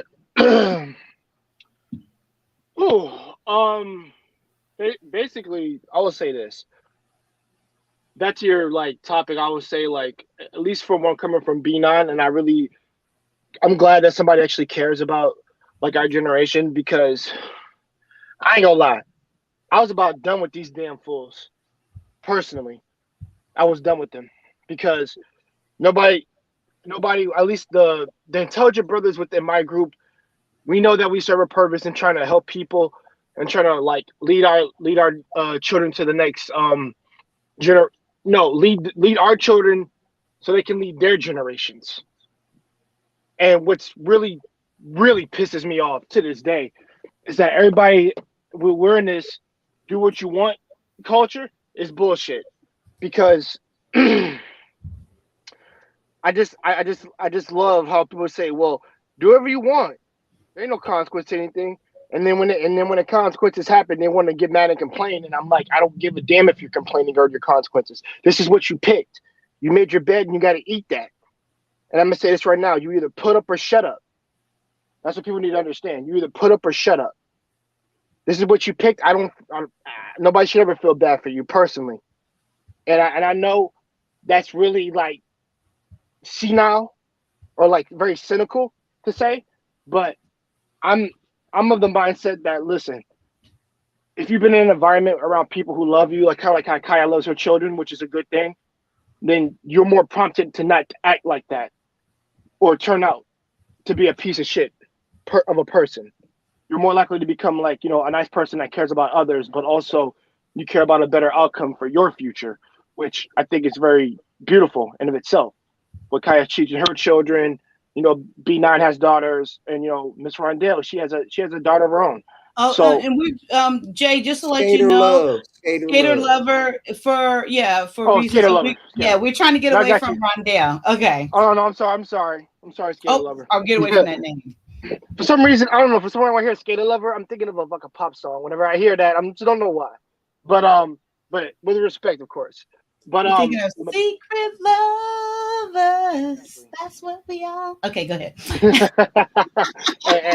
hey, respect the sisters of that generation that sing. They got beautiful voices. But what you saying? I don't. No, I'm not saying you do. I'm just saying you're paying homage to them. Just make sure you let the other ladies know that they gotta learn to respect them sisters at that time. But the thing is, I understand. Like I said, we're trying to be about more than what we are now.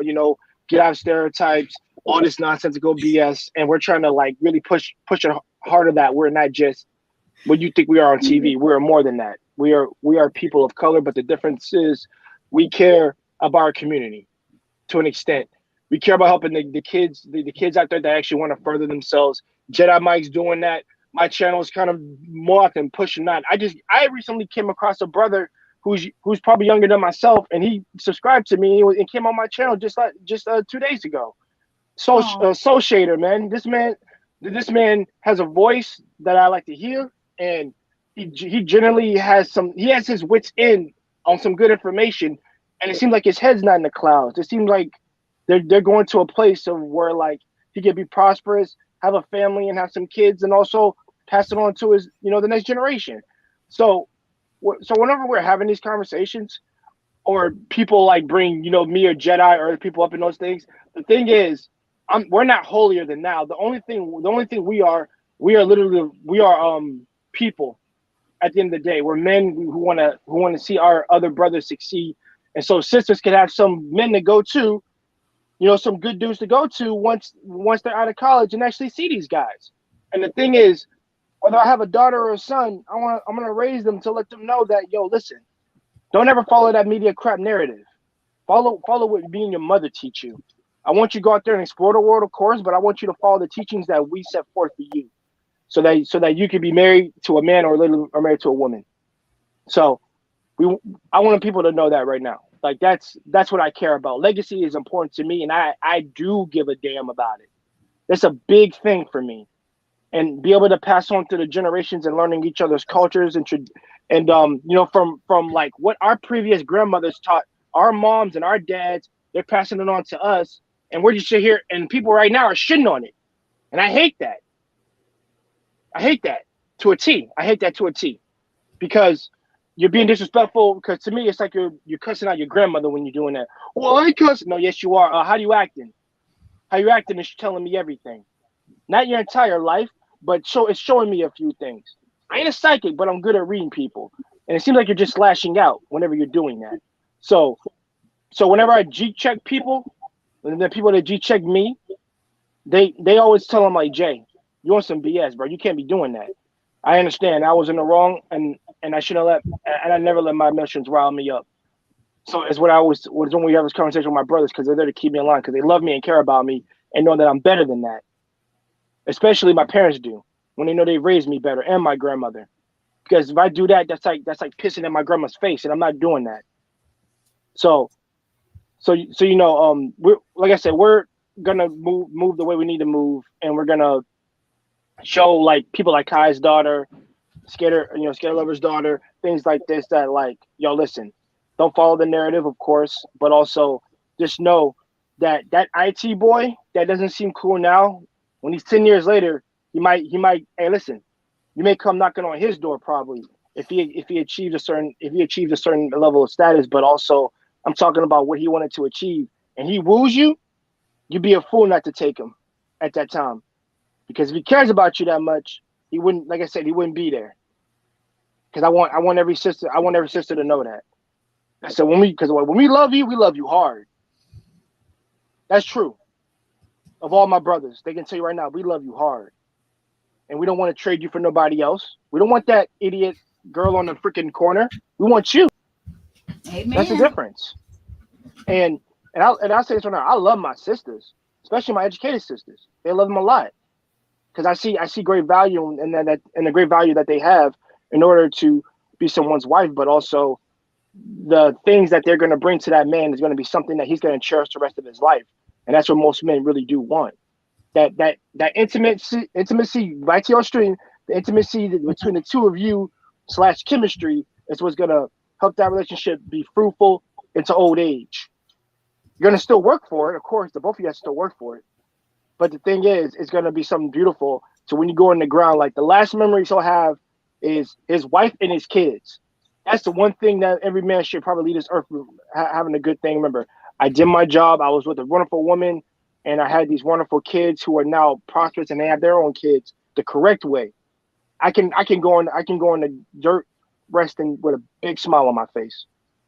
So Miss Kyia, I do see what you're saying. I do see what my man B not saying. I see what Skater Love is saying. But the thing is, don't be disconnected from each other is what I'm saying. Like, always be willing to have that conversation, even if it's unpleasant. Just know, and also I will end it off on this before I go. I tell people all the time, this whole like the best way to phrase it would be this.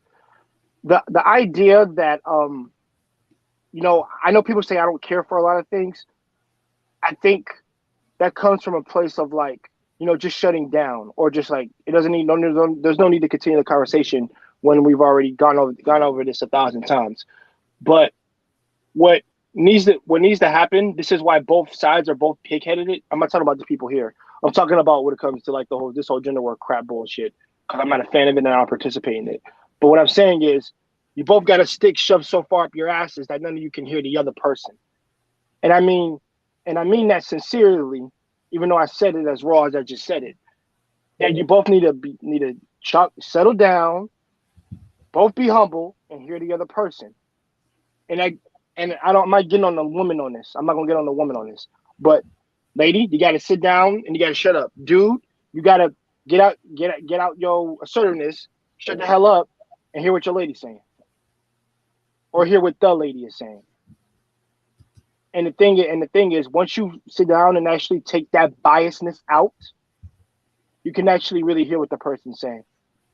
That took me a lot of years to get out of that crap. To actually have to spend time to really learn that.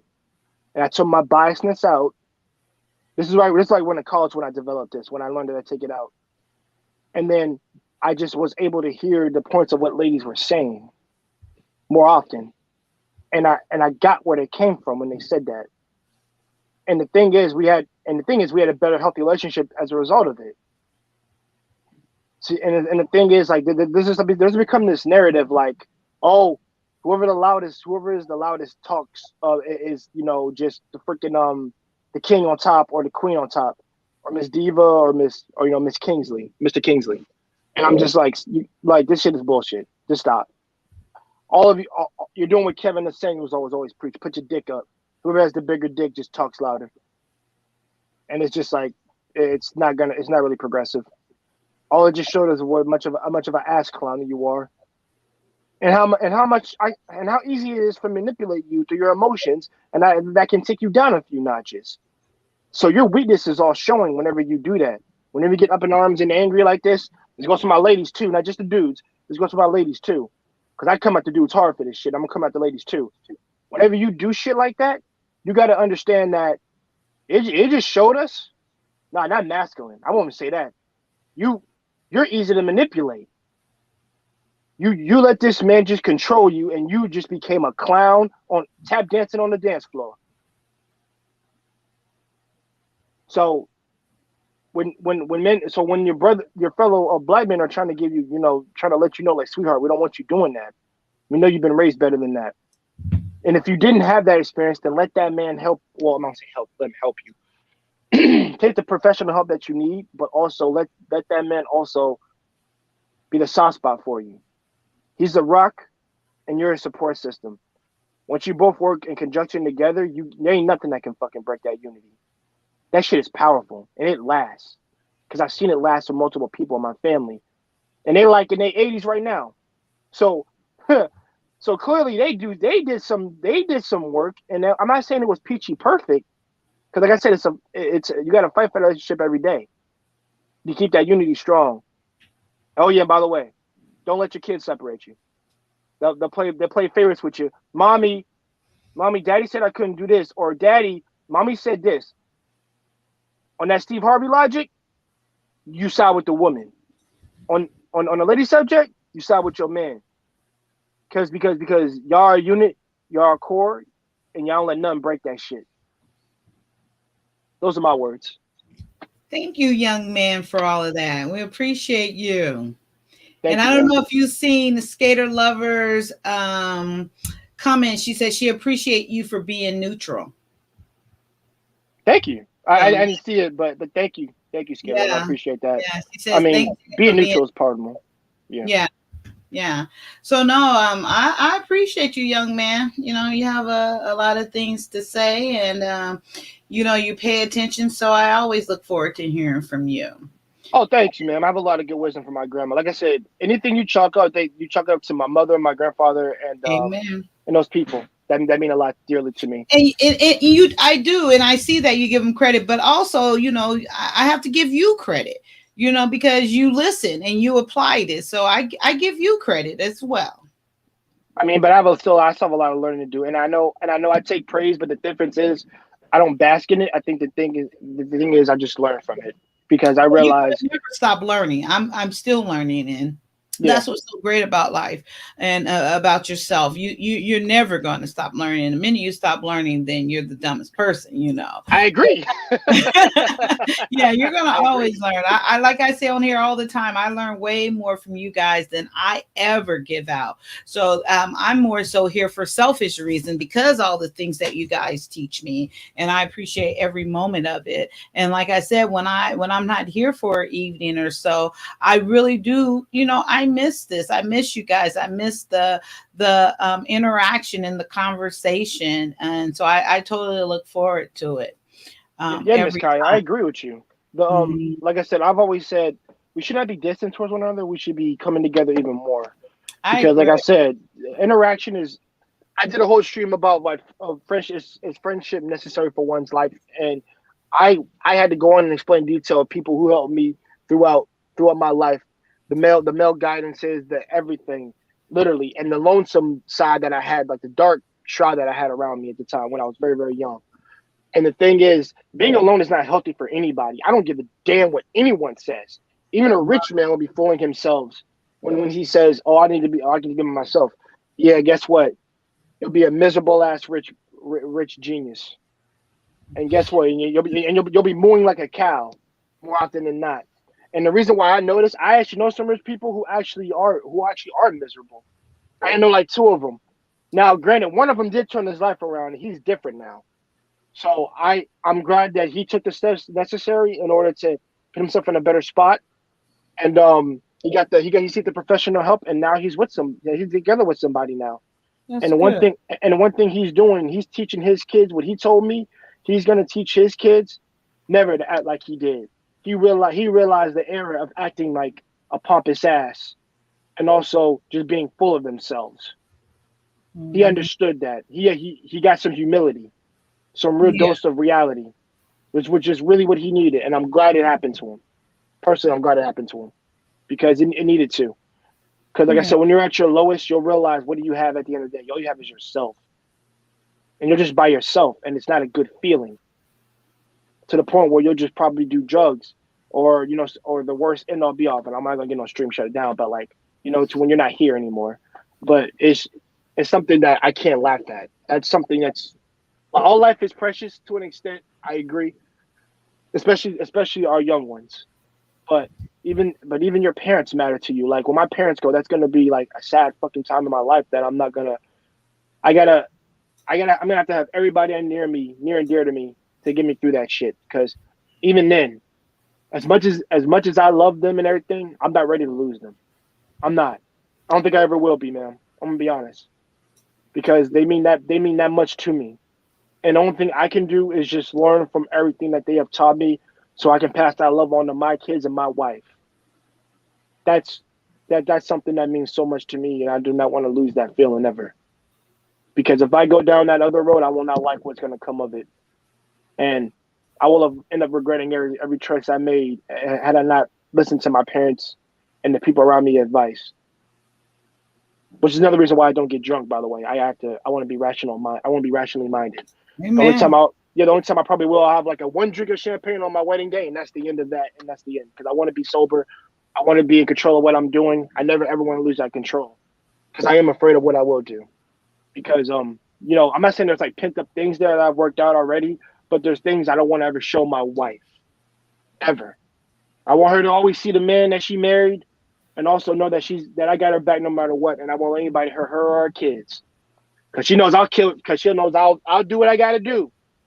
That man that come in our door, no, you stay with our babies, you and them. I need you protected. Once I know you good, I'm gonna go out and handle business. And Amen. please believe, I might lose an arm or something, but please believe that brother's going down, whoever he is. No one's gonna come in my territory and ruin everything that I hold dear and near to my life. My All father right. said this. My father has said this before, and you can hear. I'll quote his exact words before I go. There are people who I listen. I don't care. I don't give a damn what the law is. I will walk through hell and fire to get the person whoever takes whatever took from me, whoever, if anybody even hurts one of mine. And he included me and his daughters and my mom in that sentence. And that meant a lot when he said that to me. And it showed me really how much a man has to persevere, has to structure, has to create, has to go to the utmost upper limits, his limits and beyond to protect everything that he holds dear. So, it's like this idea of man hate just irritates the shit out of me. Like, stop that, because guess what? You were made with a man and a woman, not just your late mom, your dad too. So you got to stop that shit.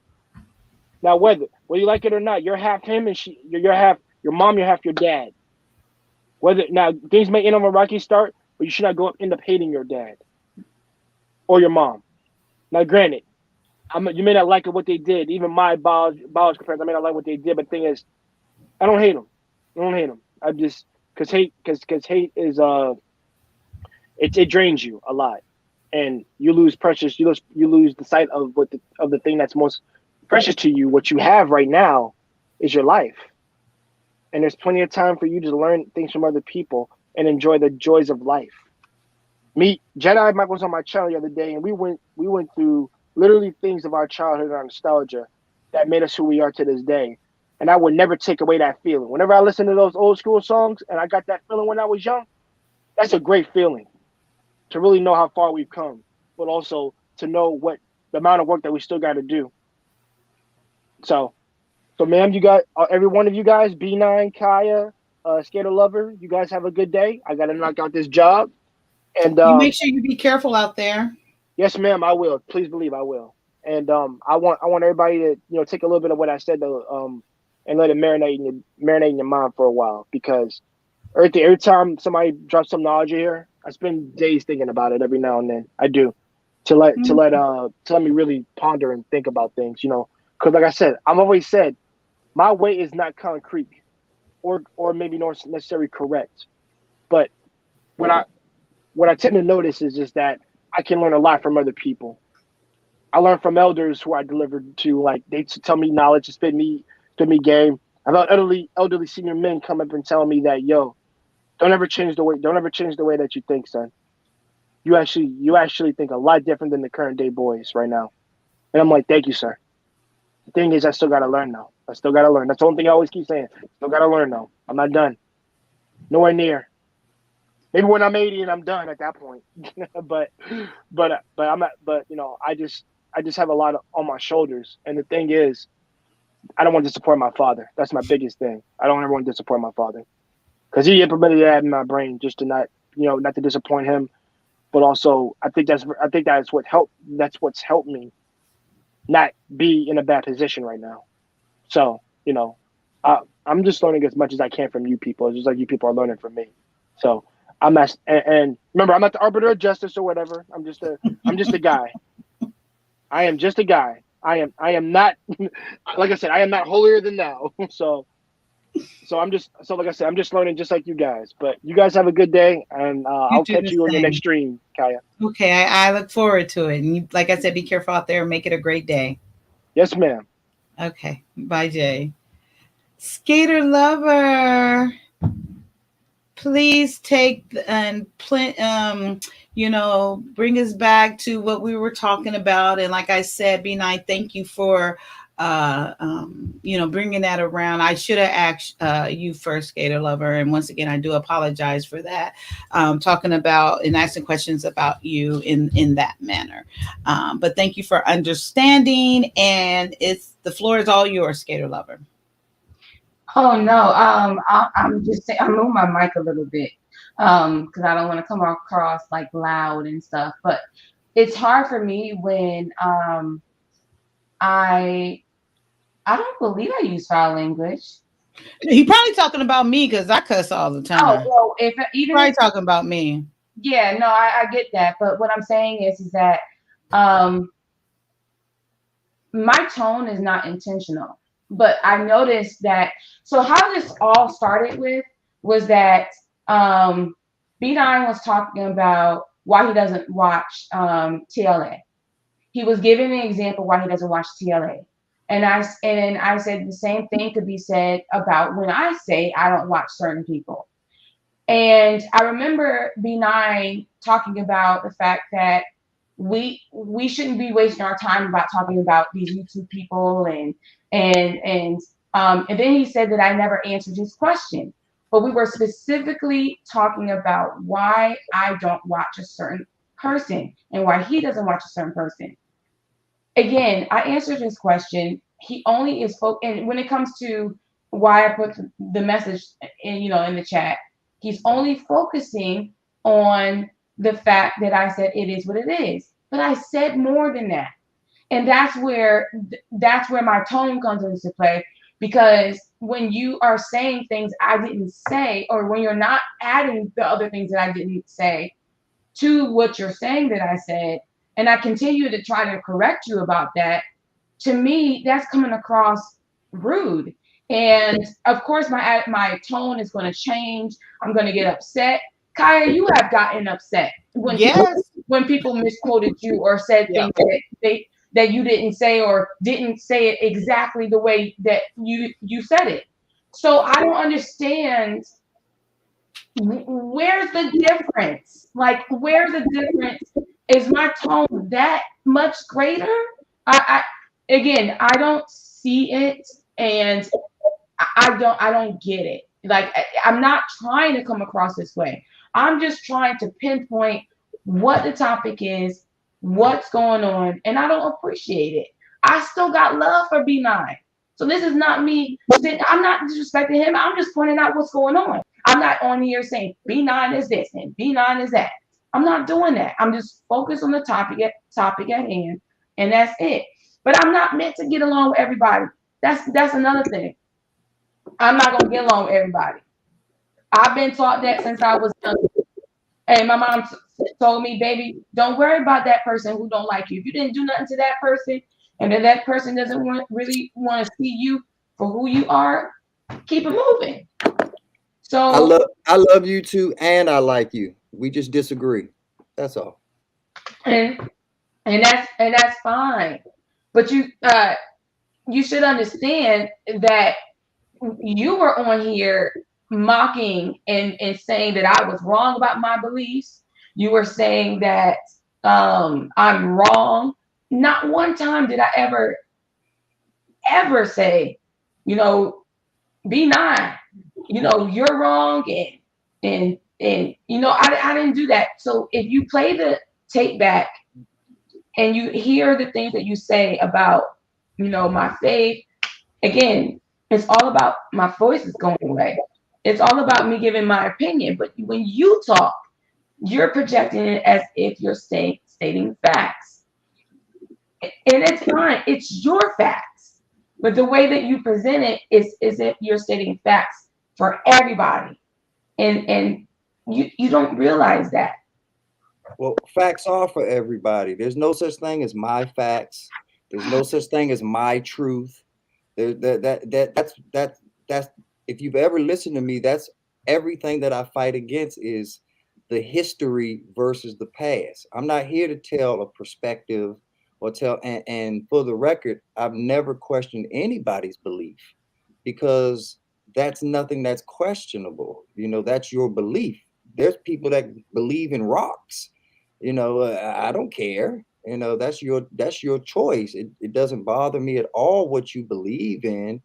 And if you think that I attacked your belief, you're sadly mistaken on that. And if I actually did say something, let me preemptive apologize up front, because that's definitely not what I intended. I don't attack anybody's faith or non-faith because that's a personal choice. So I don't get into that stuff. I am very careful and purposeful with my words so that the things that I speak are factual and fact-based. When I talk my opinion or when I'm telling a joke or when I'm doing this or that, I let it be known. Like when the questions that Miss Kyia was asking me about you, those are all 100% opinion based.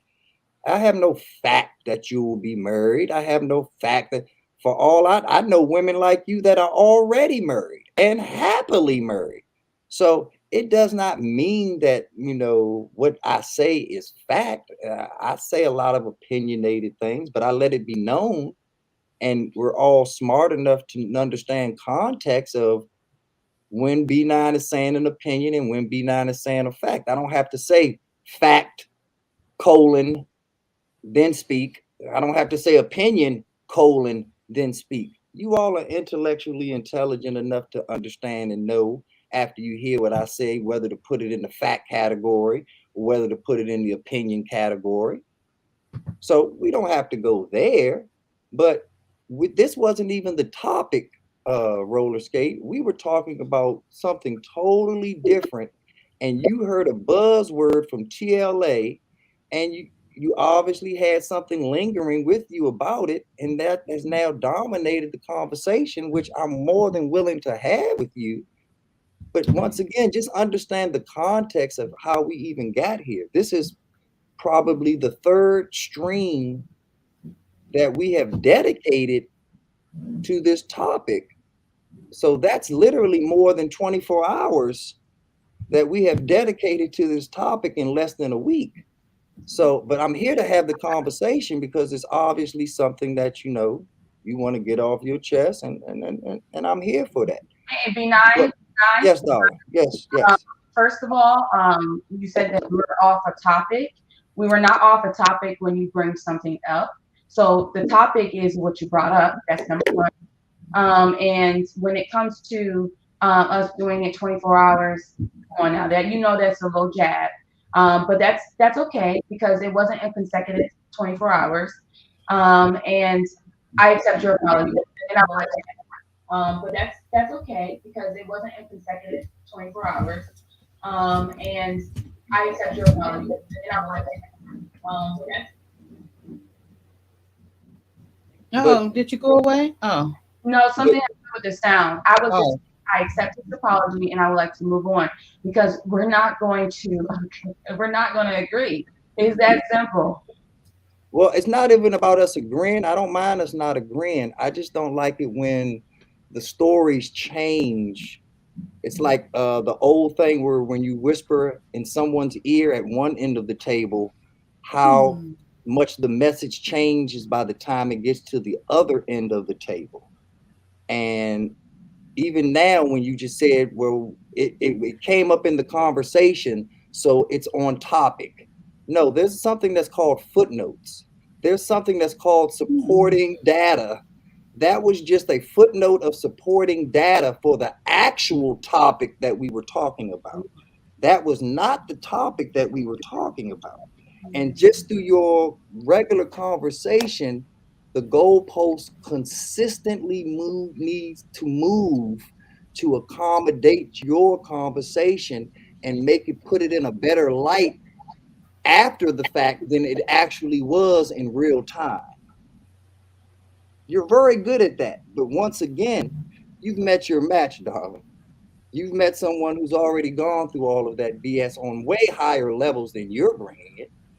I sit in boardroom, even though don't let my dress and my vernacular fool you. I sit in boardrooms with real sharks that try to give me real bullshit. So I listen for a reason. I don't listen just to get YouTube conversations correct. This is just a skill that I have acquired that I am bringing to YouTube. But I do this at the highest of levels.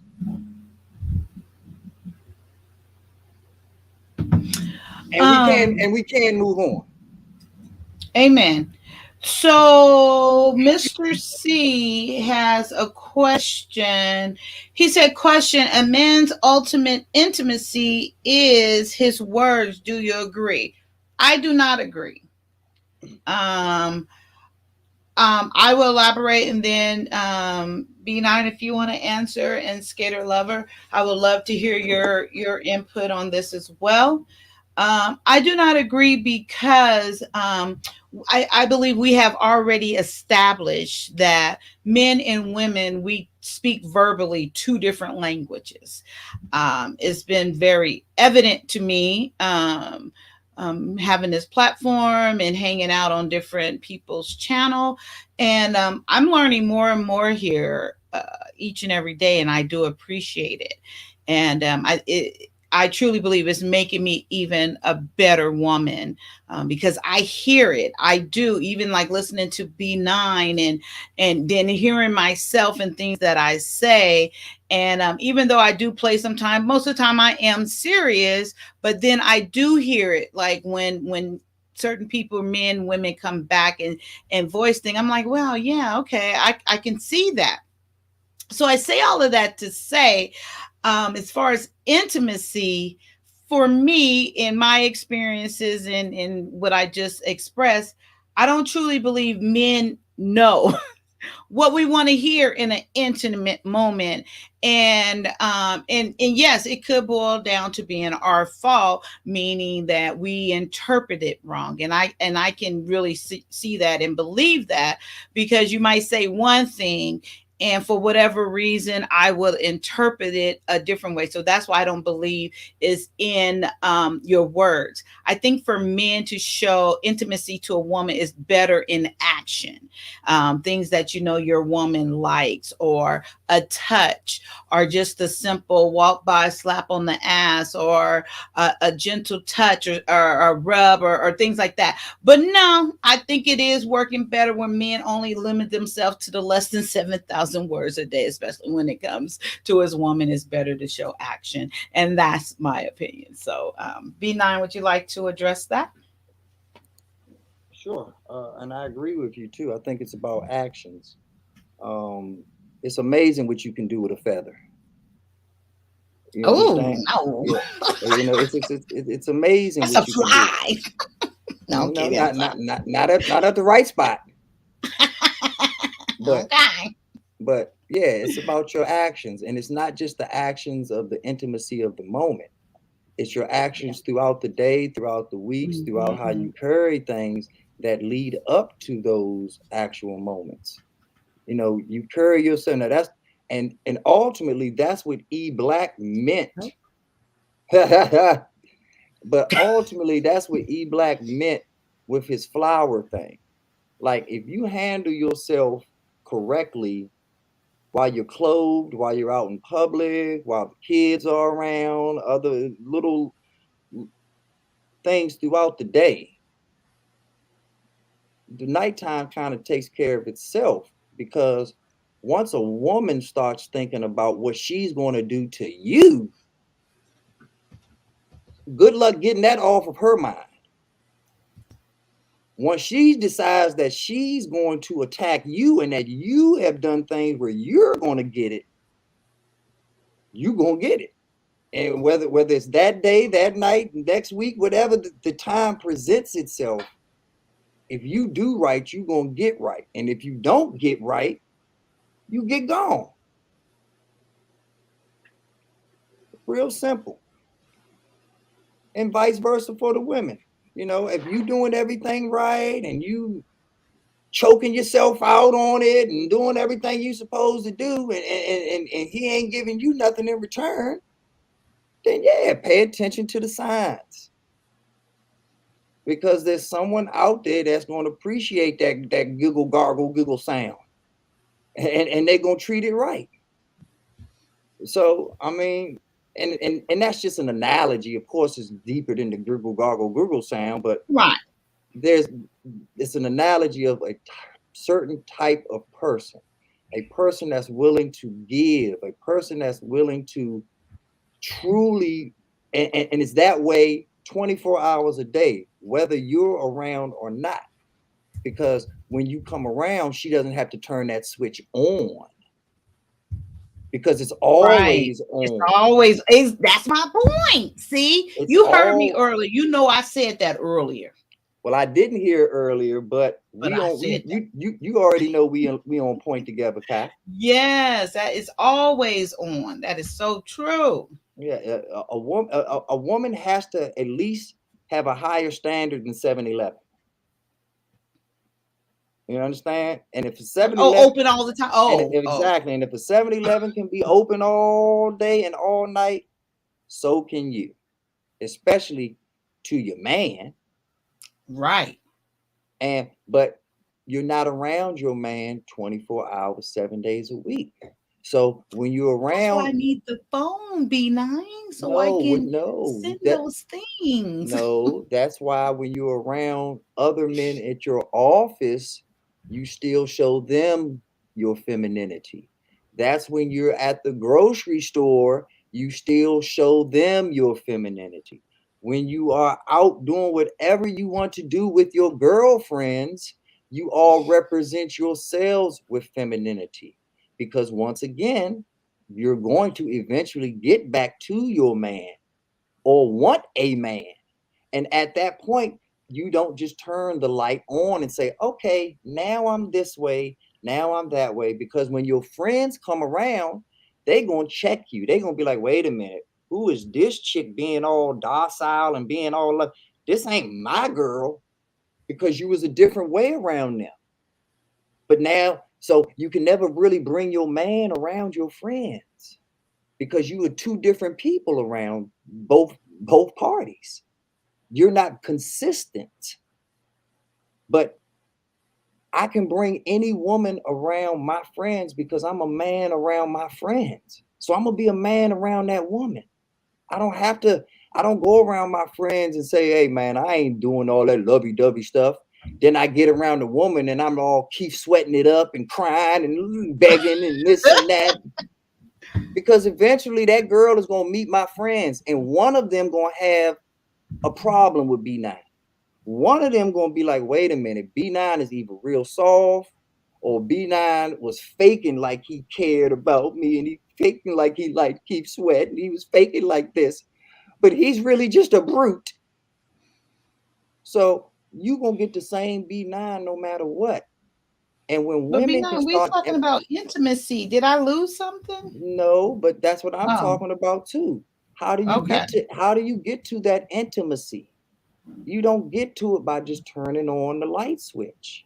You don't get to that intimacy by just saying, okay, I know, but when I say now you it's turned it on the woman, we were talking about the guy. He was okay. talking about the guy. All right, we'll bring it. Saying. Okay, Yeah. we can bring it back to the guy if you want, but well, that was the question. That's fine. That's fine. You know, okay. You know my mission, so you know I don't really attack my own. I know. That's why I just wanted to. I'm not about self. I'm all about self-preservation here. But it doesn't have to be an attack. It's just an observation of what do you think?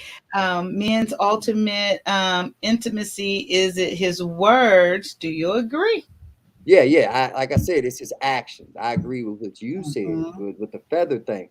But where I went with the women thing is that when we're doing what we're supposed to do, you have to understand that why we're doing it. If I'm picking up the kids from school, I'm taking this burden off of you. You have to understand that a little bit of that, not a lot, but a very small portion of that is intimacy. Is money that should be put into the bank. Every time I'm out there cutting that grass or shoveling that snow or making sure that your car's clean or this, whatever the case may be, something's broken, I go fix it. That's money in the bank. That all of that adds up to intimacy. So once y'all realize that stuff, that's the only reason I brought the women into it, is because a lot of you all aren't recognizing how men are presenting intimacy. So we believe that it all comes down to our words. We believe that it all comes down to that Hallmark card or that these flowers or this or that is the key. But how intimate and romantic is it for a woman to never have to pump her own gas? I mean, for her to have a car and drive anywhere she wants, and for 20, 30, 40 years, she has never felt the touch of a gasoline pump. Do women give that the intimacy credit that it deserves? Never felt the touch of a gasoline pump. Do women give that the intimacy credit that it deserves? Yep. Never felt the touch of a gasoline pump. I don't know what happened to that thing. I'm looping. No, it's something. My Hey, The hit other monitor is picking it up. hit the mute button, man. You making my show look bad. The other monitor is picking it up. Wait a minute, you're gonna. You're making my show look bad. I know it won't let me take it away. Okay.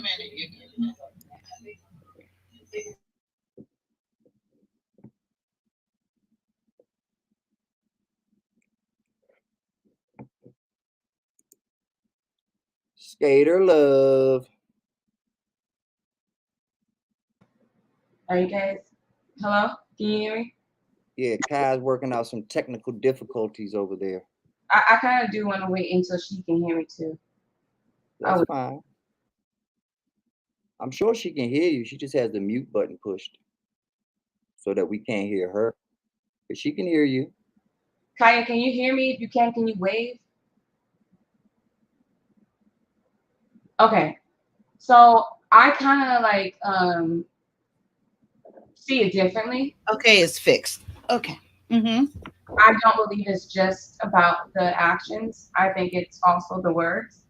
I like when can whisper sweet nothings in my ear. When they tell me that they love me, when they say kind and nice things to me. I like a man that is intellectual, a man that is actually spiritual, and that a man that can actually hold a conversation. I had a friend who, could teach me different things in life, like what's going on in the news, what's going on, like different words, different terms. I love listening to a man that can talk.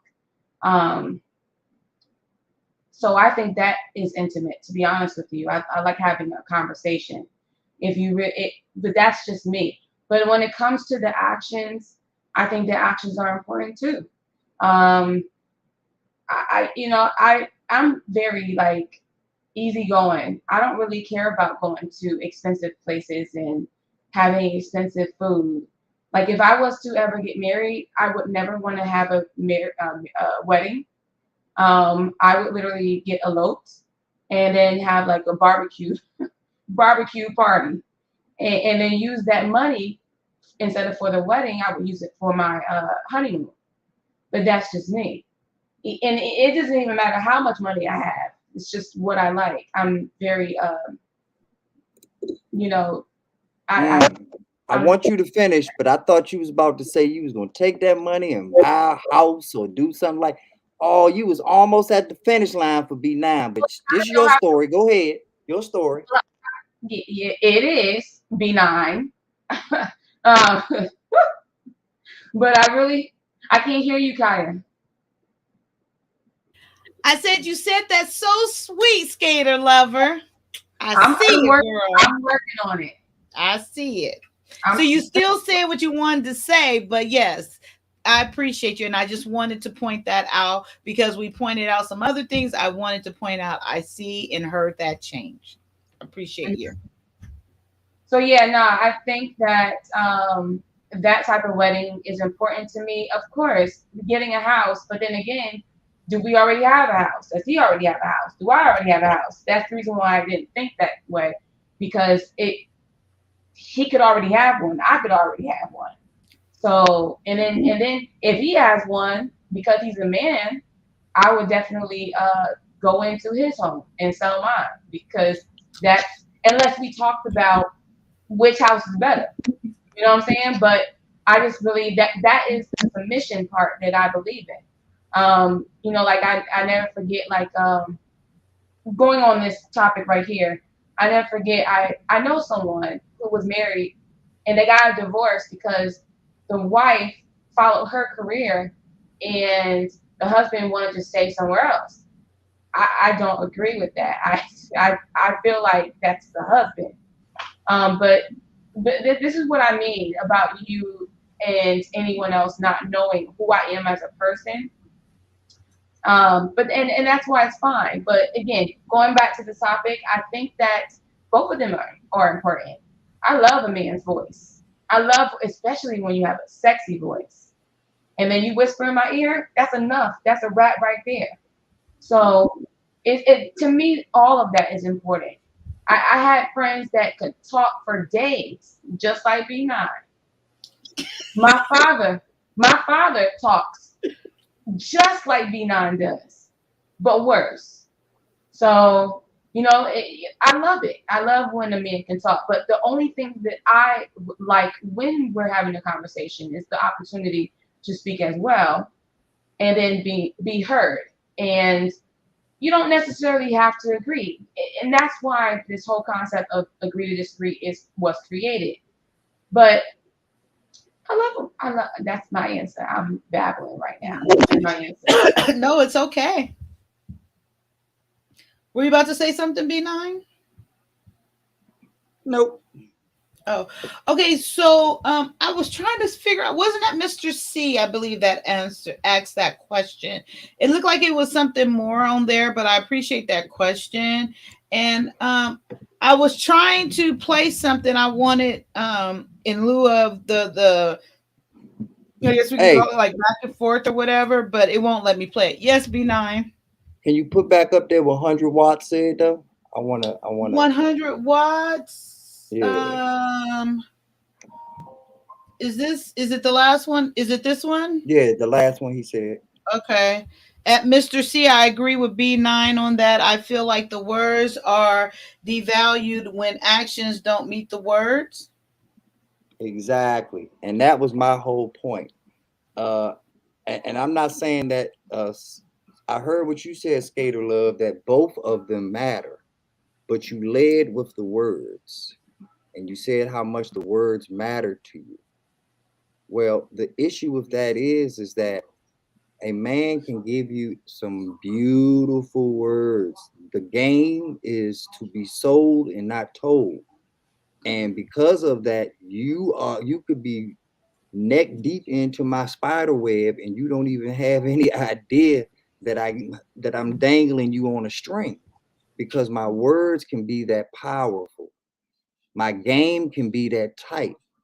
But if my actions aren't backing up those words, and not saying you personally, but it has happened personally for me in many cases where my words have gotten me to the finish line. So there was no need for my actions to follow because I'm already have won the race through my words. Only when my actions were required were they given. And that's what women have to understand, is that the actions are what matters the most, because the game can talk you out your drawers. The game can have you waking up the next day regretting the moves that you made because you got caught up in the moment of the game. Don't get caught up in the game, ladies. Take it from someone that has kicked and lived and thrived and off this game until I got married. And that's why I did not look back when I got married, because I lived my life. More life than most men will ever live. So don't fall for just the words. But that's just a PSA. Do Okay, what you so let me give my PSA. Jesus Christ. I said both. I led with the words, and we're talking about intimacy, okay? So I said I like to hear sweet nothings in my ear. I love when a man talks to me sexy in my ear with a deep voice sounding like Barry White. We're talking about intimacy. And to me, that's the intimacy that I, on my level. And then I progressed and I said both matter. So I'm not, just because I lead with something, see again, you're forgetting the fact that I mentioned both, bruh. I love you. and there we go again. We're moving the goalposts, because when I answered you, I started out by saying you said both. That's why I said you led with the words. I acknowledge that you said both, but for some odd reason, you have a propensity to hear only what you want to hear versus actually hearing me in totality. That was the first thing that I said, Skater, is that you said both. Oh, okay, all right. So even if I'm wrong about that, where I said you didn't say it, I'll accept that and I'll apologize for that. But then you led to don't just. So here's the thing. I'm not just looking at the actions. I mean the words. Nice save, Skater. Nice save. I'm looking at both. I'm looking at both. Okay. I just want to make that very clear. I actually agree with 100 on that. 100 is kind of essentially mentioning both. It's all good. It's all good. It's all love. I was also agreeing with 100. That's why I had the statement come up. So if we're both agreeing with 100, then why are we arguing? Hello. Yes. I can't hear you. So how many grapes do you guys think it would take for a bottle of wine? I don't know. I don't drink. I'm already, Well, how many? Just guess, if you don't mind. Just guess. So, how many grapes? You know the kind of the process of think of I Love Lucy, you smashing them and stuff. So, how many grapes do you think it might take to fill a bottle of wine? And you guys can guess in the chat as well. 500 to 1,000. I don't know. Oh, that's a bit. Okay, cut it down a little bit. Under 500. Okay, how many you think? 300. No, I mean, B9. Yes, ma'am. How many grapes do you think it takes to fill a bottle of wine? Say about 10,000. 100,000. No, one bottle. Yeah, that's what I'm. Because the way I'm looking at it, how many bottles do they get when they stomp all those grapes in the barrel? and full disclosure, I am not a drinker at all. I don't think you have to be a drinker to get a visual of a bottle, and it's just a guesstimation. Yeah, I said 10,000. I guess I'm way off. Amen. Amen. And then Skater Lover, you said you went down to 300? Yeah, I said 300. So, but what was your first guess? It was between what and what? 500 to 1,000. Yeah, always go with these. I want to test you. Always go with your first mind. But it only takes 700. I thought that was when you guys went down to 350. I was shocked, but it only takes 700. 700 grapes. Isn't that fascinating? Okay, amen. Okay, do you guys know the #1 selling album of all time? Michael Jackson. I just came back from Polo. Thriller. Yeah. Yep. Gosh, Bolo got that one. I mean, B9 got them. What are you saying about Bolo? Had to get my spirit fed. What? He said he basically saying we be over here talking that bullshit. So he had to go get some real talk in, and now he's back for more bullshit. Right, I got that slide. But guess what? The point is, he came back. Exactly. I hear you, Big Bad Bull. I like when you do that little antagonistic thing that you do. Love it. Were you here for the beginning? But we always got to end on some bullshit. It wouldn't be no fun. It wouldn't be Juss Kyia if we wasn't keeping it real. We talk that real over here, okay? Ain't no telling where the conversation goes, but we know we're keeping it real. You are seeing the real Skater Lover. You are seeing the real B9. You are seeing the real Kyia. We're not over here to give you any fluff. We ain't got time for that, okay? We got things to do, people to see, and places to go. Well, not really places to go, but anyway, you know what I mean. Oh, I knew it's something I want to say. So B9. Uh-huh. Not B9, actually is Big Bad Bull. but I have to address it to you because I know he's not going to come up and say it. But earlier in the chat, he had mentioned something to the effect to where you really can't get to know someone online through these interactions. Did you see that comment? That's when I was asking about Skater Lover and that was right when, huh? I said I didn't hear it, but go ahead. Go ahead. Oh, I was trying to remember, but he was saying that basically what he was saying is that we can't really get to know each other in this space. What do you think about that? Do you think that giving and not saying everything, but a sense of a person, get a feel for a person, and essentially, and I do want to say, get to know a person on a platform like this, in a space like this, and then Skater Lover, I would like to get your input as well. Well, not only can you get a vibe of a person on here, but you can also get a vibe of yourself on here. I noticed that there's a lot of people that bring out an alter ego or a new personality right here on YouTube.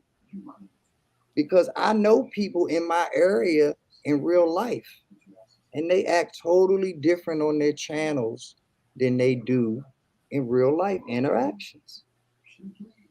So not only can you learn about other people, you can learn about yourself. But I do agree with Big Bad Bull on the grander scale of things that you can't really know a person until you are in certain situations. I think this was it. With that person, because it's the same thing with dating. It's totally different dating a person than it is with living with that person. Exactly. It's totally different living with that person than being married to that person. So there's certain things that you don't find out until you find out. You don't know, no matter how many videos you watch, no matter how many sisters and women tell you this, you don't know what it's like to be pregnant until you as a woman are pregnant. I totally agree with that. So on the grand scheme of things, there's certain things that you have to be in to know. But on other scales, you can get a vibe for a person because I can hire you online. I can have and that's why I laugh at what Skater Lover says about you don't know me, you don't know this. You've given me enough time to know whether I want to hire you for my company or not. Now, I'm not saying that that was the topic, but you've given me enough time to decide whether I want you to represent me or not on a company base. And then and if I can have that enough time to know if I want you to represent me on a company base, then you've given me enough time to let me know if I want to pursue you representing me on a personal base. So even though I do not know the intricacies of you, and of course it would take years, decades, a lifetime to learn all of those things. You don't even know everything about yourself yet. But I know enough about you to make an opinion of how things would fit into my world. Are we talking about generally, or now we're talking about myself? No. We're talking. No. I took it generally. We're talking generally. We're talking generally. Yeah, no, we're talking generally. But I did use you because we have that shared commonality through our dialogue as an example. But it was definitely a general. But the question, it did come up because it was about me when I was asking you questions about Skater Lover. But I couldn't find the question initially. But yes, it was posed as generally could you know someone on the space like this? And I just said yes. And that's why I gave that as an example that if I spent as much time with anybody, not just you, Skater Love, but anybody, that would give me enough time. Not saying that the topic was geared that way, but that would definitely give me enough time to decide if I want to go further with that person as far as my company is concerned, or as far as representing me is concerned. So it was just a general statement. Okay, yeah, and Skater Lover, I want to hear you hear what you have to say as well. But what do you say? You said we only reveal what we want. They do that in person as well. Big Bad Bull. What we want when we want. Also, it's easier to front with a negative persona online with no restraints or any physical ramifications. Okay, love.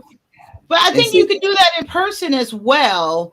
You know, I think it's the same thing, really. and I'm gonna tell you why I actually disagree with Big Red Bull on this one, and I don't normally disagree with him, but I disagree with Yeah. him because every day, small, very frail, non-athletic white men fire big black men that are way more muscular, that could pound them into the ground. They write them up. They do all types of stuff because they run their company the way they want it to be run. They do not let the physical appearance or intimidation of another person influence how they run their business. So I disagree with that one. Now, there's always exceptions to the rule where someone's going to get fired and they are going to punch the former employer or this or that or that. But in most cases, we all act accordingly, especially if we have common sense.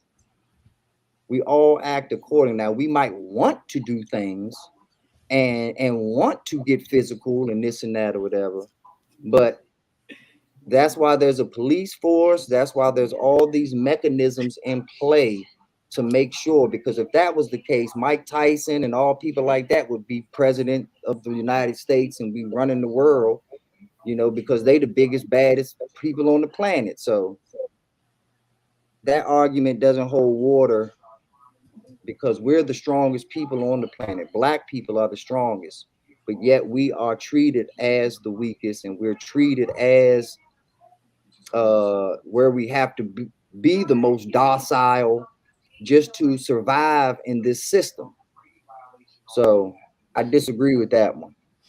Big Bad Bull, I'm glad you took ownership. You right. Sometimes you be around here bullying people, but I get what you be doing. You be just elevating the conversation. And I remember when it was a time that you were doing that and people just wasn't getting it. And I see you was just pushing those certain buttons to elevate the conversation to try to drive it towards a solution. So I wanted to point that out. You do, sometimes it does apply to you, but I see a greater purpose behind what you're doing. Skater Lover, what is full disclosure, me and Big Bull are around the same area. So we really? And I guarantee that we are 6 degrees of separation. What? I don't know what 6 degrees of separation mean. That means that I guarantee that my folks know his folks, and we probably would end up being folks just through our association of having the same folks. So why is it called 6 degrees of separation? Because you count 6 people that I know and act and no further than the 6th person, I'm in contact with Big Bad Bull. Oh, okay, got it. Thank you for explaining that. Okay, Skater Lover, what is your input on can you truly get to know a person on this type of platform? So I actually agree with B9, even up until he directed the question about myself. I have the same sentiments about B9.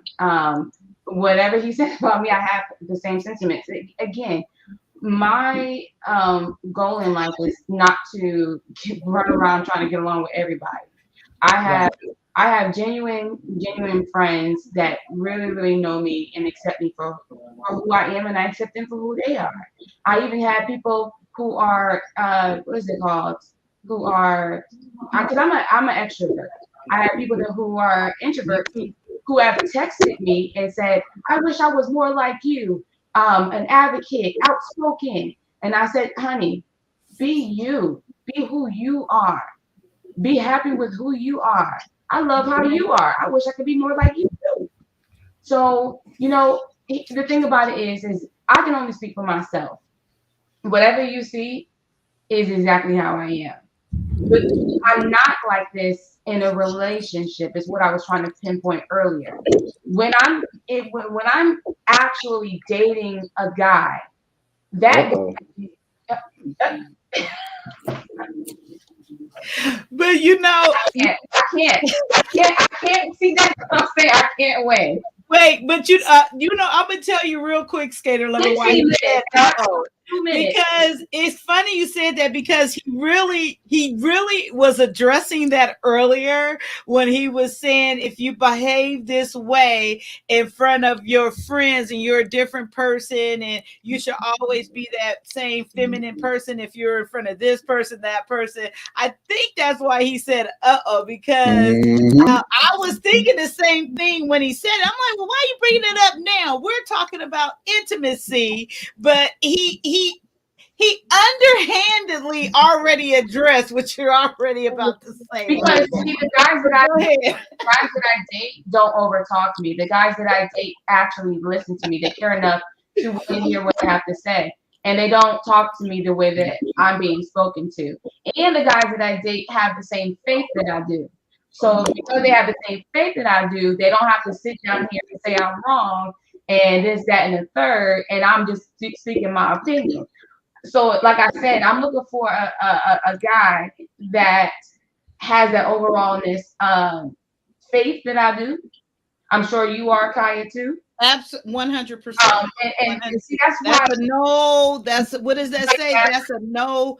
You can't if you don't have that. It's not going any further. Exactly. And see, that's my point. The reason why I realized that clash is because we don't have the same beliefs. So I'm okay with that. I'm good. I'm over here chilling because at the end of the day, I'm taking care of my business. So, and I'm sure he's taking care of his. But what I'm saying is that what you see.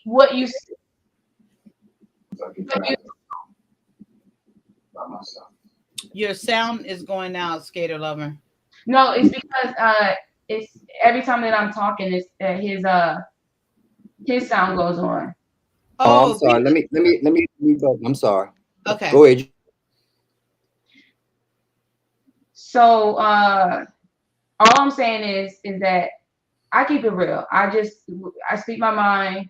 The way I'm talking even right now, like the low voice, that's really how I talk. But if you're gonna be adversive, like combative with me or say things that I don't agree with that I didn't say, that's when I can't sit down here and be like, oh yes. And I agree with what you said earlier, Juss Kyia. You said the same thing. And see, I'm not answering for you, you're not answering for me. We just think alike. That's just how it is. You and I think alike. You just say it sweeter than I do.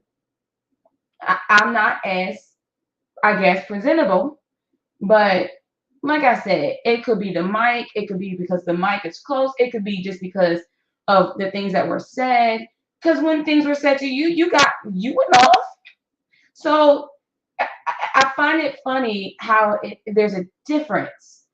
Like I said, I'm gonna say it again. Just play the tape back.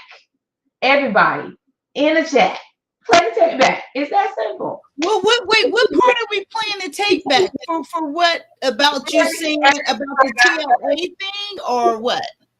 Ever since I got on, play the whole thing back, and then you'll see what I said. Because after the show, I always listen to it again, and then I put my sense in the comment section. Because you do that. You do. I thought you did that because I like the fact that you do go back and make a comment, and then I can say, oh, she must have watched. Well, actually, I originally, to be honest with you, I'm like, you got a great memory. That is really what I thought. But I didn't know you go back. But you do. I love the fact you go back and make comments. And I go back because when I'm pointing out things, it's like it's overlooked. Like say for instance, before you even timestamp things, so I should have known you went back. Right. Because at certain points you make, you put the time in there. That's the time, right? Right. Yeah. Right. And that's what I do. So like even when What the Funk, and I like him. He's cool. He and I have been cool ever since then. But even with What the Funk, when y'all said he didn't interrupt me, I listened to it and he did. He did. So, but what I'm saying is, I'm just pointing out that I may be you know, in the moment, I may be discredited, but I'm gonna go. I always go back, and I'm a timestamp everything.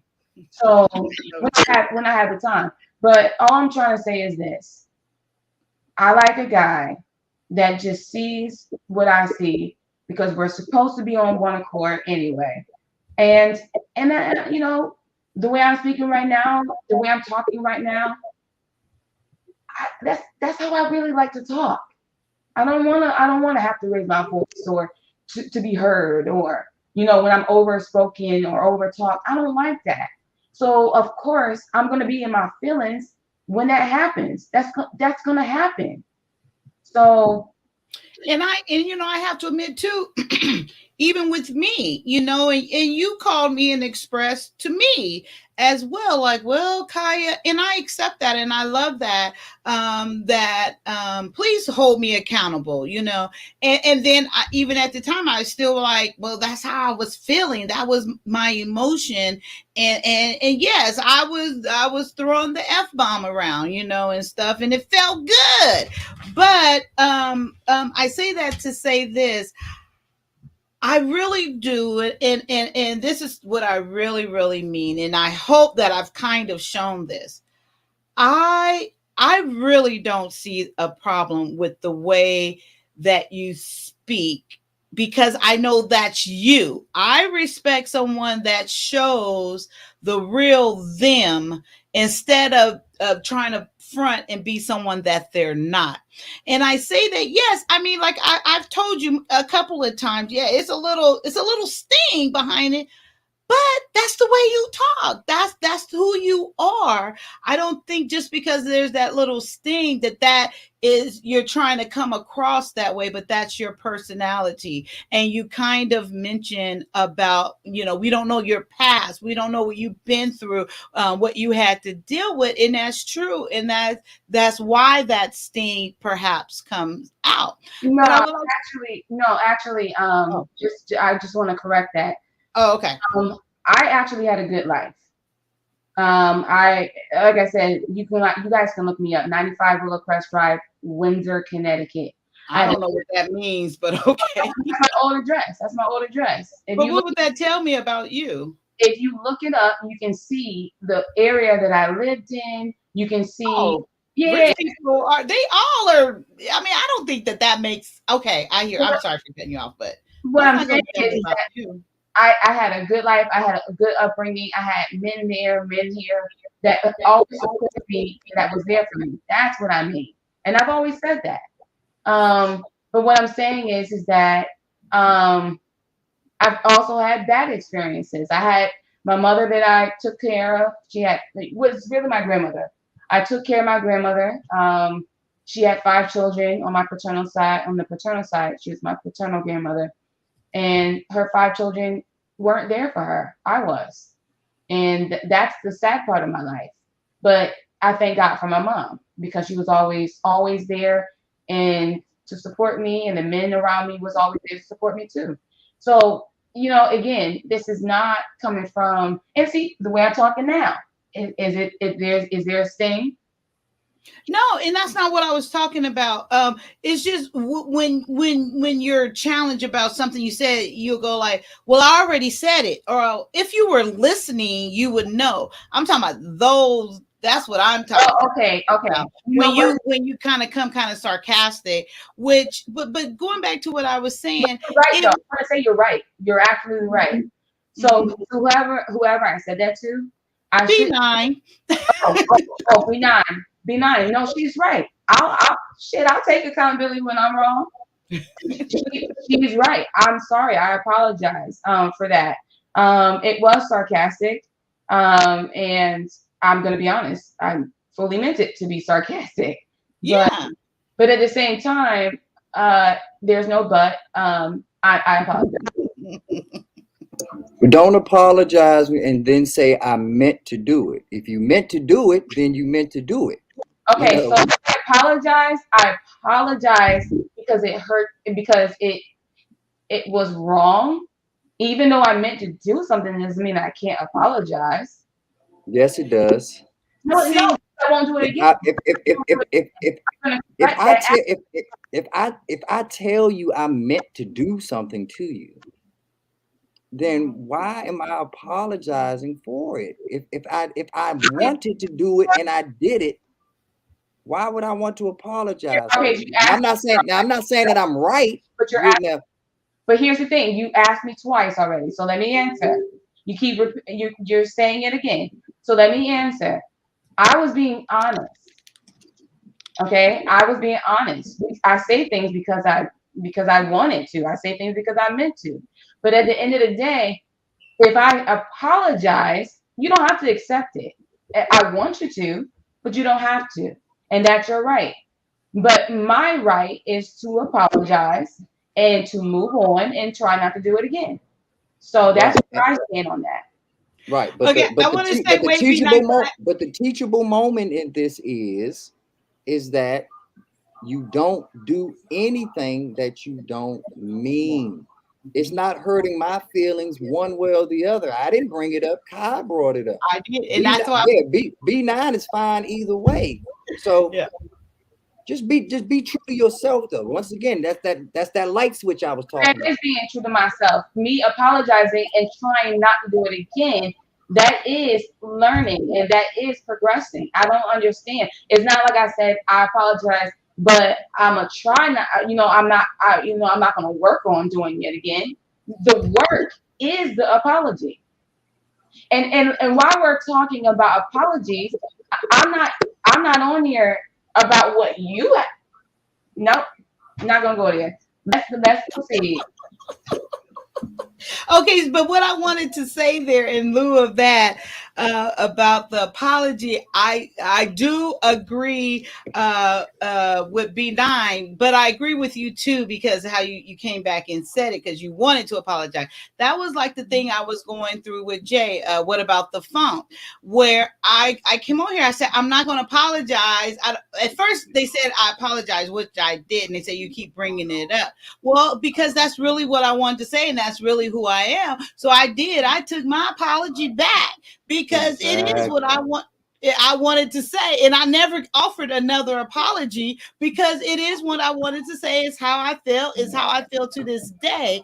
However, he did ask me not to address him that way. So, in lieu of me apologizing, because I didn't feel a need to apologize, I don't address him in that way. He asked me to just use kinfolk with him, instead of light skin or something. And so I do it in that sense. But I won't, and that's like I was saying, like that picture guy. I think he was smoking weed or something. He offered no, he used the word nigger, and he offered that shitty apology, which he probably uses that word all the time. Which I would respect him more if he's like, yeah, I use the word versus giving some bullshit apology. But back to what I was saying initially, Skater Lover, was that I appreciate you and respect you for being you.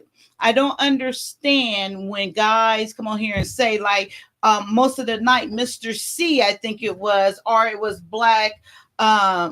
Is that Jackie? Wait, cute. I know Black. What is Black Jade? I don't know what that is, but Black. One of them were saying that and masculine energy. Look, his voice is deep. Her voice shouldn't be deep. I don't agree with that. I don't agree with that at all because why is it that she can't, meaning Skater Lover, express herself in the way that she feel without it coming across that way? So like she said, the man that she would end up with or would marry or that would fall in love with her would be the man that can understand and accept that part of her and understand her that it's not a masculine thing. It's just that's just the way she talks. And I'm not talking about going back to, well, I said it, that's, whatever that was. But just for her voice being deep and her deliverance being the tone that it is, I honestly don't see anything wrong with it. And I still think it, because it's meant in a respectful way. I don't see how that's disrespectful or a masculine and not being in femininity, which I understand when you guys say what femininity is, but why can't that be her way? You know what, Kyia?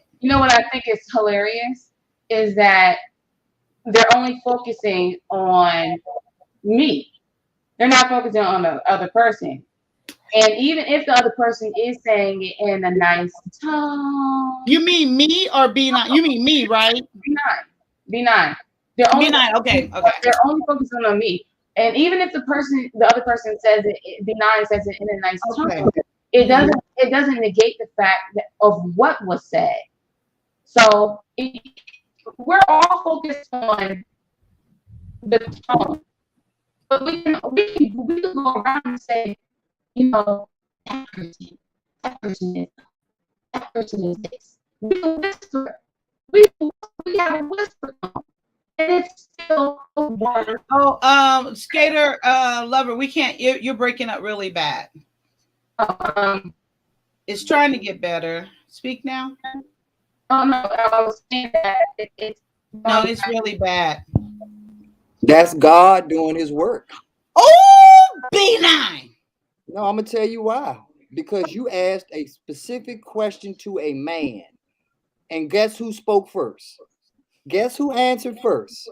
You asked a specific question about what Mr. C said and the perspective of men, and you can't make this up. I did not use mind games and make her talk. She just said, "Hey, I heard the question toward the man. Let me answer it." But then you expect to still get treated with this femininity, and so you just answered what just played out. Just answered your own question, Kai. That's why they don't look at it the same. That's why it's a difference, because it's not about being right or wrong. She's definitely right. She's in charge of Skater Lover. So any way that she wants to represent herself as Skater Lover, it's not about right or wrong. She's always right because it's always her choice. We as men are trying to protect her because we understand the probability of the results that comes along with that attitude. Because it's not just Skater Lover. There are millions of people, millions of women out here that have that same I gotta be right all the time attitude. And you can be right, but you can be right by yourself. And that's usually how it works when you got to be right. You right alone. No, actually, what was going on was someone's mic was on at the same time. Thank you, B9, though. But when it comes to what he just said, see, that's what I'm talking about. That's exactly what I'm talking about. He can't control himself. He cannot control himself on the things that he says. I'm not over here making all these comments about him. He's making these comments about me, but that's okay, boo-boo. It's fine. I'm not making any comments about you. We all saw what just happened. All I did was commentate what happened. Kai, did you ask a question to a man? Did you ask a male question directed toward men? Yes or no? But did she though? I'm not. And once again, now you answering for Kai.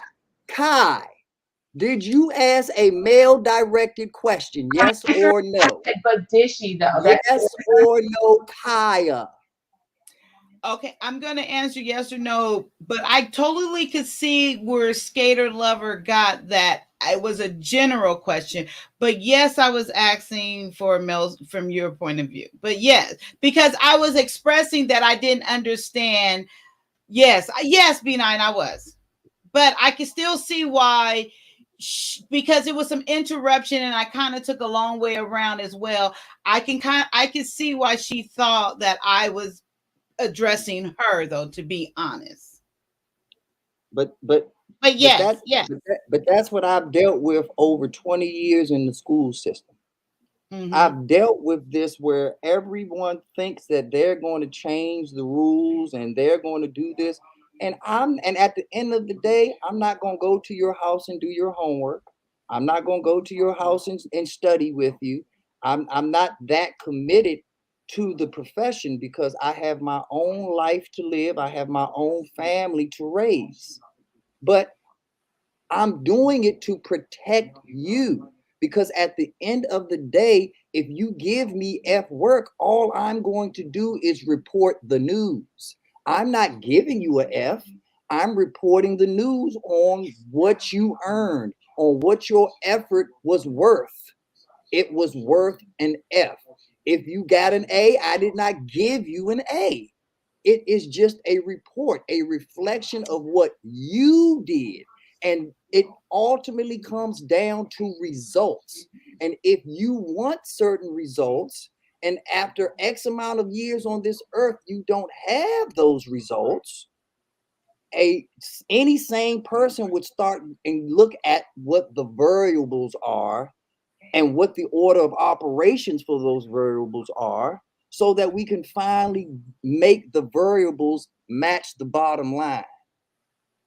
But we keep making excuses of how we're going to do that, as if somehow, some way, I'm going to not study, but I'm going to get an A on this. Somehow, some way, I'm not going to do my homework, but I'm going to get an A on this. All I got to do is tell B9 that, hey, I do things my way, and that's just how it is. So he's now going to grade me on a curve. No, he's not.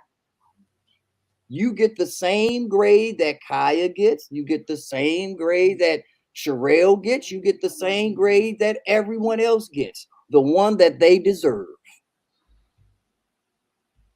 And I don't know your life. You're absolutely right about that. But you know your life.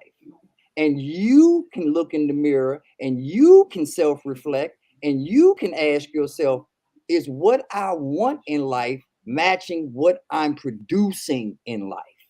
And if they don't match, only you can solve the problem. If they do match, you've done a great job, full steam ahead. I don't need an answer to that because that's your life. And this is just YouTube. I just talk about what is presented to me. Just like that's all y'all can talk about is what I present to you. You don't know what type of father I am because I don't present that. You don't know what type of husband I am because I don't present that. So I agree with you 100%, Skater. I only know what you give me, and I only speak on what you give me. But I don't know you. I'm sorry. Go ahead, Kai. Yeah, I just want to say, Black, he goes, I wish our women would have a similar code with us as men as they pretend to have with one another. Okay, I'm going to say this. I'm going to say this very nicely to you, Black. And I know you said, you remember me from over on Lapeef's show, and thank you. And I appreciate you for coming over here. However, what I want to tell you, what I say, I'm not pretending anything. I truly can see where Skater Lover could see where I was talking or addressing this to her, because I did start off with B9 saying, because B9, he heard I did address it to the men, but I kind of went around and we went a different way. And then Skater Lover said something in lieu of the conversation, so I can see where she got the impression to respond, because it seemed like I was talking to her. I do not pretend. I am who I am, and the longer you stay over here, I will encourage you to continue to come back. You will see the realness over here with everyone, including Skater Lover, including B9, and everyone else. Brother, we don't pretend over here, okay? Just like you change your picture from the little boy, I guess is your son, to who you are. So we are glad that you have adapted to what's going on over here to bring your true and real self, my brother, my chocolate, beautiful, handsome brother. Thank you. Okay. And I would like to add to that. So I concur with what she said. Not because of any girl code or a woman code. No, it's not no girl code at all. I just don't understand that. Why, when we agree, it's because we have a He code. called me on the phone. He called me out on something. So it's we hold each other accountable for sure. If I don't agree with something, I'm going to say it. If she don't, she would say it. It's no problem. That's why I think this whole thing is hilarious. It is. But yeah, no, I mean, at the end of the day, This is hilarious. It really is no girl code. And to be honest with you guys, I didn't know what a girl code was until I heard about it on here. And then another thing with, I was on Red Lipstick Vibes platform, and she was sharing what? All right, Mr. Black. Okay. Hi. Thank you for coming up. We appreciate you. I should have had you show me you, but I'm good with it. No code currently. But anyway, when I was on, real quick, Black, and then I'll let you talk. I was on Red Lipstick Vibes platform, and she was showing me these statements about the girl got 3 kids, we pregnant. She glad she not showing. She wanted her mama to keep the kids so she can go out and find a man. I do not blindly protect or defend women anymore because of that. So, in like a girl code, like protecting or covering for your friend just because y'all friend, that is not me. It never has been me, and it will never be me. But I just wanted to say that. Welcome, Black. What's on your mind, my handsome Black brother? Hello, good morning. Can you hear me? Yes, we can hear you. Okay. I've been in the chat real deep this morning. I like your platform. I like what y'all got going on. I came over here from the young kids over there on the other network. Big Bad Bull pulled me over here. So shout out to him. Man. Yes, I appreciate him so much. He is so wonderful. Thank you for coming, and checking us out and all. First and foremost, I want you to understand, I don't think that anything is fake about what you're saying. And I mean, but let's just talk about the sister code. It's strong when it wants to be. And then as soon as you guys turn around and go home, it's like, did you see what she had on? I know, because I'm married to a woman. The sister code is strong, but I what I said is real. I wish you guys had that same connect with us as men as it seems to be when it comes to the sister code, because I've seen sisters not have the sister code with each other when they don't want to. You know what I'm saying? It's a touchy subject, that sister code. It is. Women know that they're in competition with each other. Just like there's always a smaller level of violence when men talk. It's the same thing with women when women talk. They know they're in competition with each other. They know that all that ooh girl, yeah, ooh, it's nothing. It's all a front. Well, Black, I'm so glad you came over to here so you can see it's not all a front. It's not what you're going to get over here at all. I promise you. The women in my chat right now, it just doesn't go on over here. So as far as the sister code, like I said, I just found out about that. No, we call people out, we hold them accountable, we keep it real. Just like you see how B9 and Skater Lover, if you want to call it going back and forth arguing, we all speak our own truth. Nobody's over here kissing anybody's ass. I assure you of that. And, No. Is your YouTube on in the background, Black? I think I thought I cut it off. Yeah. It sound like Is that better? Nope. I still hear it. Okay. Well, I just wanted to come up and I just wanted to let you know that it wasn't that I was saying you guys were fake or anything. Me and Skater been going back and forth in the chat. Skater, it's hard. It's hard. I see. It's hard. You're not gonna ever be able to keep up with her. Oh no, we cool. Me and Skater good. Oh yeah. I don't have no problems with her. She holding hers against B9. B9 holding his too. But And that's that's how we do it over here. We love each other. We speak our truth. We respect each other and all that good stuff. So I really think you would enjoy the community that we have going on over here.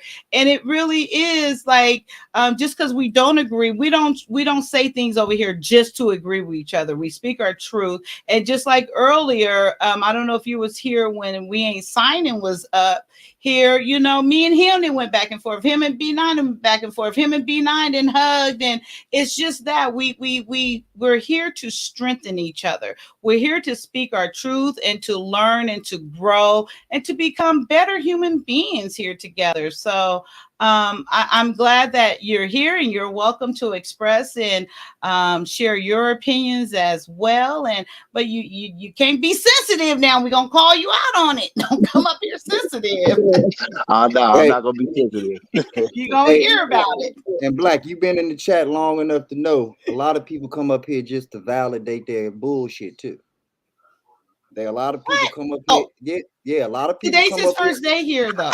A lot of people come up here trying to get their points across and get their amen corners up and this and that. And that's why Juss Kyia's platform is like that, because there's someone that's going to say, hey, if your way is the way, explain it to us. Break it down. If it's so tight, show us that game. And normally the argument falls apart at that point, Black. And that's when we realize, oh, wait a minute. Somebody just came up here with talking points versus real shit. So this is where real shit gets checked. This is the playing field right here. If you got something that's real and your argument can support what's real, by all means, bring it. But you can't race with us if you pushing your car from the back because it done ran out of gas. You got to be gassed up and ready to drive on this Autobahn. I hear you, brother. I got you. I caught you over there too. That's where I met you at taking what's her name down. I was I was happy that day. Yeah, exactly. Yeah, because I was happy that day. They be trying to fake, dog. See, they be trying to fake. Hey, and you put it right back in her face, and I, you know, it don't happen often, but I'm not saying that I'm not saying that I'm all about that either. I got 3 girls. You know what I'm saying? I got 3 girls. I got a grandson. I ain't got no boys coming. I'm done. I got a 1-year-old to a 24. You know what I'm saying? So I'm not saying that I gotta raise these girls the whole day on. You know what I'm saying? Against a woman and men. You know what I'm saying? But I also have to get them to that point where they are wanted by a man. You know what I'm saying? They're feminine enough to, you know, and it's a very fine line. It's a very fine line because I know as a man how men are. But you know, it's so I'm figuring that out. You know, I got my first one. She got a solid dude. You know, but I got 2 more to go. You know what I'm saying? So I ain't up here to push no talking points. I'm just to let y'all know that little backstory, just to let y'all know I'm real. You know what I'm saying? And I see both sides. I understand. I said it in the chat. You got to be willing to put yourself in each other's shoes. And as a father of 3 girls, I have to do that daily. You know what I'm saying? It's hard to tell my daughter, you know what I'm saying? Like, you're not equal. We're not built equal. We're not. Right. We are not. From the muscle mass, bone density, we are not built equal. Should you have the same opportunities? Yes, but that don't mean you're gonna get the same outcomes all the time. We're not equal. Exactly. And when I tell her that, and I look at her, and I see that she's being told the opposite daily, and it hurts her to hear it from her father. But me being a father, I gotta tell her this, because I ain't gonna send her out there unprepared. Hey, you know what I'm saying? Black. Somebody wants to know how old you are. I'm 44. Okay. You have a grandson, you said? Right. Yes, I do. Oh. And see, I want to make a point off of not something indirectly that was just brought up about the daughters. I also have two daughters. Skater Love has a daughter. Juss Kyia has a daughter. So everyone on this panel has a daughter. Now, earlier on the different chat and earlier on today's chat, Jedi Mike was brought up in relation to Skater Love's daughter and him being a good candidate and this and that or that. And not to say that your daughter won't be a great candidate. I really believe she would be. But based off of these conversations, if you were campaigning for your daughter to meet Jedi Mike, and I was campaigning for my daughter to meet Jedi Mike, there's a strong chance that Jedi Mike is going to put my daughter at the forefront. So now you're Just because, no, hold on, hear me out. Oh, never mind. Go ahead. Kyia. See, see, that's where I draw the line. That's where I draw the line. And now we're talking about our children. My daughter has nothing to do. No, I'm talking about a scenario. I'm talking about a scenario. I'm not talking about nobody's child. We're good. My daughter's not like me. I'm not talking about anybody's child. You're not going to start that bullshit with me talking about I'm talking about somebody's children. That's that bullshit. Be nice. I would never do that though. And see, that's what I mean about the disrespect. It's not even how he said it, it's what he said. Play the whole video back, the entire video, and then you'll see exactly where I'm coming from. Now you're looking at my tone right now, but you're not looking at what he said, and that's the issue. Tell me what I said. Then. Tell me what I said. You brought up her child, B9. No. And then it seemed, no. you were. It seems as though you were about to. I brought up me and her. Because all Jedi Mike knows is me and her. Jedi Mike does not know my children. Jedi Mike does not know her children. But you were about to say that he will most likely pick your daughter over her. Based off of us. Yes. Based off of what? But so don't say that I said anything about anyone's child. It doesn't matter. At the end of the day, we also talked about the fact that you don't know me in person. We talked about that. So now it's about you.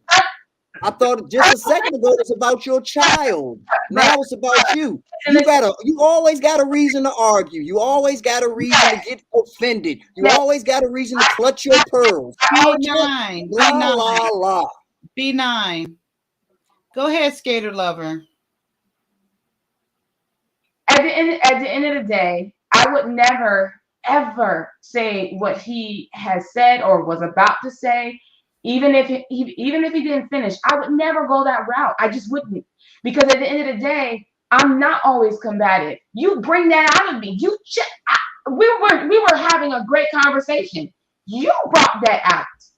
So again, you can't see that. You can't see it because you don't want to see it, and that's fine.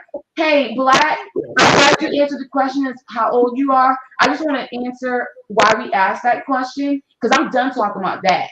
We asked that question because in your picture, you look great. And we're shocked that you have a grandson. You look amazing. And that's the reason why we said that. I just want to give you a wait. Before you say that, Skater, how old is the picture? We ain't seen him in person now. You know it be some foolery. So is that picture in the last couple of months? Or is it in the last few years? Okay, so that's how you gonna get. I can't. It's too early. You got me with the taco meat out and everything. Thank you. I'm just saying. So, but you know, it be some buffoonery going on in these streets. I have met a bride. So that ain't you in that damn picture. And if it is, that picture is 50 years old. I'm kidding. Nah. That picture was. No, well, I'm talking about this other guy. We haven't done anything in a while, but that picture was within the past few years. It was within the past few years. No problem. I'm just teasing you, but yes. Hey, I appreciate you guys. I didn't mean to cause any drama or nothing. You didn't. This is us. This is them. You didn't cause nothing. You're fine. I just gave you a compliment, so you're good. Right. Thank you. I appreciate that compliment too. I appreciate it. I wish we could talk more about like the role of our daughters you know, because I am petty. You see what it's they a call me conversation over that here, needs to Black. be had. So I'm just leave it at that, and I'm gonna bow out. B9 and Skater Lover, they got some stuff to hash out. Well, I just well, yeah.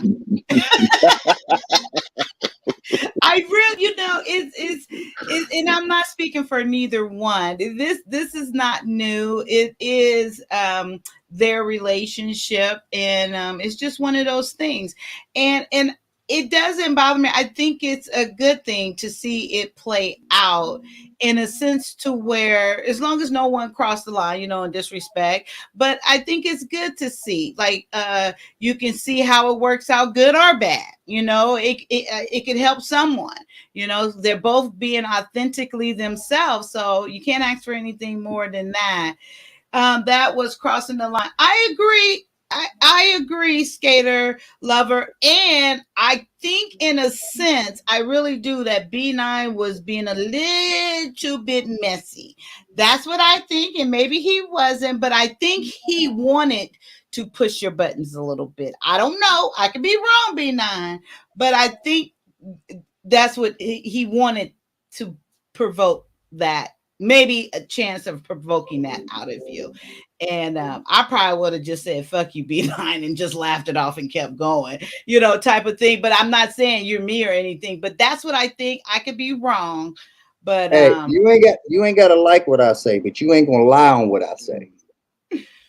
And that's where I have a problem. In no way, shape, or form did I say anything about her daughter or about anybody's child on this panel. You mentioned we all have daughters. Yes, I did say that. I didn't say anything about them.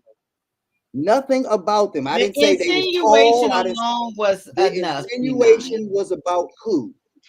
Listen, Who was I'm talking to Kyia right now. The insinuation is to who, Kyia? It was to Skater Lover. Exactly, not her child, not anybody's child. But she and that's is a why representation but I'm gonna be real. I'm actually offended because I don't like how people twist my words to make it seem like I'm saying something about somebody when I didn't say a motherfucking thing about nobody's child. And on that note, I'm on mute.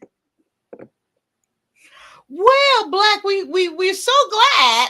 No, I'm kidding. What's up, Skater Lover? Were you about to say something? I see you went off mute. So what I was saying was, it doesn't matter if he was just talking about me. At the end of the day, we've already, listen, B9 and I, we just don't get along. Let's call it for what it is. We don't get along. You guys came together for me when I had to run and take my daughter to school, and I come back and you guys let me go to sleep for 4 hours, and I haven't re-listened to it, and I'm going to do that. But you guys were holding down the whole show for me for 4 hours. Us not getting along is news to me. We did. Go ahead. But he every time he speaks, it's not an opinion. He's speaking it as facts, and even when I'm done saying this, he'll agree that he's speaking it on facts. But when I say my opinion, it's just an opinion because it's not based on facts. This is where the disconnect is. So even when I answer questions about the Bible, it's not accepted as an answer. It's just nothing is ever accepted as an answer. So I'm not going to be able to get anywhere with him. So there is no point for me to continue going back and forth with someone who I'm not going to get anywhere with. And I would never sit down here and compare my child, and you're not talking about my child per se, but it was an indirect comment about me, about how I raised probably my child and how I am around my child. And again, you don't know that either. You don't know nothing. Nothing. You just know that I don't agree with you. This is what you see. I don't agree with you. And you think because I don't agree with you that I'm argumentative probably and I'm combative. But that's fine. Here's the thing. In my personal life, I get along with my coworkers. I get along with my neighbors. And we don't always agree. But they're not trying to make me feel as if my opinions don't matter. I believe your opinions matter. I don't agree with your opinions. You're breaking up, love. Oh, it's the devil. No, B9, let me put, no, B9's on mute. Let me go on mute. Yeah, no, I mean, like, if you ever see me in person and to see my interactions with the No, men, it's not working, love. It's just, it's breaking up a lot. Let me mute and get back to mute. Is that better? Is that better? I can hear you. Yeah, it's breaking up. So I'm gonna get out and I'll come back in. Okay. So B9, tell me this honestly though, my brother. What it sounded like, just what it sounded like you were going towards with the daughter. Were you really just kind of, I don't want to say, I don't know the right word, but like kind of just pushing her buttons a little bit, or did you truly have like a point you wanted to make, knowing that that probably was going to be her response? Once again, I don't ask any question knowing anybody's response to that, because if I know your response, I don't have to ask the question. No, I mean her response as far as like getting, the way she reacted to it, not her response in the sense to where rather what would be her actual answer. Her response her response was shocking to me, and your response was shocking too, because well, I took it the same way she did, really. And like I said, it was shocking to me because I always try to represent myself as a person. I present myself as a school teacher. So that alone, I preface that to let you know how much I value children, how dedicated I've been, and have my life dedication has been toward children. So in no way, shape, or form would I take a stab or insult any child. Did you see how insulted and how bad I felt when I found out that that was Skater Love's picture that she was putting up? Remember, I quickly I do remember that. I do remember that. So you thought it was her. So I get offended because for me, that's money in the bank. That's money that I'm putting in the bank. So if something ever does come across is that I say that might be on the fence or might be questionable, that's where I put the money in the bank to say, well, I know B9. I know he would never say anything about a child, even though he might not have worded it the right way or this or that or whatever. Even I took it the wrong way, but I know that wasn't his intent or this or that. So and then for her to try to spin the narrative of, oh, you got the nerve, or you done took it too far, or you talk about my child now. Ain't nobody said nothing about her child. And that's why I don't go on the Lapeef platform anymore, because comments like that can mess up a person's reputation. And I know I'm fiery. I know I'm a lot to deal with. I'll accept all of that. But what I won't accept is that I am doing something to someone weaker than me, that I'm attacking an elderly person, or I'm attacking a child or somebody's child. I'm a father of 5, and I'll be the first one to delete you if you lay a hair on your chinny chin chin. I'll check you if you say things about them. So in no way, shape, or form am I going to say anything about anyone's child, because I live by that rule. So if I do say something about somebody's child, somebody definitely has the right to check me. Somebody definitely has the right to deal with me the same way I would deal with them if they said something about my child. So to come up here and try to mess up my name and try to put me in that light, yes, that's very offensive to me. I really almost hung up on your platform, to be honest, and just disappeared into the night, because I work too hard for my reputation, and I work too hard for my name to mean something. And I'm not going to let no little bullshit like that, just because somebody wants to win an argument, going to take it there and make some bullshit up and say something that I definitely didn't say. Well, Bina, I will say this. I'm so glad and appreciative that you didn't just get off and disappear into the night.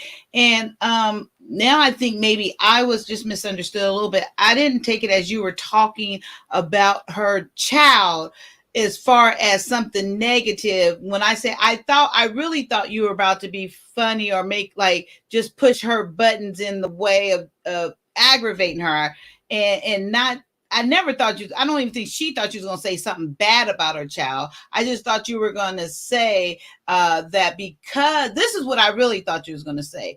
Because of the way she display or has represented herself, it would probably most likely if Jedi Mike was to choose from what he has seen between the parents, that he would align more with you than with what she has displayed. That's kind of what I thought you were going to say and go with it. And yes, me and her both cut you off before you even got a chance to go into it. But it was still wrong. It was still, no matter, even if he's talking about just me, it's still wrong. Who is sitting up here comparing their parenthood or with other people? I'm not doing that. Why are we doing that? Why are we doing that? It makes no sense. Yeah, but see, okay, and then see, like Miss Tucson heard me when I said you didn't miss anything, because I really did think that you was just pushing her buttons or trying to, and that's why my response would have been, oh, fuck you, B9 or something, because I wasn't taking it as serious, but that's just my personality. But I can also see where Skater Lover was coming from, and that's all I meant. And in no way did I ever think or would ever think, B9, you would ever disrespect anyone's kid as far as talking about them. So I really wanted to make that clear on that behalf. He wouldn't ask a question he knows the answer to. So yeah, I just wanted to make that clear. But I thank you, B9, for not But do going. you see how that bullshit came up though? Do you see how just Yeah. easily like that is Yeah. the equivalent, that is the equivalent of a man having the police called on him by his woman and he didn't even lay a fucking finger on her. And he didn't even do anything threatening, or he didn't do anything, but she uses her power that she has to make him look bad because she mad at him.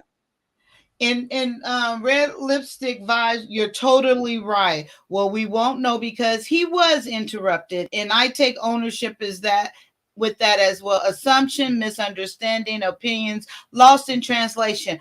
I totally get that, and I totally take part in that, and I do apologize. I won't apologize for anything that I don't. But Skater Lover, she will speak for herself, of course, and I'm gonna give you that opportunity now. I would appreciate that because I'm noticing. That's me. I take accountability for that. Okay, go ahead, love. Go ahead, Skater Lover. Time to speak, and I would appreciate that. Absolutely. I don't. So what I'm saying is that he didn't say enough. He said that you were talking about Jedi Mike, and you were talking about trying to get your daughter hooked up to him. And I'm sure that if Jedi Mike would compare me and you, he would pick me over you. That was enough. I didn't need to hear nothing else. So everybody that's talking about he was interrupted. I don't need to hear nothing else. Right there was enough. And I don't think that anybody is understanding. It's not just about my tone. It's about the things that you say too. So I'm not understanding why the focus is on my tone and not the focus on the things that are being said. I would never say what he said. Though that is what he said. So when you, Kyia, took it, misunderstood it the wrong way, it doesn't matter. None of that matters. I mean, it does matter, but it doesn't matter. Get the fuck out of here. There you go. It kind of, and I also, if you play the tape back, I said, well, it kind of does. I corrected myself. You didn't hear that though, because you were talking. But what I'm saying is that I said it doesn't matter. Then I corrected myself, and I'm gonna say that again. rewind the tape, but not to the full extent. Because at the end of the day, whatever was said was still disrespectful, and still, even if it was a comedy thing, I don't know him like that to be making comments like that. Just like when the men the other day got into an argument and Yellow was a part of the argument and they were yelling back and forth. They were saying, I don't know you like that, bro. So the point is that it should have never been said. That is the point.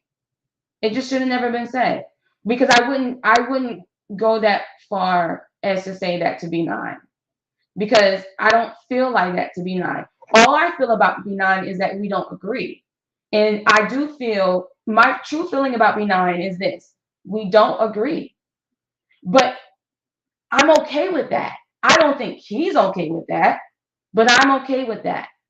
And I'm not going to say that B9 is wrong about his beliefs, but he continues to say that I'm wrong about mine. He continues to say that I don't answer his questions about the Bible, even though I'm answering him. Even with the TLA thing, he continues to say half of what I said. And it's just not right. So I'm hoping, B9, that from this moment on, that we can continue to not do that. So you can see the real me.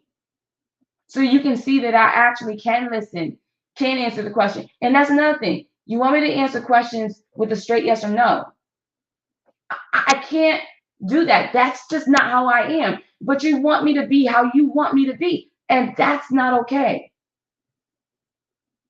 I will give you an answer. And sometimes I might stray off the topic, but pull me back in. But again, I can't always answer the way you want me to answer.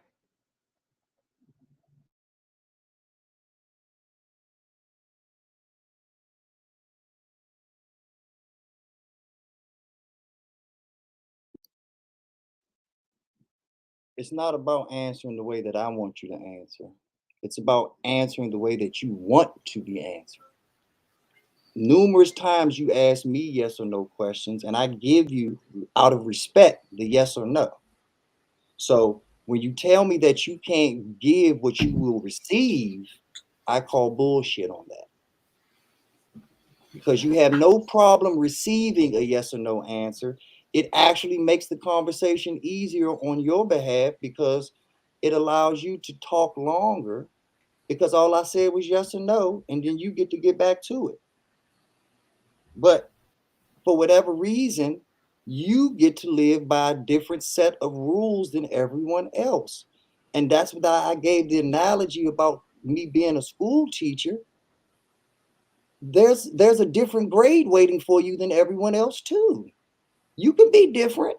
You cannot, if it's a true or false test, and for whatever reason you can't put true or false, or you make your T's look like F's or your F's look like T's, you're going to fail. And you cannot come back to me later on and say, well, it's B9's fault. You failed. And that was the analogy that I was trying to make in reference to you and me and Jedi Mike. Is about the end result, not about anyone's child, not about how anyone was raised, not about anyone's parenthood.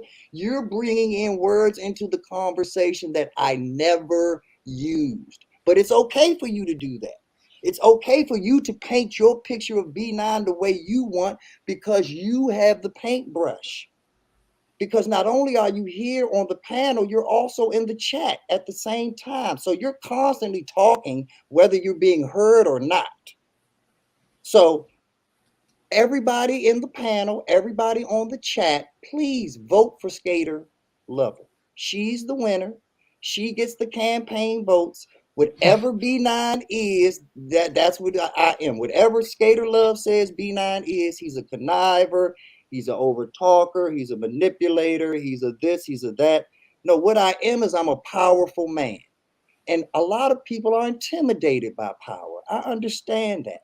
They want to manipulate it and wield it their way. But power doesn't work that way, darling. You're going to manipulate and shape yourself to me.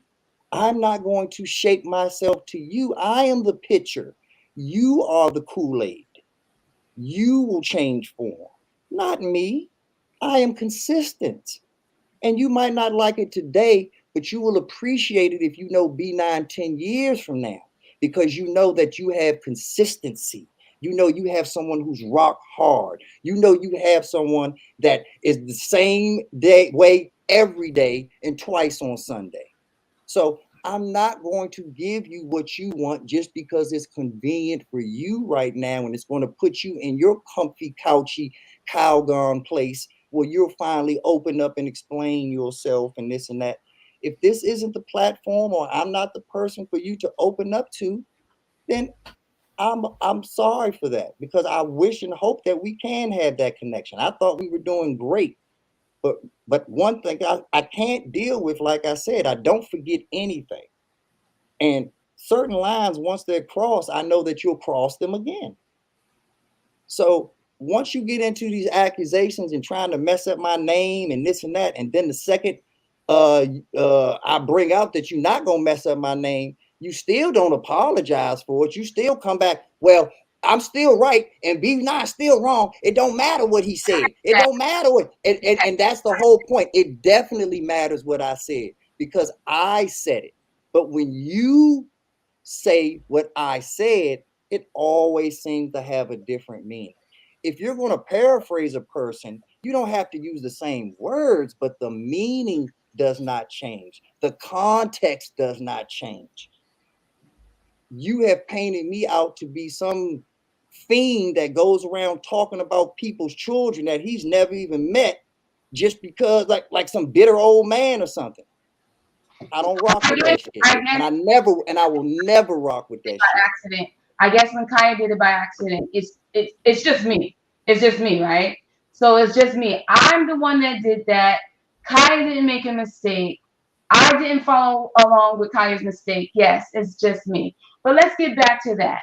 I repeated what you said. What you said earlier was that if you said that I was talking about having my daughter connect with Jedi Mike. Then after that, you said that I'm sure if he had to be able to pick between your daughter and mine, he would pick mine. Did you or did you not say that? You don't see that was not called for? That Jedi Mike was not in the conversation. You brought that up. You mentioned about the difference between me and you. And my question to you is, was that called for? And again, Juss Kyia made the same mistake. I followed along with it. And then I corrected myself when I said it doesn't matter. But you only heard the fact that I said it doesn't matter. And see, there's another example of how the story has changed. Now Juss Kyia said it and you were following Juss Kyia. No, you said it and Juss Kyia followed you. Be accurate when you tell your story. See, there's another example of how the story just so subtly changes, but it has such a great effect on the entire story. No, I can. Okay, here's the thing. That I can agree. That could be right. And if I'm wrong about that, when I play it back, I'm sorry. And I genuinely apologize for that. That could be right. So I go back and I correct myself on that. So that I am very sincere about. But again, it still wasn't just me. And again, you still are disregarding the fact that when I corrected myself earlier and I said, it doesn't matter. And then I said, well, wait, it does a little bit. So you didn't hear that part. You didn't hear that part. You only focused on the it doesn't matter. So all I'm trying to say is this. Hold on one second. So even when I was typing in the chat, why did you have to bring that up?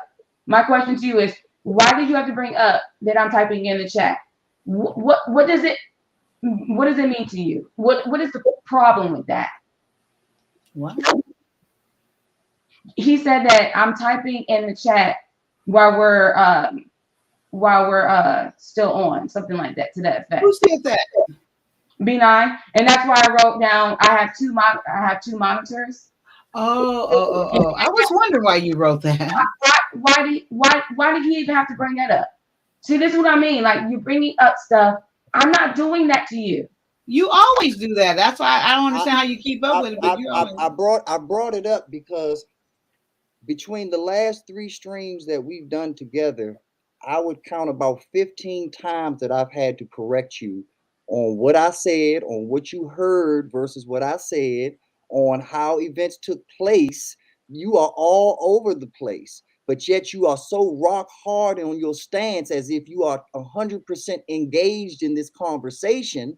But it is obvious that you are spreading yourself all over the place. So when you come in here with these absolutes, I understand what I see and I observe what I see. So I know that what you're standing on, as you try to act like it's hard surface, it's really soft sand, and you're sinking because you are not as engaged in our conversations as you claim to be. Because if you were, I wouldn't have to keep correcting you as I've had to do habitually through our conversations. Okay, so that's actually not true. The only correction that you just did was the fact that I said that I may have said something first. No, Kyia may have said something first before me. That's it. It's not about what you said. Kai, that's the only time. That's the only time I've had to correct her from that's the only time. That's the only time that she's ever moved the goalpost. Kai, is it? Yes or no? When tonight? Yeah, we can go with tonight. But I said all 3 streams. But we can just go with tonight. Oh, for sure, all 3 streams. No, that's not the first time you had to correct it. What you said. Go ahead, Skater Love, because that's another correction. But go ahead. Kyia, have I ever had to correct B9? Have you ever had to correct him? I'll answer that. Yes, you have. I'll answer that. Okay, I'm glad you answered because I really yes, you have. But I don't come off high and mighty. I don't come off like I'm not a human being. I let you know all the time that I'm capable of making mistakes. You're the one that's arguing because you're the one that's always right. And like I said, the people that are always right, there's always the same results waiting for them at the end of the rainbow. Kyia, earlier, you being right. Kyia, earlier you had asked a question and I answered, and B9. And hold on, no. Earlier you asked a question and B9 answered. And I answered, and B9 got all over me for answering when you asked the question. But yet it's okay when B9 does it, when I was asking you specifically a question. See, this is what I mean. It's double. I'm a man. We're not the same. Learn it. Learn it. There you go. There you go. That is why he thinks he can do what he does. Because it's double standards because he's a man. And that's exactly my point in everything that I'm saying. It's not a double standard. It's just a different. It's just a different. It's a different standard. How can it be? How can it be a double standard if I just pointed out that we're not the same? If we are different, then the standards are different. That's why all this bullshit is bullshit. It is only a double standard if it is 2 women. It is only a double standard if I'm looking at this as students. If I'm a teacher and I'm looking at this as students and I treat one student different than another student, then we can say it's a double standard because they're both the same. But we are different. So it is not double standard. It is different standards.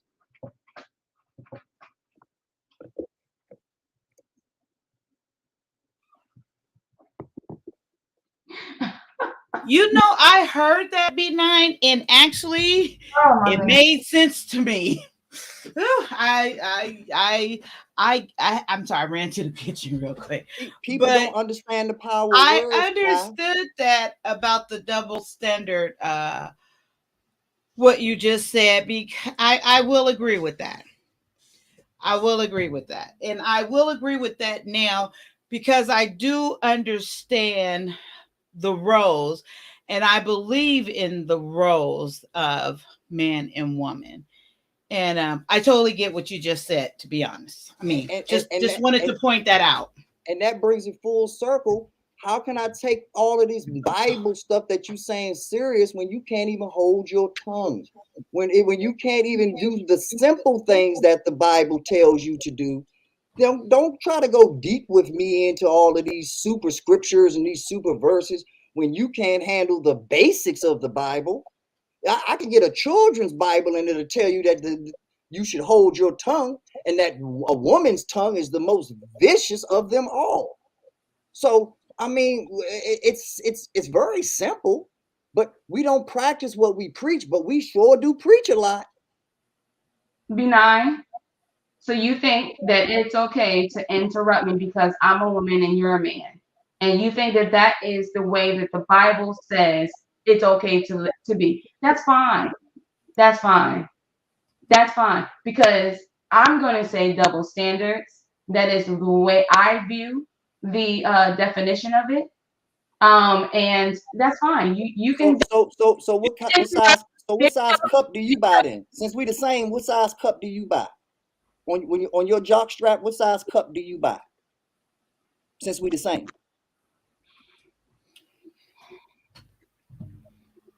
Huh? So we're not talking about the physical aspects? Oh, then we're not the same then. Okay, I didn't say we were the same though. Then it can't be a double standard, because a double standard by definition means the same, but giving different applications. I'm talking about being human beings, as in being double standards. You're still a human being. I never said that you were the same as me, as in like you're a woman. You're looking at it in a different light. I'm not looking at it the way that you're looking at it. And that's the difference. So I'm explaining to you why I'm still using that term. So at the end, let's look at the definition. So at the end of the day, it says a rule or principle in which is unfairly applied in different ways to different people or groups. Okay, then. So when you get married, you cut the grass. When you get married and you hear a bump in the middle of the night at 3 o'clock in the morning, you tell your husband, "You stay here, boo. I'm gonna go check this out." Because y'all both human beings. Y'all are both just human beings. So that means that you can get up and protect him and be his security at the same effectiveness that he can be your security, because y'all are both just human beings. So it went from a disagreement, verbal disagreement, to now physical actions. Okay. But as far as cutting the grass, I don't have a problem doing that. I've done that before. As far as getting up in the middle of the night, I don't have a problem doing that. I've done that before. But if I'm married to a husband, married to a man, I don't see why he wouldn't do that. But at the end of the day, I just disagree with what you're saying, and you don't like it, and that's fine. I don't care about you disagreeing with what I said. No. See, that's where the bullshit comes in. I don't disagree with what you're saying. I disagree that you took it too far with your implication of me saying something about your child or anybody else's child. That is where you cross the line. I don't care what we're talking about. I'm telling you where my mental is at. It's not important. So context is not important. Even though we are just talking about something right now, context is not important. Let's go back to what we were talking about earlier. I get you. So not only can you, as a man, disrupt me when I'm speaking, but you can also change the context when we're talking too. I get it.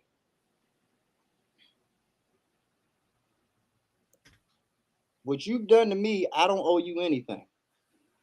What you've done to my name and tried to attempt to do, I don't owe you anything. We can have the conversation. We can still be cordial. We can still do this. But once you snake bite me once, I'm not playing with the snake no more. Because once again, my reputation means a lot to me. And you don't even understand the magnitude of your words and what you attempted. You thinking it's just, you don't even get it.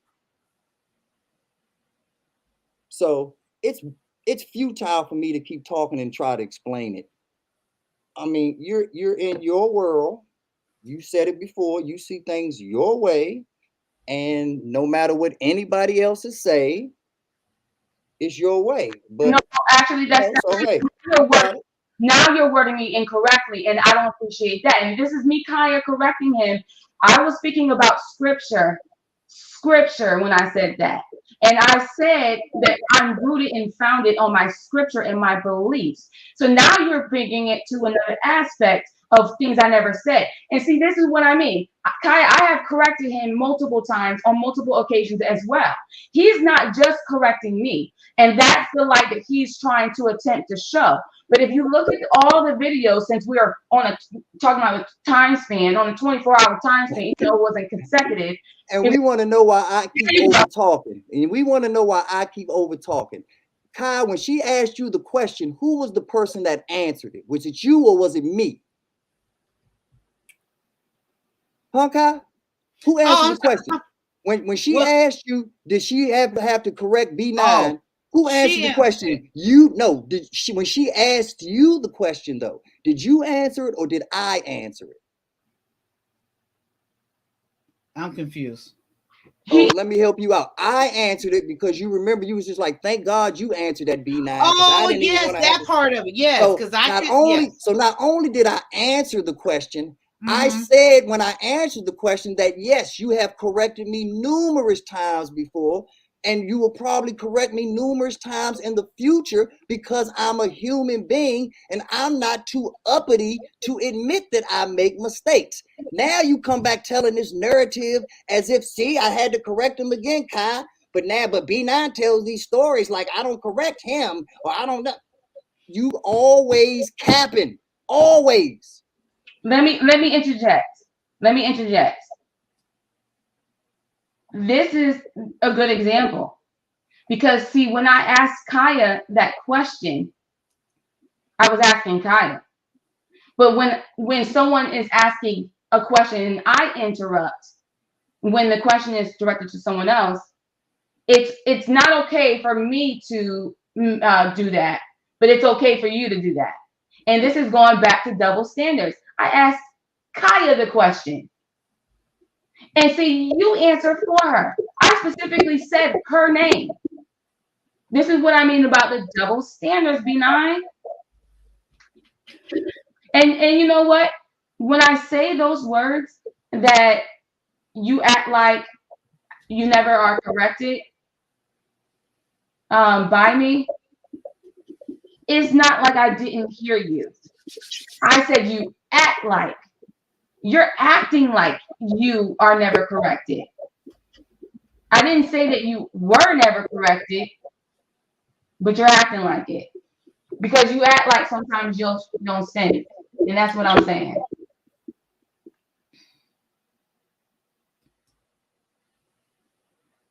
Once again, power intimidates a lot of people. I understand that. And unfortunately, our community is not used to seeing strong, powerful Black men. We are used to seeing the docile Tyler Perrys of the world and those that just lay down and accept everything. And so I understand, like I said, I'm that sweater that makes you itch, but I keep you warm.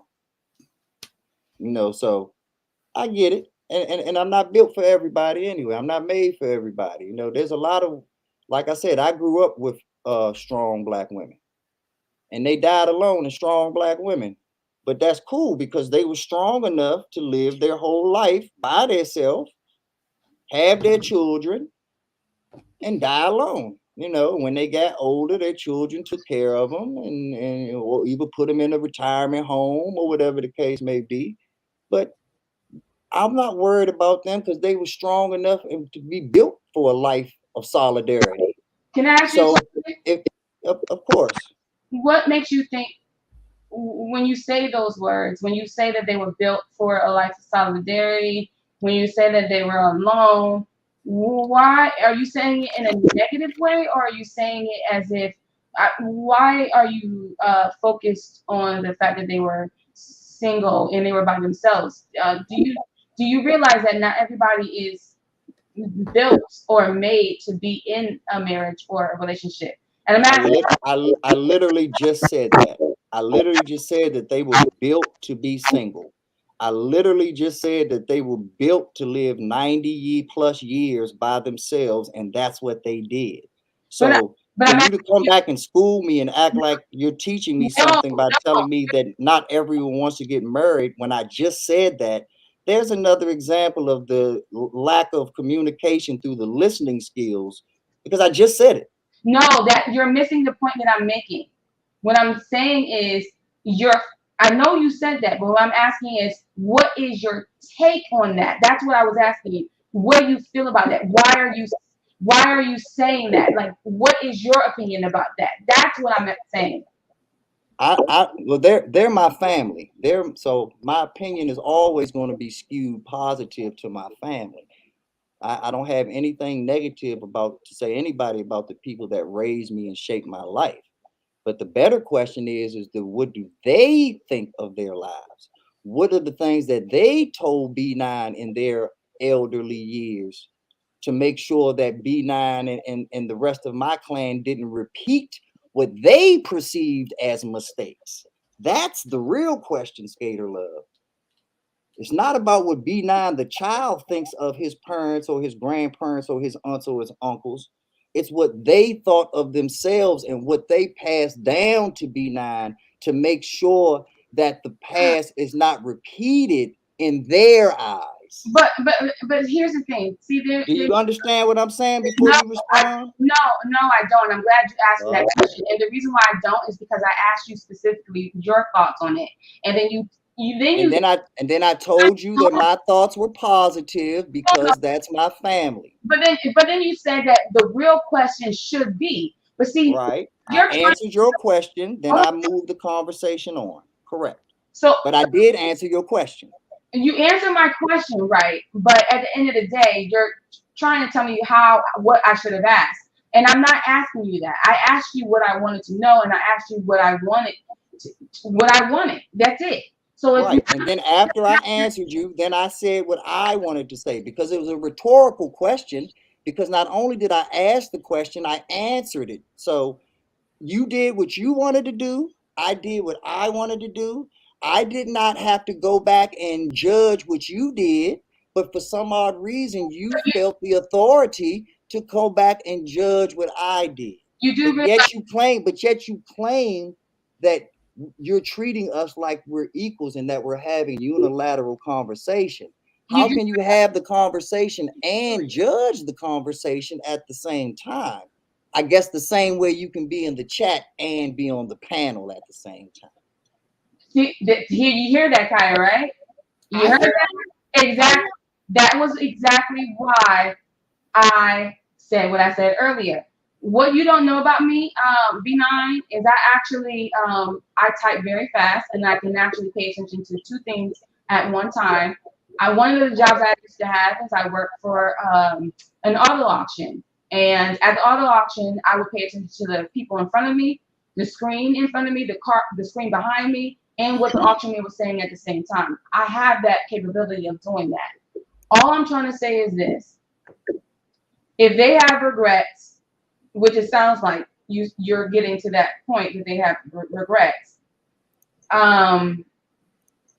is that true? Or did they express that they really had regrets?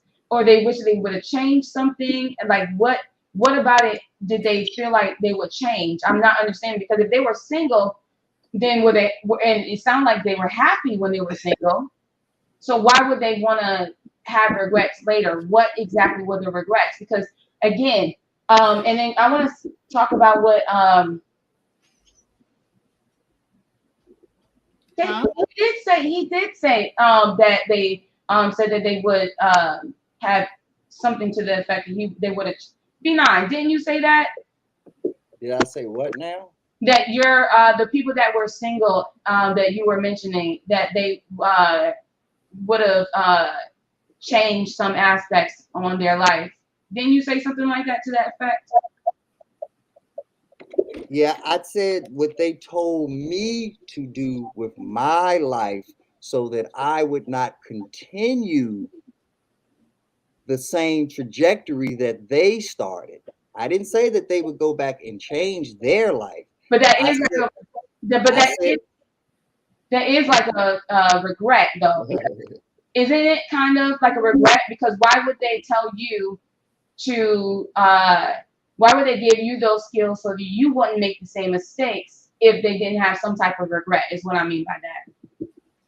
Right. And I'm not saying that they didn't have regret. I'm not saying that they didn't. I'm not saying that you can't infer that from what I said. But it's just I mean, other people and I'm not trying to pick on you, Skater Love. I know it's gonna feel like I am. But and I already know your answer because you don't care what other people think either. But please understand that this is bigger than B9. Other people care about you the same way that I care about you. And they're trying to give you the same constructive criticisms off of what they are observing, even though they don't know you either. They're giving you their constructive criticisms. There have been men, there have been women, there have been all different types of people that have picked up on the same observations that B9 has picked up on. Now they might come at you with a better style that is more digestible to you than B9 style, but you have to stop ignoring it. Please rub the lotion in, darling. Let it absorb into your skin and understand that that's the reason why these comments are even coming into play, because you keep saying how much of a listener you are, and then people are putting in the chat, oh my gosh, she's just not listening. Oh my gosh, she's just not listening. And then when I say you're not listening, it blows up and it's kaboom. And see how he's acting, Kai? You see what B9 just said? You see what he just did? It's not just B9 though, darling. Wait a minute. Are you saying that? But wait a minute, you're getting at me because I'm typing at the same time, but no, I didn't say typing in any of those words I used. Paying attention to what you're saying, but yet you're watching the chat at the same time. So are you fully invested? So you took everything that I said instead of soaking it in. You boomeranged it back at me. So how can it help you out when the person that hold on? How can it help? Never mind. You're right. I'm trying to help you right now. I'm trying to just show you what you. I'm gonna let you help me. Go. I'm trying to show you what you do and bring it back to you. But when it comes to Brianna, I agree. People can get married and decide to never remarry and give that advice to other people about their marriage and why they would never get married again. But at the end of the day, all I'm trying to say is I am listening. I just don't agree. That's the difference. I'm listening. I just don't agree. Oh, I can multitask. I don't have a problem with that. But what I'm saying is that Brianna, I think she wrote down that we're not meant to be alone. I agree with that. But that doesn't necessarily, in my opinion, it doesn't necessarily mean that we're meant to have a partner. Because, everybody is not meant, as even B9 pointed out, to be in a marriage or to be in a relationship like that. So I believe in friendships. I believe in family. I believe in all that other connections instead of always saying that there is a soulmate or a person that you're involved with, is what I'm saying by that. Right. Now, but the last part that they told me, if you'd let me finish, that was the important part of it, was that they didn't realize it until they got older. And the reason that they told it to me is because they realized that their children, the ones that they fought for, put through college, did this and did that, could not take advantage of the opportunities or the moment in life where they were supposed to put their life into fifth gear. They had to take that time and spend taking care of mama. They had to take that time and always make sure that the home was doing right by mama. They always had to make sure that everything was good for mama. And she realized at that point, I unfairly put this burden on the last people that I wanted to put this burden on. I put this burden on my children. My children are now responsible for their children and me. And that is not how we get ahead. That is not how we break the cycle. So for all of these strong, and not just talking about you, Skater Love, I'm talking in general on a macro perspective now.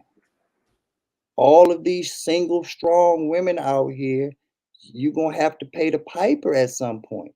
And the last person that you want to take years off their life and to sacrifice their career or their marriage or their motherhood is going to have, or fatherhood is going to have to take care of you, because you got to live your 70, 80 years doing what you wanted to do, how you wanted to do it. And it was a great 70 years. But at that point, when you start affecting other people's lives, that's when the light clicks on of, oh, I've been selfish my whole life. I should have been focusing on, all of these things that I talk about and all of these things from the Bible or the Quran or the Torah or any Les Brown motivational handbook that you read or wherever, or TED Talk or wherever you get your motivation from. It all clicks at that point. All the messages that were given to you that, hey, life is better when you have someone to share it with. Many hands make light work. All of those little old community village parables all of a sudden hit you at that point. And that's what they passed down to us. They made sure that we are not going to be burdens to our children. Our children's children will be their burden, not me. You don't have to take care of Pop and your kids. You just have to take care of your kids, because Pop still got Granny over there with him. And when one of them leaves this earth, the other one has set the other one up enough where they're still financially and physically taking care of themselves. And if they need physical assistance, they have the finances to help out and are still in a financial situation to help their children, to still advance their lives and their careers. But you can't do that when all of your expenses are going to medical bills that you can't afford, because you was living good up until you was 70 and didn't handle your business like you were supposed to. And even in most cases, if you do handle your business like you're supposed to, that inflation monster is still going to eat you up. And so what you think is enough to have in the future is definitely not going to be enough when you really get there, because nobody has been able to correctly predict inflation. Inflation has always been a wild card variable that ends up eating people in the end. So when we take all of these factors into consideration, that's what I mean when I say get out of the way before the train is 2 feet in front of you. So I would like to interject. My beliefs, and I say my beliefs because I don't want to push it on other people. And I'm sure there are a few people, even if the majority don't agree, I'm sure there's a few people that would agree with me. I'm not looking for numbers, so that doesn't move me. So my point is that I actually grew up with a lot of people that there's a sound. I don't think anyone is. I'm not sure if you guys are muted, but there's a sound that's coming back. Oh, I'll go on mute. I'm the only one not on mute. There's a lot of people that have had a marriage and then their spouse ends up dying at a young age or at a middle age or at an older age, and they're by themselves and they have to depend on their children to take care of them. So, when you talk about, marriage and, getting that household together because the man's going to be there for the woman at their elderly age, not always both of them even live to be that long at the same time, at the same age. So, then the child has to take care of the man or the woman. So it's not always the way it's projected right now to be. I know a man right now that's 90 years old. His wife died 10 years ago. And his children have to take care of him, have to be there to support him. So it's not always like that. And what about, like, say for instance, if the spouse dies and she was married and she gets older because she doesn't want to be married because she loved her husband enough, and she doesn't want that bond again with someone else because that was the bond that she had. There are a lot of women out there that's like that. And another thing is, again, not everybody is destined to be married. And you're talking about the financial aspect, but what if a woman like Kyia herself? What if a woman like Kyia herself, she's financially secure? So women, oh well, I thought you said you were because you were in nursing, you made so much money and you ain't working right now. So, but there are women that could be financially secure and don't have to worry about the finances because for a man to support them financially. And what would you say a percentage of off of? Because remember, I said I was talking about a macro perspective. So, what percentage would you say on a macro perspective of Black women that you think have their financial affairs in order? I don't speak on other people. I don't. I know you want me. Well, then we can't talk then, because I said the whole conversation is about a macro level. I know you then want me. Why are we talking at all? But here's the thing: you're asking me for percentages. Do you know the percentage? And then if you do know, where are you getting it from? Is it a .gov website or is it the same website that someone else gets it off of? So are you going to answer my question before I answer the 3 questions you just gave me? Or am I supposed to just answer your 3 questions and forget that I asked you a question? You guys got to realize we've been up all night. All night. That's another thing that's going on too. I realize that I got the same tiredness you have. I get it. Like I said, I didn't just come on the chat 10 minutes ago. I'm not going to speak on general because I don't know everyone. The people that I know, they are financially secure. They do make sure that they are taking care of things. I don't know anyone. Hey. Just admit that you ran into a brick wall. You know the number is low. And we don't even have to get into the percentages. We know the number is low, so we know that we're talking about a niche group. I just told you the answer that I don't know, and now you're saying that I know. Again, I can only focus on. I don't look at macro. I look at the other way because I don't focus on the world. I focus on me and who's around me.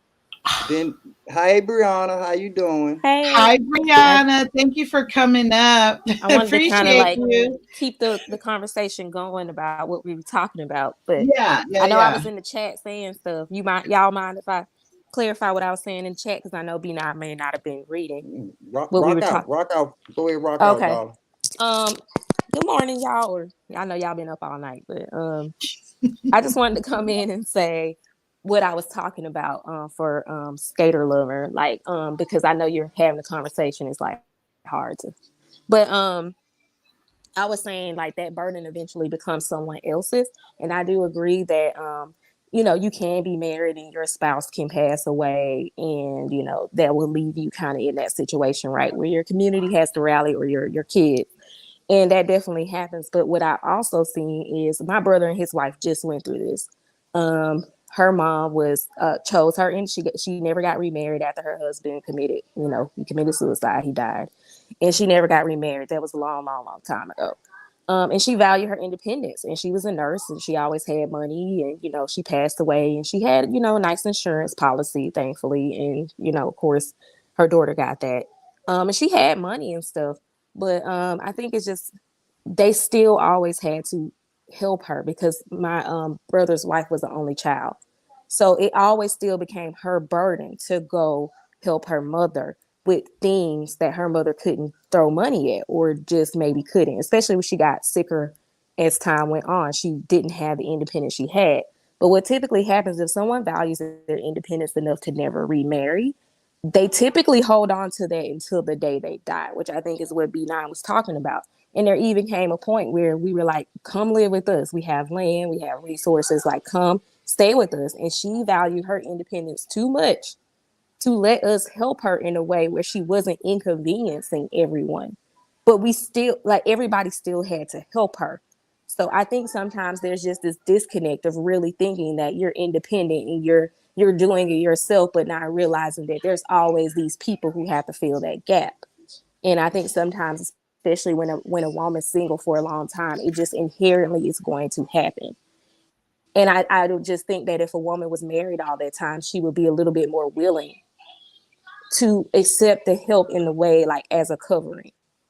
Like, why wouldn't you move in with the people who are being forced to help you anyway?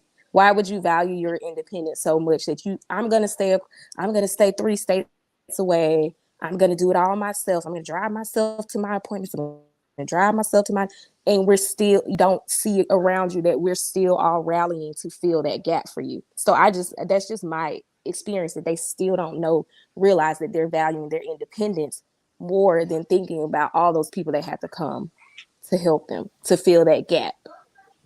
But So I agree with you, Brianna. I feel like if she was to the point where she couldn't take care of herself and you guys were reaching out, she should have come closer to get that support. And I agree with that. But yeah, that's the kind of mindset of that makes you not. My point is that that's the same mindset to think. I can understand why she felt that way, because she never felt she needed to get remarried. I think having that inherent thought that you don't need the being like a man, we're talking about in a general sense. The idea that you don't need a man who is physically a covering for us, like spiritually, he's a covering. Physically, he has capabilities we don't have as women. So to go through the rest of your life ignoring the fact that there's this whole energy that you're lacking in your life, and saying you don't want it because you value your independence, that habit is not going to go away once you become old and it starts inconveniencing people. And that's just been my observation. You know what I'm saying? Yeah, no, I hear you. But Brianna, I'm not sure, and this is just me. This is what I read, and I believe Juss Kyia, if you can step in, because I'm not sure anyone here believes what we believe. In Scripture, isn't there a lot of men who are mentioned in the Bible who were single, who were not married? And isn't there a passage in the Bible that says about single men and liking to be single and liking to not have to be married? You don't have to push the marriage on single men or single women. It's just not. It talks about if. We got to stop using the Bible for everything. But this is the thing. My dad was a single man until he got married recently. Like Sodom and Gomorrah in the Bible too. So and we don't want to use that as an example. But we can always say, well, it's in the Bible. So, I mean, at the end of the day, it's about right and wrong, because religion has nothing to do with what we're talking about right now, because you can be atheist and still have a good marriage. You can be Muslim. You can cross religions. I know Christians that have married Muslims and they're the happiest people ever. So all of these different flavors of Skittles can be mixed in the same bowl, and it can taste great. But the one thing that has to be consistent out of this is respect. Is simple respect, and that respect is not harnessed and nurtured properly when you are alone most of your life, and your relationships only go into eras instead of having consistency. And there is a domino effect that happens when you don't have that consistency in your life. You said earlier, Skater Love, that you had someone in your family was married, and someone died at lived till 90, but the spouse died at 80. Well, that means that they only had to be taken care of for 10 years and they made it to 90. If they were single, the probability is that they probably wouldn't have even made it to 90. And the probability that the family would have had to take care of them a lot sooner than just the last 10 years of their life would have come into play as well. So you have to take all of this stuff in consideration with context when we're talking big picture here. Big Can I picture. say, I want to say something here. And I really do appreciate you guys for, bringing it on in and talking respectfully and having your back and forth and everything. But I will say this, and it's not, I think it's not fair to say, don't bring your Bible in, because if that is the basics of what we live by, what we rely on for our faith, I just,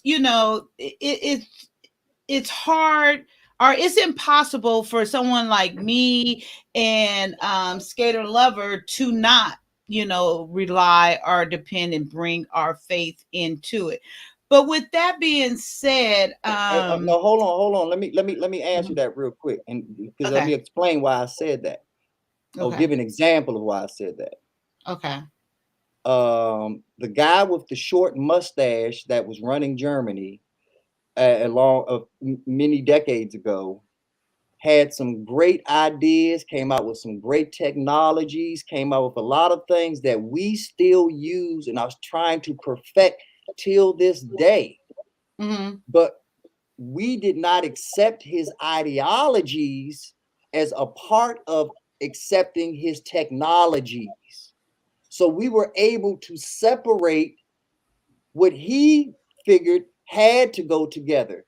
He's coming out with this technology because of his belief. So in his mind, they go hand in hand. The only reason I'm coming out with this genealogy technology is because I want everyone to have blonde hair and blue eyes. That was Right. his passion, the connection.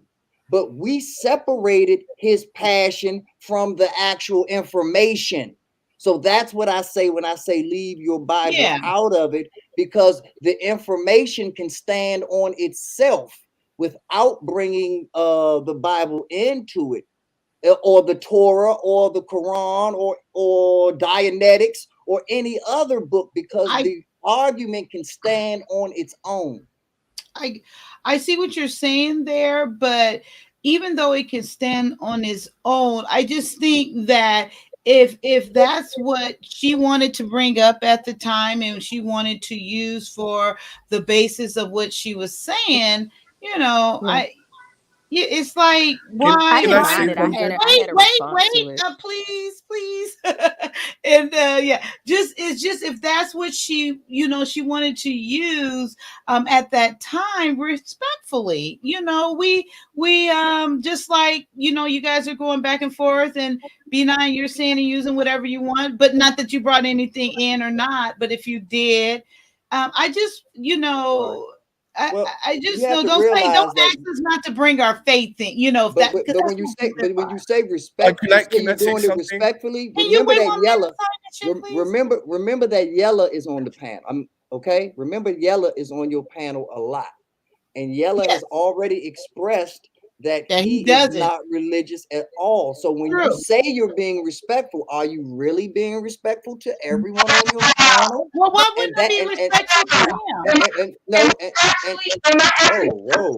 Wait 1 minute, skater lover. We can't. You're really messing up a lot. Bina, I'm really trying to understand that. What do you mean? How are we not being respectful to him? Because he doesn't do it to you, but Uh-huh. remember other conversations that he's had about it, where he's cut people off and say, did you hear what you just said? Did Yeah, you hear what you just said? He's yeah. very cool and chill, but that's his way of saying, hey, you kind of disrespected me and my faith by pushing your faith, by pushing what you're comfortable with Yes, on to me. So you and I have to agree with him on that. understand that nobody is stopping you from being rooted in your faith and what you believe, but the argument can be based off just the strength of the argument, No, okay. because it allows everyone to come on Okay, it wait allows 1 minute, every skater lover. Wait because 1 minute, it allow because your because phone it is doing allows something. everyone to come on the chat and feel Yes, comfortable, especially exactly. when they have expressed publicly that they have a different point of view on the topic. So But if you want the same respect, because I do respect all of you all's religion and all of you right, all's faith, and that's why a lot of times I don't bring that up into the argument, because right, that's something that's non-debatable. You get to believe whatever you want, and I'm never going yeah. to try to change anyone's mind, heart, or soul on that. But B9, Yella has never expressed. The only time he said anything about that is when Black Man Unfiltered came on here trying to say like we wasn't saying it right or we wasn't shoving it down Yella's mouth. And at that point, Yella spoke up actually against Black Man Unfiltered, and then that's when the whole night went array. No. Yeah, The other night when Yella got into it with when he was it got Matt? very manly, Yeah, when I said, that "Oh, yeah," but he understand wasn't that that talking. whole but that whole conversation was based on religion. That whole It conversation was. was, so Yella does feel a way about it. He just has enough respect for you and the other No, ladies on the panel to not address it. But the second somebody came up and allowed Yella to unleash, Yella he does. unleashed. He doesn't want it shoved down his throat, like saying Exactly. that you have to believe what I believe. No, he wants to hear. Half the time, Yella is the one that's bringing up religion, and he was on the defense of don't shove it down my throat. Don't tell me what I need to say. He wants to hear what we're saying. He Right. does, and he expressed that, but he don't want. Exactly. He wants you to have a conversation with him why he don't, and Right. express why you do, but don't tell him what he should or should not believe. That's his thing. Right. And I But understand that. But my point of it is, when we go down this rabbit hole, and it's the last thing I'm going to say about it, but when we okay, go down this rabbit hole, it kind of paints the picture indirectly and subconsciously that, oh, I'm not a Christian. So my base is already off. So there's no point of me ever getting married because I don't believe in Christianity. I know that my marriage is not going to work. And that's why I all and that's why I'm all and that and that and but that Skater Lover, you're and that's very why distorted. It's very and that's why and that's why I always say and point out that atheists can have good marriages, that Muslims yeah, can have good marriages. absolutely true. And so I'm not saying that what you have can't work for your niche and your group and people that believe like you believe. I just don't want this to, I talk from a macro perspective, and the Yeah, world is bigger than Christians. And right, merge, and when people give merge statistics, they don't just go ask Christians how their marriages were and absolutely how true. their divorces were. So when we have this conversation, let's take the actual statistics that are in play into the conversation, which includes everybody that's married, regardless of religion or race or other factors. There's times where certain surveys even put gay and lesbian marriages in the pool of being married. I I get it. Just okay. Okay, let's do this. Let's do this. Brianna wanted to say that, and then we ain't signing shit wants to say something as well. And if we could do that, let Brianna talk first, and then we ain't signing shit talk next, and then we'll come back to you, Skater Lover. But just to let you know, your phone is real distorted again. I don't know if you have to go out and come in, but let's do that and see where the conversation goes from there. Um, I didn't have anything in response to the whole religion thing. So Yeah, I no, I my knew. response That's that I why I was said gonna let's see make where it earlier. goes from there because I knew it was Oh, going to go okay. somewhere. My response was more to what she was saying about men in the Bible being alone, Yeah, and my response was just gonna be, my father was alone for a very long time. He got remarried like later, in life. But the difference between him is my dad. He was actually homeless for a while by like choice. Like he, I just think as a man, um, they just have a bit. They can. It's not that women can't take care of ourselves, right? I think it's just that how we do it is different because we are inherently different. I think that women have an amazing ability to make a house a home, and we have skill sets that are perfect for nurturing and raising children. But typically, what that means, I think, is that we need situational appropriateness to do that. We need our environment to be suitable to be able to show our full potential, right? And so I think that that's the difference between a man and a woman. I've seen men who are alone just kind of survive, like basically just like my dad's like, I'll live under a bridge before I ask you guys to take care of me because I'm a man and that's what I do. We did not want him to do that. And eventually we had to rally everybody to find a way to convince him that you can lean on your family for a time. But my dad he came and stayed with us for like 2 weeks, and then he was gone. He got himself together. He got a place. So I just think because men they naturally have this, I'm not supposed to burden those around me. My job as a man is to protect them, to provide. I think because he naturally had that like instinct in that role, he did not allow himself to stay in a place very long where he had to be cared for. He is now remarried, so his wife takes care of him and all that stuff. But Well, I just that's think that good. men, yeah, I think he learned that from this. He was like, "Look, I don't be cooking. I can't do. Let me get remarried." I think men are Right. just like, "Look, I'm hungry. I'm tired of eating these hot pockets.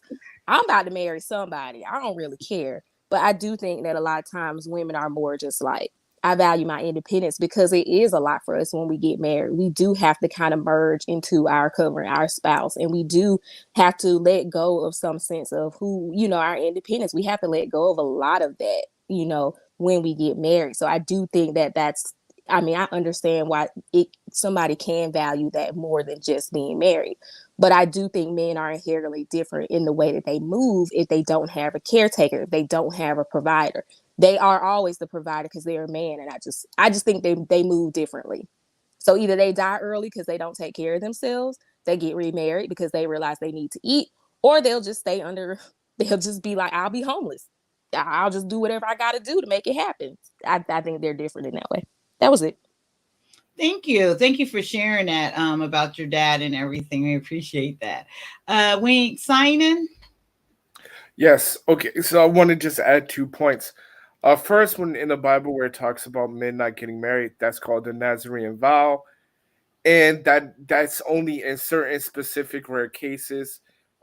In the Bible, it talks about you should not take vows at all in general, and so those are specific cases. Number two, fun fact: seniors, regardless, men or women, who live alone, actually die on average 11 years earlier than seniors who are actually married to someone else or living with children or something like that. In general, people need people. So whether you're living with your children, you remarry again or whatever, people who live alone live on average 11 years less, die on average 11 years earlier than seniors who don't. So that's something you might want to think about for the chat, in your later years. And I'll close with that. Well, I tell him I need a man. I want a man. I'm looking for my third and final husband. So I'm putting myself. I'm saying it. Yes, Lord. And Lord knows, and the Lord's gonna bring to me. I know y'all say the Lord ain't gonna bring to the Lord gonna bring me my husband. I don't care what y'all say. Amen. Okay. Skater Peace, lover. love. Love, what do you, amen, thank you. What would you like to say? I just wanted to say that I agree with Brianna that we do the people that want to get married. It's a beautiful thing to have a spiritual covering, and I'm not going to take my Bible out of my answers ever. Just to let you know. But me saying my faith and speaking on my faith has nothing to do with me trying to force it down someone else. So if you feel a certain kind of way because I'm telling you my faith and I'm basing my thoughts and opinions by my faith, which I'm supposed to, then that's something that you're projecting. I'm not saying that you should think this way. I'm not saying that you're wrong if you don't think this way. I didn't say those things. So if you're projecting it the wrong way, I can't control how you project it. I can only say that in my responses, it's always going to be based on scripture. And you can say that I don't live it. That's fine. I live my life the way I'm supposed to in front of my daughter, which is why she's so successful, because of the way I live my life in front of her. So at the end of the day, I think that, oh no, see, that's the thing. When it comes to the scripture that I'm quoting, again, it's about studying and rightly dividing. Again, you don't have to see it that way. That's why I had to move from Connecticut to California, because not every pastor teaches the truth in scripture. And I've already told you guys the pastors who I follow. And Juss Kyia has already acknowledged the fact that she knows of Kevin Hobbs. So if she knows of Kevin Hobbs, Juss Kyia and I believe the same thing. So I guess we're both misquoting scripture, and this is her channel, but that's neither here nor there. I want to get back to what I was saying. As I was answering, when it comes to scripture, not everybody in the Bible was married. It also talks about being single, and it's okay if you're single, if you so choose to be single. It says if you burn, then you get married. Burn as in you want to have, see, that's what I'm saying. Like, I know what I'm dealing with. So I don't expect everyone to see it the way that I'm explaining it. What I do suggest is that, just respect what I'm saying. That's all I'm asking. The same way that I'm respecting what you're saying is just to simply respect what I'm saying. That's it. I want to say something really quick. This is crazy to me. Yella, was you listening all the time? Because how did you show up as soon as we was just talking about you? And then it happened earlier with Red Lipstick Vibes. So you guys just lurking in the background, and then you hear your name and poof, you pop up. What the hell's going on? Y'all scare me. Oh, and remember it was the third one, Kai. Who was the other Yeah, one? I couldn't think of the third one. She stole my thunder. She stole my thunder. Oh yeah, she did that, and we ain't signing shit. Didn't that happen with him tonight as well? Yeah, he came up That's exactly. crazy to me. And it's that's literally within the a proof. couple of minutes. And that's the proof that God is a comedian right there.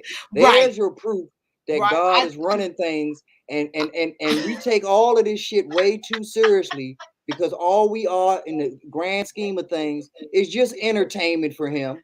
I tell that story all the time. Can't nobody tell me God ain't got jokes. He paid a few on me, and I just cracked up laughing.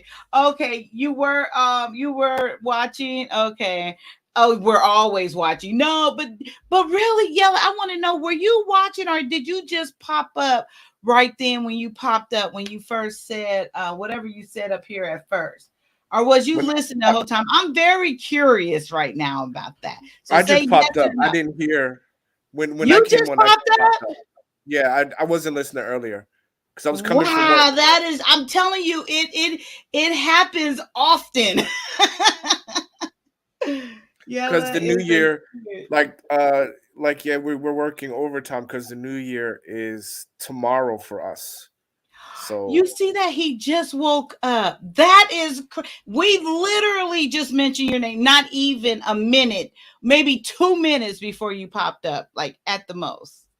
Wow, that's crazy to me. I'm sorry. Go ahead. We ain't signing. What was you saying about working? No, I just said I was working because the new Before year. you go, Yeah, what's I up? want you to tell me about your that Chinese New Year, and because I hear Hong Kong and all that stuff is 20 times better than what New York City and all that stuff is. If you had the liberty to talk about it one day, I would love to get your perspective and pick your brain on that culture, if at all possible. Yeah, sure. Anytime. Yeah, I mean the new year is tomorrow. Like right now, it's 11:48 p.m. and tomorrow's New Year's Eve, January 31st. So, but because of the whole global situation, people aren't really allowed to travel. So it won't be anything like before, like 2018 or 17, something like that. You But guys, still a good time. we got about 20, 30 more minutes before we need to end. It's going almost 12 hours. Yeah. Well, no, all I wanted to just say is that children are a great insurance program. I'm definitely gonna have some children, and they definitely gonna have obligation to take care of my old ass, just like I got obligation Right. to take care, just like I got obligations to take care of my parents. So, yeah, so do what you want to do, live how y'all want to live, but I'm damn sure having a bunch of kids, right? Just in case some are fuck ups, I get a couple out the batch that are right. That's gonna take care of my old ass, and Smart. that's all I have to say. Okay, Y'all Nick go ahead Cannon. and do what y'all want to do. Right, Nick Cannon. Okay, Nick Cannon. But no, I'm just joking. Well, shit. I mean, I'm a shit. father of five. I just gonna be one woman though, just one. Yeah, Not, I'm about to I say ain't doing that. Just one. I'm a father of five, so I can't say nothing. I mean, that's what So kids you, do, right? But doing that when you're Yeah. old and it's time is a different thing than having a codependence on your kids their both most of Yeah. their adult life. Well, hopefully you Exactly. don't you And, don't have to depend on them for you to and, live like financially, and see that for them to 11 take years care of that you. we ain't signed and made mention of, that's 11 crucial years. Like the financial years between between age 35 and age 55 are a big difference between your financial years after that. So that right, 11 right. years that he talked about makes a big difference for the children as far as them going out making the money necessary so that not only are their families straight, but that they're straight, because you can't be in two places at one time. You can't be taking care of mama and be at work well, maybe you can in Right. today's cyber world, in today's tele world, but that traditionally has not been the case where you can be two places at once. So you have to uh secure your nuts for the winter time properly, because Yeah. when winter truly comes, you want to be able to hibernate and be good for that winter. So you Yeah. have to that 11 years is nothing to play with that we ain't signed and brought up. Because Right. I wanna What just add this 11 real quick. years? I'm sorry. When Well, you're How do old, he talking about studies you old. so studies you're show assuming that when 11 years seniors you're by your no, go ahead. the studies showed that when seniors are living alone, they tend to die 11 years earlier than with seniors that are living with a partner or their children. Oh, okay. Yeah, I Right. did hear you. Okay. Right. So like for me, one of the things we've done is because my mom is up in age, she lives with my brother, and then when I go home, I'm going to get an in-law suite, and she's going to live with me and my wife. Right. So because I don't want to wait till something bad happens. I want to take care of her now, right? Because Right. and same thing here in China. Same thing here in China. When the family has kids, the grandparents move in with the family, and the grandparents kind of watch over the kids while they're both at work. So it's Right. like I kind of like that culture here where the grandparents move in. So when I go back to the States and we have children, I'll just move my mom in with us, and then just so because I don't want to wait till something bad happens, God forbid. Right. I'd rather let her enjoy her senior years now, and And that's why she'll I'm having Oh, kids. absolutely. I believe that and is she'll true. let you help her, right? She'll let you help her. Well, Right? I don't. That's the She difference. don't really And have the choice. she will happily accept that that's what I'll move in with you. If I have to move in with you, that's what I'll Yeah. do, right? She's not going to be fighting for her independence No. in No. her No. No. No. position. She's going to No. allow We that already to be discussed that. right We the already next discussed phase of that. her life. Exactly. Right? Because I mean, and I because the thing about it is, I don't want to wait till something bad happens. I'd rather take care of her now while she's healthy to keep her healthy. Right? Prevention is always better. Right? I don't want to be in that situation where I have to take care of her because God forbid something's wrong. She's healthy. I'm healthy. Like my wife, she grew up with her grandparents living with her, so now it's going to be normal for us. So everything is kind of smooth according to plan. And And that's right an now she's with my interesting brother. point. That's an interesting point you brought up right there. We ain't signing, because instead of looking like this from a married or single perspective, we probably need to look at it from a proactive to a reactive perspective, because the ones that are married are usually the ones that are proactive, that are trying to get in front of these problems and tackle them and see the train. And the ones that are single are usually reactive, and they don't figure it out until it's usually too late, and they're trying to at least make sure that the next generation doesn't make the same mistakes or go down the same path that they went down. So we have to change our mindsets instead of maybe focusing on the outcomes. And what do you think about that, y'all?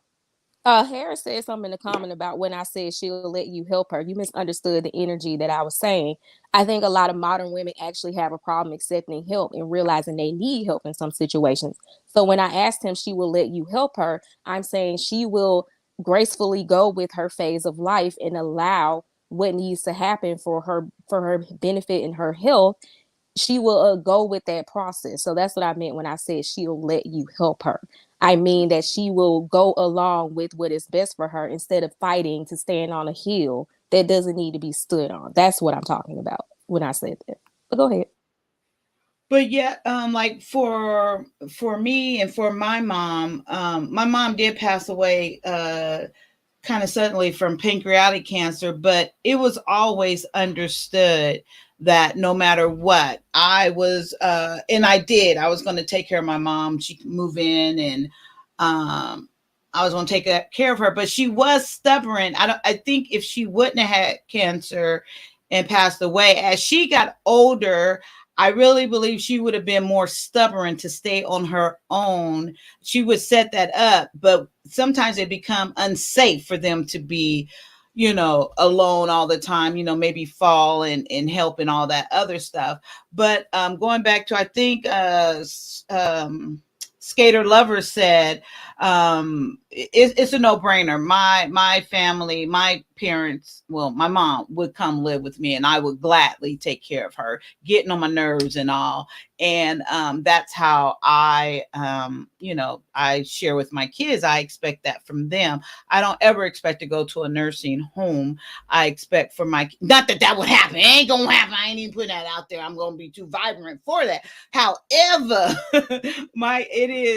I do expect my kids to take care of me, if it comes to that, basically. Circle of Yeah. life, shit. You Yeah. wipe Yeah. their ass, now they wipe yours. Well, yeah, but come Exactly. on, Lord. Come on, Lord. Now Come on, now God. from a spiritual standpoint and a social standpoint and just having human decency standpoint, all of y'all are right. We all are in total Right. agreement with we definitely gonna take care of the ones that took care of us. But the point that I'm trying to make of this issue is, and me and my finances, is what is it going to do to your finances?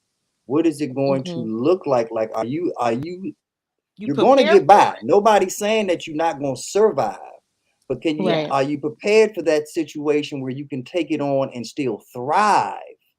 Can you still in a position where you don't have to make the tough decisions?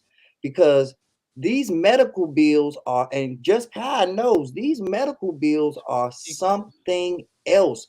These prescriptions that our senior citizens need are something else. And the shadiness of these insurance companies are something else.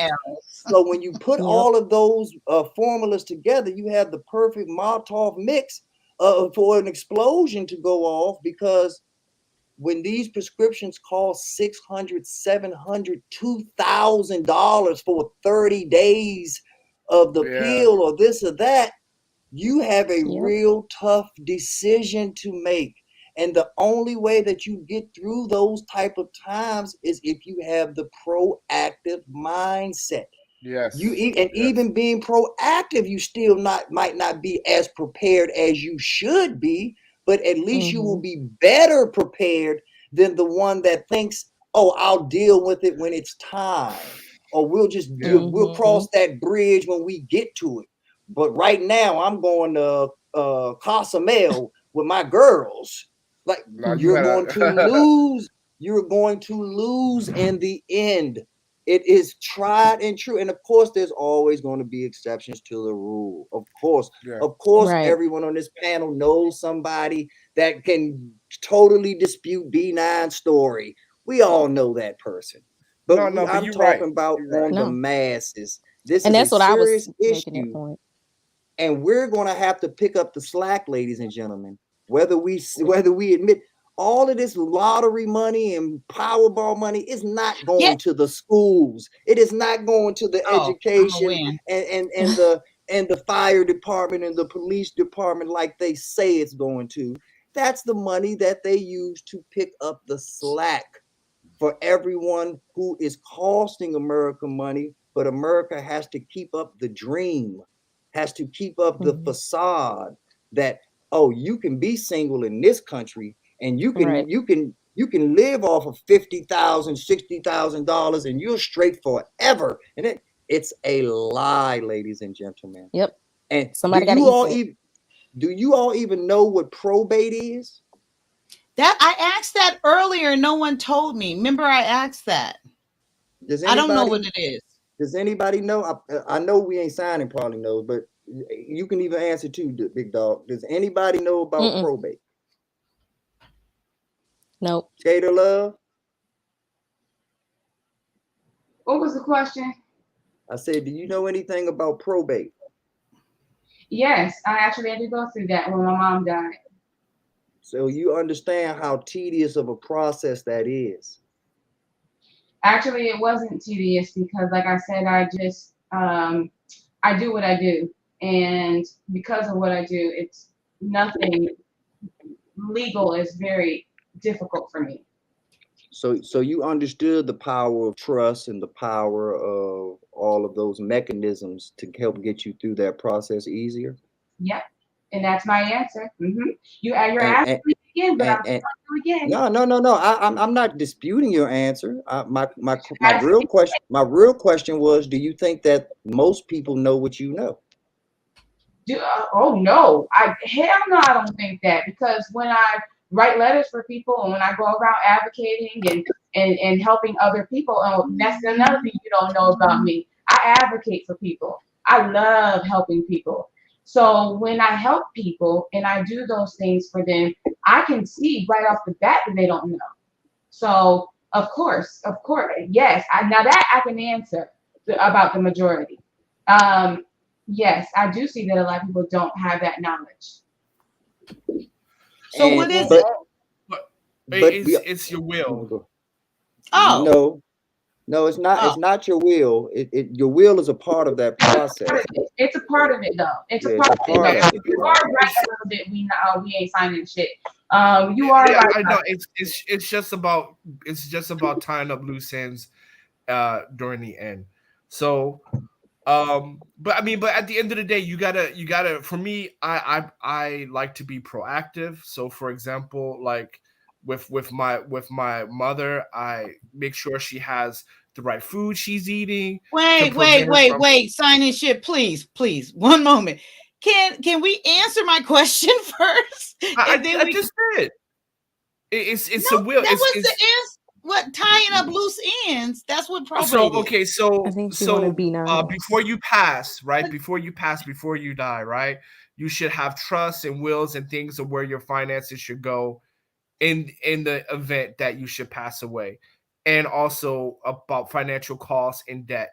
So whatever debt you owe, things like that, it should be all kind of everything. Not all debt though. Not all debt. Not all right. debt. Well, the debt that can transfer over in the event of you dying. So it's just pretty much making sure that you can arrange all of your affairs before you pass away. So probate is arranging all of your affairs before you pass away. Financially, it's a part of it. It's not just the financial stuff. It could be assets. It could be the car, the house. It could be all that. So it's not that's just financial. Not. It's about transferring title. Right. That's what it's about. So it's not who all your responsibility is going to go to. Right. Yeah. That's transferring title. Right, and you can have a beneficiary, or you can have a beneficiary, or you can have I forgot what the other one is called, but there's a beneficiary and there is someone that handles all your matters. Okay. So if you don't do that, does it just go to your next of kin? No, sometimes you can end up in a state. No. What happens is that if you have multiple children, they could go to probate and they could fight to be able to split it halfway. And that's why you want to always create a will, because you want to make sure that you delegate your assets or your financial assets to whoever you want to delegate it to. I definitely made sure, after what my mom taught me and how she created a will. Yes, power of attorney. She's right. So it's a beneficiary or power of attorney. So those are two different things that are mentioned in the will, and there's separate roles for that. So what I'm saying is that I have a will. I have a will. I made sure that my daughter will be set when I pass away. So even if you don't know too much about it, Kyia, I do encourage you. That's very important. Regardless of whatever B9 has ever talked about on your show, this is the most important thing that we're talking about right now, and that will definitely help your children when whatever. Trying to think of the better word. No, it's fine. I have no problem with death, none whatsoever. I know you don't, but I'm still trying to, because you know us. So like the thing about it is that I was just trying to think of a better word still. Yeah. Okay. So. Okay, but you said it's not a will. So why wouldn't a will just cover that? If you say a will is in a your part of it. A will is a part of it. Right? You need to have a will done. You need to have what they said, power of attorney. For me, how I understand it, it's a will because it lets you know, it lets the people know after you have passed away how to arrange the financials, your house, your stock, whatever, and then also lets the people know in the event that you're dying with debt, that debt passes on, how you want to take care of that debt as well. Oh, when you Right? die, your debt don't die with you? Some debt continues on to the next of kin as well. Okay, Right? so that really, I thought it died with. So if you don't have a Nope. next of kin, where does that debt go then? Then I guess they take a L, right? If they cannot find any Powerball. next of kin. Now we're getting full circle.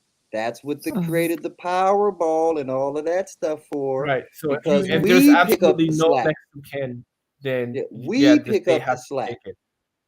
Now, Yeah. this is how probate works, ladies and Wow. gentlemen. Well, let me let everybody else, because I did ask. No, go No, ahead. Go you ahead. got Go to ahead. be now. You got to speak because we only got about 15 more minutes. Okay, probate is a legal process, legal proceeding that transfers title and ownership from the deceased to a different party. Now, who that different party is can vary.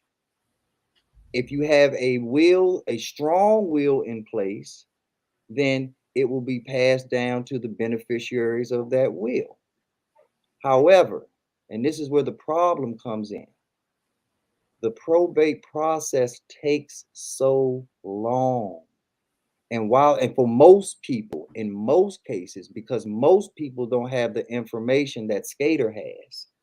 So the process is a long, drawn out process that you can't spend any of the money, even if you have an inheritance coming to you. It is all locked up in that probate process. And you have to pay for attorneys, and you know how much they charge by the hour. And it is an entire process that you go through. And it is one of the largest ways that we as Black people lose our generational wealth. We lose everything that we have worked for, usually in the probate process. And the thing that we have to start getting into and educating ourselves on are trusts. Trusts allow you to bypass the probate process. Allows you to save the time, the energy, the effort, the legal fees that are incurred in that probate process. And it also allows you to get to the inheritance money faster so that you can pay the bills to keep mama's house in your name and keep that house in the family name. Because while that house is just holding on in probate, You are not allowed to fix it. You are not allowed to make improvements on it. So that house is automatically become an as is house. And we know that those as is houses get paid for with pennies on the dollar. So when you put that whole mechanism in place just from the probate process, we have literally lost trillions of dollars just in the Black community. It is the new vice that they use the same way they use eminent domain, the same way that they use I just add other something real quick? tactics to take land and resources from us. Can I give practical? And I just want to add something really quick. And also, the reason why trust is so good, as B9 mentioned, is because it reduces your inheritance tax. Because if you get an inheritance straight out, there's tax on that. But in trust, depending on where you set the trust up, like St. Lucia's or something like that, then you don't pay taxes on it. So even if you have inheritance, sometimes, depending on your situation of who you're passing it to, right? The tax can be as high as whatever you're passing down. So that's another reason why you want to do trusts. Can I To answer Yella's thing real quick, did anyone have to inherit a loved one's debt? I didn't. My mom, she didn't have any, she didn't leave any bills. We didn't. Well, that's what I wanted to do. So, it wasn't like a lot of debt, but let's say, for instance, I was a beneficiary of her car. Okay, I was the sole person to get her car. So her car had car insurance, and the car insurance had to be paid because it was during the time that she was still alive, and then she passed away. So I only had to pay up until she passed away. So I still had to pay the car insurance because my objective was to sell the car. And I can't sell the car correctly if the car insurance is not paid. You get what I'm saying? I'm only paying for the car insurance up until the time she passed away. So it's not like I'm paying for the car insurance forever. But technically, she did use the car while she was alive. So that's the reason why I had to do that. So that's the type of well, even if you cancel the policy, you still used the policy for a certain amount of time. Now, when it comes to credit cards, I don't believe you have to pay off credit cards. That's the only thing that I know for sure. So run up your credit cards, Yella, if that's what you want to do. So you don't have to pay the credit card debt, right? No, I've never heard, and I've That's what I thought. No, I don't think you have to pay off credit cards. But one thing I learned, and I want to tell y'all this, and I'm gonna listen, but I have to go. One thing I learned, and check this out. So I went to the bank one day, and I asked them, I said, how would my daughter be able to get the funds out of my bank? Because this is completely different than what we're talking about. They said you have to sign a beneficiary form for your bank, right? Because if you don't, if someone finds out that you passed away, anybody can bring the death certificate and just get your money. Yep, I went through that with my stepdad. Yep. Anybody can do that. Yep. That's crazy. And that's why I wanted to say all that, because I just learned that. That's crazy. Yep, they went and got $10,000. Actually, his policy where it was supposed to go to my kids, but he never signed the paper, and his brother showed up first with his birth certificate and they gave him the money. That's so true.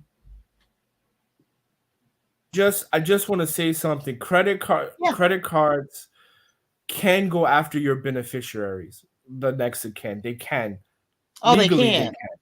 Legally, they can. I'm gonna need you to show me. Same thing. Or like on your say, for example, mortgage on a house for the beneficiary, right? When you pass the house on, the debt goes on with that, right? So if you mortgage on a house and stuff like that, and property taxes, if you're behind. Well, yeah, I see that you have to pay those things, but I was thinking credit card debt, because credit card debt mainly is like items that they bought and charged and stuff. You don't have to no, you don't have to do the credit card debt. That's not legally they can sue the beneficiary or next of kin. They legally can. Whether they do that or not, I don't know, but they legally can sue to go after your beneficiaries. Okay, all right. I'm just gonna leave it at that. Those laws vary state to state. You're right. It's not a blanket coverage or a blanket denial on either way that y'all are going with this argument. It varies from state to state. You can definitely be But right about that. but the bigger issue is, and Skater Love brought up a good point, and I want to make these 2 points since we're about to end soon. Yeah, we're gonna end If after if you're gonna if close us out with that. if the money is in limbo because of probate, even if you're still paying the mortgage, you're still paying this and that or whatever, someone else can come in and pay the property taxes now. Because the money that you are accustomed to paying those bills with, they're held up in limbo. So they're frozen. You don't have access to those funds. So you already have the extra burden, like Skater Love said, of paying the insurance or paying the mortgage or paying any other expenses. Because in most cases, you live in your own house. So you have your own mortgage, you have your own car note, you have your own car insurance. So now you're doubling up and paying all this extra stuff, and the money that you need is frozen. So now other people have the advantage to swoop right in and put a claim on your family property simply because they paid the taxes on it. And the last point that I want to make is the number one thing that is transferred from parent to child is student loan debt. Really? Yep. I was going to say that next. Student loan debt. Really? That is the number one thing. That is a loan and money that they'll pass down to your grandkids. They gonna get theirs. You cannot shake paying the government back because in their mind it's taxes. And what about the tax debt? That too, then? Oh yeah, tax debts can definitely transfer over to the next of kin. Man, the IRS gets their money. Yeah, but it depends on how much is owed too. Certain things they will forgive, but once you get to a certain amount, it's fuck you, pay me. What? Can't hear you, B9. I said once you get to a certain amount, it's fuck you, pay me. Oh. Well, you guys, we need to end this. We're going on 12 hours. We can end it with everyone up here. If anyone wants to drop off, that's fine. They were Brianna, you have a channel, love? I do. Because I think we said that last time, but I think we don't have your channel to bring up this profile, but the channel is Kawaii Bree 123. I talk about that's right. Yeah, that's right. Y'all posted it. She posted it last time. She posted it. But because Big Bad Bull was posting everyone, and but I remember that now. So he wasn't here. Yes, it's okay. Yeah. Okay. Well, amen. You do that gaming stuff. You probably that's the big thing. Going. Is that why your avatar is all this beautiful butterfly? And I use this account sometimes when I go in the stream. Yes. I had this avatar up for one of my streams and forgot to change it. So I like that. I really do. It's nice. Okay, so let's end it. Yep. B9. I love you. Always love you and what you bring. And you in Skater Lover. I'm just amazed at the dialogue that just it kept going. And I really wanted to ask, like, what was the end game, but it just seemed like it kept evolving, but not really. It's like it wanted to take a turn, but didn't. But I appreciate you guys keeping it, I feel, for the most part, respectful for each other, just having the conversation. But I will say, I didn't know or don't feel there was an end goal there. So I hope it could be used. Oh, there, Big Bad Bull, pull it up right there. Okay, thank you so much, Big Bad Bull. And I would just say, because it doesn't really seem like bitter blood between you guys, or that you guys don't get along. I just think that no one wants to be like, okay, that's it.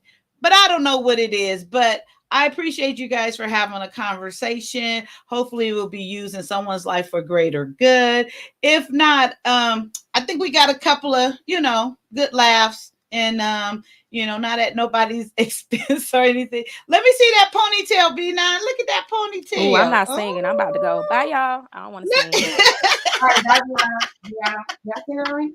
Oh, she said she's not singing. She left. I just realized what she said. Brianna, that's not fair. Oh, Hey, girl. and Skater Love can sing for real, so I'm not singing either. Bye. No. Oh, y'all are wrong. You gonna stay with me, Skater Lover? Well, I would like to get my last words in. Absolutely. Go for it. You don't have no interruptions. I think that the ending of the chat actually went very well.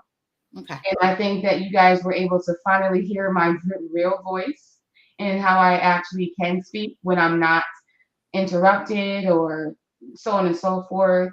And, it is what it is. But like I said, I like to advocate for people.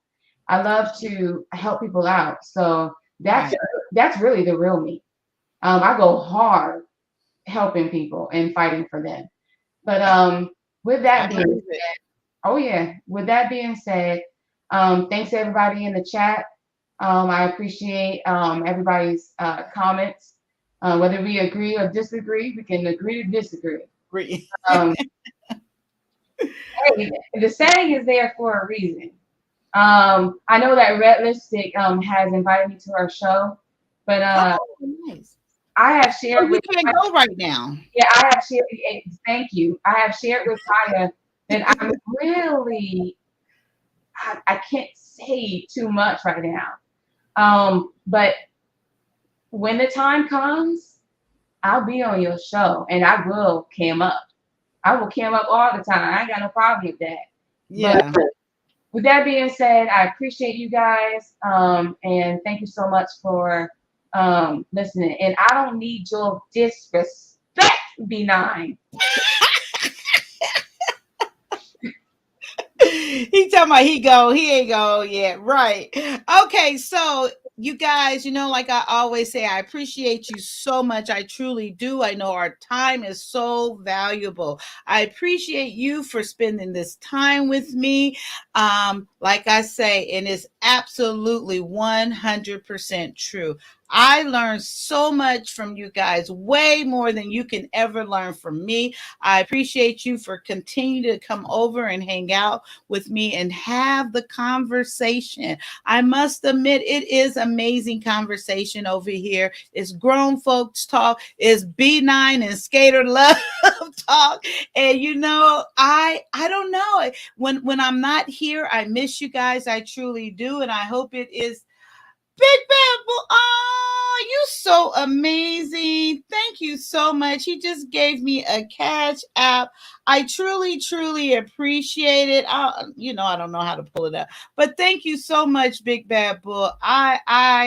I don't know. I'm in all of you, advocating and believing in what I'm doing over here. And I truly appreciate you. I do give you the credit for getting me started, getting me focused on doing my channel. I thank you, Big Bad Bull, so very much. I really, really do. And also, I was going to do something. Oh, I did do it. Okay, so you ready, Skater Lover? You know the song, right? Ding, ding, ding, ding, ding. You know the song, right? He said I could sing, but I can't. So I'm gonna just start it off, and then that's it. Okay. Oh, by yourself or with me? I'm by myself, and then you can do the rest because I'm muting myself. Go, girl. It's only 2 little words. You might as well sing the whole thing. Come on, and I'll do the dance. I'm so glad we had this time together. She meant it, even though she rushed through it, guys. I promise. She is glad we had this time together. Bye. I love you all. I see you guys tonight. I appreciate each and every one of you. If you guys think of a topic that you would like to discuss or that you would like me to start the show with, please hit me in my email. I appreciate you guys. Bye. Have a wonderful, wonderful day. I's going to sleep now. Good night. Love you, Skater Lover, and love everyone in the chat. I appreciate each and every one of you. Thank you. Bye-bye.